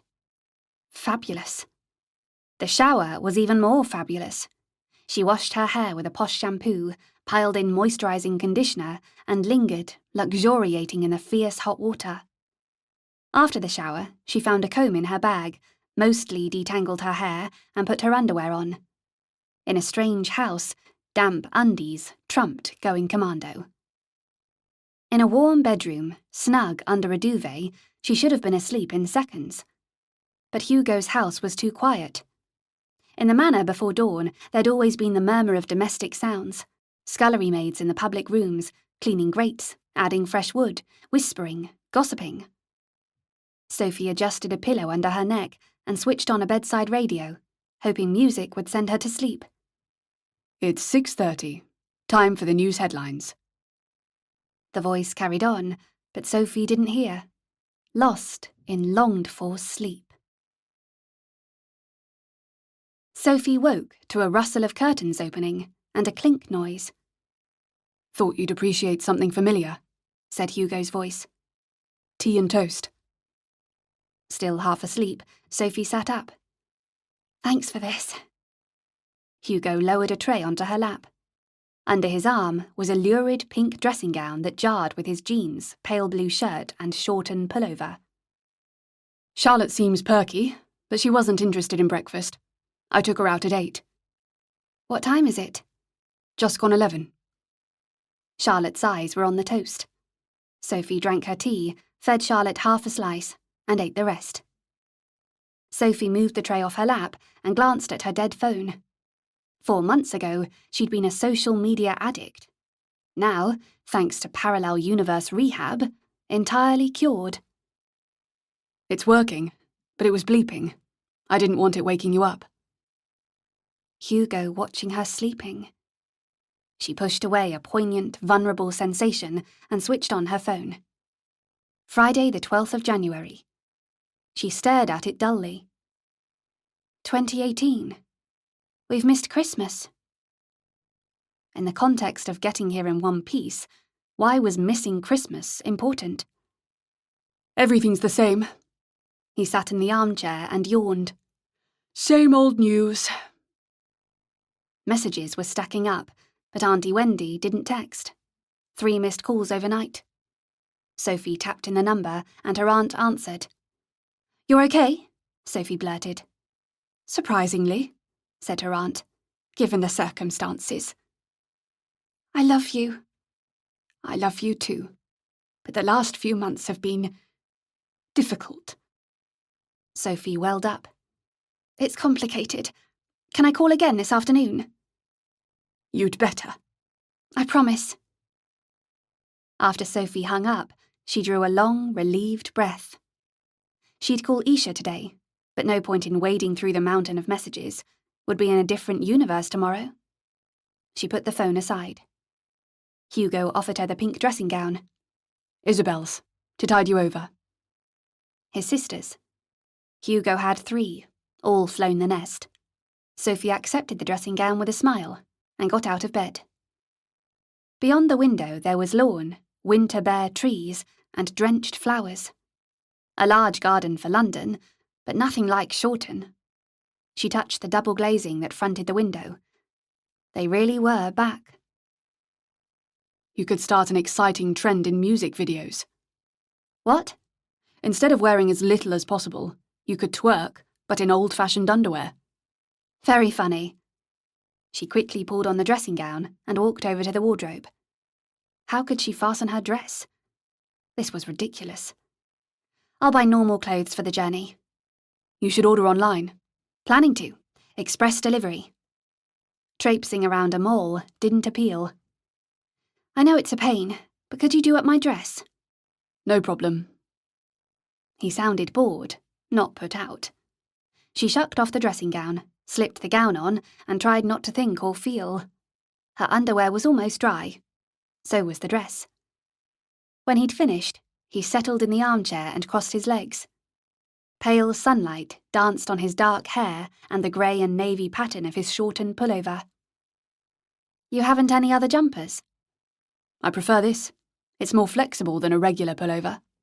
It's very dated, says the girl in period costume. Had a point. She sat on the bed and, out of habit, put on her watch. Still stuck on 12:15. How's your mother? Recovering herself. We FaceTimed my sisters. Where do they live? Sophie stroked Charlotte, dozing beside her. Isabel's in Scotland, Alice is in California, and Juliet's in Washington. They came over when we vanished, but couldn't stay forever. Consequences from their adventure had spread across continents, traumatized people she'd never met. Hugo stood up. Brunch after the vets. Brunch. Haven't heard that word in a while. I'll be there in a minute. After Hugo disappeared downstairs, Sophie went to the loo and combed her hair. But as she pulled on her boots, Charlotte leaped off the bed and eyed her reproachfully. Don't worry. You'll see Jack again soon. On the ground floor at the rear of the house was a kitchen, a modern extension. A high ceiling and modern French windows created an impression of space and light, but the kitchen was cosy and practical, with shaker cupboards and a traditional Aga cooker. Hugo pressed a screen icon on a red coffee machine. Espresso, cappuccino, or latte? Too much choice, said Sophie. There isn't an option for can't decide. Perhaps there should be? She giggled. Latte, please. He touched another icon, and the machine hissed. She'd miss his sense of humour. If her debit card worked, she'd buy a notebook at the station and write down everything about him. Then, as long as she lived, she'd never forget. By the coffee machine on a granite worktop was Hugo's Shorten notebook, a pencil, and a dog-eared textbook. Epistemology and moral philosophy for A-level. She pointed. Easy read? No. He handed her a mug of coffee.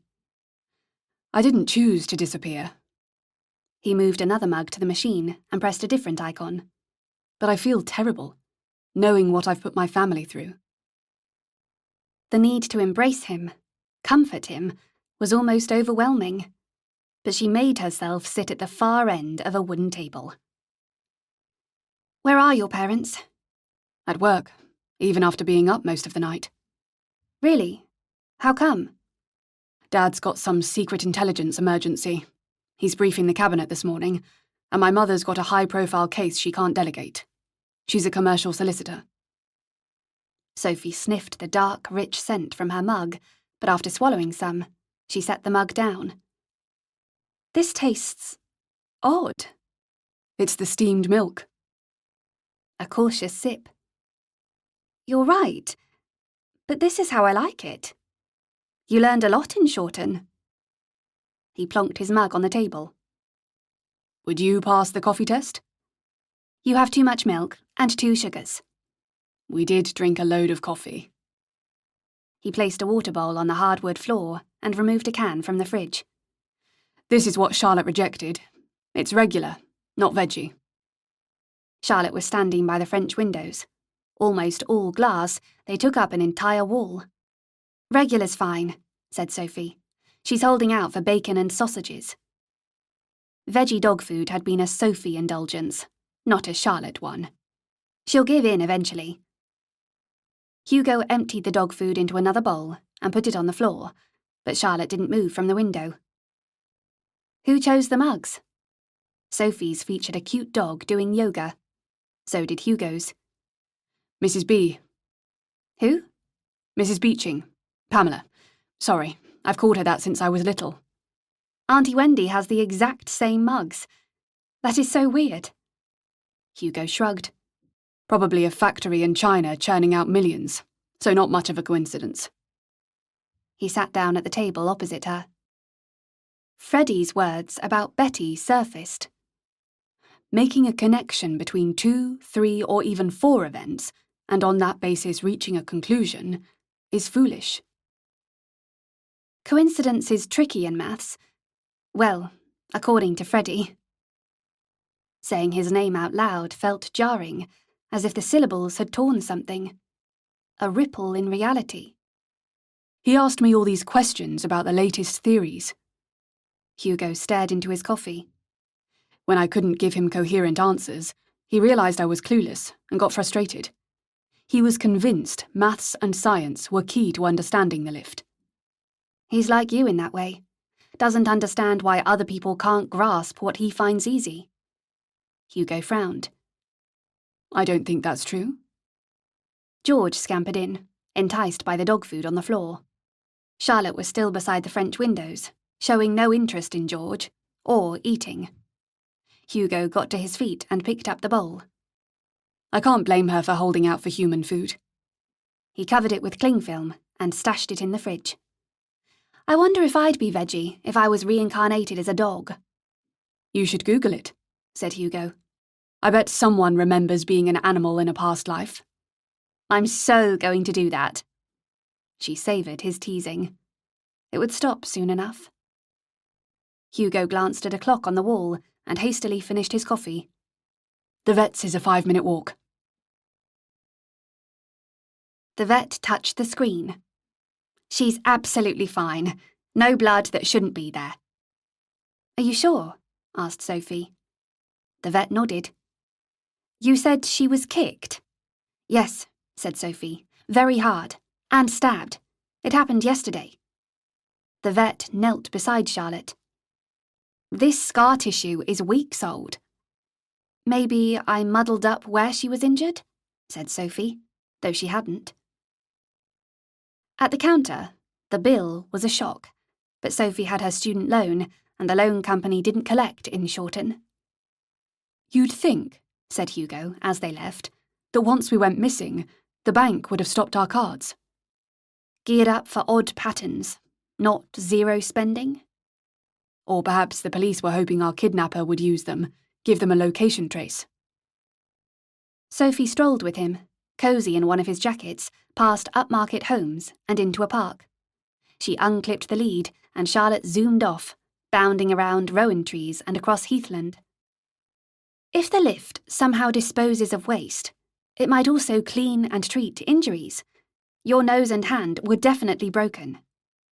He flexed his fingers. Bonkers, but makes sense. Sophie turned her mind to Shorten. She'd stock up on tampons, painkillers, antiperspirant, shampoo, conditioner, and the pill. And she'd tell the doctor the truth, that she was planning an expedition somewhere seriously dodgy. Chapter 43. In the kitchen, George bounded up to Charlotte, but she ignored him, walking over to stare at the garden. Hugo tapped his phone. Here's how our disappearance was reported. Sophie had half forgotten how modern newspapers were laid out. colour photos and less dense text. The son of Edward Harrington, missing since September last year, has been found safe and well in Derby. Another student, Sophie Arundel, was also unharmed. Derby? Where did that come from? And I thought the article would be bigger. Found safe is far less interesting than abducted by fanatics. Hugo tapped his phone again and handed it to her. 2 days after we left. The photo of a younger Hugo from the police poster covered half the front page. Foreign Secretary's son missing. Former public school boy, Hugo Harrington, hasn't been seen since Monday. If a targeted kidnapping, this marks a new development in the war against terror. Security for high-profile figures and their families is under review. This is bad, said Hugo. Misled the security people and might give terrorists ideas. Get children really kidnapped. You look like a child in this picture.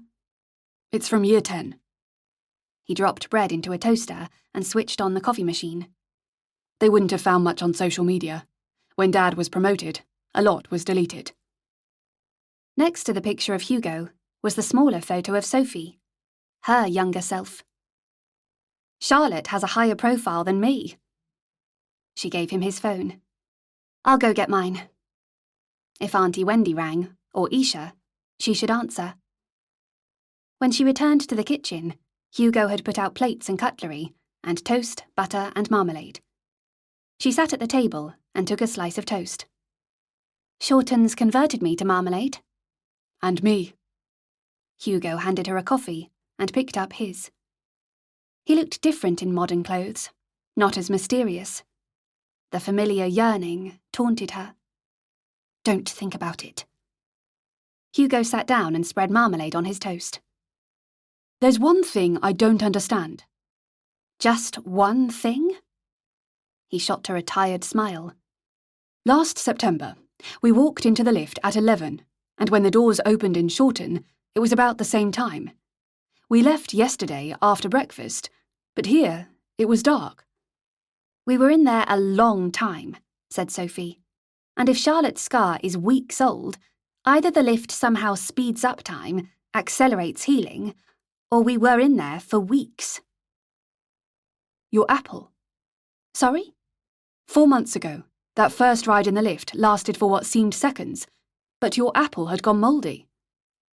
She'd bought it that morning, but it had turned fluffy, with green, putrid bits. Takes a while for fruit to go off. Hugo cut his toast in half. Maybe it was coincidence that we arrived in Shorten at the same time we'd left. But if we were in there for so long, for both crossings, how come we weren't dehydrated? Hungry? He rubbed his chin. I didn't need a shave. Perhaps it insulates sentient travellers? Would explain why our phones died, said Sophie. I wonder why, after the first trip, your watch carried on working. He peered at the watch's face on his wrist. This might just require winding. He wound it up. Yes. Hugo's watch had been his great-great-grandfather's, an antique. Sophie's watch was an antique too, but only in 2018. Once she was in Shorten, Freddie's gift would be brand new again. She wound up the Art Deco watch and grinned. Perhaps my watch still worked after the first crossing because we were in there for days, rather than weeks. Hugo shook his head. I don't remember leaving the lift in the Students' Union yesterday, or anything about the crossing. I remember it all, said Sophie. Down to the Jean? After the lift stopped spinning, it got horribly hot, and you and Charlotte were fast asleep. Could it have put us into a coma? To heal us? Makes sense. She touched her neck, remembering. My throat was really sore, and I'd banged my shoulder, but nothing serious. Again, bonkers, but logical, said Hugo. And why did it turn over like that?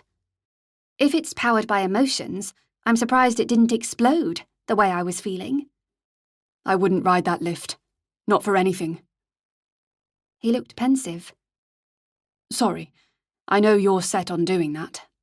I should be more positive. Sophie finished her coffee. Focus on practical stuff, She felt strangely clear-headed. Probably the caffeine. My suitcase might be with my aunt, but it could be with the police. If it is, could you help her collect it? I'll give you her contact details and the password for my laptop. He nodded. I'm leaving my house in Buckinghamshire to my aunt. Her parents' life insurance had paid off the mortgage, and when Auntie Wendy had taken Sophie in, the property's rental income had really helped, and in Buckinghamshire, even small properties were valuable. I'll write an old-fashioned letter, have it witnessed by 2 people, so it's legit. I knew GCSE law would prove useful. He was trying for flippant, but failing. Would you be happy to be executor? I guess. In 7 years, I'll be presumed dead. Hugo swallowed. You've thought this through. You know me, prefer to be in control, tie up loose ends. Okay, her attempt at flippant was pants. Talking of loose ends, we should Google Alan. Hugo hastily tapped his phone, keen to move on from inheritance planning. Not too many Alan Parks. He gave a soft whistle and showed her the screen. Definitely him. Sophie looked at the bad mugshot and caption. Wanted for questioning about a one-punch murder in Deptford. Last seen in August 1994. What's a one-punch murder? A person's punched, falls, cracks their head and dies from that, rather than the punch. That's why he assumed you were dead, Hugo. She shivered. He'd done it before. Should fetch her cardigan. It was colder here than upstairs. He went into the lift in August 1994, or just after, said Hugo. Not in October, as he said in Shorten. Explains why his dates didn't match the other visitors. What had Alan said to Betty?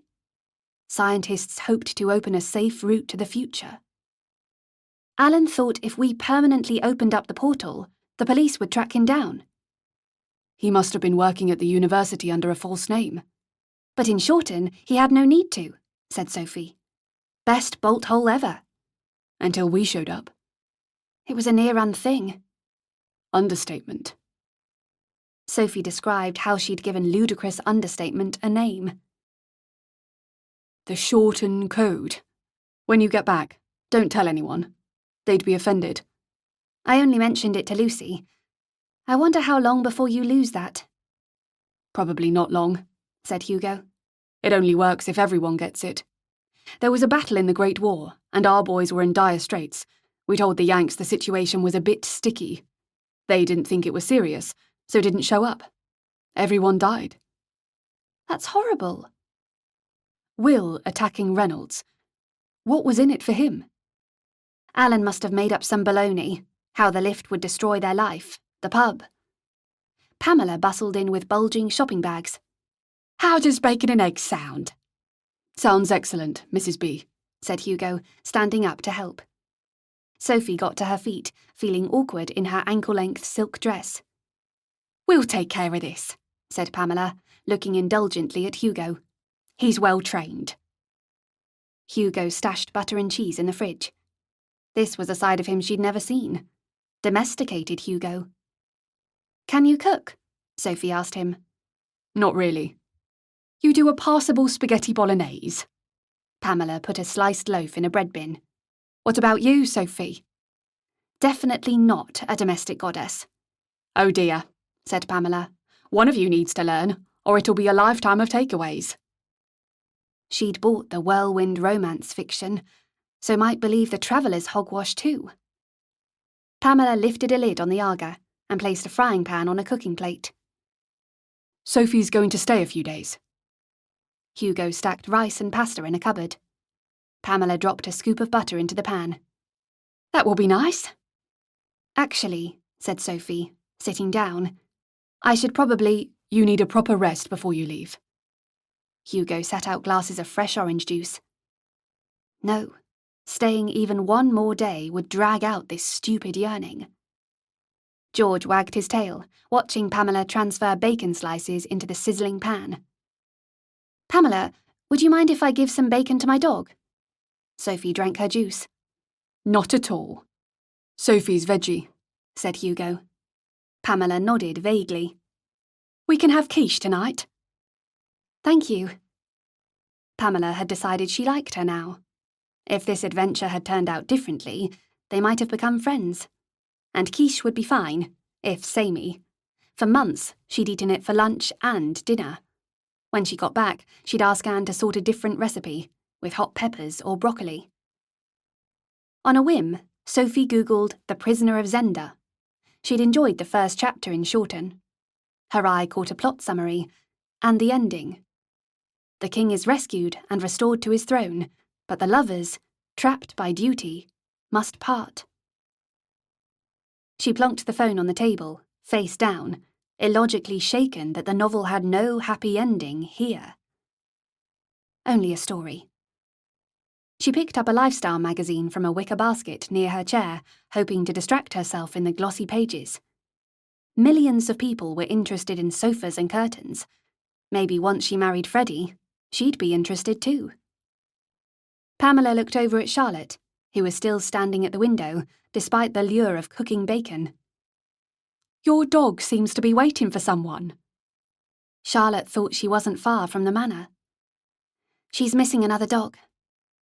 Sophie walked over and ruffled Charlotte's head. Double espresso, Mrs. B? Hugo was by the coffee machine. Yes, please. Hugo made Pamela's coffee, gave Sophie a latte, and prepared another. Pamela plated up 2 helpings of bacon, fried eggs, and sautéed mushrooms. This looks yummy, said Sophie, sitting down. Aren't you having any? Pamela patted her ample hips. Diet day. I had yogurt for breakfast. Outside, sleet was falling. Sophie moved her chair closer to the Aga and enjoyed her meal, leaving the bacon. Hugo ate with his phone propped up against the marmalade jar, reading something. I'm taking George for a walk. He needs the exercise, whatever the weather. Pamela attached a lead to George's collar. Sophie, I can take your dog. That's very kind of you, but she's fine here. Like her, Charlotte was upset. Needed to stay close. Pamela left with a happy George, who bounced along, looking forward to exploring and jumping in puddles. Time to call Auntie Wendy. On her phone, Sophie prepared on a notes app what she planned to say, then rang. She went through the cover story and the pretend romance with Hugo, related the truthful romance with Freddie, and added that there was no Wi-Fi and no phones. Her aunt snorted. A love triangle, and trust you to go from atheism to a cult. She paused. The church has been supportive, but the last few months have been quite hard. Auntie Wendy had developed her own version of the Shorten Code. Deep breath. I'm going back, to be with Freddie. Silence. Are you sure? Her aunt sounded upset now. Freddie's special, and I'll be safe. Chapter 44. I love you. Auntie Wendy ended the call. Sophie blinked and felt sick, and fought to compose herself. Hugo was staring at his screen, pretending not to listen. With a heavy heart, Sophie signed into her social media account and clicked on a link. Find Sophie. Isha and Auntie Wendy stood beside a huge poster at the university entrance. They'd spent months trying to find her. Overwhelmed with gratitude, she showed Hugo. He glanced up. It's humbling. My family and friends did the same for me. Do you reckon your parents bought the traveller thing? In the absence of any other explanation. He got to his feet and collected their empty mugs. More coffee? No, I'm good. She'd overdosed on caffeine, needed to doze in the guest room this afternoon, rest up before the lift. But in the meantime, their cover story needed work. Your friends won't buy our rom-com lie. Alex did. I've already messaged him. Hugo transferred his plate and the mugs into the dishwasher and sat down. I'll call him later. His attention was on his phone again, and Sophie studied him under her lashes. His freshly shaven jaw, long dark eyelashes, taking her time. This was stupid, masochistic. She thought back to the school leaving ball.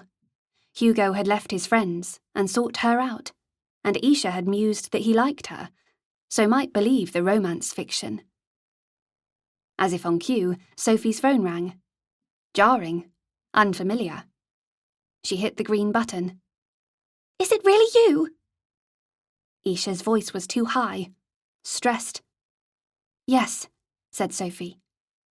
"I don't know where to start. The beginning's usually a good idea." This was going to be hard. Isha knew her better than Auntie Wendy. Sophie repeated the traveller's hogwash and talked about Freddie.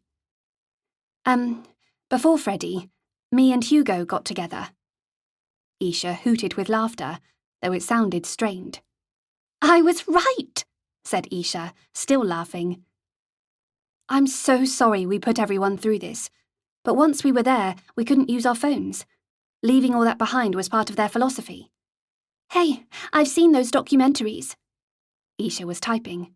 "It's Saturday tomorrow. Where are you? I'll be there. The thing is, tomorrow I'm going back. To Freddie." Silence. And it lasted longer than when she'd told her aunt. "I hope," said Isha, finally, "that this Freddie guy's worth it." "He is." The words were confident, but in her mind swirled a whisper. Is he? Hugo's eyes were still tethered to his screen. They were in the same room, but he was somewhere else. "Will I ever see you again?" Now Isha sounded angry. Sophie hesitated. "Probably not. Can you at least write an old-fashioned letter once a year?" "That would be against their guidelines too." She wiped her eyes. "I love you." "I love you too. Stay safe." Isha's voice broke before she disconnected. Sophie swallowed down tears. To distract herself, she ordered clothes in a frenzy. Jeans, tops, socks, bras, and loads more knickers. "What's the postal address here?" Hugo recited it. The package would arrive before 1 tomorrow. She wouldn't rock the boat in the Manor by wearing jeans in public, but she could in private. "We should send out a joint message," said Hugo, "thanking everybody." He didn't look up. "I'll do that now." "Is there a doctor's surgery and pharmacy nearby?" I thought I'd stock up on painkillers and the pill." "Wimbledon High Street's not far, but you won't get a surgery appointment today." He showed her his phone. "We sincerely apologise for all the heartache and trouble we've caused. A huge thank you to everyone who tried to find us. We'll explain everything soon. Hugo and Sophie." "The right tone," said Sophie, "but it feels wrong, leaving you to field questions." Hugo shrugged, sent the message, and scrolled on his phone. He was behaving as if Shorten hadn't happened, and that was downright odd. She was seeing this England through a detached, sharper lens. Ordinary. Safe. She chewed her lip, imagining the lift opening in a war zone or prison world. Even if she arrived safely, there'd be more stuff like the bakery and the incident. "I'm a bit nervous about Shorten." Hugo dragged his eyes from his screen. "The revolution." Hugo put down his phone.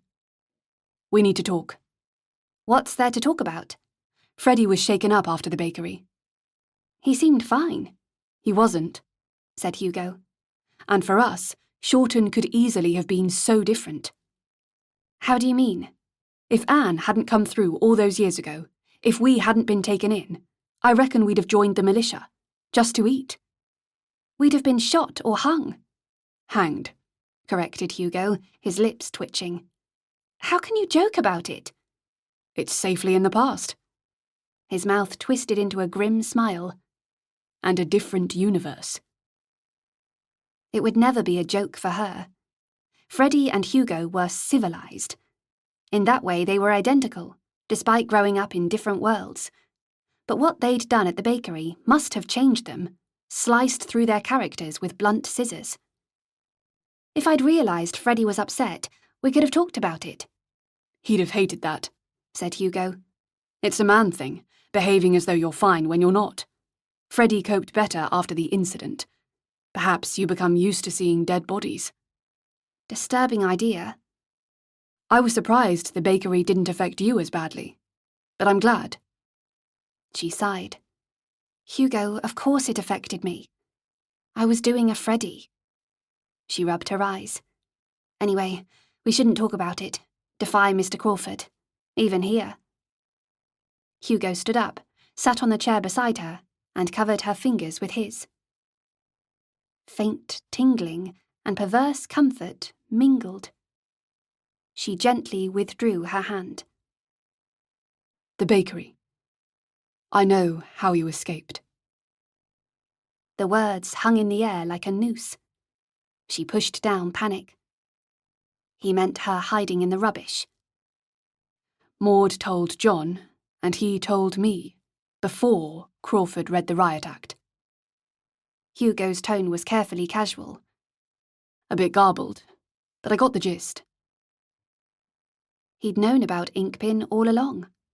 That's why he'd held her hand after the bakery. No. He shot Robert Miles, and I had seconds before his mates appeared. It was horrific. You don't have to justify it, Sophie. I understand. You do? Context is crucial. It was preemptive self-defense, and you had to improvise. He gave her a half nod, as Richard had when he'd heard her out. Once I'd agreed to defend the town, I killed 5 people. Perhaps more. You shot them from a distance. It's not the same. I know.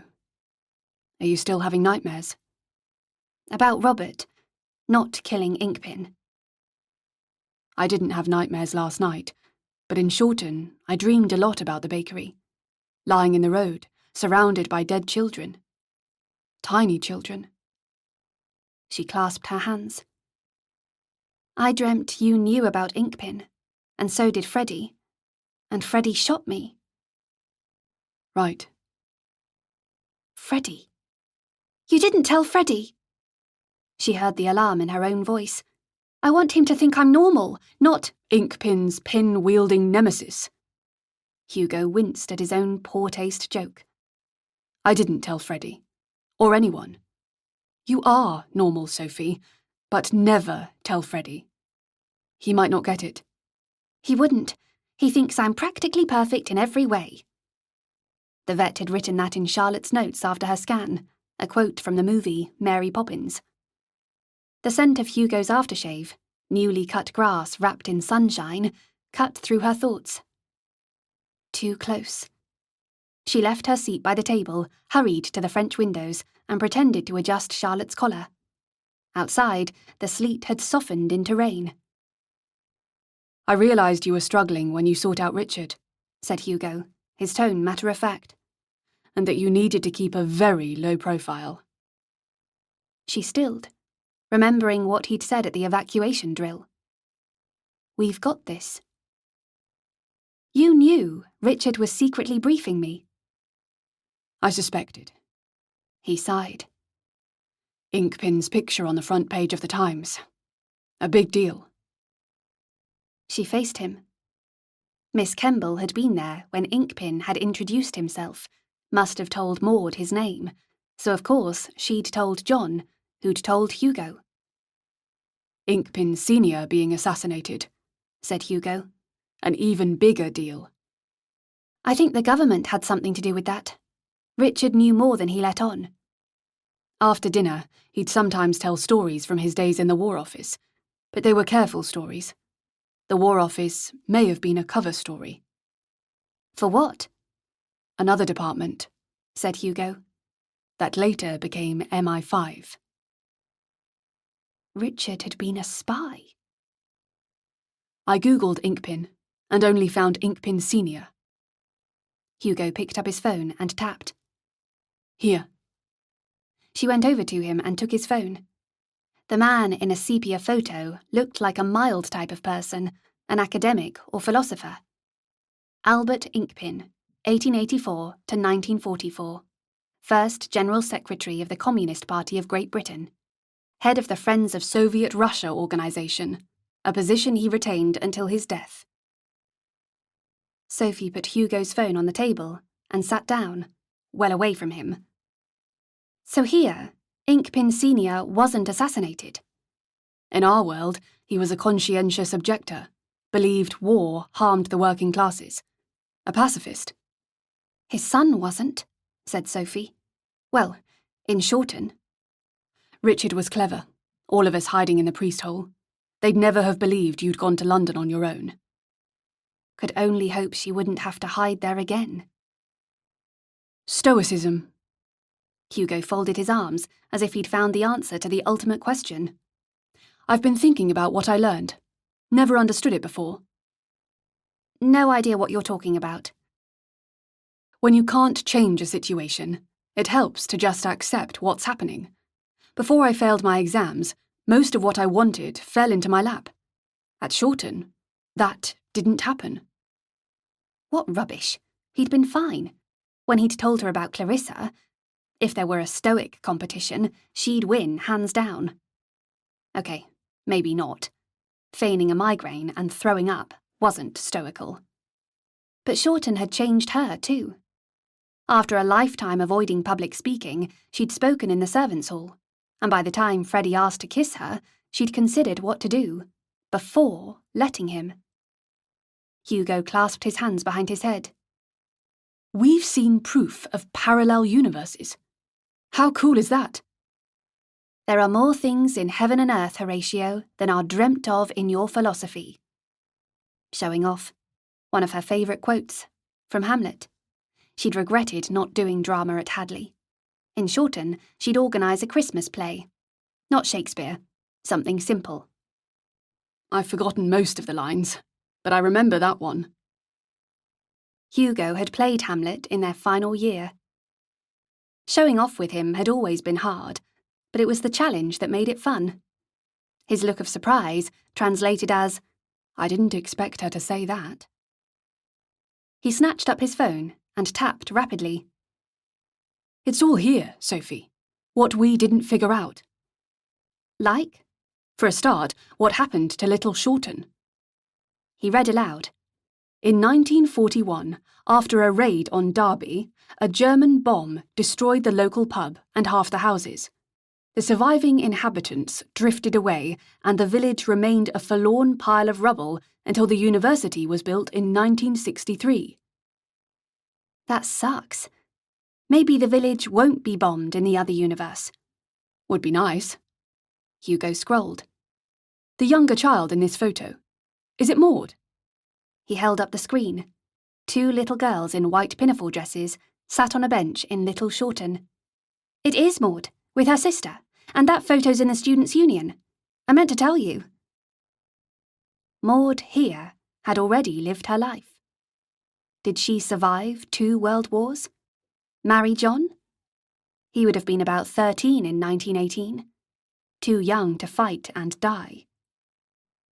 On her phone, Sophie Googled Maud Watkins, born 1900s.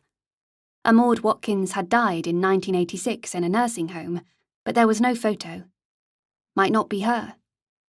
For whatever reason, the other Maud's life had left few footprints in the sand. This was creeping her out. The real Maud was young and very much alive, and when she arrived in Shorten, Sophie would hug her until she popped. Hugo tapped on his phone again. Do you know Anne's maiden name? Anne had mentioned it. Cochrane? Campbell? No. Cameron. We should Google her and Lucy. They'll be unexplained disappearances. Cold cases. We could, said Sophie. But we can't tell the police they're okay. We'd be sectioned. Fair point. He gave his phone another tap. There it is, Shorten Manor. Open to the public, but looks the same. Before you go, how about we visit? Hugo, I really don't want to. Everyone will be dead or never been born. She stood up abruptly, the legs of the chair scraping on the floor. She rushed upstairs to her room, and Charlotte came with her. We're going now, before I bottle it. Chapter 45. In the guest bedroom ensuite, Sophie splashed her face with cold water, pulled on her cardigan, and picked up her bag. Downstairs, she dropped the bag by the coat rack. Shame about the pill, and the clothes she'd ordered, but she'd make do. She unhooked Charlotte's lead from the rack, and strode into the kitchen. Charlotte had already dashed ahead to the French windows, resumed sentry duty, and Hugo hadn't moved from the table, still scrolling on his phone. I didn't think you could store so many messages. Sophie left her phone by the coffee machine and opened Hugo's shortened notebook. With the pencil, she wrote down 6 numbers. If people keep texting, feel free to use my phone to fend off questions. He glanced up. Thanks. The passcode's in your notebook, on the first page. She went over to Charlotte and cuddled her. Let's go. I know she's missing Jack, said Hugo. But this morning, when you were all tucked up, your face in the pillow, the instant she realised I was there, she leapt off the bed all happy. The vulnerable feeling was back, entangled with the stupid yearning. She trusts you. Sophie's plate of bacon was still on the table. She hurriedly took it and held it out, but Charlotte turned her head away. She associates bacon with Alan and the lift. Understandable. Hugo frowned. People must have called the police seconds after we left the portal. For a very long 20 minutes in the rain, I believed we were in a dystopian world. When did you realise we weren't? After the military guys stood down, and the police were polite, didn't beat us up. Can't be many places where police would beat up a cabinet minister's son, said Sophie. Bad cops pick on powerless people. Hugo yawned. That's a bit bleak. He looked as knackered as she was. I should have realised when I saw the posters. We'd gone missing from here, so of course this was home. Actually, said Hugo, I'm not sure about that. There could be other universes where we've disappeared. Other versions of us who've landed in Shorten or somewhere else. This is making my brain hurt. If things go south at the Manor and you need to escape with Charlotte, deploy sausages. Sophie pushed away mad thoughts about evacuating everyone in the Manor and the village. I thought black pudding. Sound choice. He bit his lip. We don't properly understand how it works. It's not a given that Charlotte can help call it. I wish you had the gene. 3 of us longing for Shorten could have called the lift in record time. He shrugged. I can't face going back to the university, even for a day. The lift hadn't mentally healed him. You're abandoning your degree? Living by the portal, wondering whether you'd made it to the right Shorten. Recipe for a nervous breakdown. I'll get a job instead. If the lift doesn't appear, I'll join an animal charity, said Sophie. Or one for girls. Carry on the work I did with Anne. I can see the logic, and you enjoyed the Lady Bountiful stuff in the end. It wouldn't be that. More feminist activism, said Sophie, with a dog-friendly company. Would reduce your options. Charlotte's non-negotiable. Why am I not surprised? If the lift was a bust, she'd want a clean break from Hugo. But she wouldn't do weird platonic ghosting. He'd be baffled, worried. She'd gradually text less, not answer messages. The hollow yearning morphed into misery. Hugo tried to tempt Charlotte with dog food, but she stayed with Sophie by the window. He returned the dog food to the fridge and scraped Charlotte's bacon into a recycling bin, his body language tense and awkward. Had his nonchalance been an act? Sophie attached the lead to Charlotte's collar. Which way to the nearest tube station? Turn left. It's not far. He stacked her plate in the dishwasher. Charlotte trotted with Sophie towards the hall, then stopped, conflicted, her eyes on Hugo. Jack will be lost without you, and Freddie would be distraught. We can't stay. I'd like to sort something before you leave. It won't take long. Hugo closed the dishwasher. If I'd travelled by myself, I don't think I'd have got home. Coming back with you and Charlotte was always the plan. It wasn't. Honestly, it was. He was teasing, and she responded in kind. You'd have had to drag me in. I did briefly fantasize about knocking you out and carrying you. Surprising. I can't imagine you doing that. You'd have kicked me to the ground and sat on me. Maybe. And keeping with reality, said Hugo, if I'd avoided your kicks and punches and knocked you unconscious, your thoughts couldn't have guided us here. True. Plan A wasn't kidnapping you. Plan A? He seemed serious. What had he said before Alan showed up? 3 in, 3 out. And carrying the bags to the lift, his expression had been resolute, stubborn. She was missing something. Why didn't you remind me that you could land in the wrong universe before I called the lift? If I had, would you have tricked Charlotte? No. Figured as much. His face was like Charlotte's when she'd misbehaved, a conflicted mix of guilt and petulance. And if I'd mentioned it once the lift appeared? She paused by the kitchen door, remembering the effort it had taken to walk to the car. I wouldn't have let you get in. Who knows where I'd have ended up, said Hugo. I wouldn't have needed much persuading. Charlotte lay down by a cupboard, making settling noises, and Sophie frowned. She had the gene. So had Charlotte. Don't dwell on what could go wrong. There was a plan B, said Hugo. Okay, spill. It's academic now. Strange to think they'd both had plans. He'd had A and B. She'd only had A. Get Hugo home. Note to self, never apply for a job in planning. You look good in the old-fashioned underwear. What? I'm just saying. Can't see it catching on, said Sophie. And since when was it appropriate to talk about my underwear? Obviously not in Shorten. Would have been an outrageous remark. She checked and double-checked. Anyone else, and it would have been obvious. A misguided butterfly fluttered in her stomach. That ship had sailed. We make a good team. More stupid butterflies. What was he doing? Actually, a better question was, why? The last thing she needed was a casual fling. Who was she kidding? Hugo, I'm confused. He seemed serious, but might be teasing again. You don't like me. Not like that. Says who?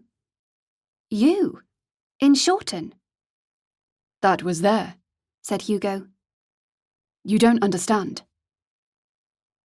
She did. Sex without commitment was the something he wanted to sort. Don't bother dressing it up, Hugo. You want sex. He must have been frustrated in Shorten. Visiting Clarissa in 1920s London, constrained by convention, he hadn't even kissed her. This isn't about sex, said Hugo, his eyes earnest. Sophie raised her eyebrows. Okay, sex comes into it, but it's more complicated. Sex comes into it. If she slept with him today, tomorrow she'd be a contender for the most messed up competition, but she could work through that. She took in his intense, set expression. Hugo did nothing without engaging his brain. He'd have supplies, or buy some, and she'd have a precious memory to take to her grave. In Shorten, it couldn't have worked. Hugo folded his arms. Yes, clear what Plan B had been. He didn't feel like she did, but as with most boys, Hugo had a one-track mind. And they were friends. Close friends. Adding benefits to that friendship, once, wouldn't change his feelings, or her determination to return to the manor, or confuse the lift. And Freddie would never know.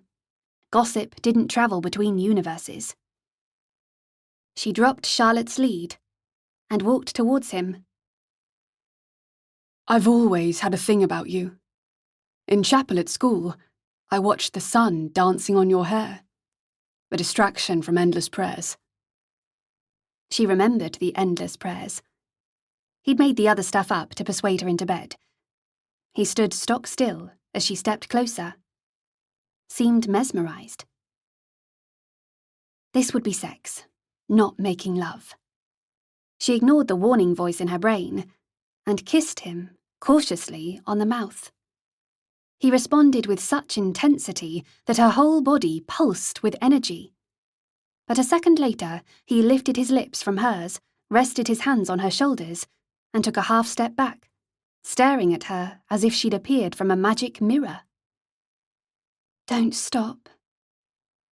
She put on her best doe eyes. You feel the same? It was half a statement, half an accusation. Yes, he'd been frustrated. Shorten was a sex-free zone. Now he looked surprised. What about Freddie? He'll never find out, and once we're married, that will be it. I won't have had a normal sex life before settling down. I get that. He dropped his hands from her shoulders. But I'm not sleeping with you weeks before you marry Freddie. His mouth twisted. I won't do that. She'd misunderstood. He'd been teasing, after all. Chapter 46. In Sophie's last year at Hadley, when Pete had shown an interest, she'd been flattered, and though she'd found him boring, it was her first romance, so she'd gone with it. Eventually, she'd dumped him, nicely, giving him the old needing her own space excuse, but she'd ended it far too late. Her inexperience and curiosity had hurt him, and she still felt guilty. Sophie rested her hands on the top of a kitchen chair and took in Hugo's set expression. He'd led her on, only to push her away, and there was no remorse there. Depression or not, this wasn't his first rodeo.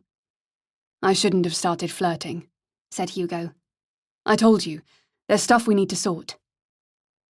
Resisting an urge to slap him, Sophie looked down, sour rejection twisting her guts. But the way he'd kissed her. If he didn't fancy her, really fancy her, she was a walrus. You only had half the picture in Shorten. Thanks to Maud's ear for gossip, anything Sophie Arundel didn't know was trivial. You're definitely set on going back. Yes. He walked to the far end of the table. Because of Anne. And you're in love with Freddie. Yes, because of Anne. And I promised Freddie. I'm not in love with him, but I fancy him, and he's kind and clever and sweet. Sweet. He dragged his fingers through his hair. But you fancy me, too? After pushing her away, he expected an answer. She countered with a question. I thought, when you kissed me, did I get that wrong? No, said Hugo. I'm so glad I didn't realise this before. Realise what? That you fancied me. Understatement. I needed to marry Clarissa, said Hugo, and you needed to marry Freddie. We'd both have had the resources to protect ourselves, or leave the country. Bizarre. She'd reasoned by marrying Freddie, she could protect Hugo better. Nothing like a chat with your best mate. Might be a blessing he'd been teasing. Friends with benefits could have nagged at her, hurt her relationship with Freddie. She took the lead and pulled. But Charlotte didn't move. What's going on with you? Sophie dragged her into the hall. Charlotte looked back at Hugo, who was standing in the kitchen doorway, then up at Sophie, meaning, sort this. Okay, from their tone of voice and body language, Charlotte knew she and Hugo were at odds. But this was beyond sorting. Sophie took her bag from the coat rack and slung the strap so it was secure across her chest. But at the same moment, Charlotte wrenched the lead from Sophie's grip and rushed over to Hugo. He sighed. For what it's worth, I feel guilty about Clarissa. I'll try and soften the blow. Tell her you were homesick, couldn't adapt, said Sophie. Come on, Charlotte. Charlotte raised her head, her stubborn face on. Clarissa was great fun, said Hugo. She loves you. I'm not sure about that.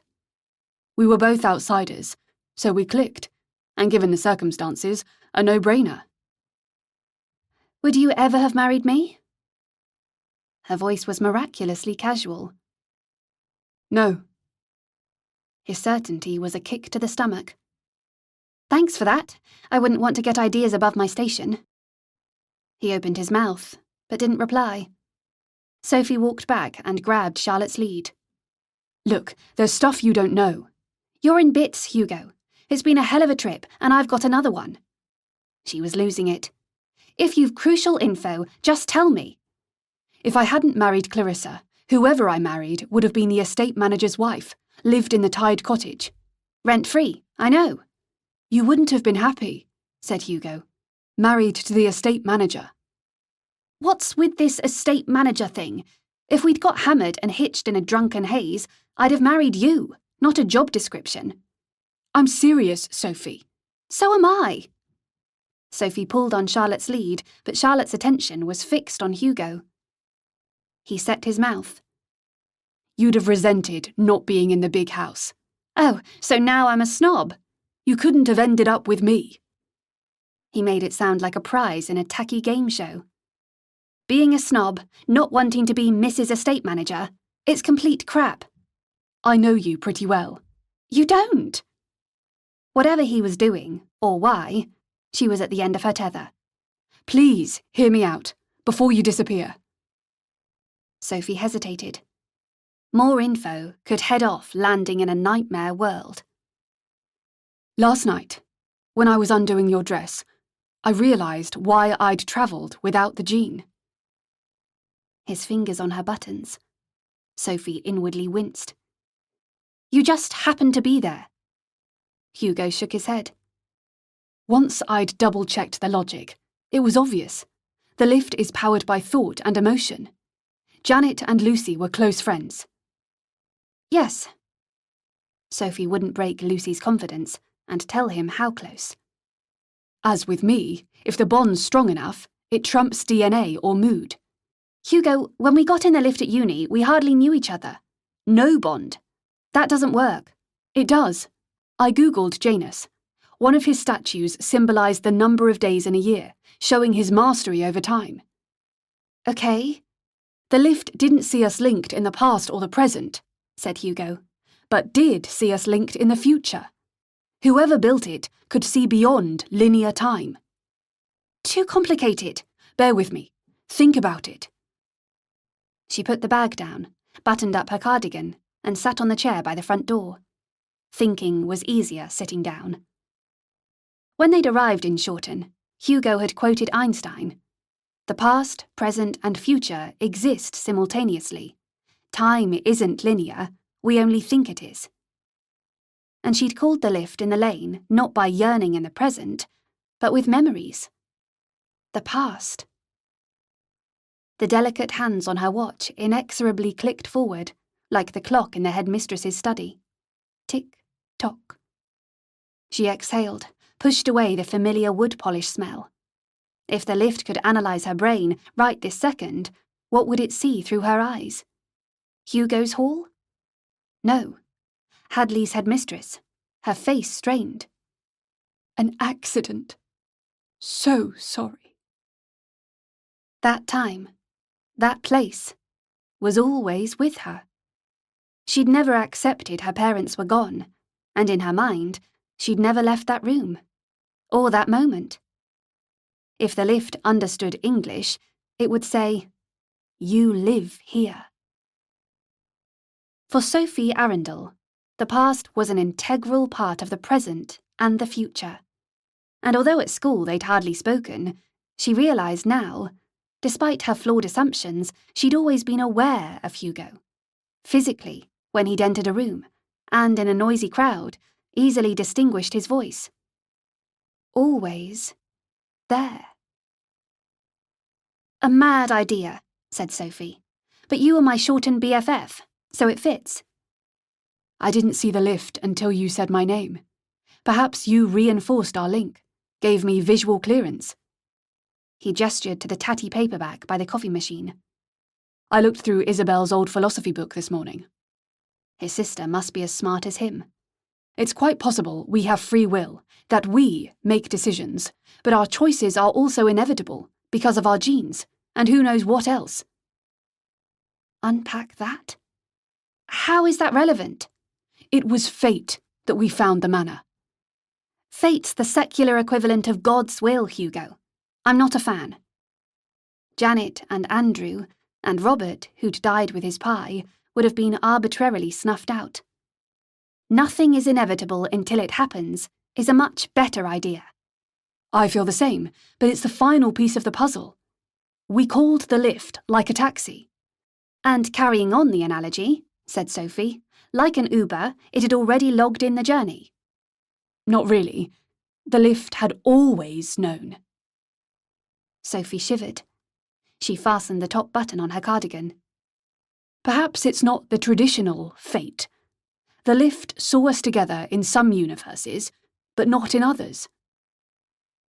Right. He was going through the motions to fit his theory. Sad, misguided, and for her, pointlessly cruel. So, you theorised about star-crossed lovers and started flirting?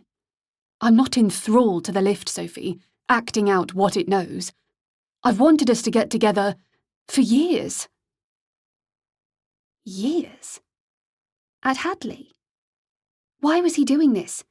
His actions and words in Shorten, consistent to a fault. Pleased she'd stopped dithering about Freddie, his satisfied nod when Freddie announced their engagement. But now it was flirt, reject, snob, and lift theory tease. The old Hugo didn't hurt people because he could. A selfless, brave girl would stick around, ensure he got help until he recovered. Or didn't. And all the while, he'd never feel like she did.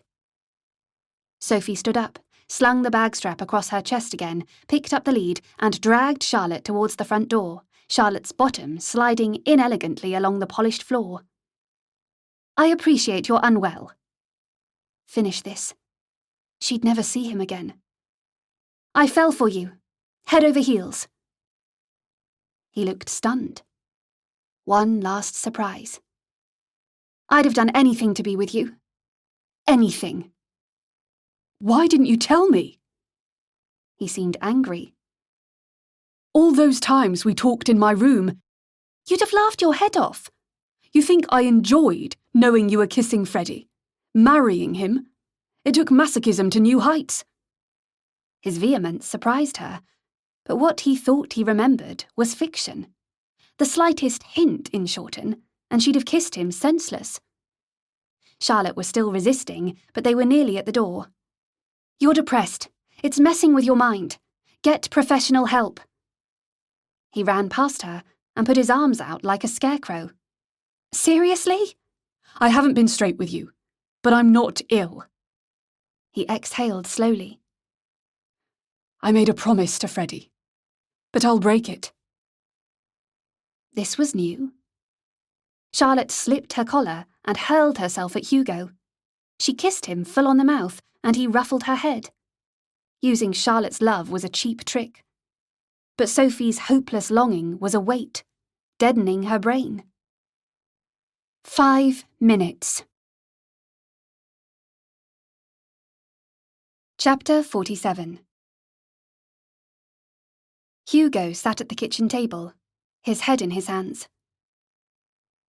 You were concerned about Rupert, nagging me to marry Freddie. Remember? Sophie's voice was measured. If you'd wanted me, you'd have said so. Kissed me. She sat down on the nearest chair. I wouldn't have encouraged Freddie. You didn't encourage Freddie. Hugo raised his head. You could have sworn at him, or hit him, or ignored him. Would have made zero difference. Right, not getting through. Freddie only recently got serious. That's how it was. Sophie refastened the collar on Charlotte, tightened it up a notch, but unclipped her lead. Here's how it was. Freddie was smitten from the moment he met you. He was a ticking bomb with no off switch. I can't tell you how often he talked about your hair, or your smile, or the way you talk. The day after we arrived at the manor, he said, "I'm going to marry Miss Arundel." Hugo's mouth tightened. He wasn't joking. He drummed his fingers on the table. He was nervous just talking to you, but he was obsessed. That first week, he planned to propose on one knee, in front of his parents and the servants. No. You'd have rejected him out of hand, humiliated him. I'd only met him days before. I managed to talk him out of it, said Hugo. But he'd confided in me, trusted me. If I'd told you his intentions, he would have felt betrayed as well as humiliated. We'd have been chucked out. We'd have been destitute. Sophie frowned. At the beginning, he didn't flirt, showed no interest. He was beyond shy, Sophie. He'd never even kissed a girl. Okay, Hugo knew nothing about Betty.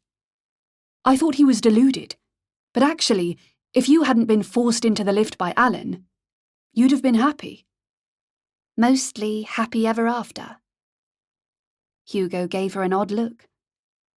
I guess. The kickboxing, and when you grabbed that branch as a weapon, that made him nervous.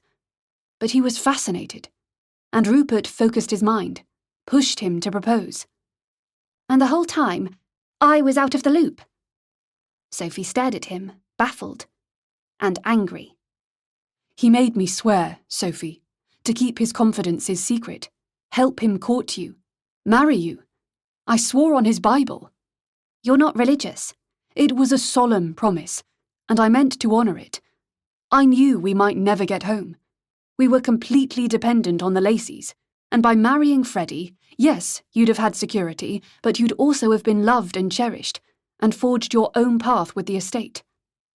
He sighed. As I got to know you, keeping my vow became difficult. Sophie's mind raced. Should she tell him about Betty? Despite the boys being close, Freddie had assumed, wrongly, that Hugo, more assured and worldly, would be unsympathetic.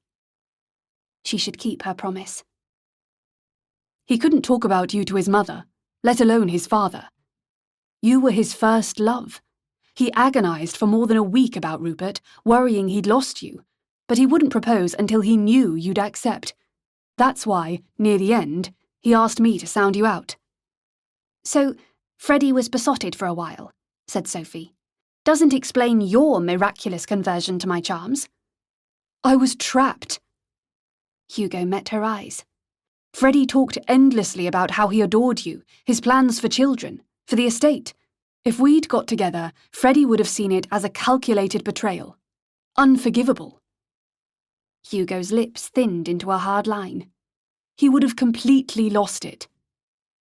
Anne wouldn't have chucked us out.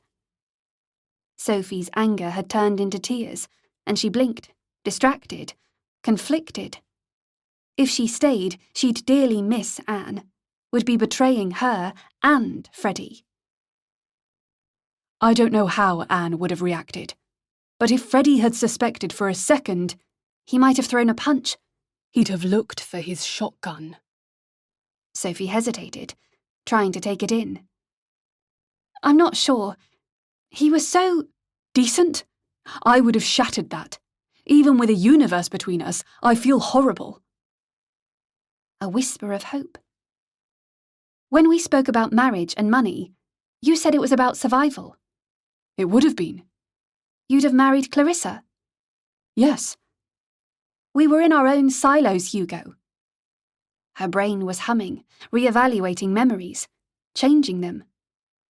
We should all have talked, worked things through. Discussed it over 11s. He made a scoffing noise.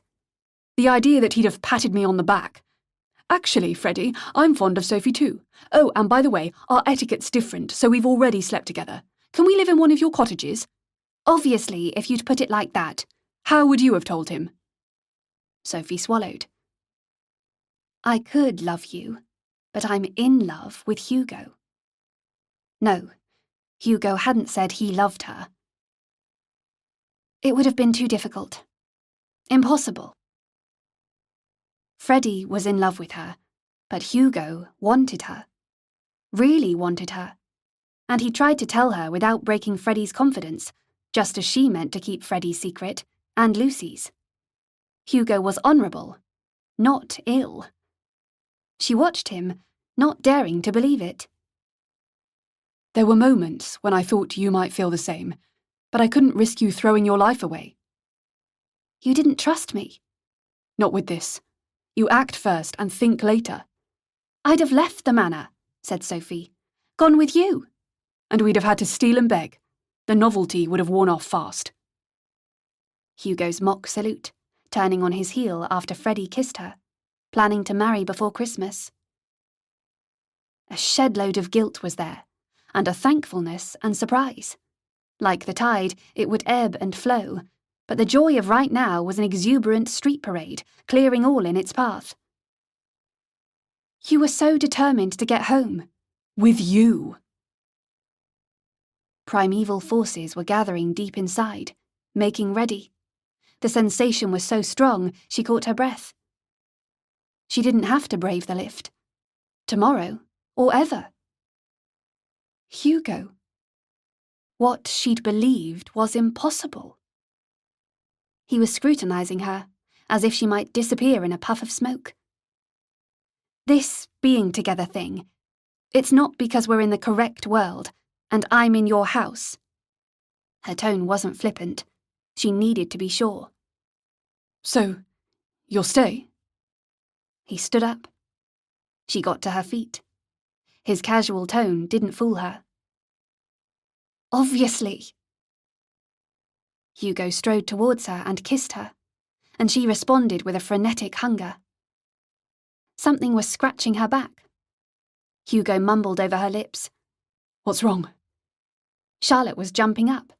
For the first time ever, Sophie wished Charlotte would find a hobby.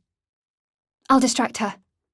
Sophie hurried to the bread bin and gave Charlotte 2 slices, but when Charlotte slid under the table with her treat, Sophie regretted her mean thought and tried not to think about Jack.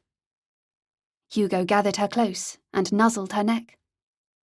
Do you want to hear what Plan B was? A delicious shiver, though his mouth was warm on her skin. Go on. If the lift appeared, I was going to share how I felt. If you'd still walked away, I'd have been stuffed. You could have told Freddie, or written to Clarissa. I so wouldn't. Plan B would have worked. But there's no way you'd have left Charlotte behind. He scanned her face. Sophie's eyes widened. That's why you insisted Charlotte come with us? Might have been. He trailed kisses on her neck. After your engagement news, I pulled a sickie. You must have suspected. I didn't. You'd had migraines at school, and when you kissed Freddie in the library, I thought, game over.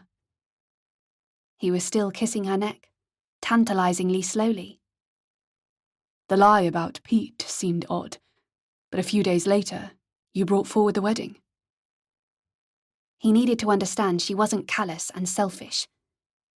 If Alan hadn't turned up and you'd said, going with you would have been hard. Hugo paused his trail of kisses. I promised Freddie you'd return to the manor, whatever happened. You reassured him, when all the while... I had to, or he'd have insisted on coming. And once the lift arrived, I had one shot. Thud. Charlotte was pawing at the French windows. I'll take her out, said Sophie, or she won't settle. Hugo unlocked the door. They stepped into drizzle, and Charlotte circled around, sniffing. Sophie looped her arms around Hugo's neck and kissed him, and when he responded, really responded, her knees buckled. Okay, romance novels, not dramatic license. When they drew apart, Sophie rested her head on his shoulder, watching Charlotte speeding towards a sturdy pigeon, and, like every occasion before, at the very last second, the pigeon flying to safety. "You're a good actor," said Hugo. "Just now, I was convinced you only wanted a fling." "I'm not that good," Lucy realised. So did Anne. "You told Anne?" "She guessed," said Sophie. "It was awkward." "It must have been excruciating. I don't understand. Why didn't she tell Freddie?" "You were marrying Clarissa, and once you were out of the picture, she was confident Freddie and I would be happy. I was too." Sophie looked up at the sky, relishing the cold rain on her face. "If we'd got together at school, you'd have nagged me to stay home and properly recover from glandular fever. I'd have done my exams the following year, secured my Oxford offer." "But I'd have enrolled at the same uni, and Charlotte would still have called the lift." "She wouldn't," said Hugo. "Mrs. B would happily have minded her, and we'd have met up every weekend." He shot her a wicked grin. "And not gone out much. I hope you'd never have yearned for another world." In other universes, we might be living that life. Different versions of us. Not sure if that's comforting or disturbing. The future held endless possibilities, opportunities. Obviously, she'd be spending quite a few hours in Hugo's bedroom, but outside of that, if she couldn't get a job with a charity, she'd volunteer, and in the summer, she'd wear shorts, swim in a bikini, and for the rest of her life wear anything she damn well liked. Reckless and heady, Sophie cherished the moment. She was sailing into harbour, the whisper of hope, now a steady breeze. Charlotte raced into the house, keen to be warm and dry again, and they followed. In the kitchen, Sophie took off her watch and engagement ring, and relief lit up Hugo's face. "They'll be safe in my bag." She dashed into the hall and put them in a zipped compartment, her mind buzzing. Hugo's days in Shorten had been a mirror image of hers, a serene glide on the surface, while underneath, desperately paddling. But when he saw the lift, he would always have betrayed Freddie. A hard choice, but not finely balanced. Not a real choice at all. And if Hugo was correct about the lift, they'd been fated from birth. When Sophie had started at Hadley, her mother had sent her a text message, initially a source of comfort, then an ironic epitaph. "Trust in God's will to choose the right path." Gods might not exist, yet maybe for humans, and other animals, none of their choices were theirs. She didn't want to believe that. In an infinite number of universes, there was surely one creature that didn't follow nature and nurture, made an unforeseeable, unique choice. But she wasn't that creature. Not today. Back in the kitchen, she stood so close to Hugo that the wool strands on his jumper brushed her cheek. "I'd always have chosen you." 10 minutes ago, you thought I was ill." She kissed him, and he held her even closer, his body pressing against her clothes. A deeper tremor of longing was flooding through her, and she murmured against his mouth, "You'll need to unfasten my buttons." "When I was undoing them last night, you were trembling." "It was cold." "No, it wasn't." His lips were on hers again, and she reacted with a mad, hungry yearning. He pushed her against a wall, and she arched towards him. Her breathing had gone shallow and shaky. "It's 2018. We can do anything we want." "Now?" "Definitely now." "My bedroom's on the 2nd floor." Hugo took her hand, they ran upstairs, and he opened a door. He had a king-sized bed. "Are your intentions honourable?" "Entirely dishonourable." Sophie smiled. "Mine too." As Hugo closed the door, Charlotte settled in the corridor. She'd stand guard. Hugo turned a key in the lock and hauled off his jumper. She tugged her cardigan over her head. An instant later, Hugo's fingers were fumbling on her dress collar. "Too many buttons." Sophie drew a shuddery breath, excitement making her pleasantly giddy. A long moment passed, then another. Finally, with a genteel swish, the gown fell to the floor. Epilogue. 3 hours later, Sophie was asleep, her head on Hugo's chest, her long blonde hair fanned out like a victory flag. Faint but shrill on the ground floor, the front doorbell rang, and Sophie stirred. Hugo gave a sleepy sigh, put an arm around her, but didn't wake, his dark hair tousled against the pillow. Sophie squinted at a bedside radio.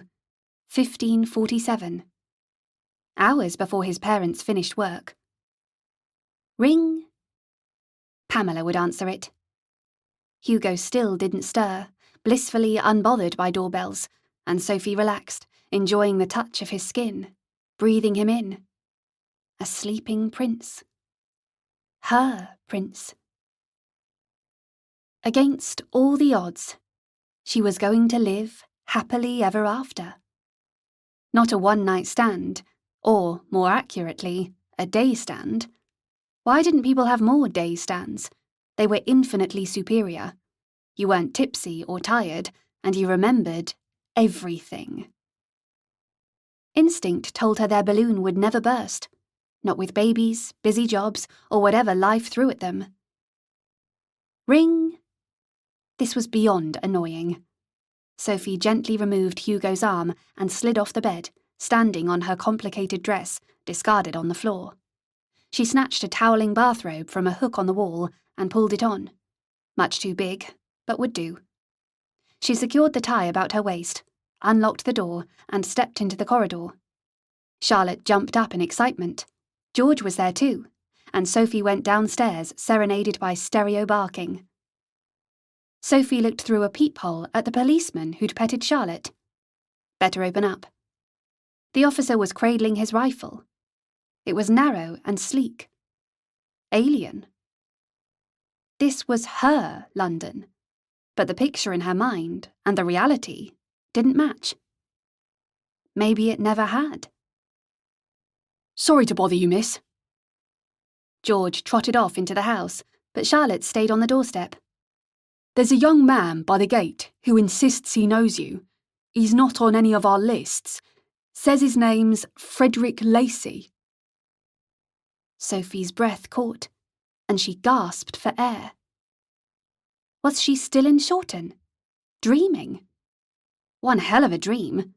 X-rated. Once dreams changed, you never got back to the good bits, and when you woke up, you couldn't remember. Typical.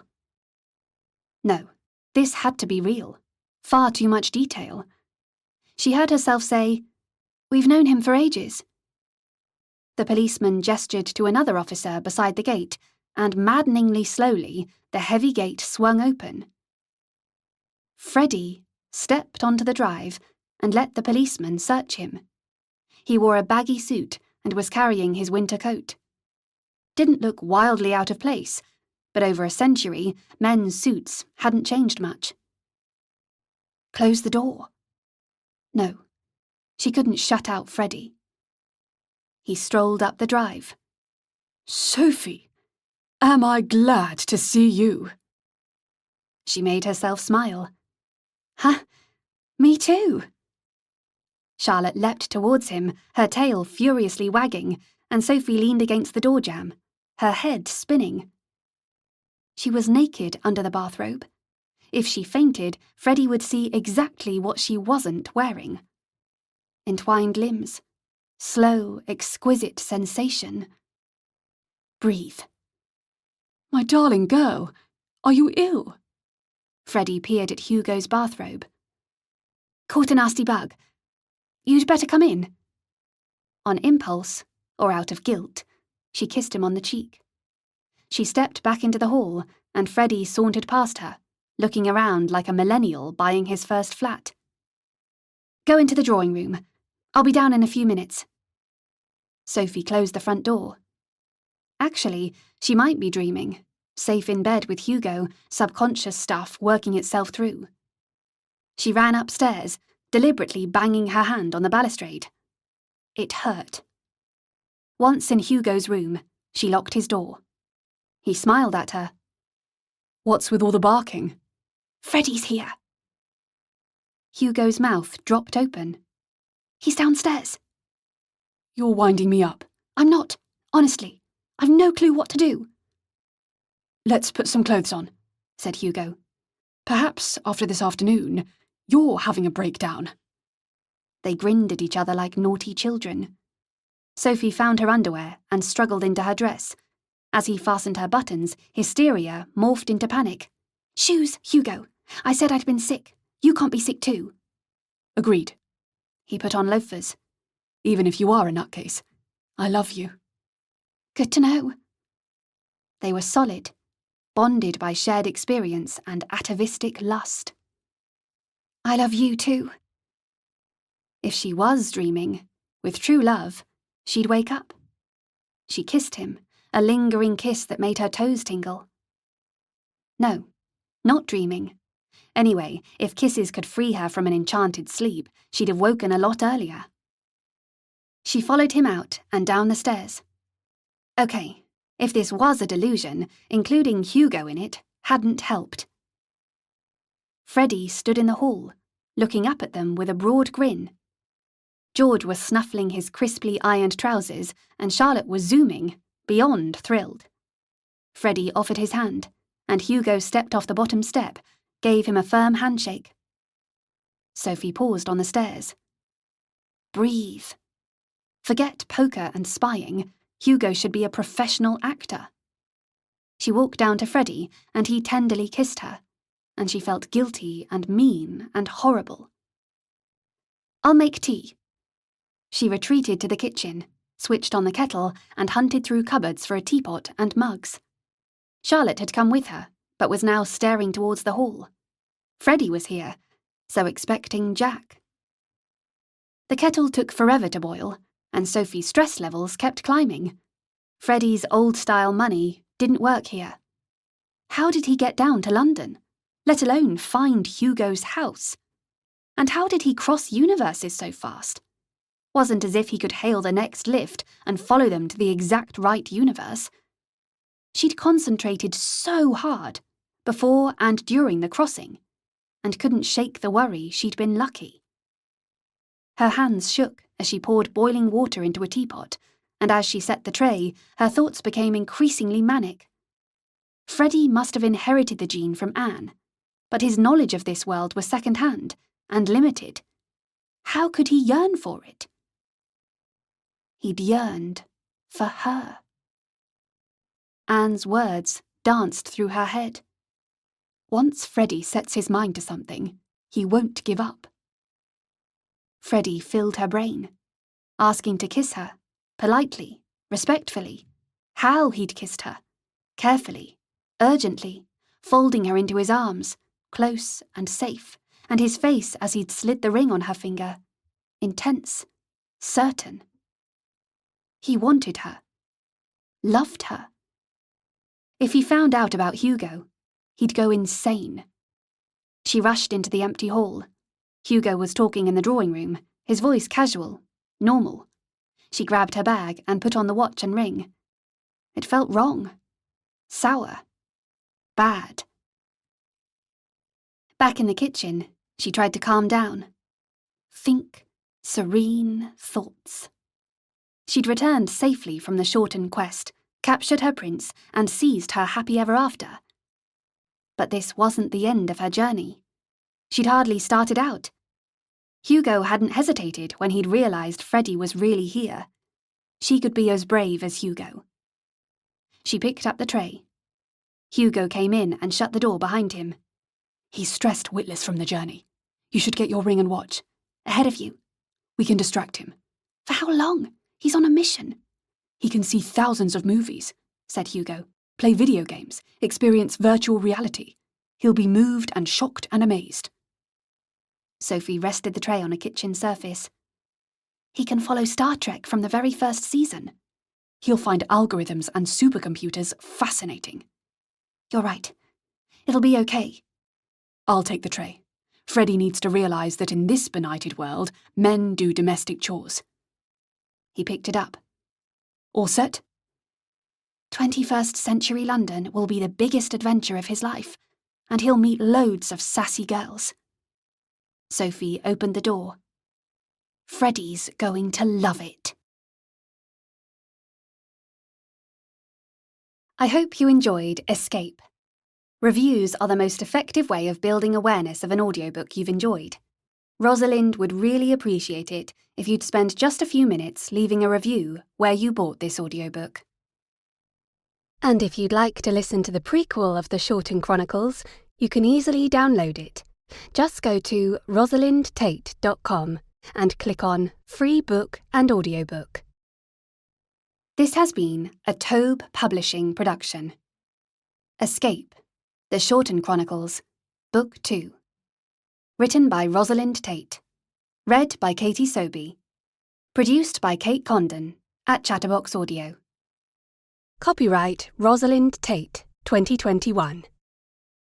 Production copyright 2022. Tobe Publishing.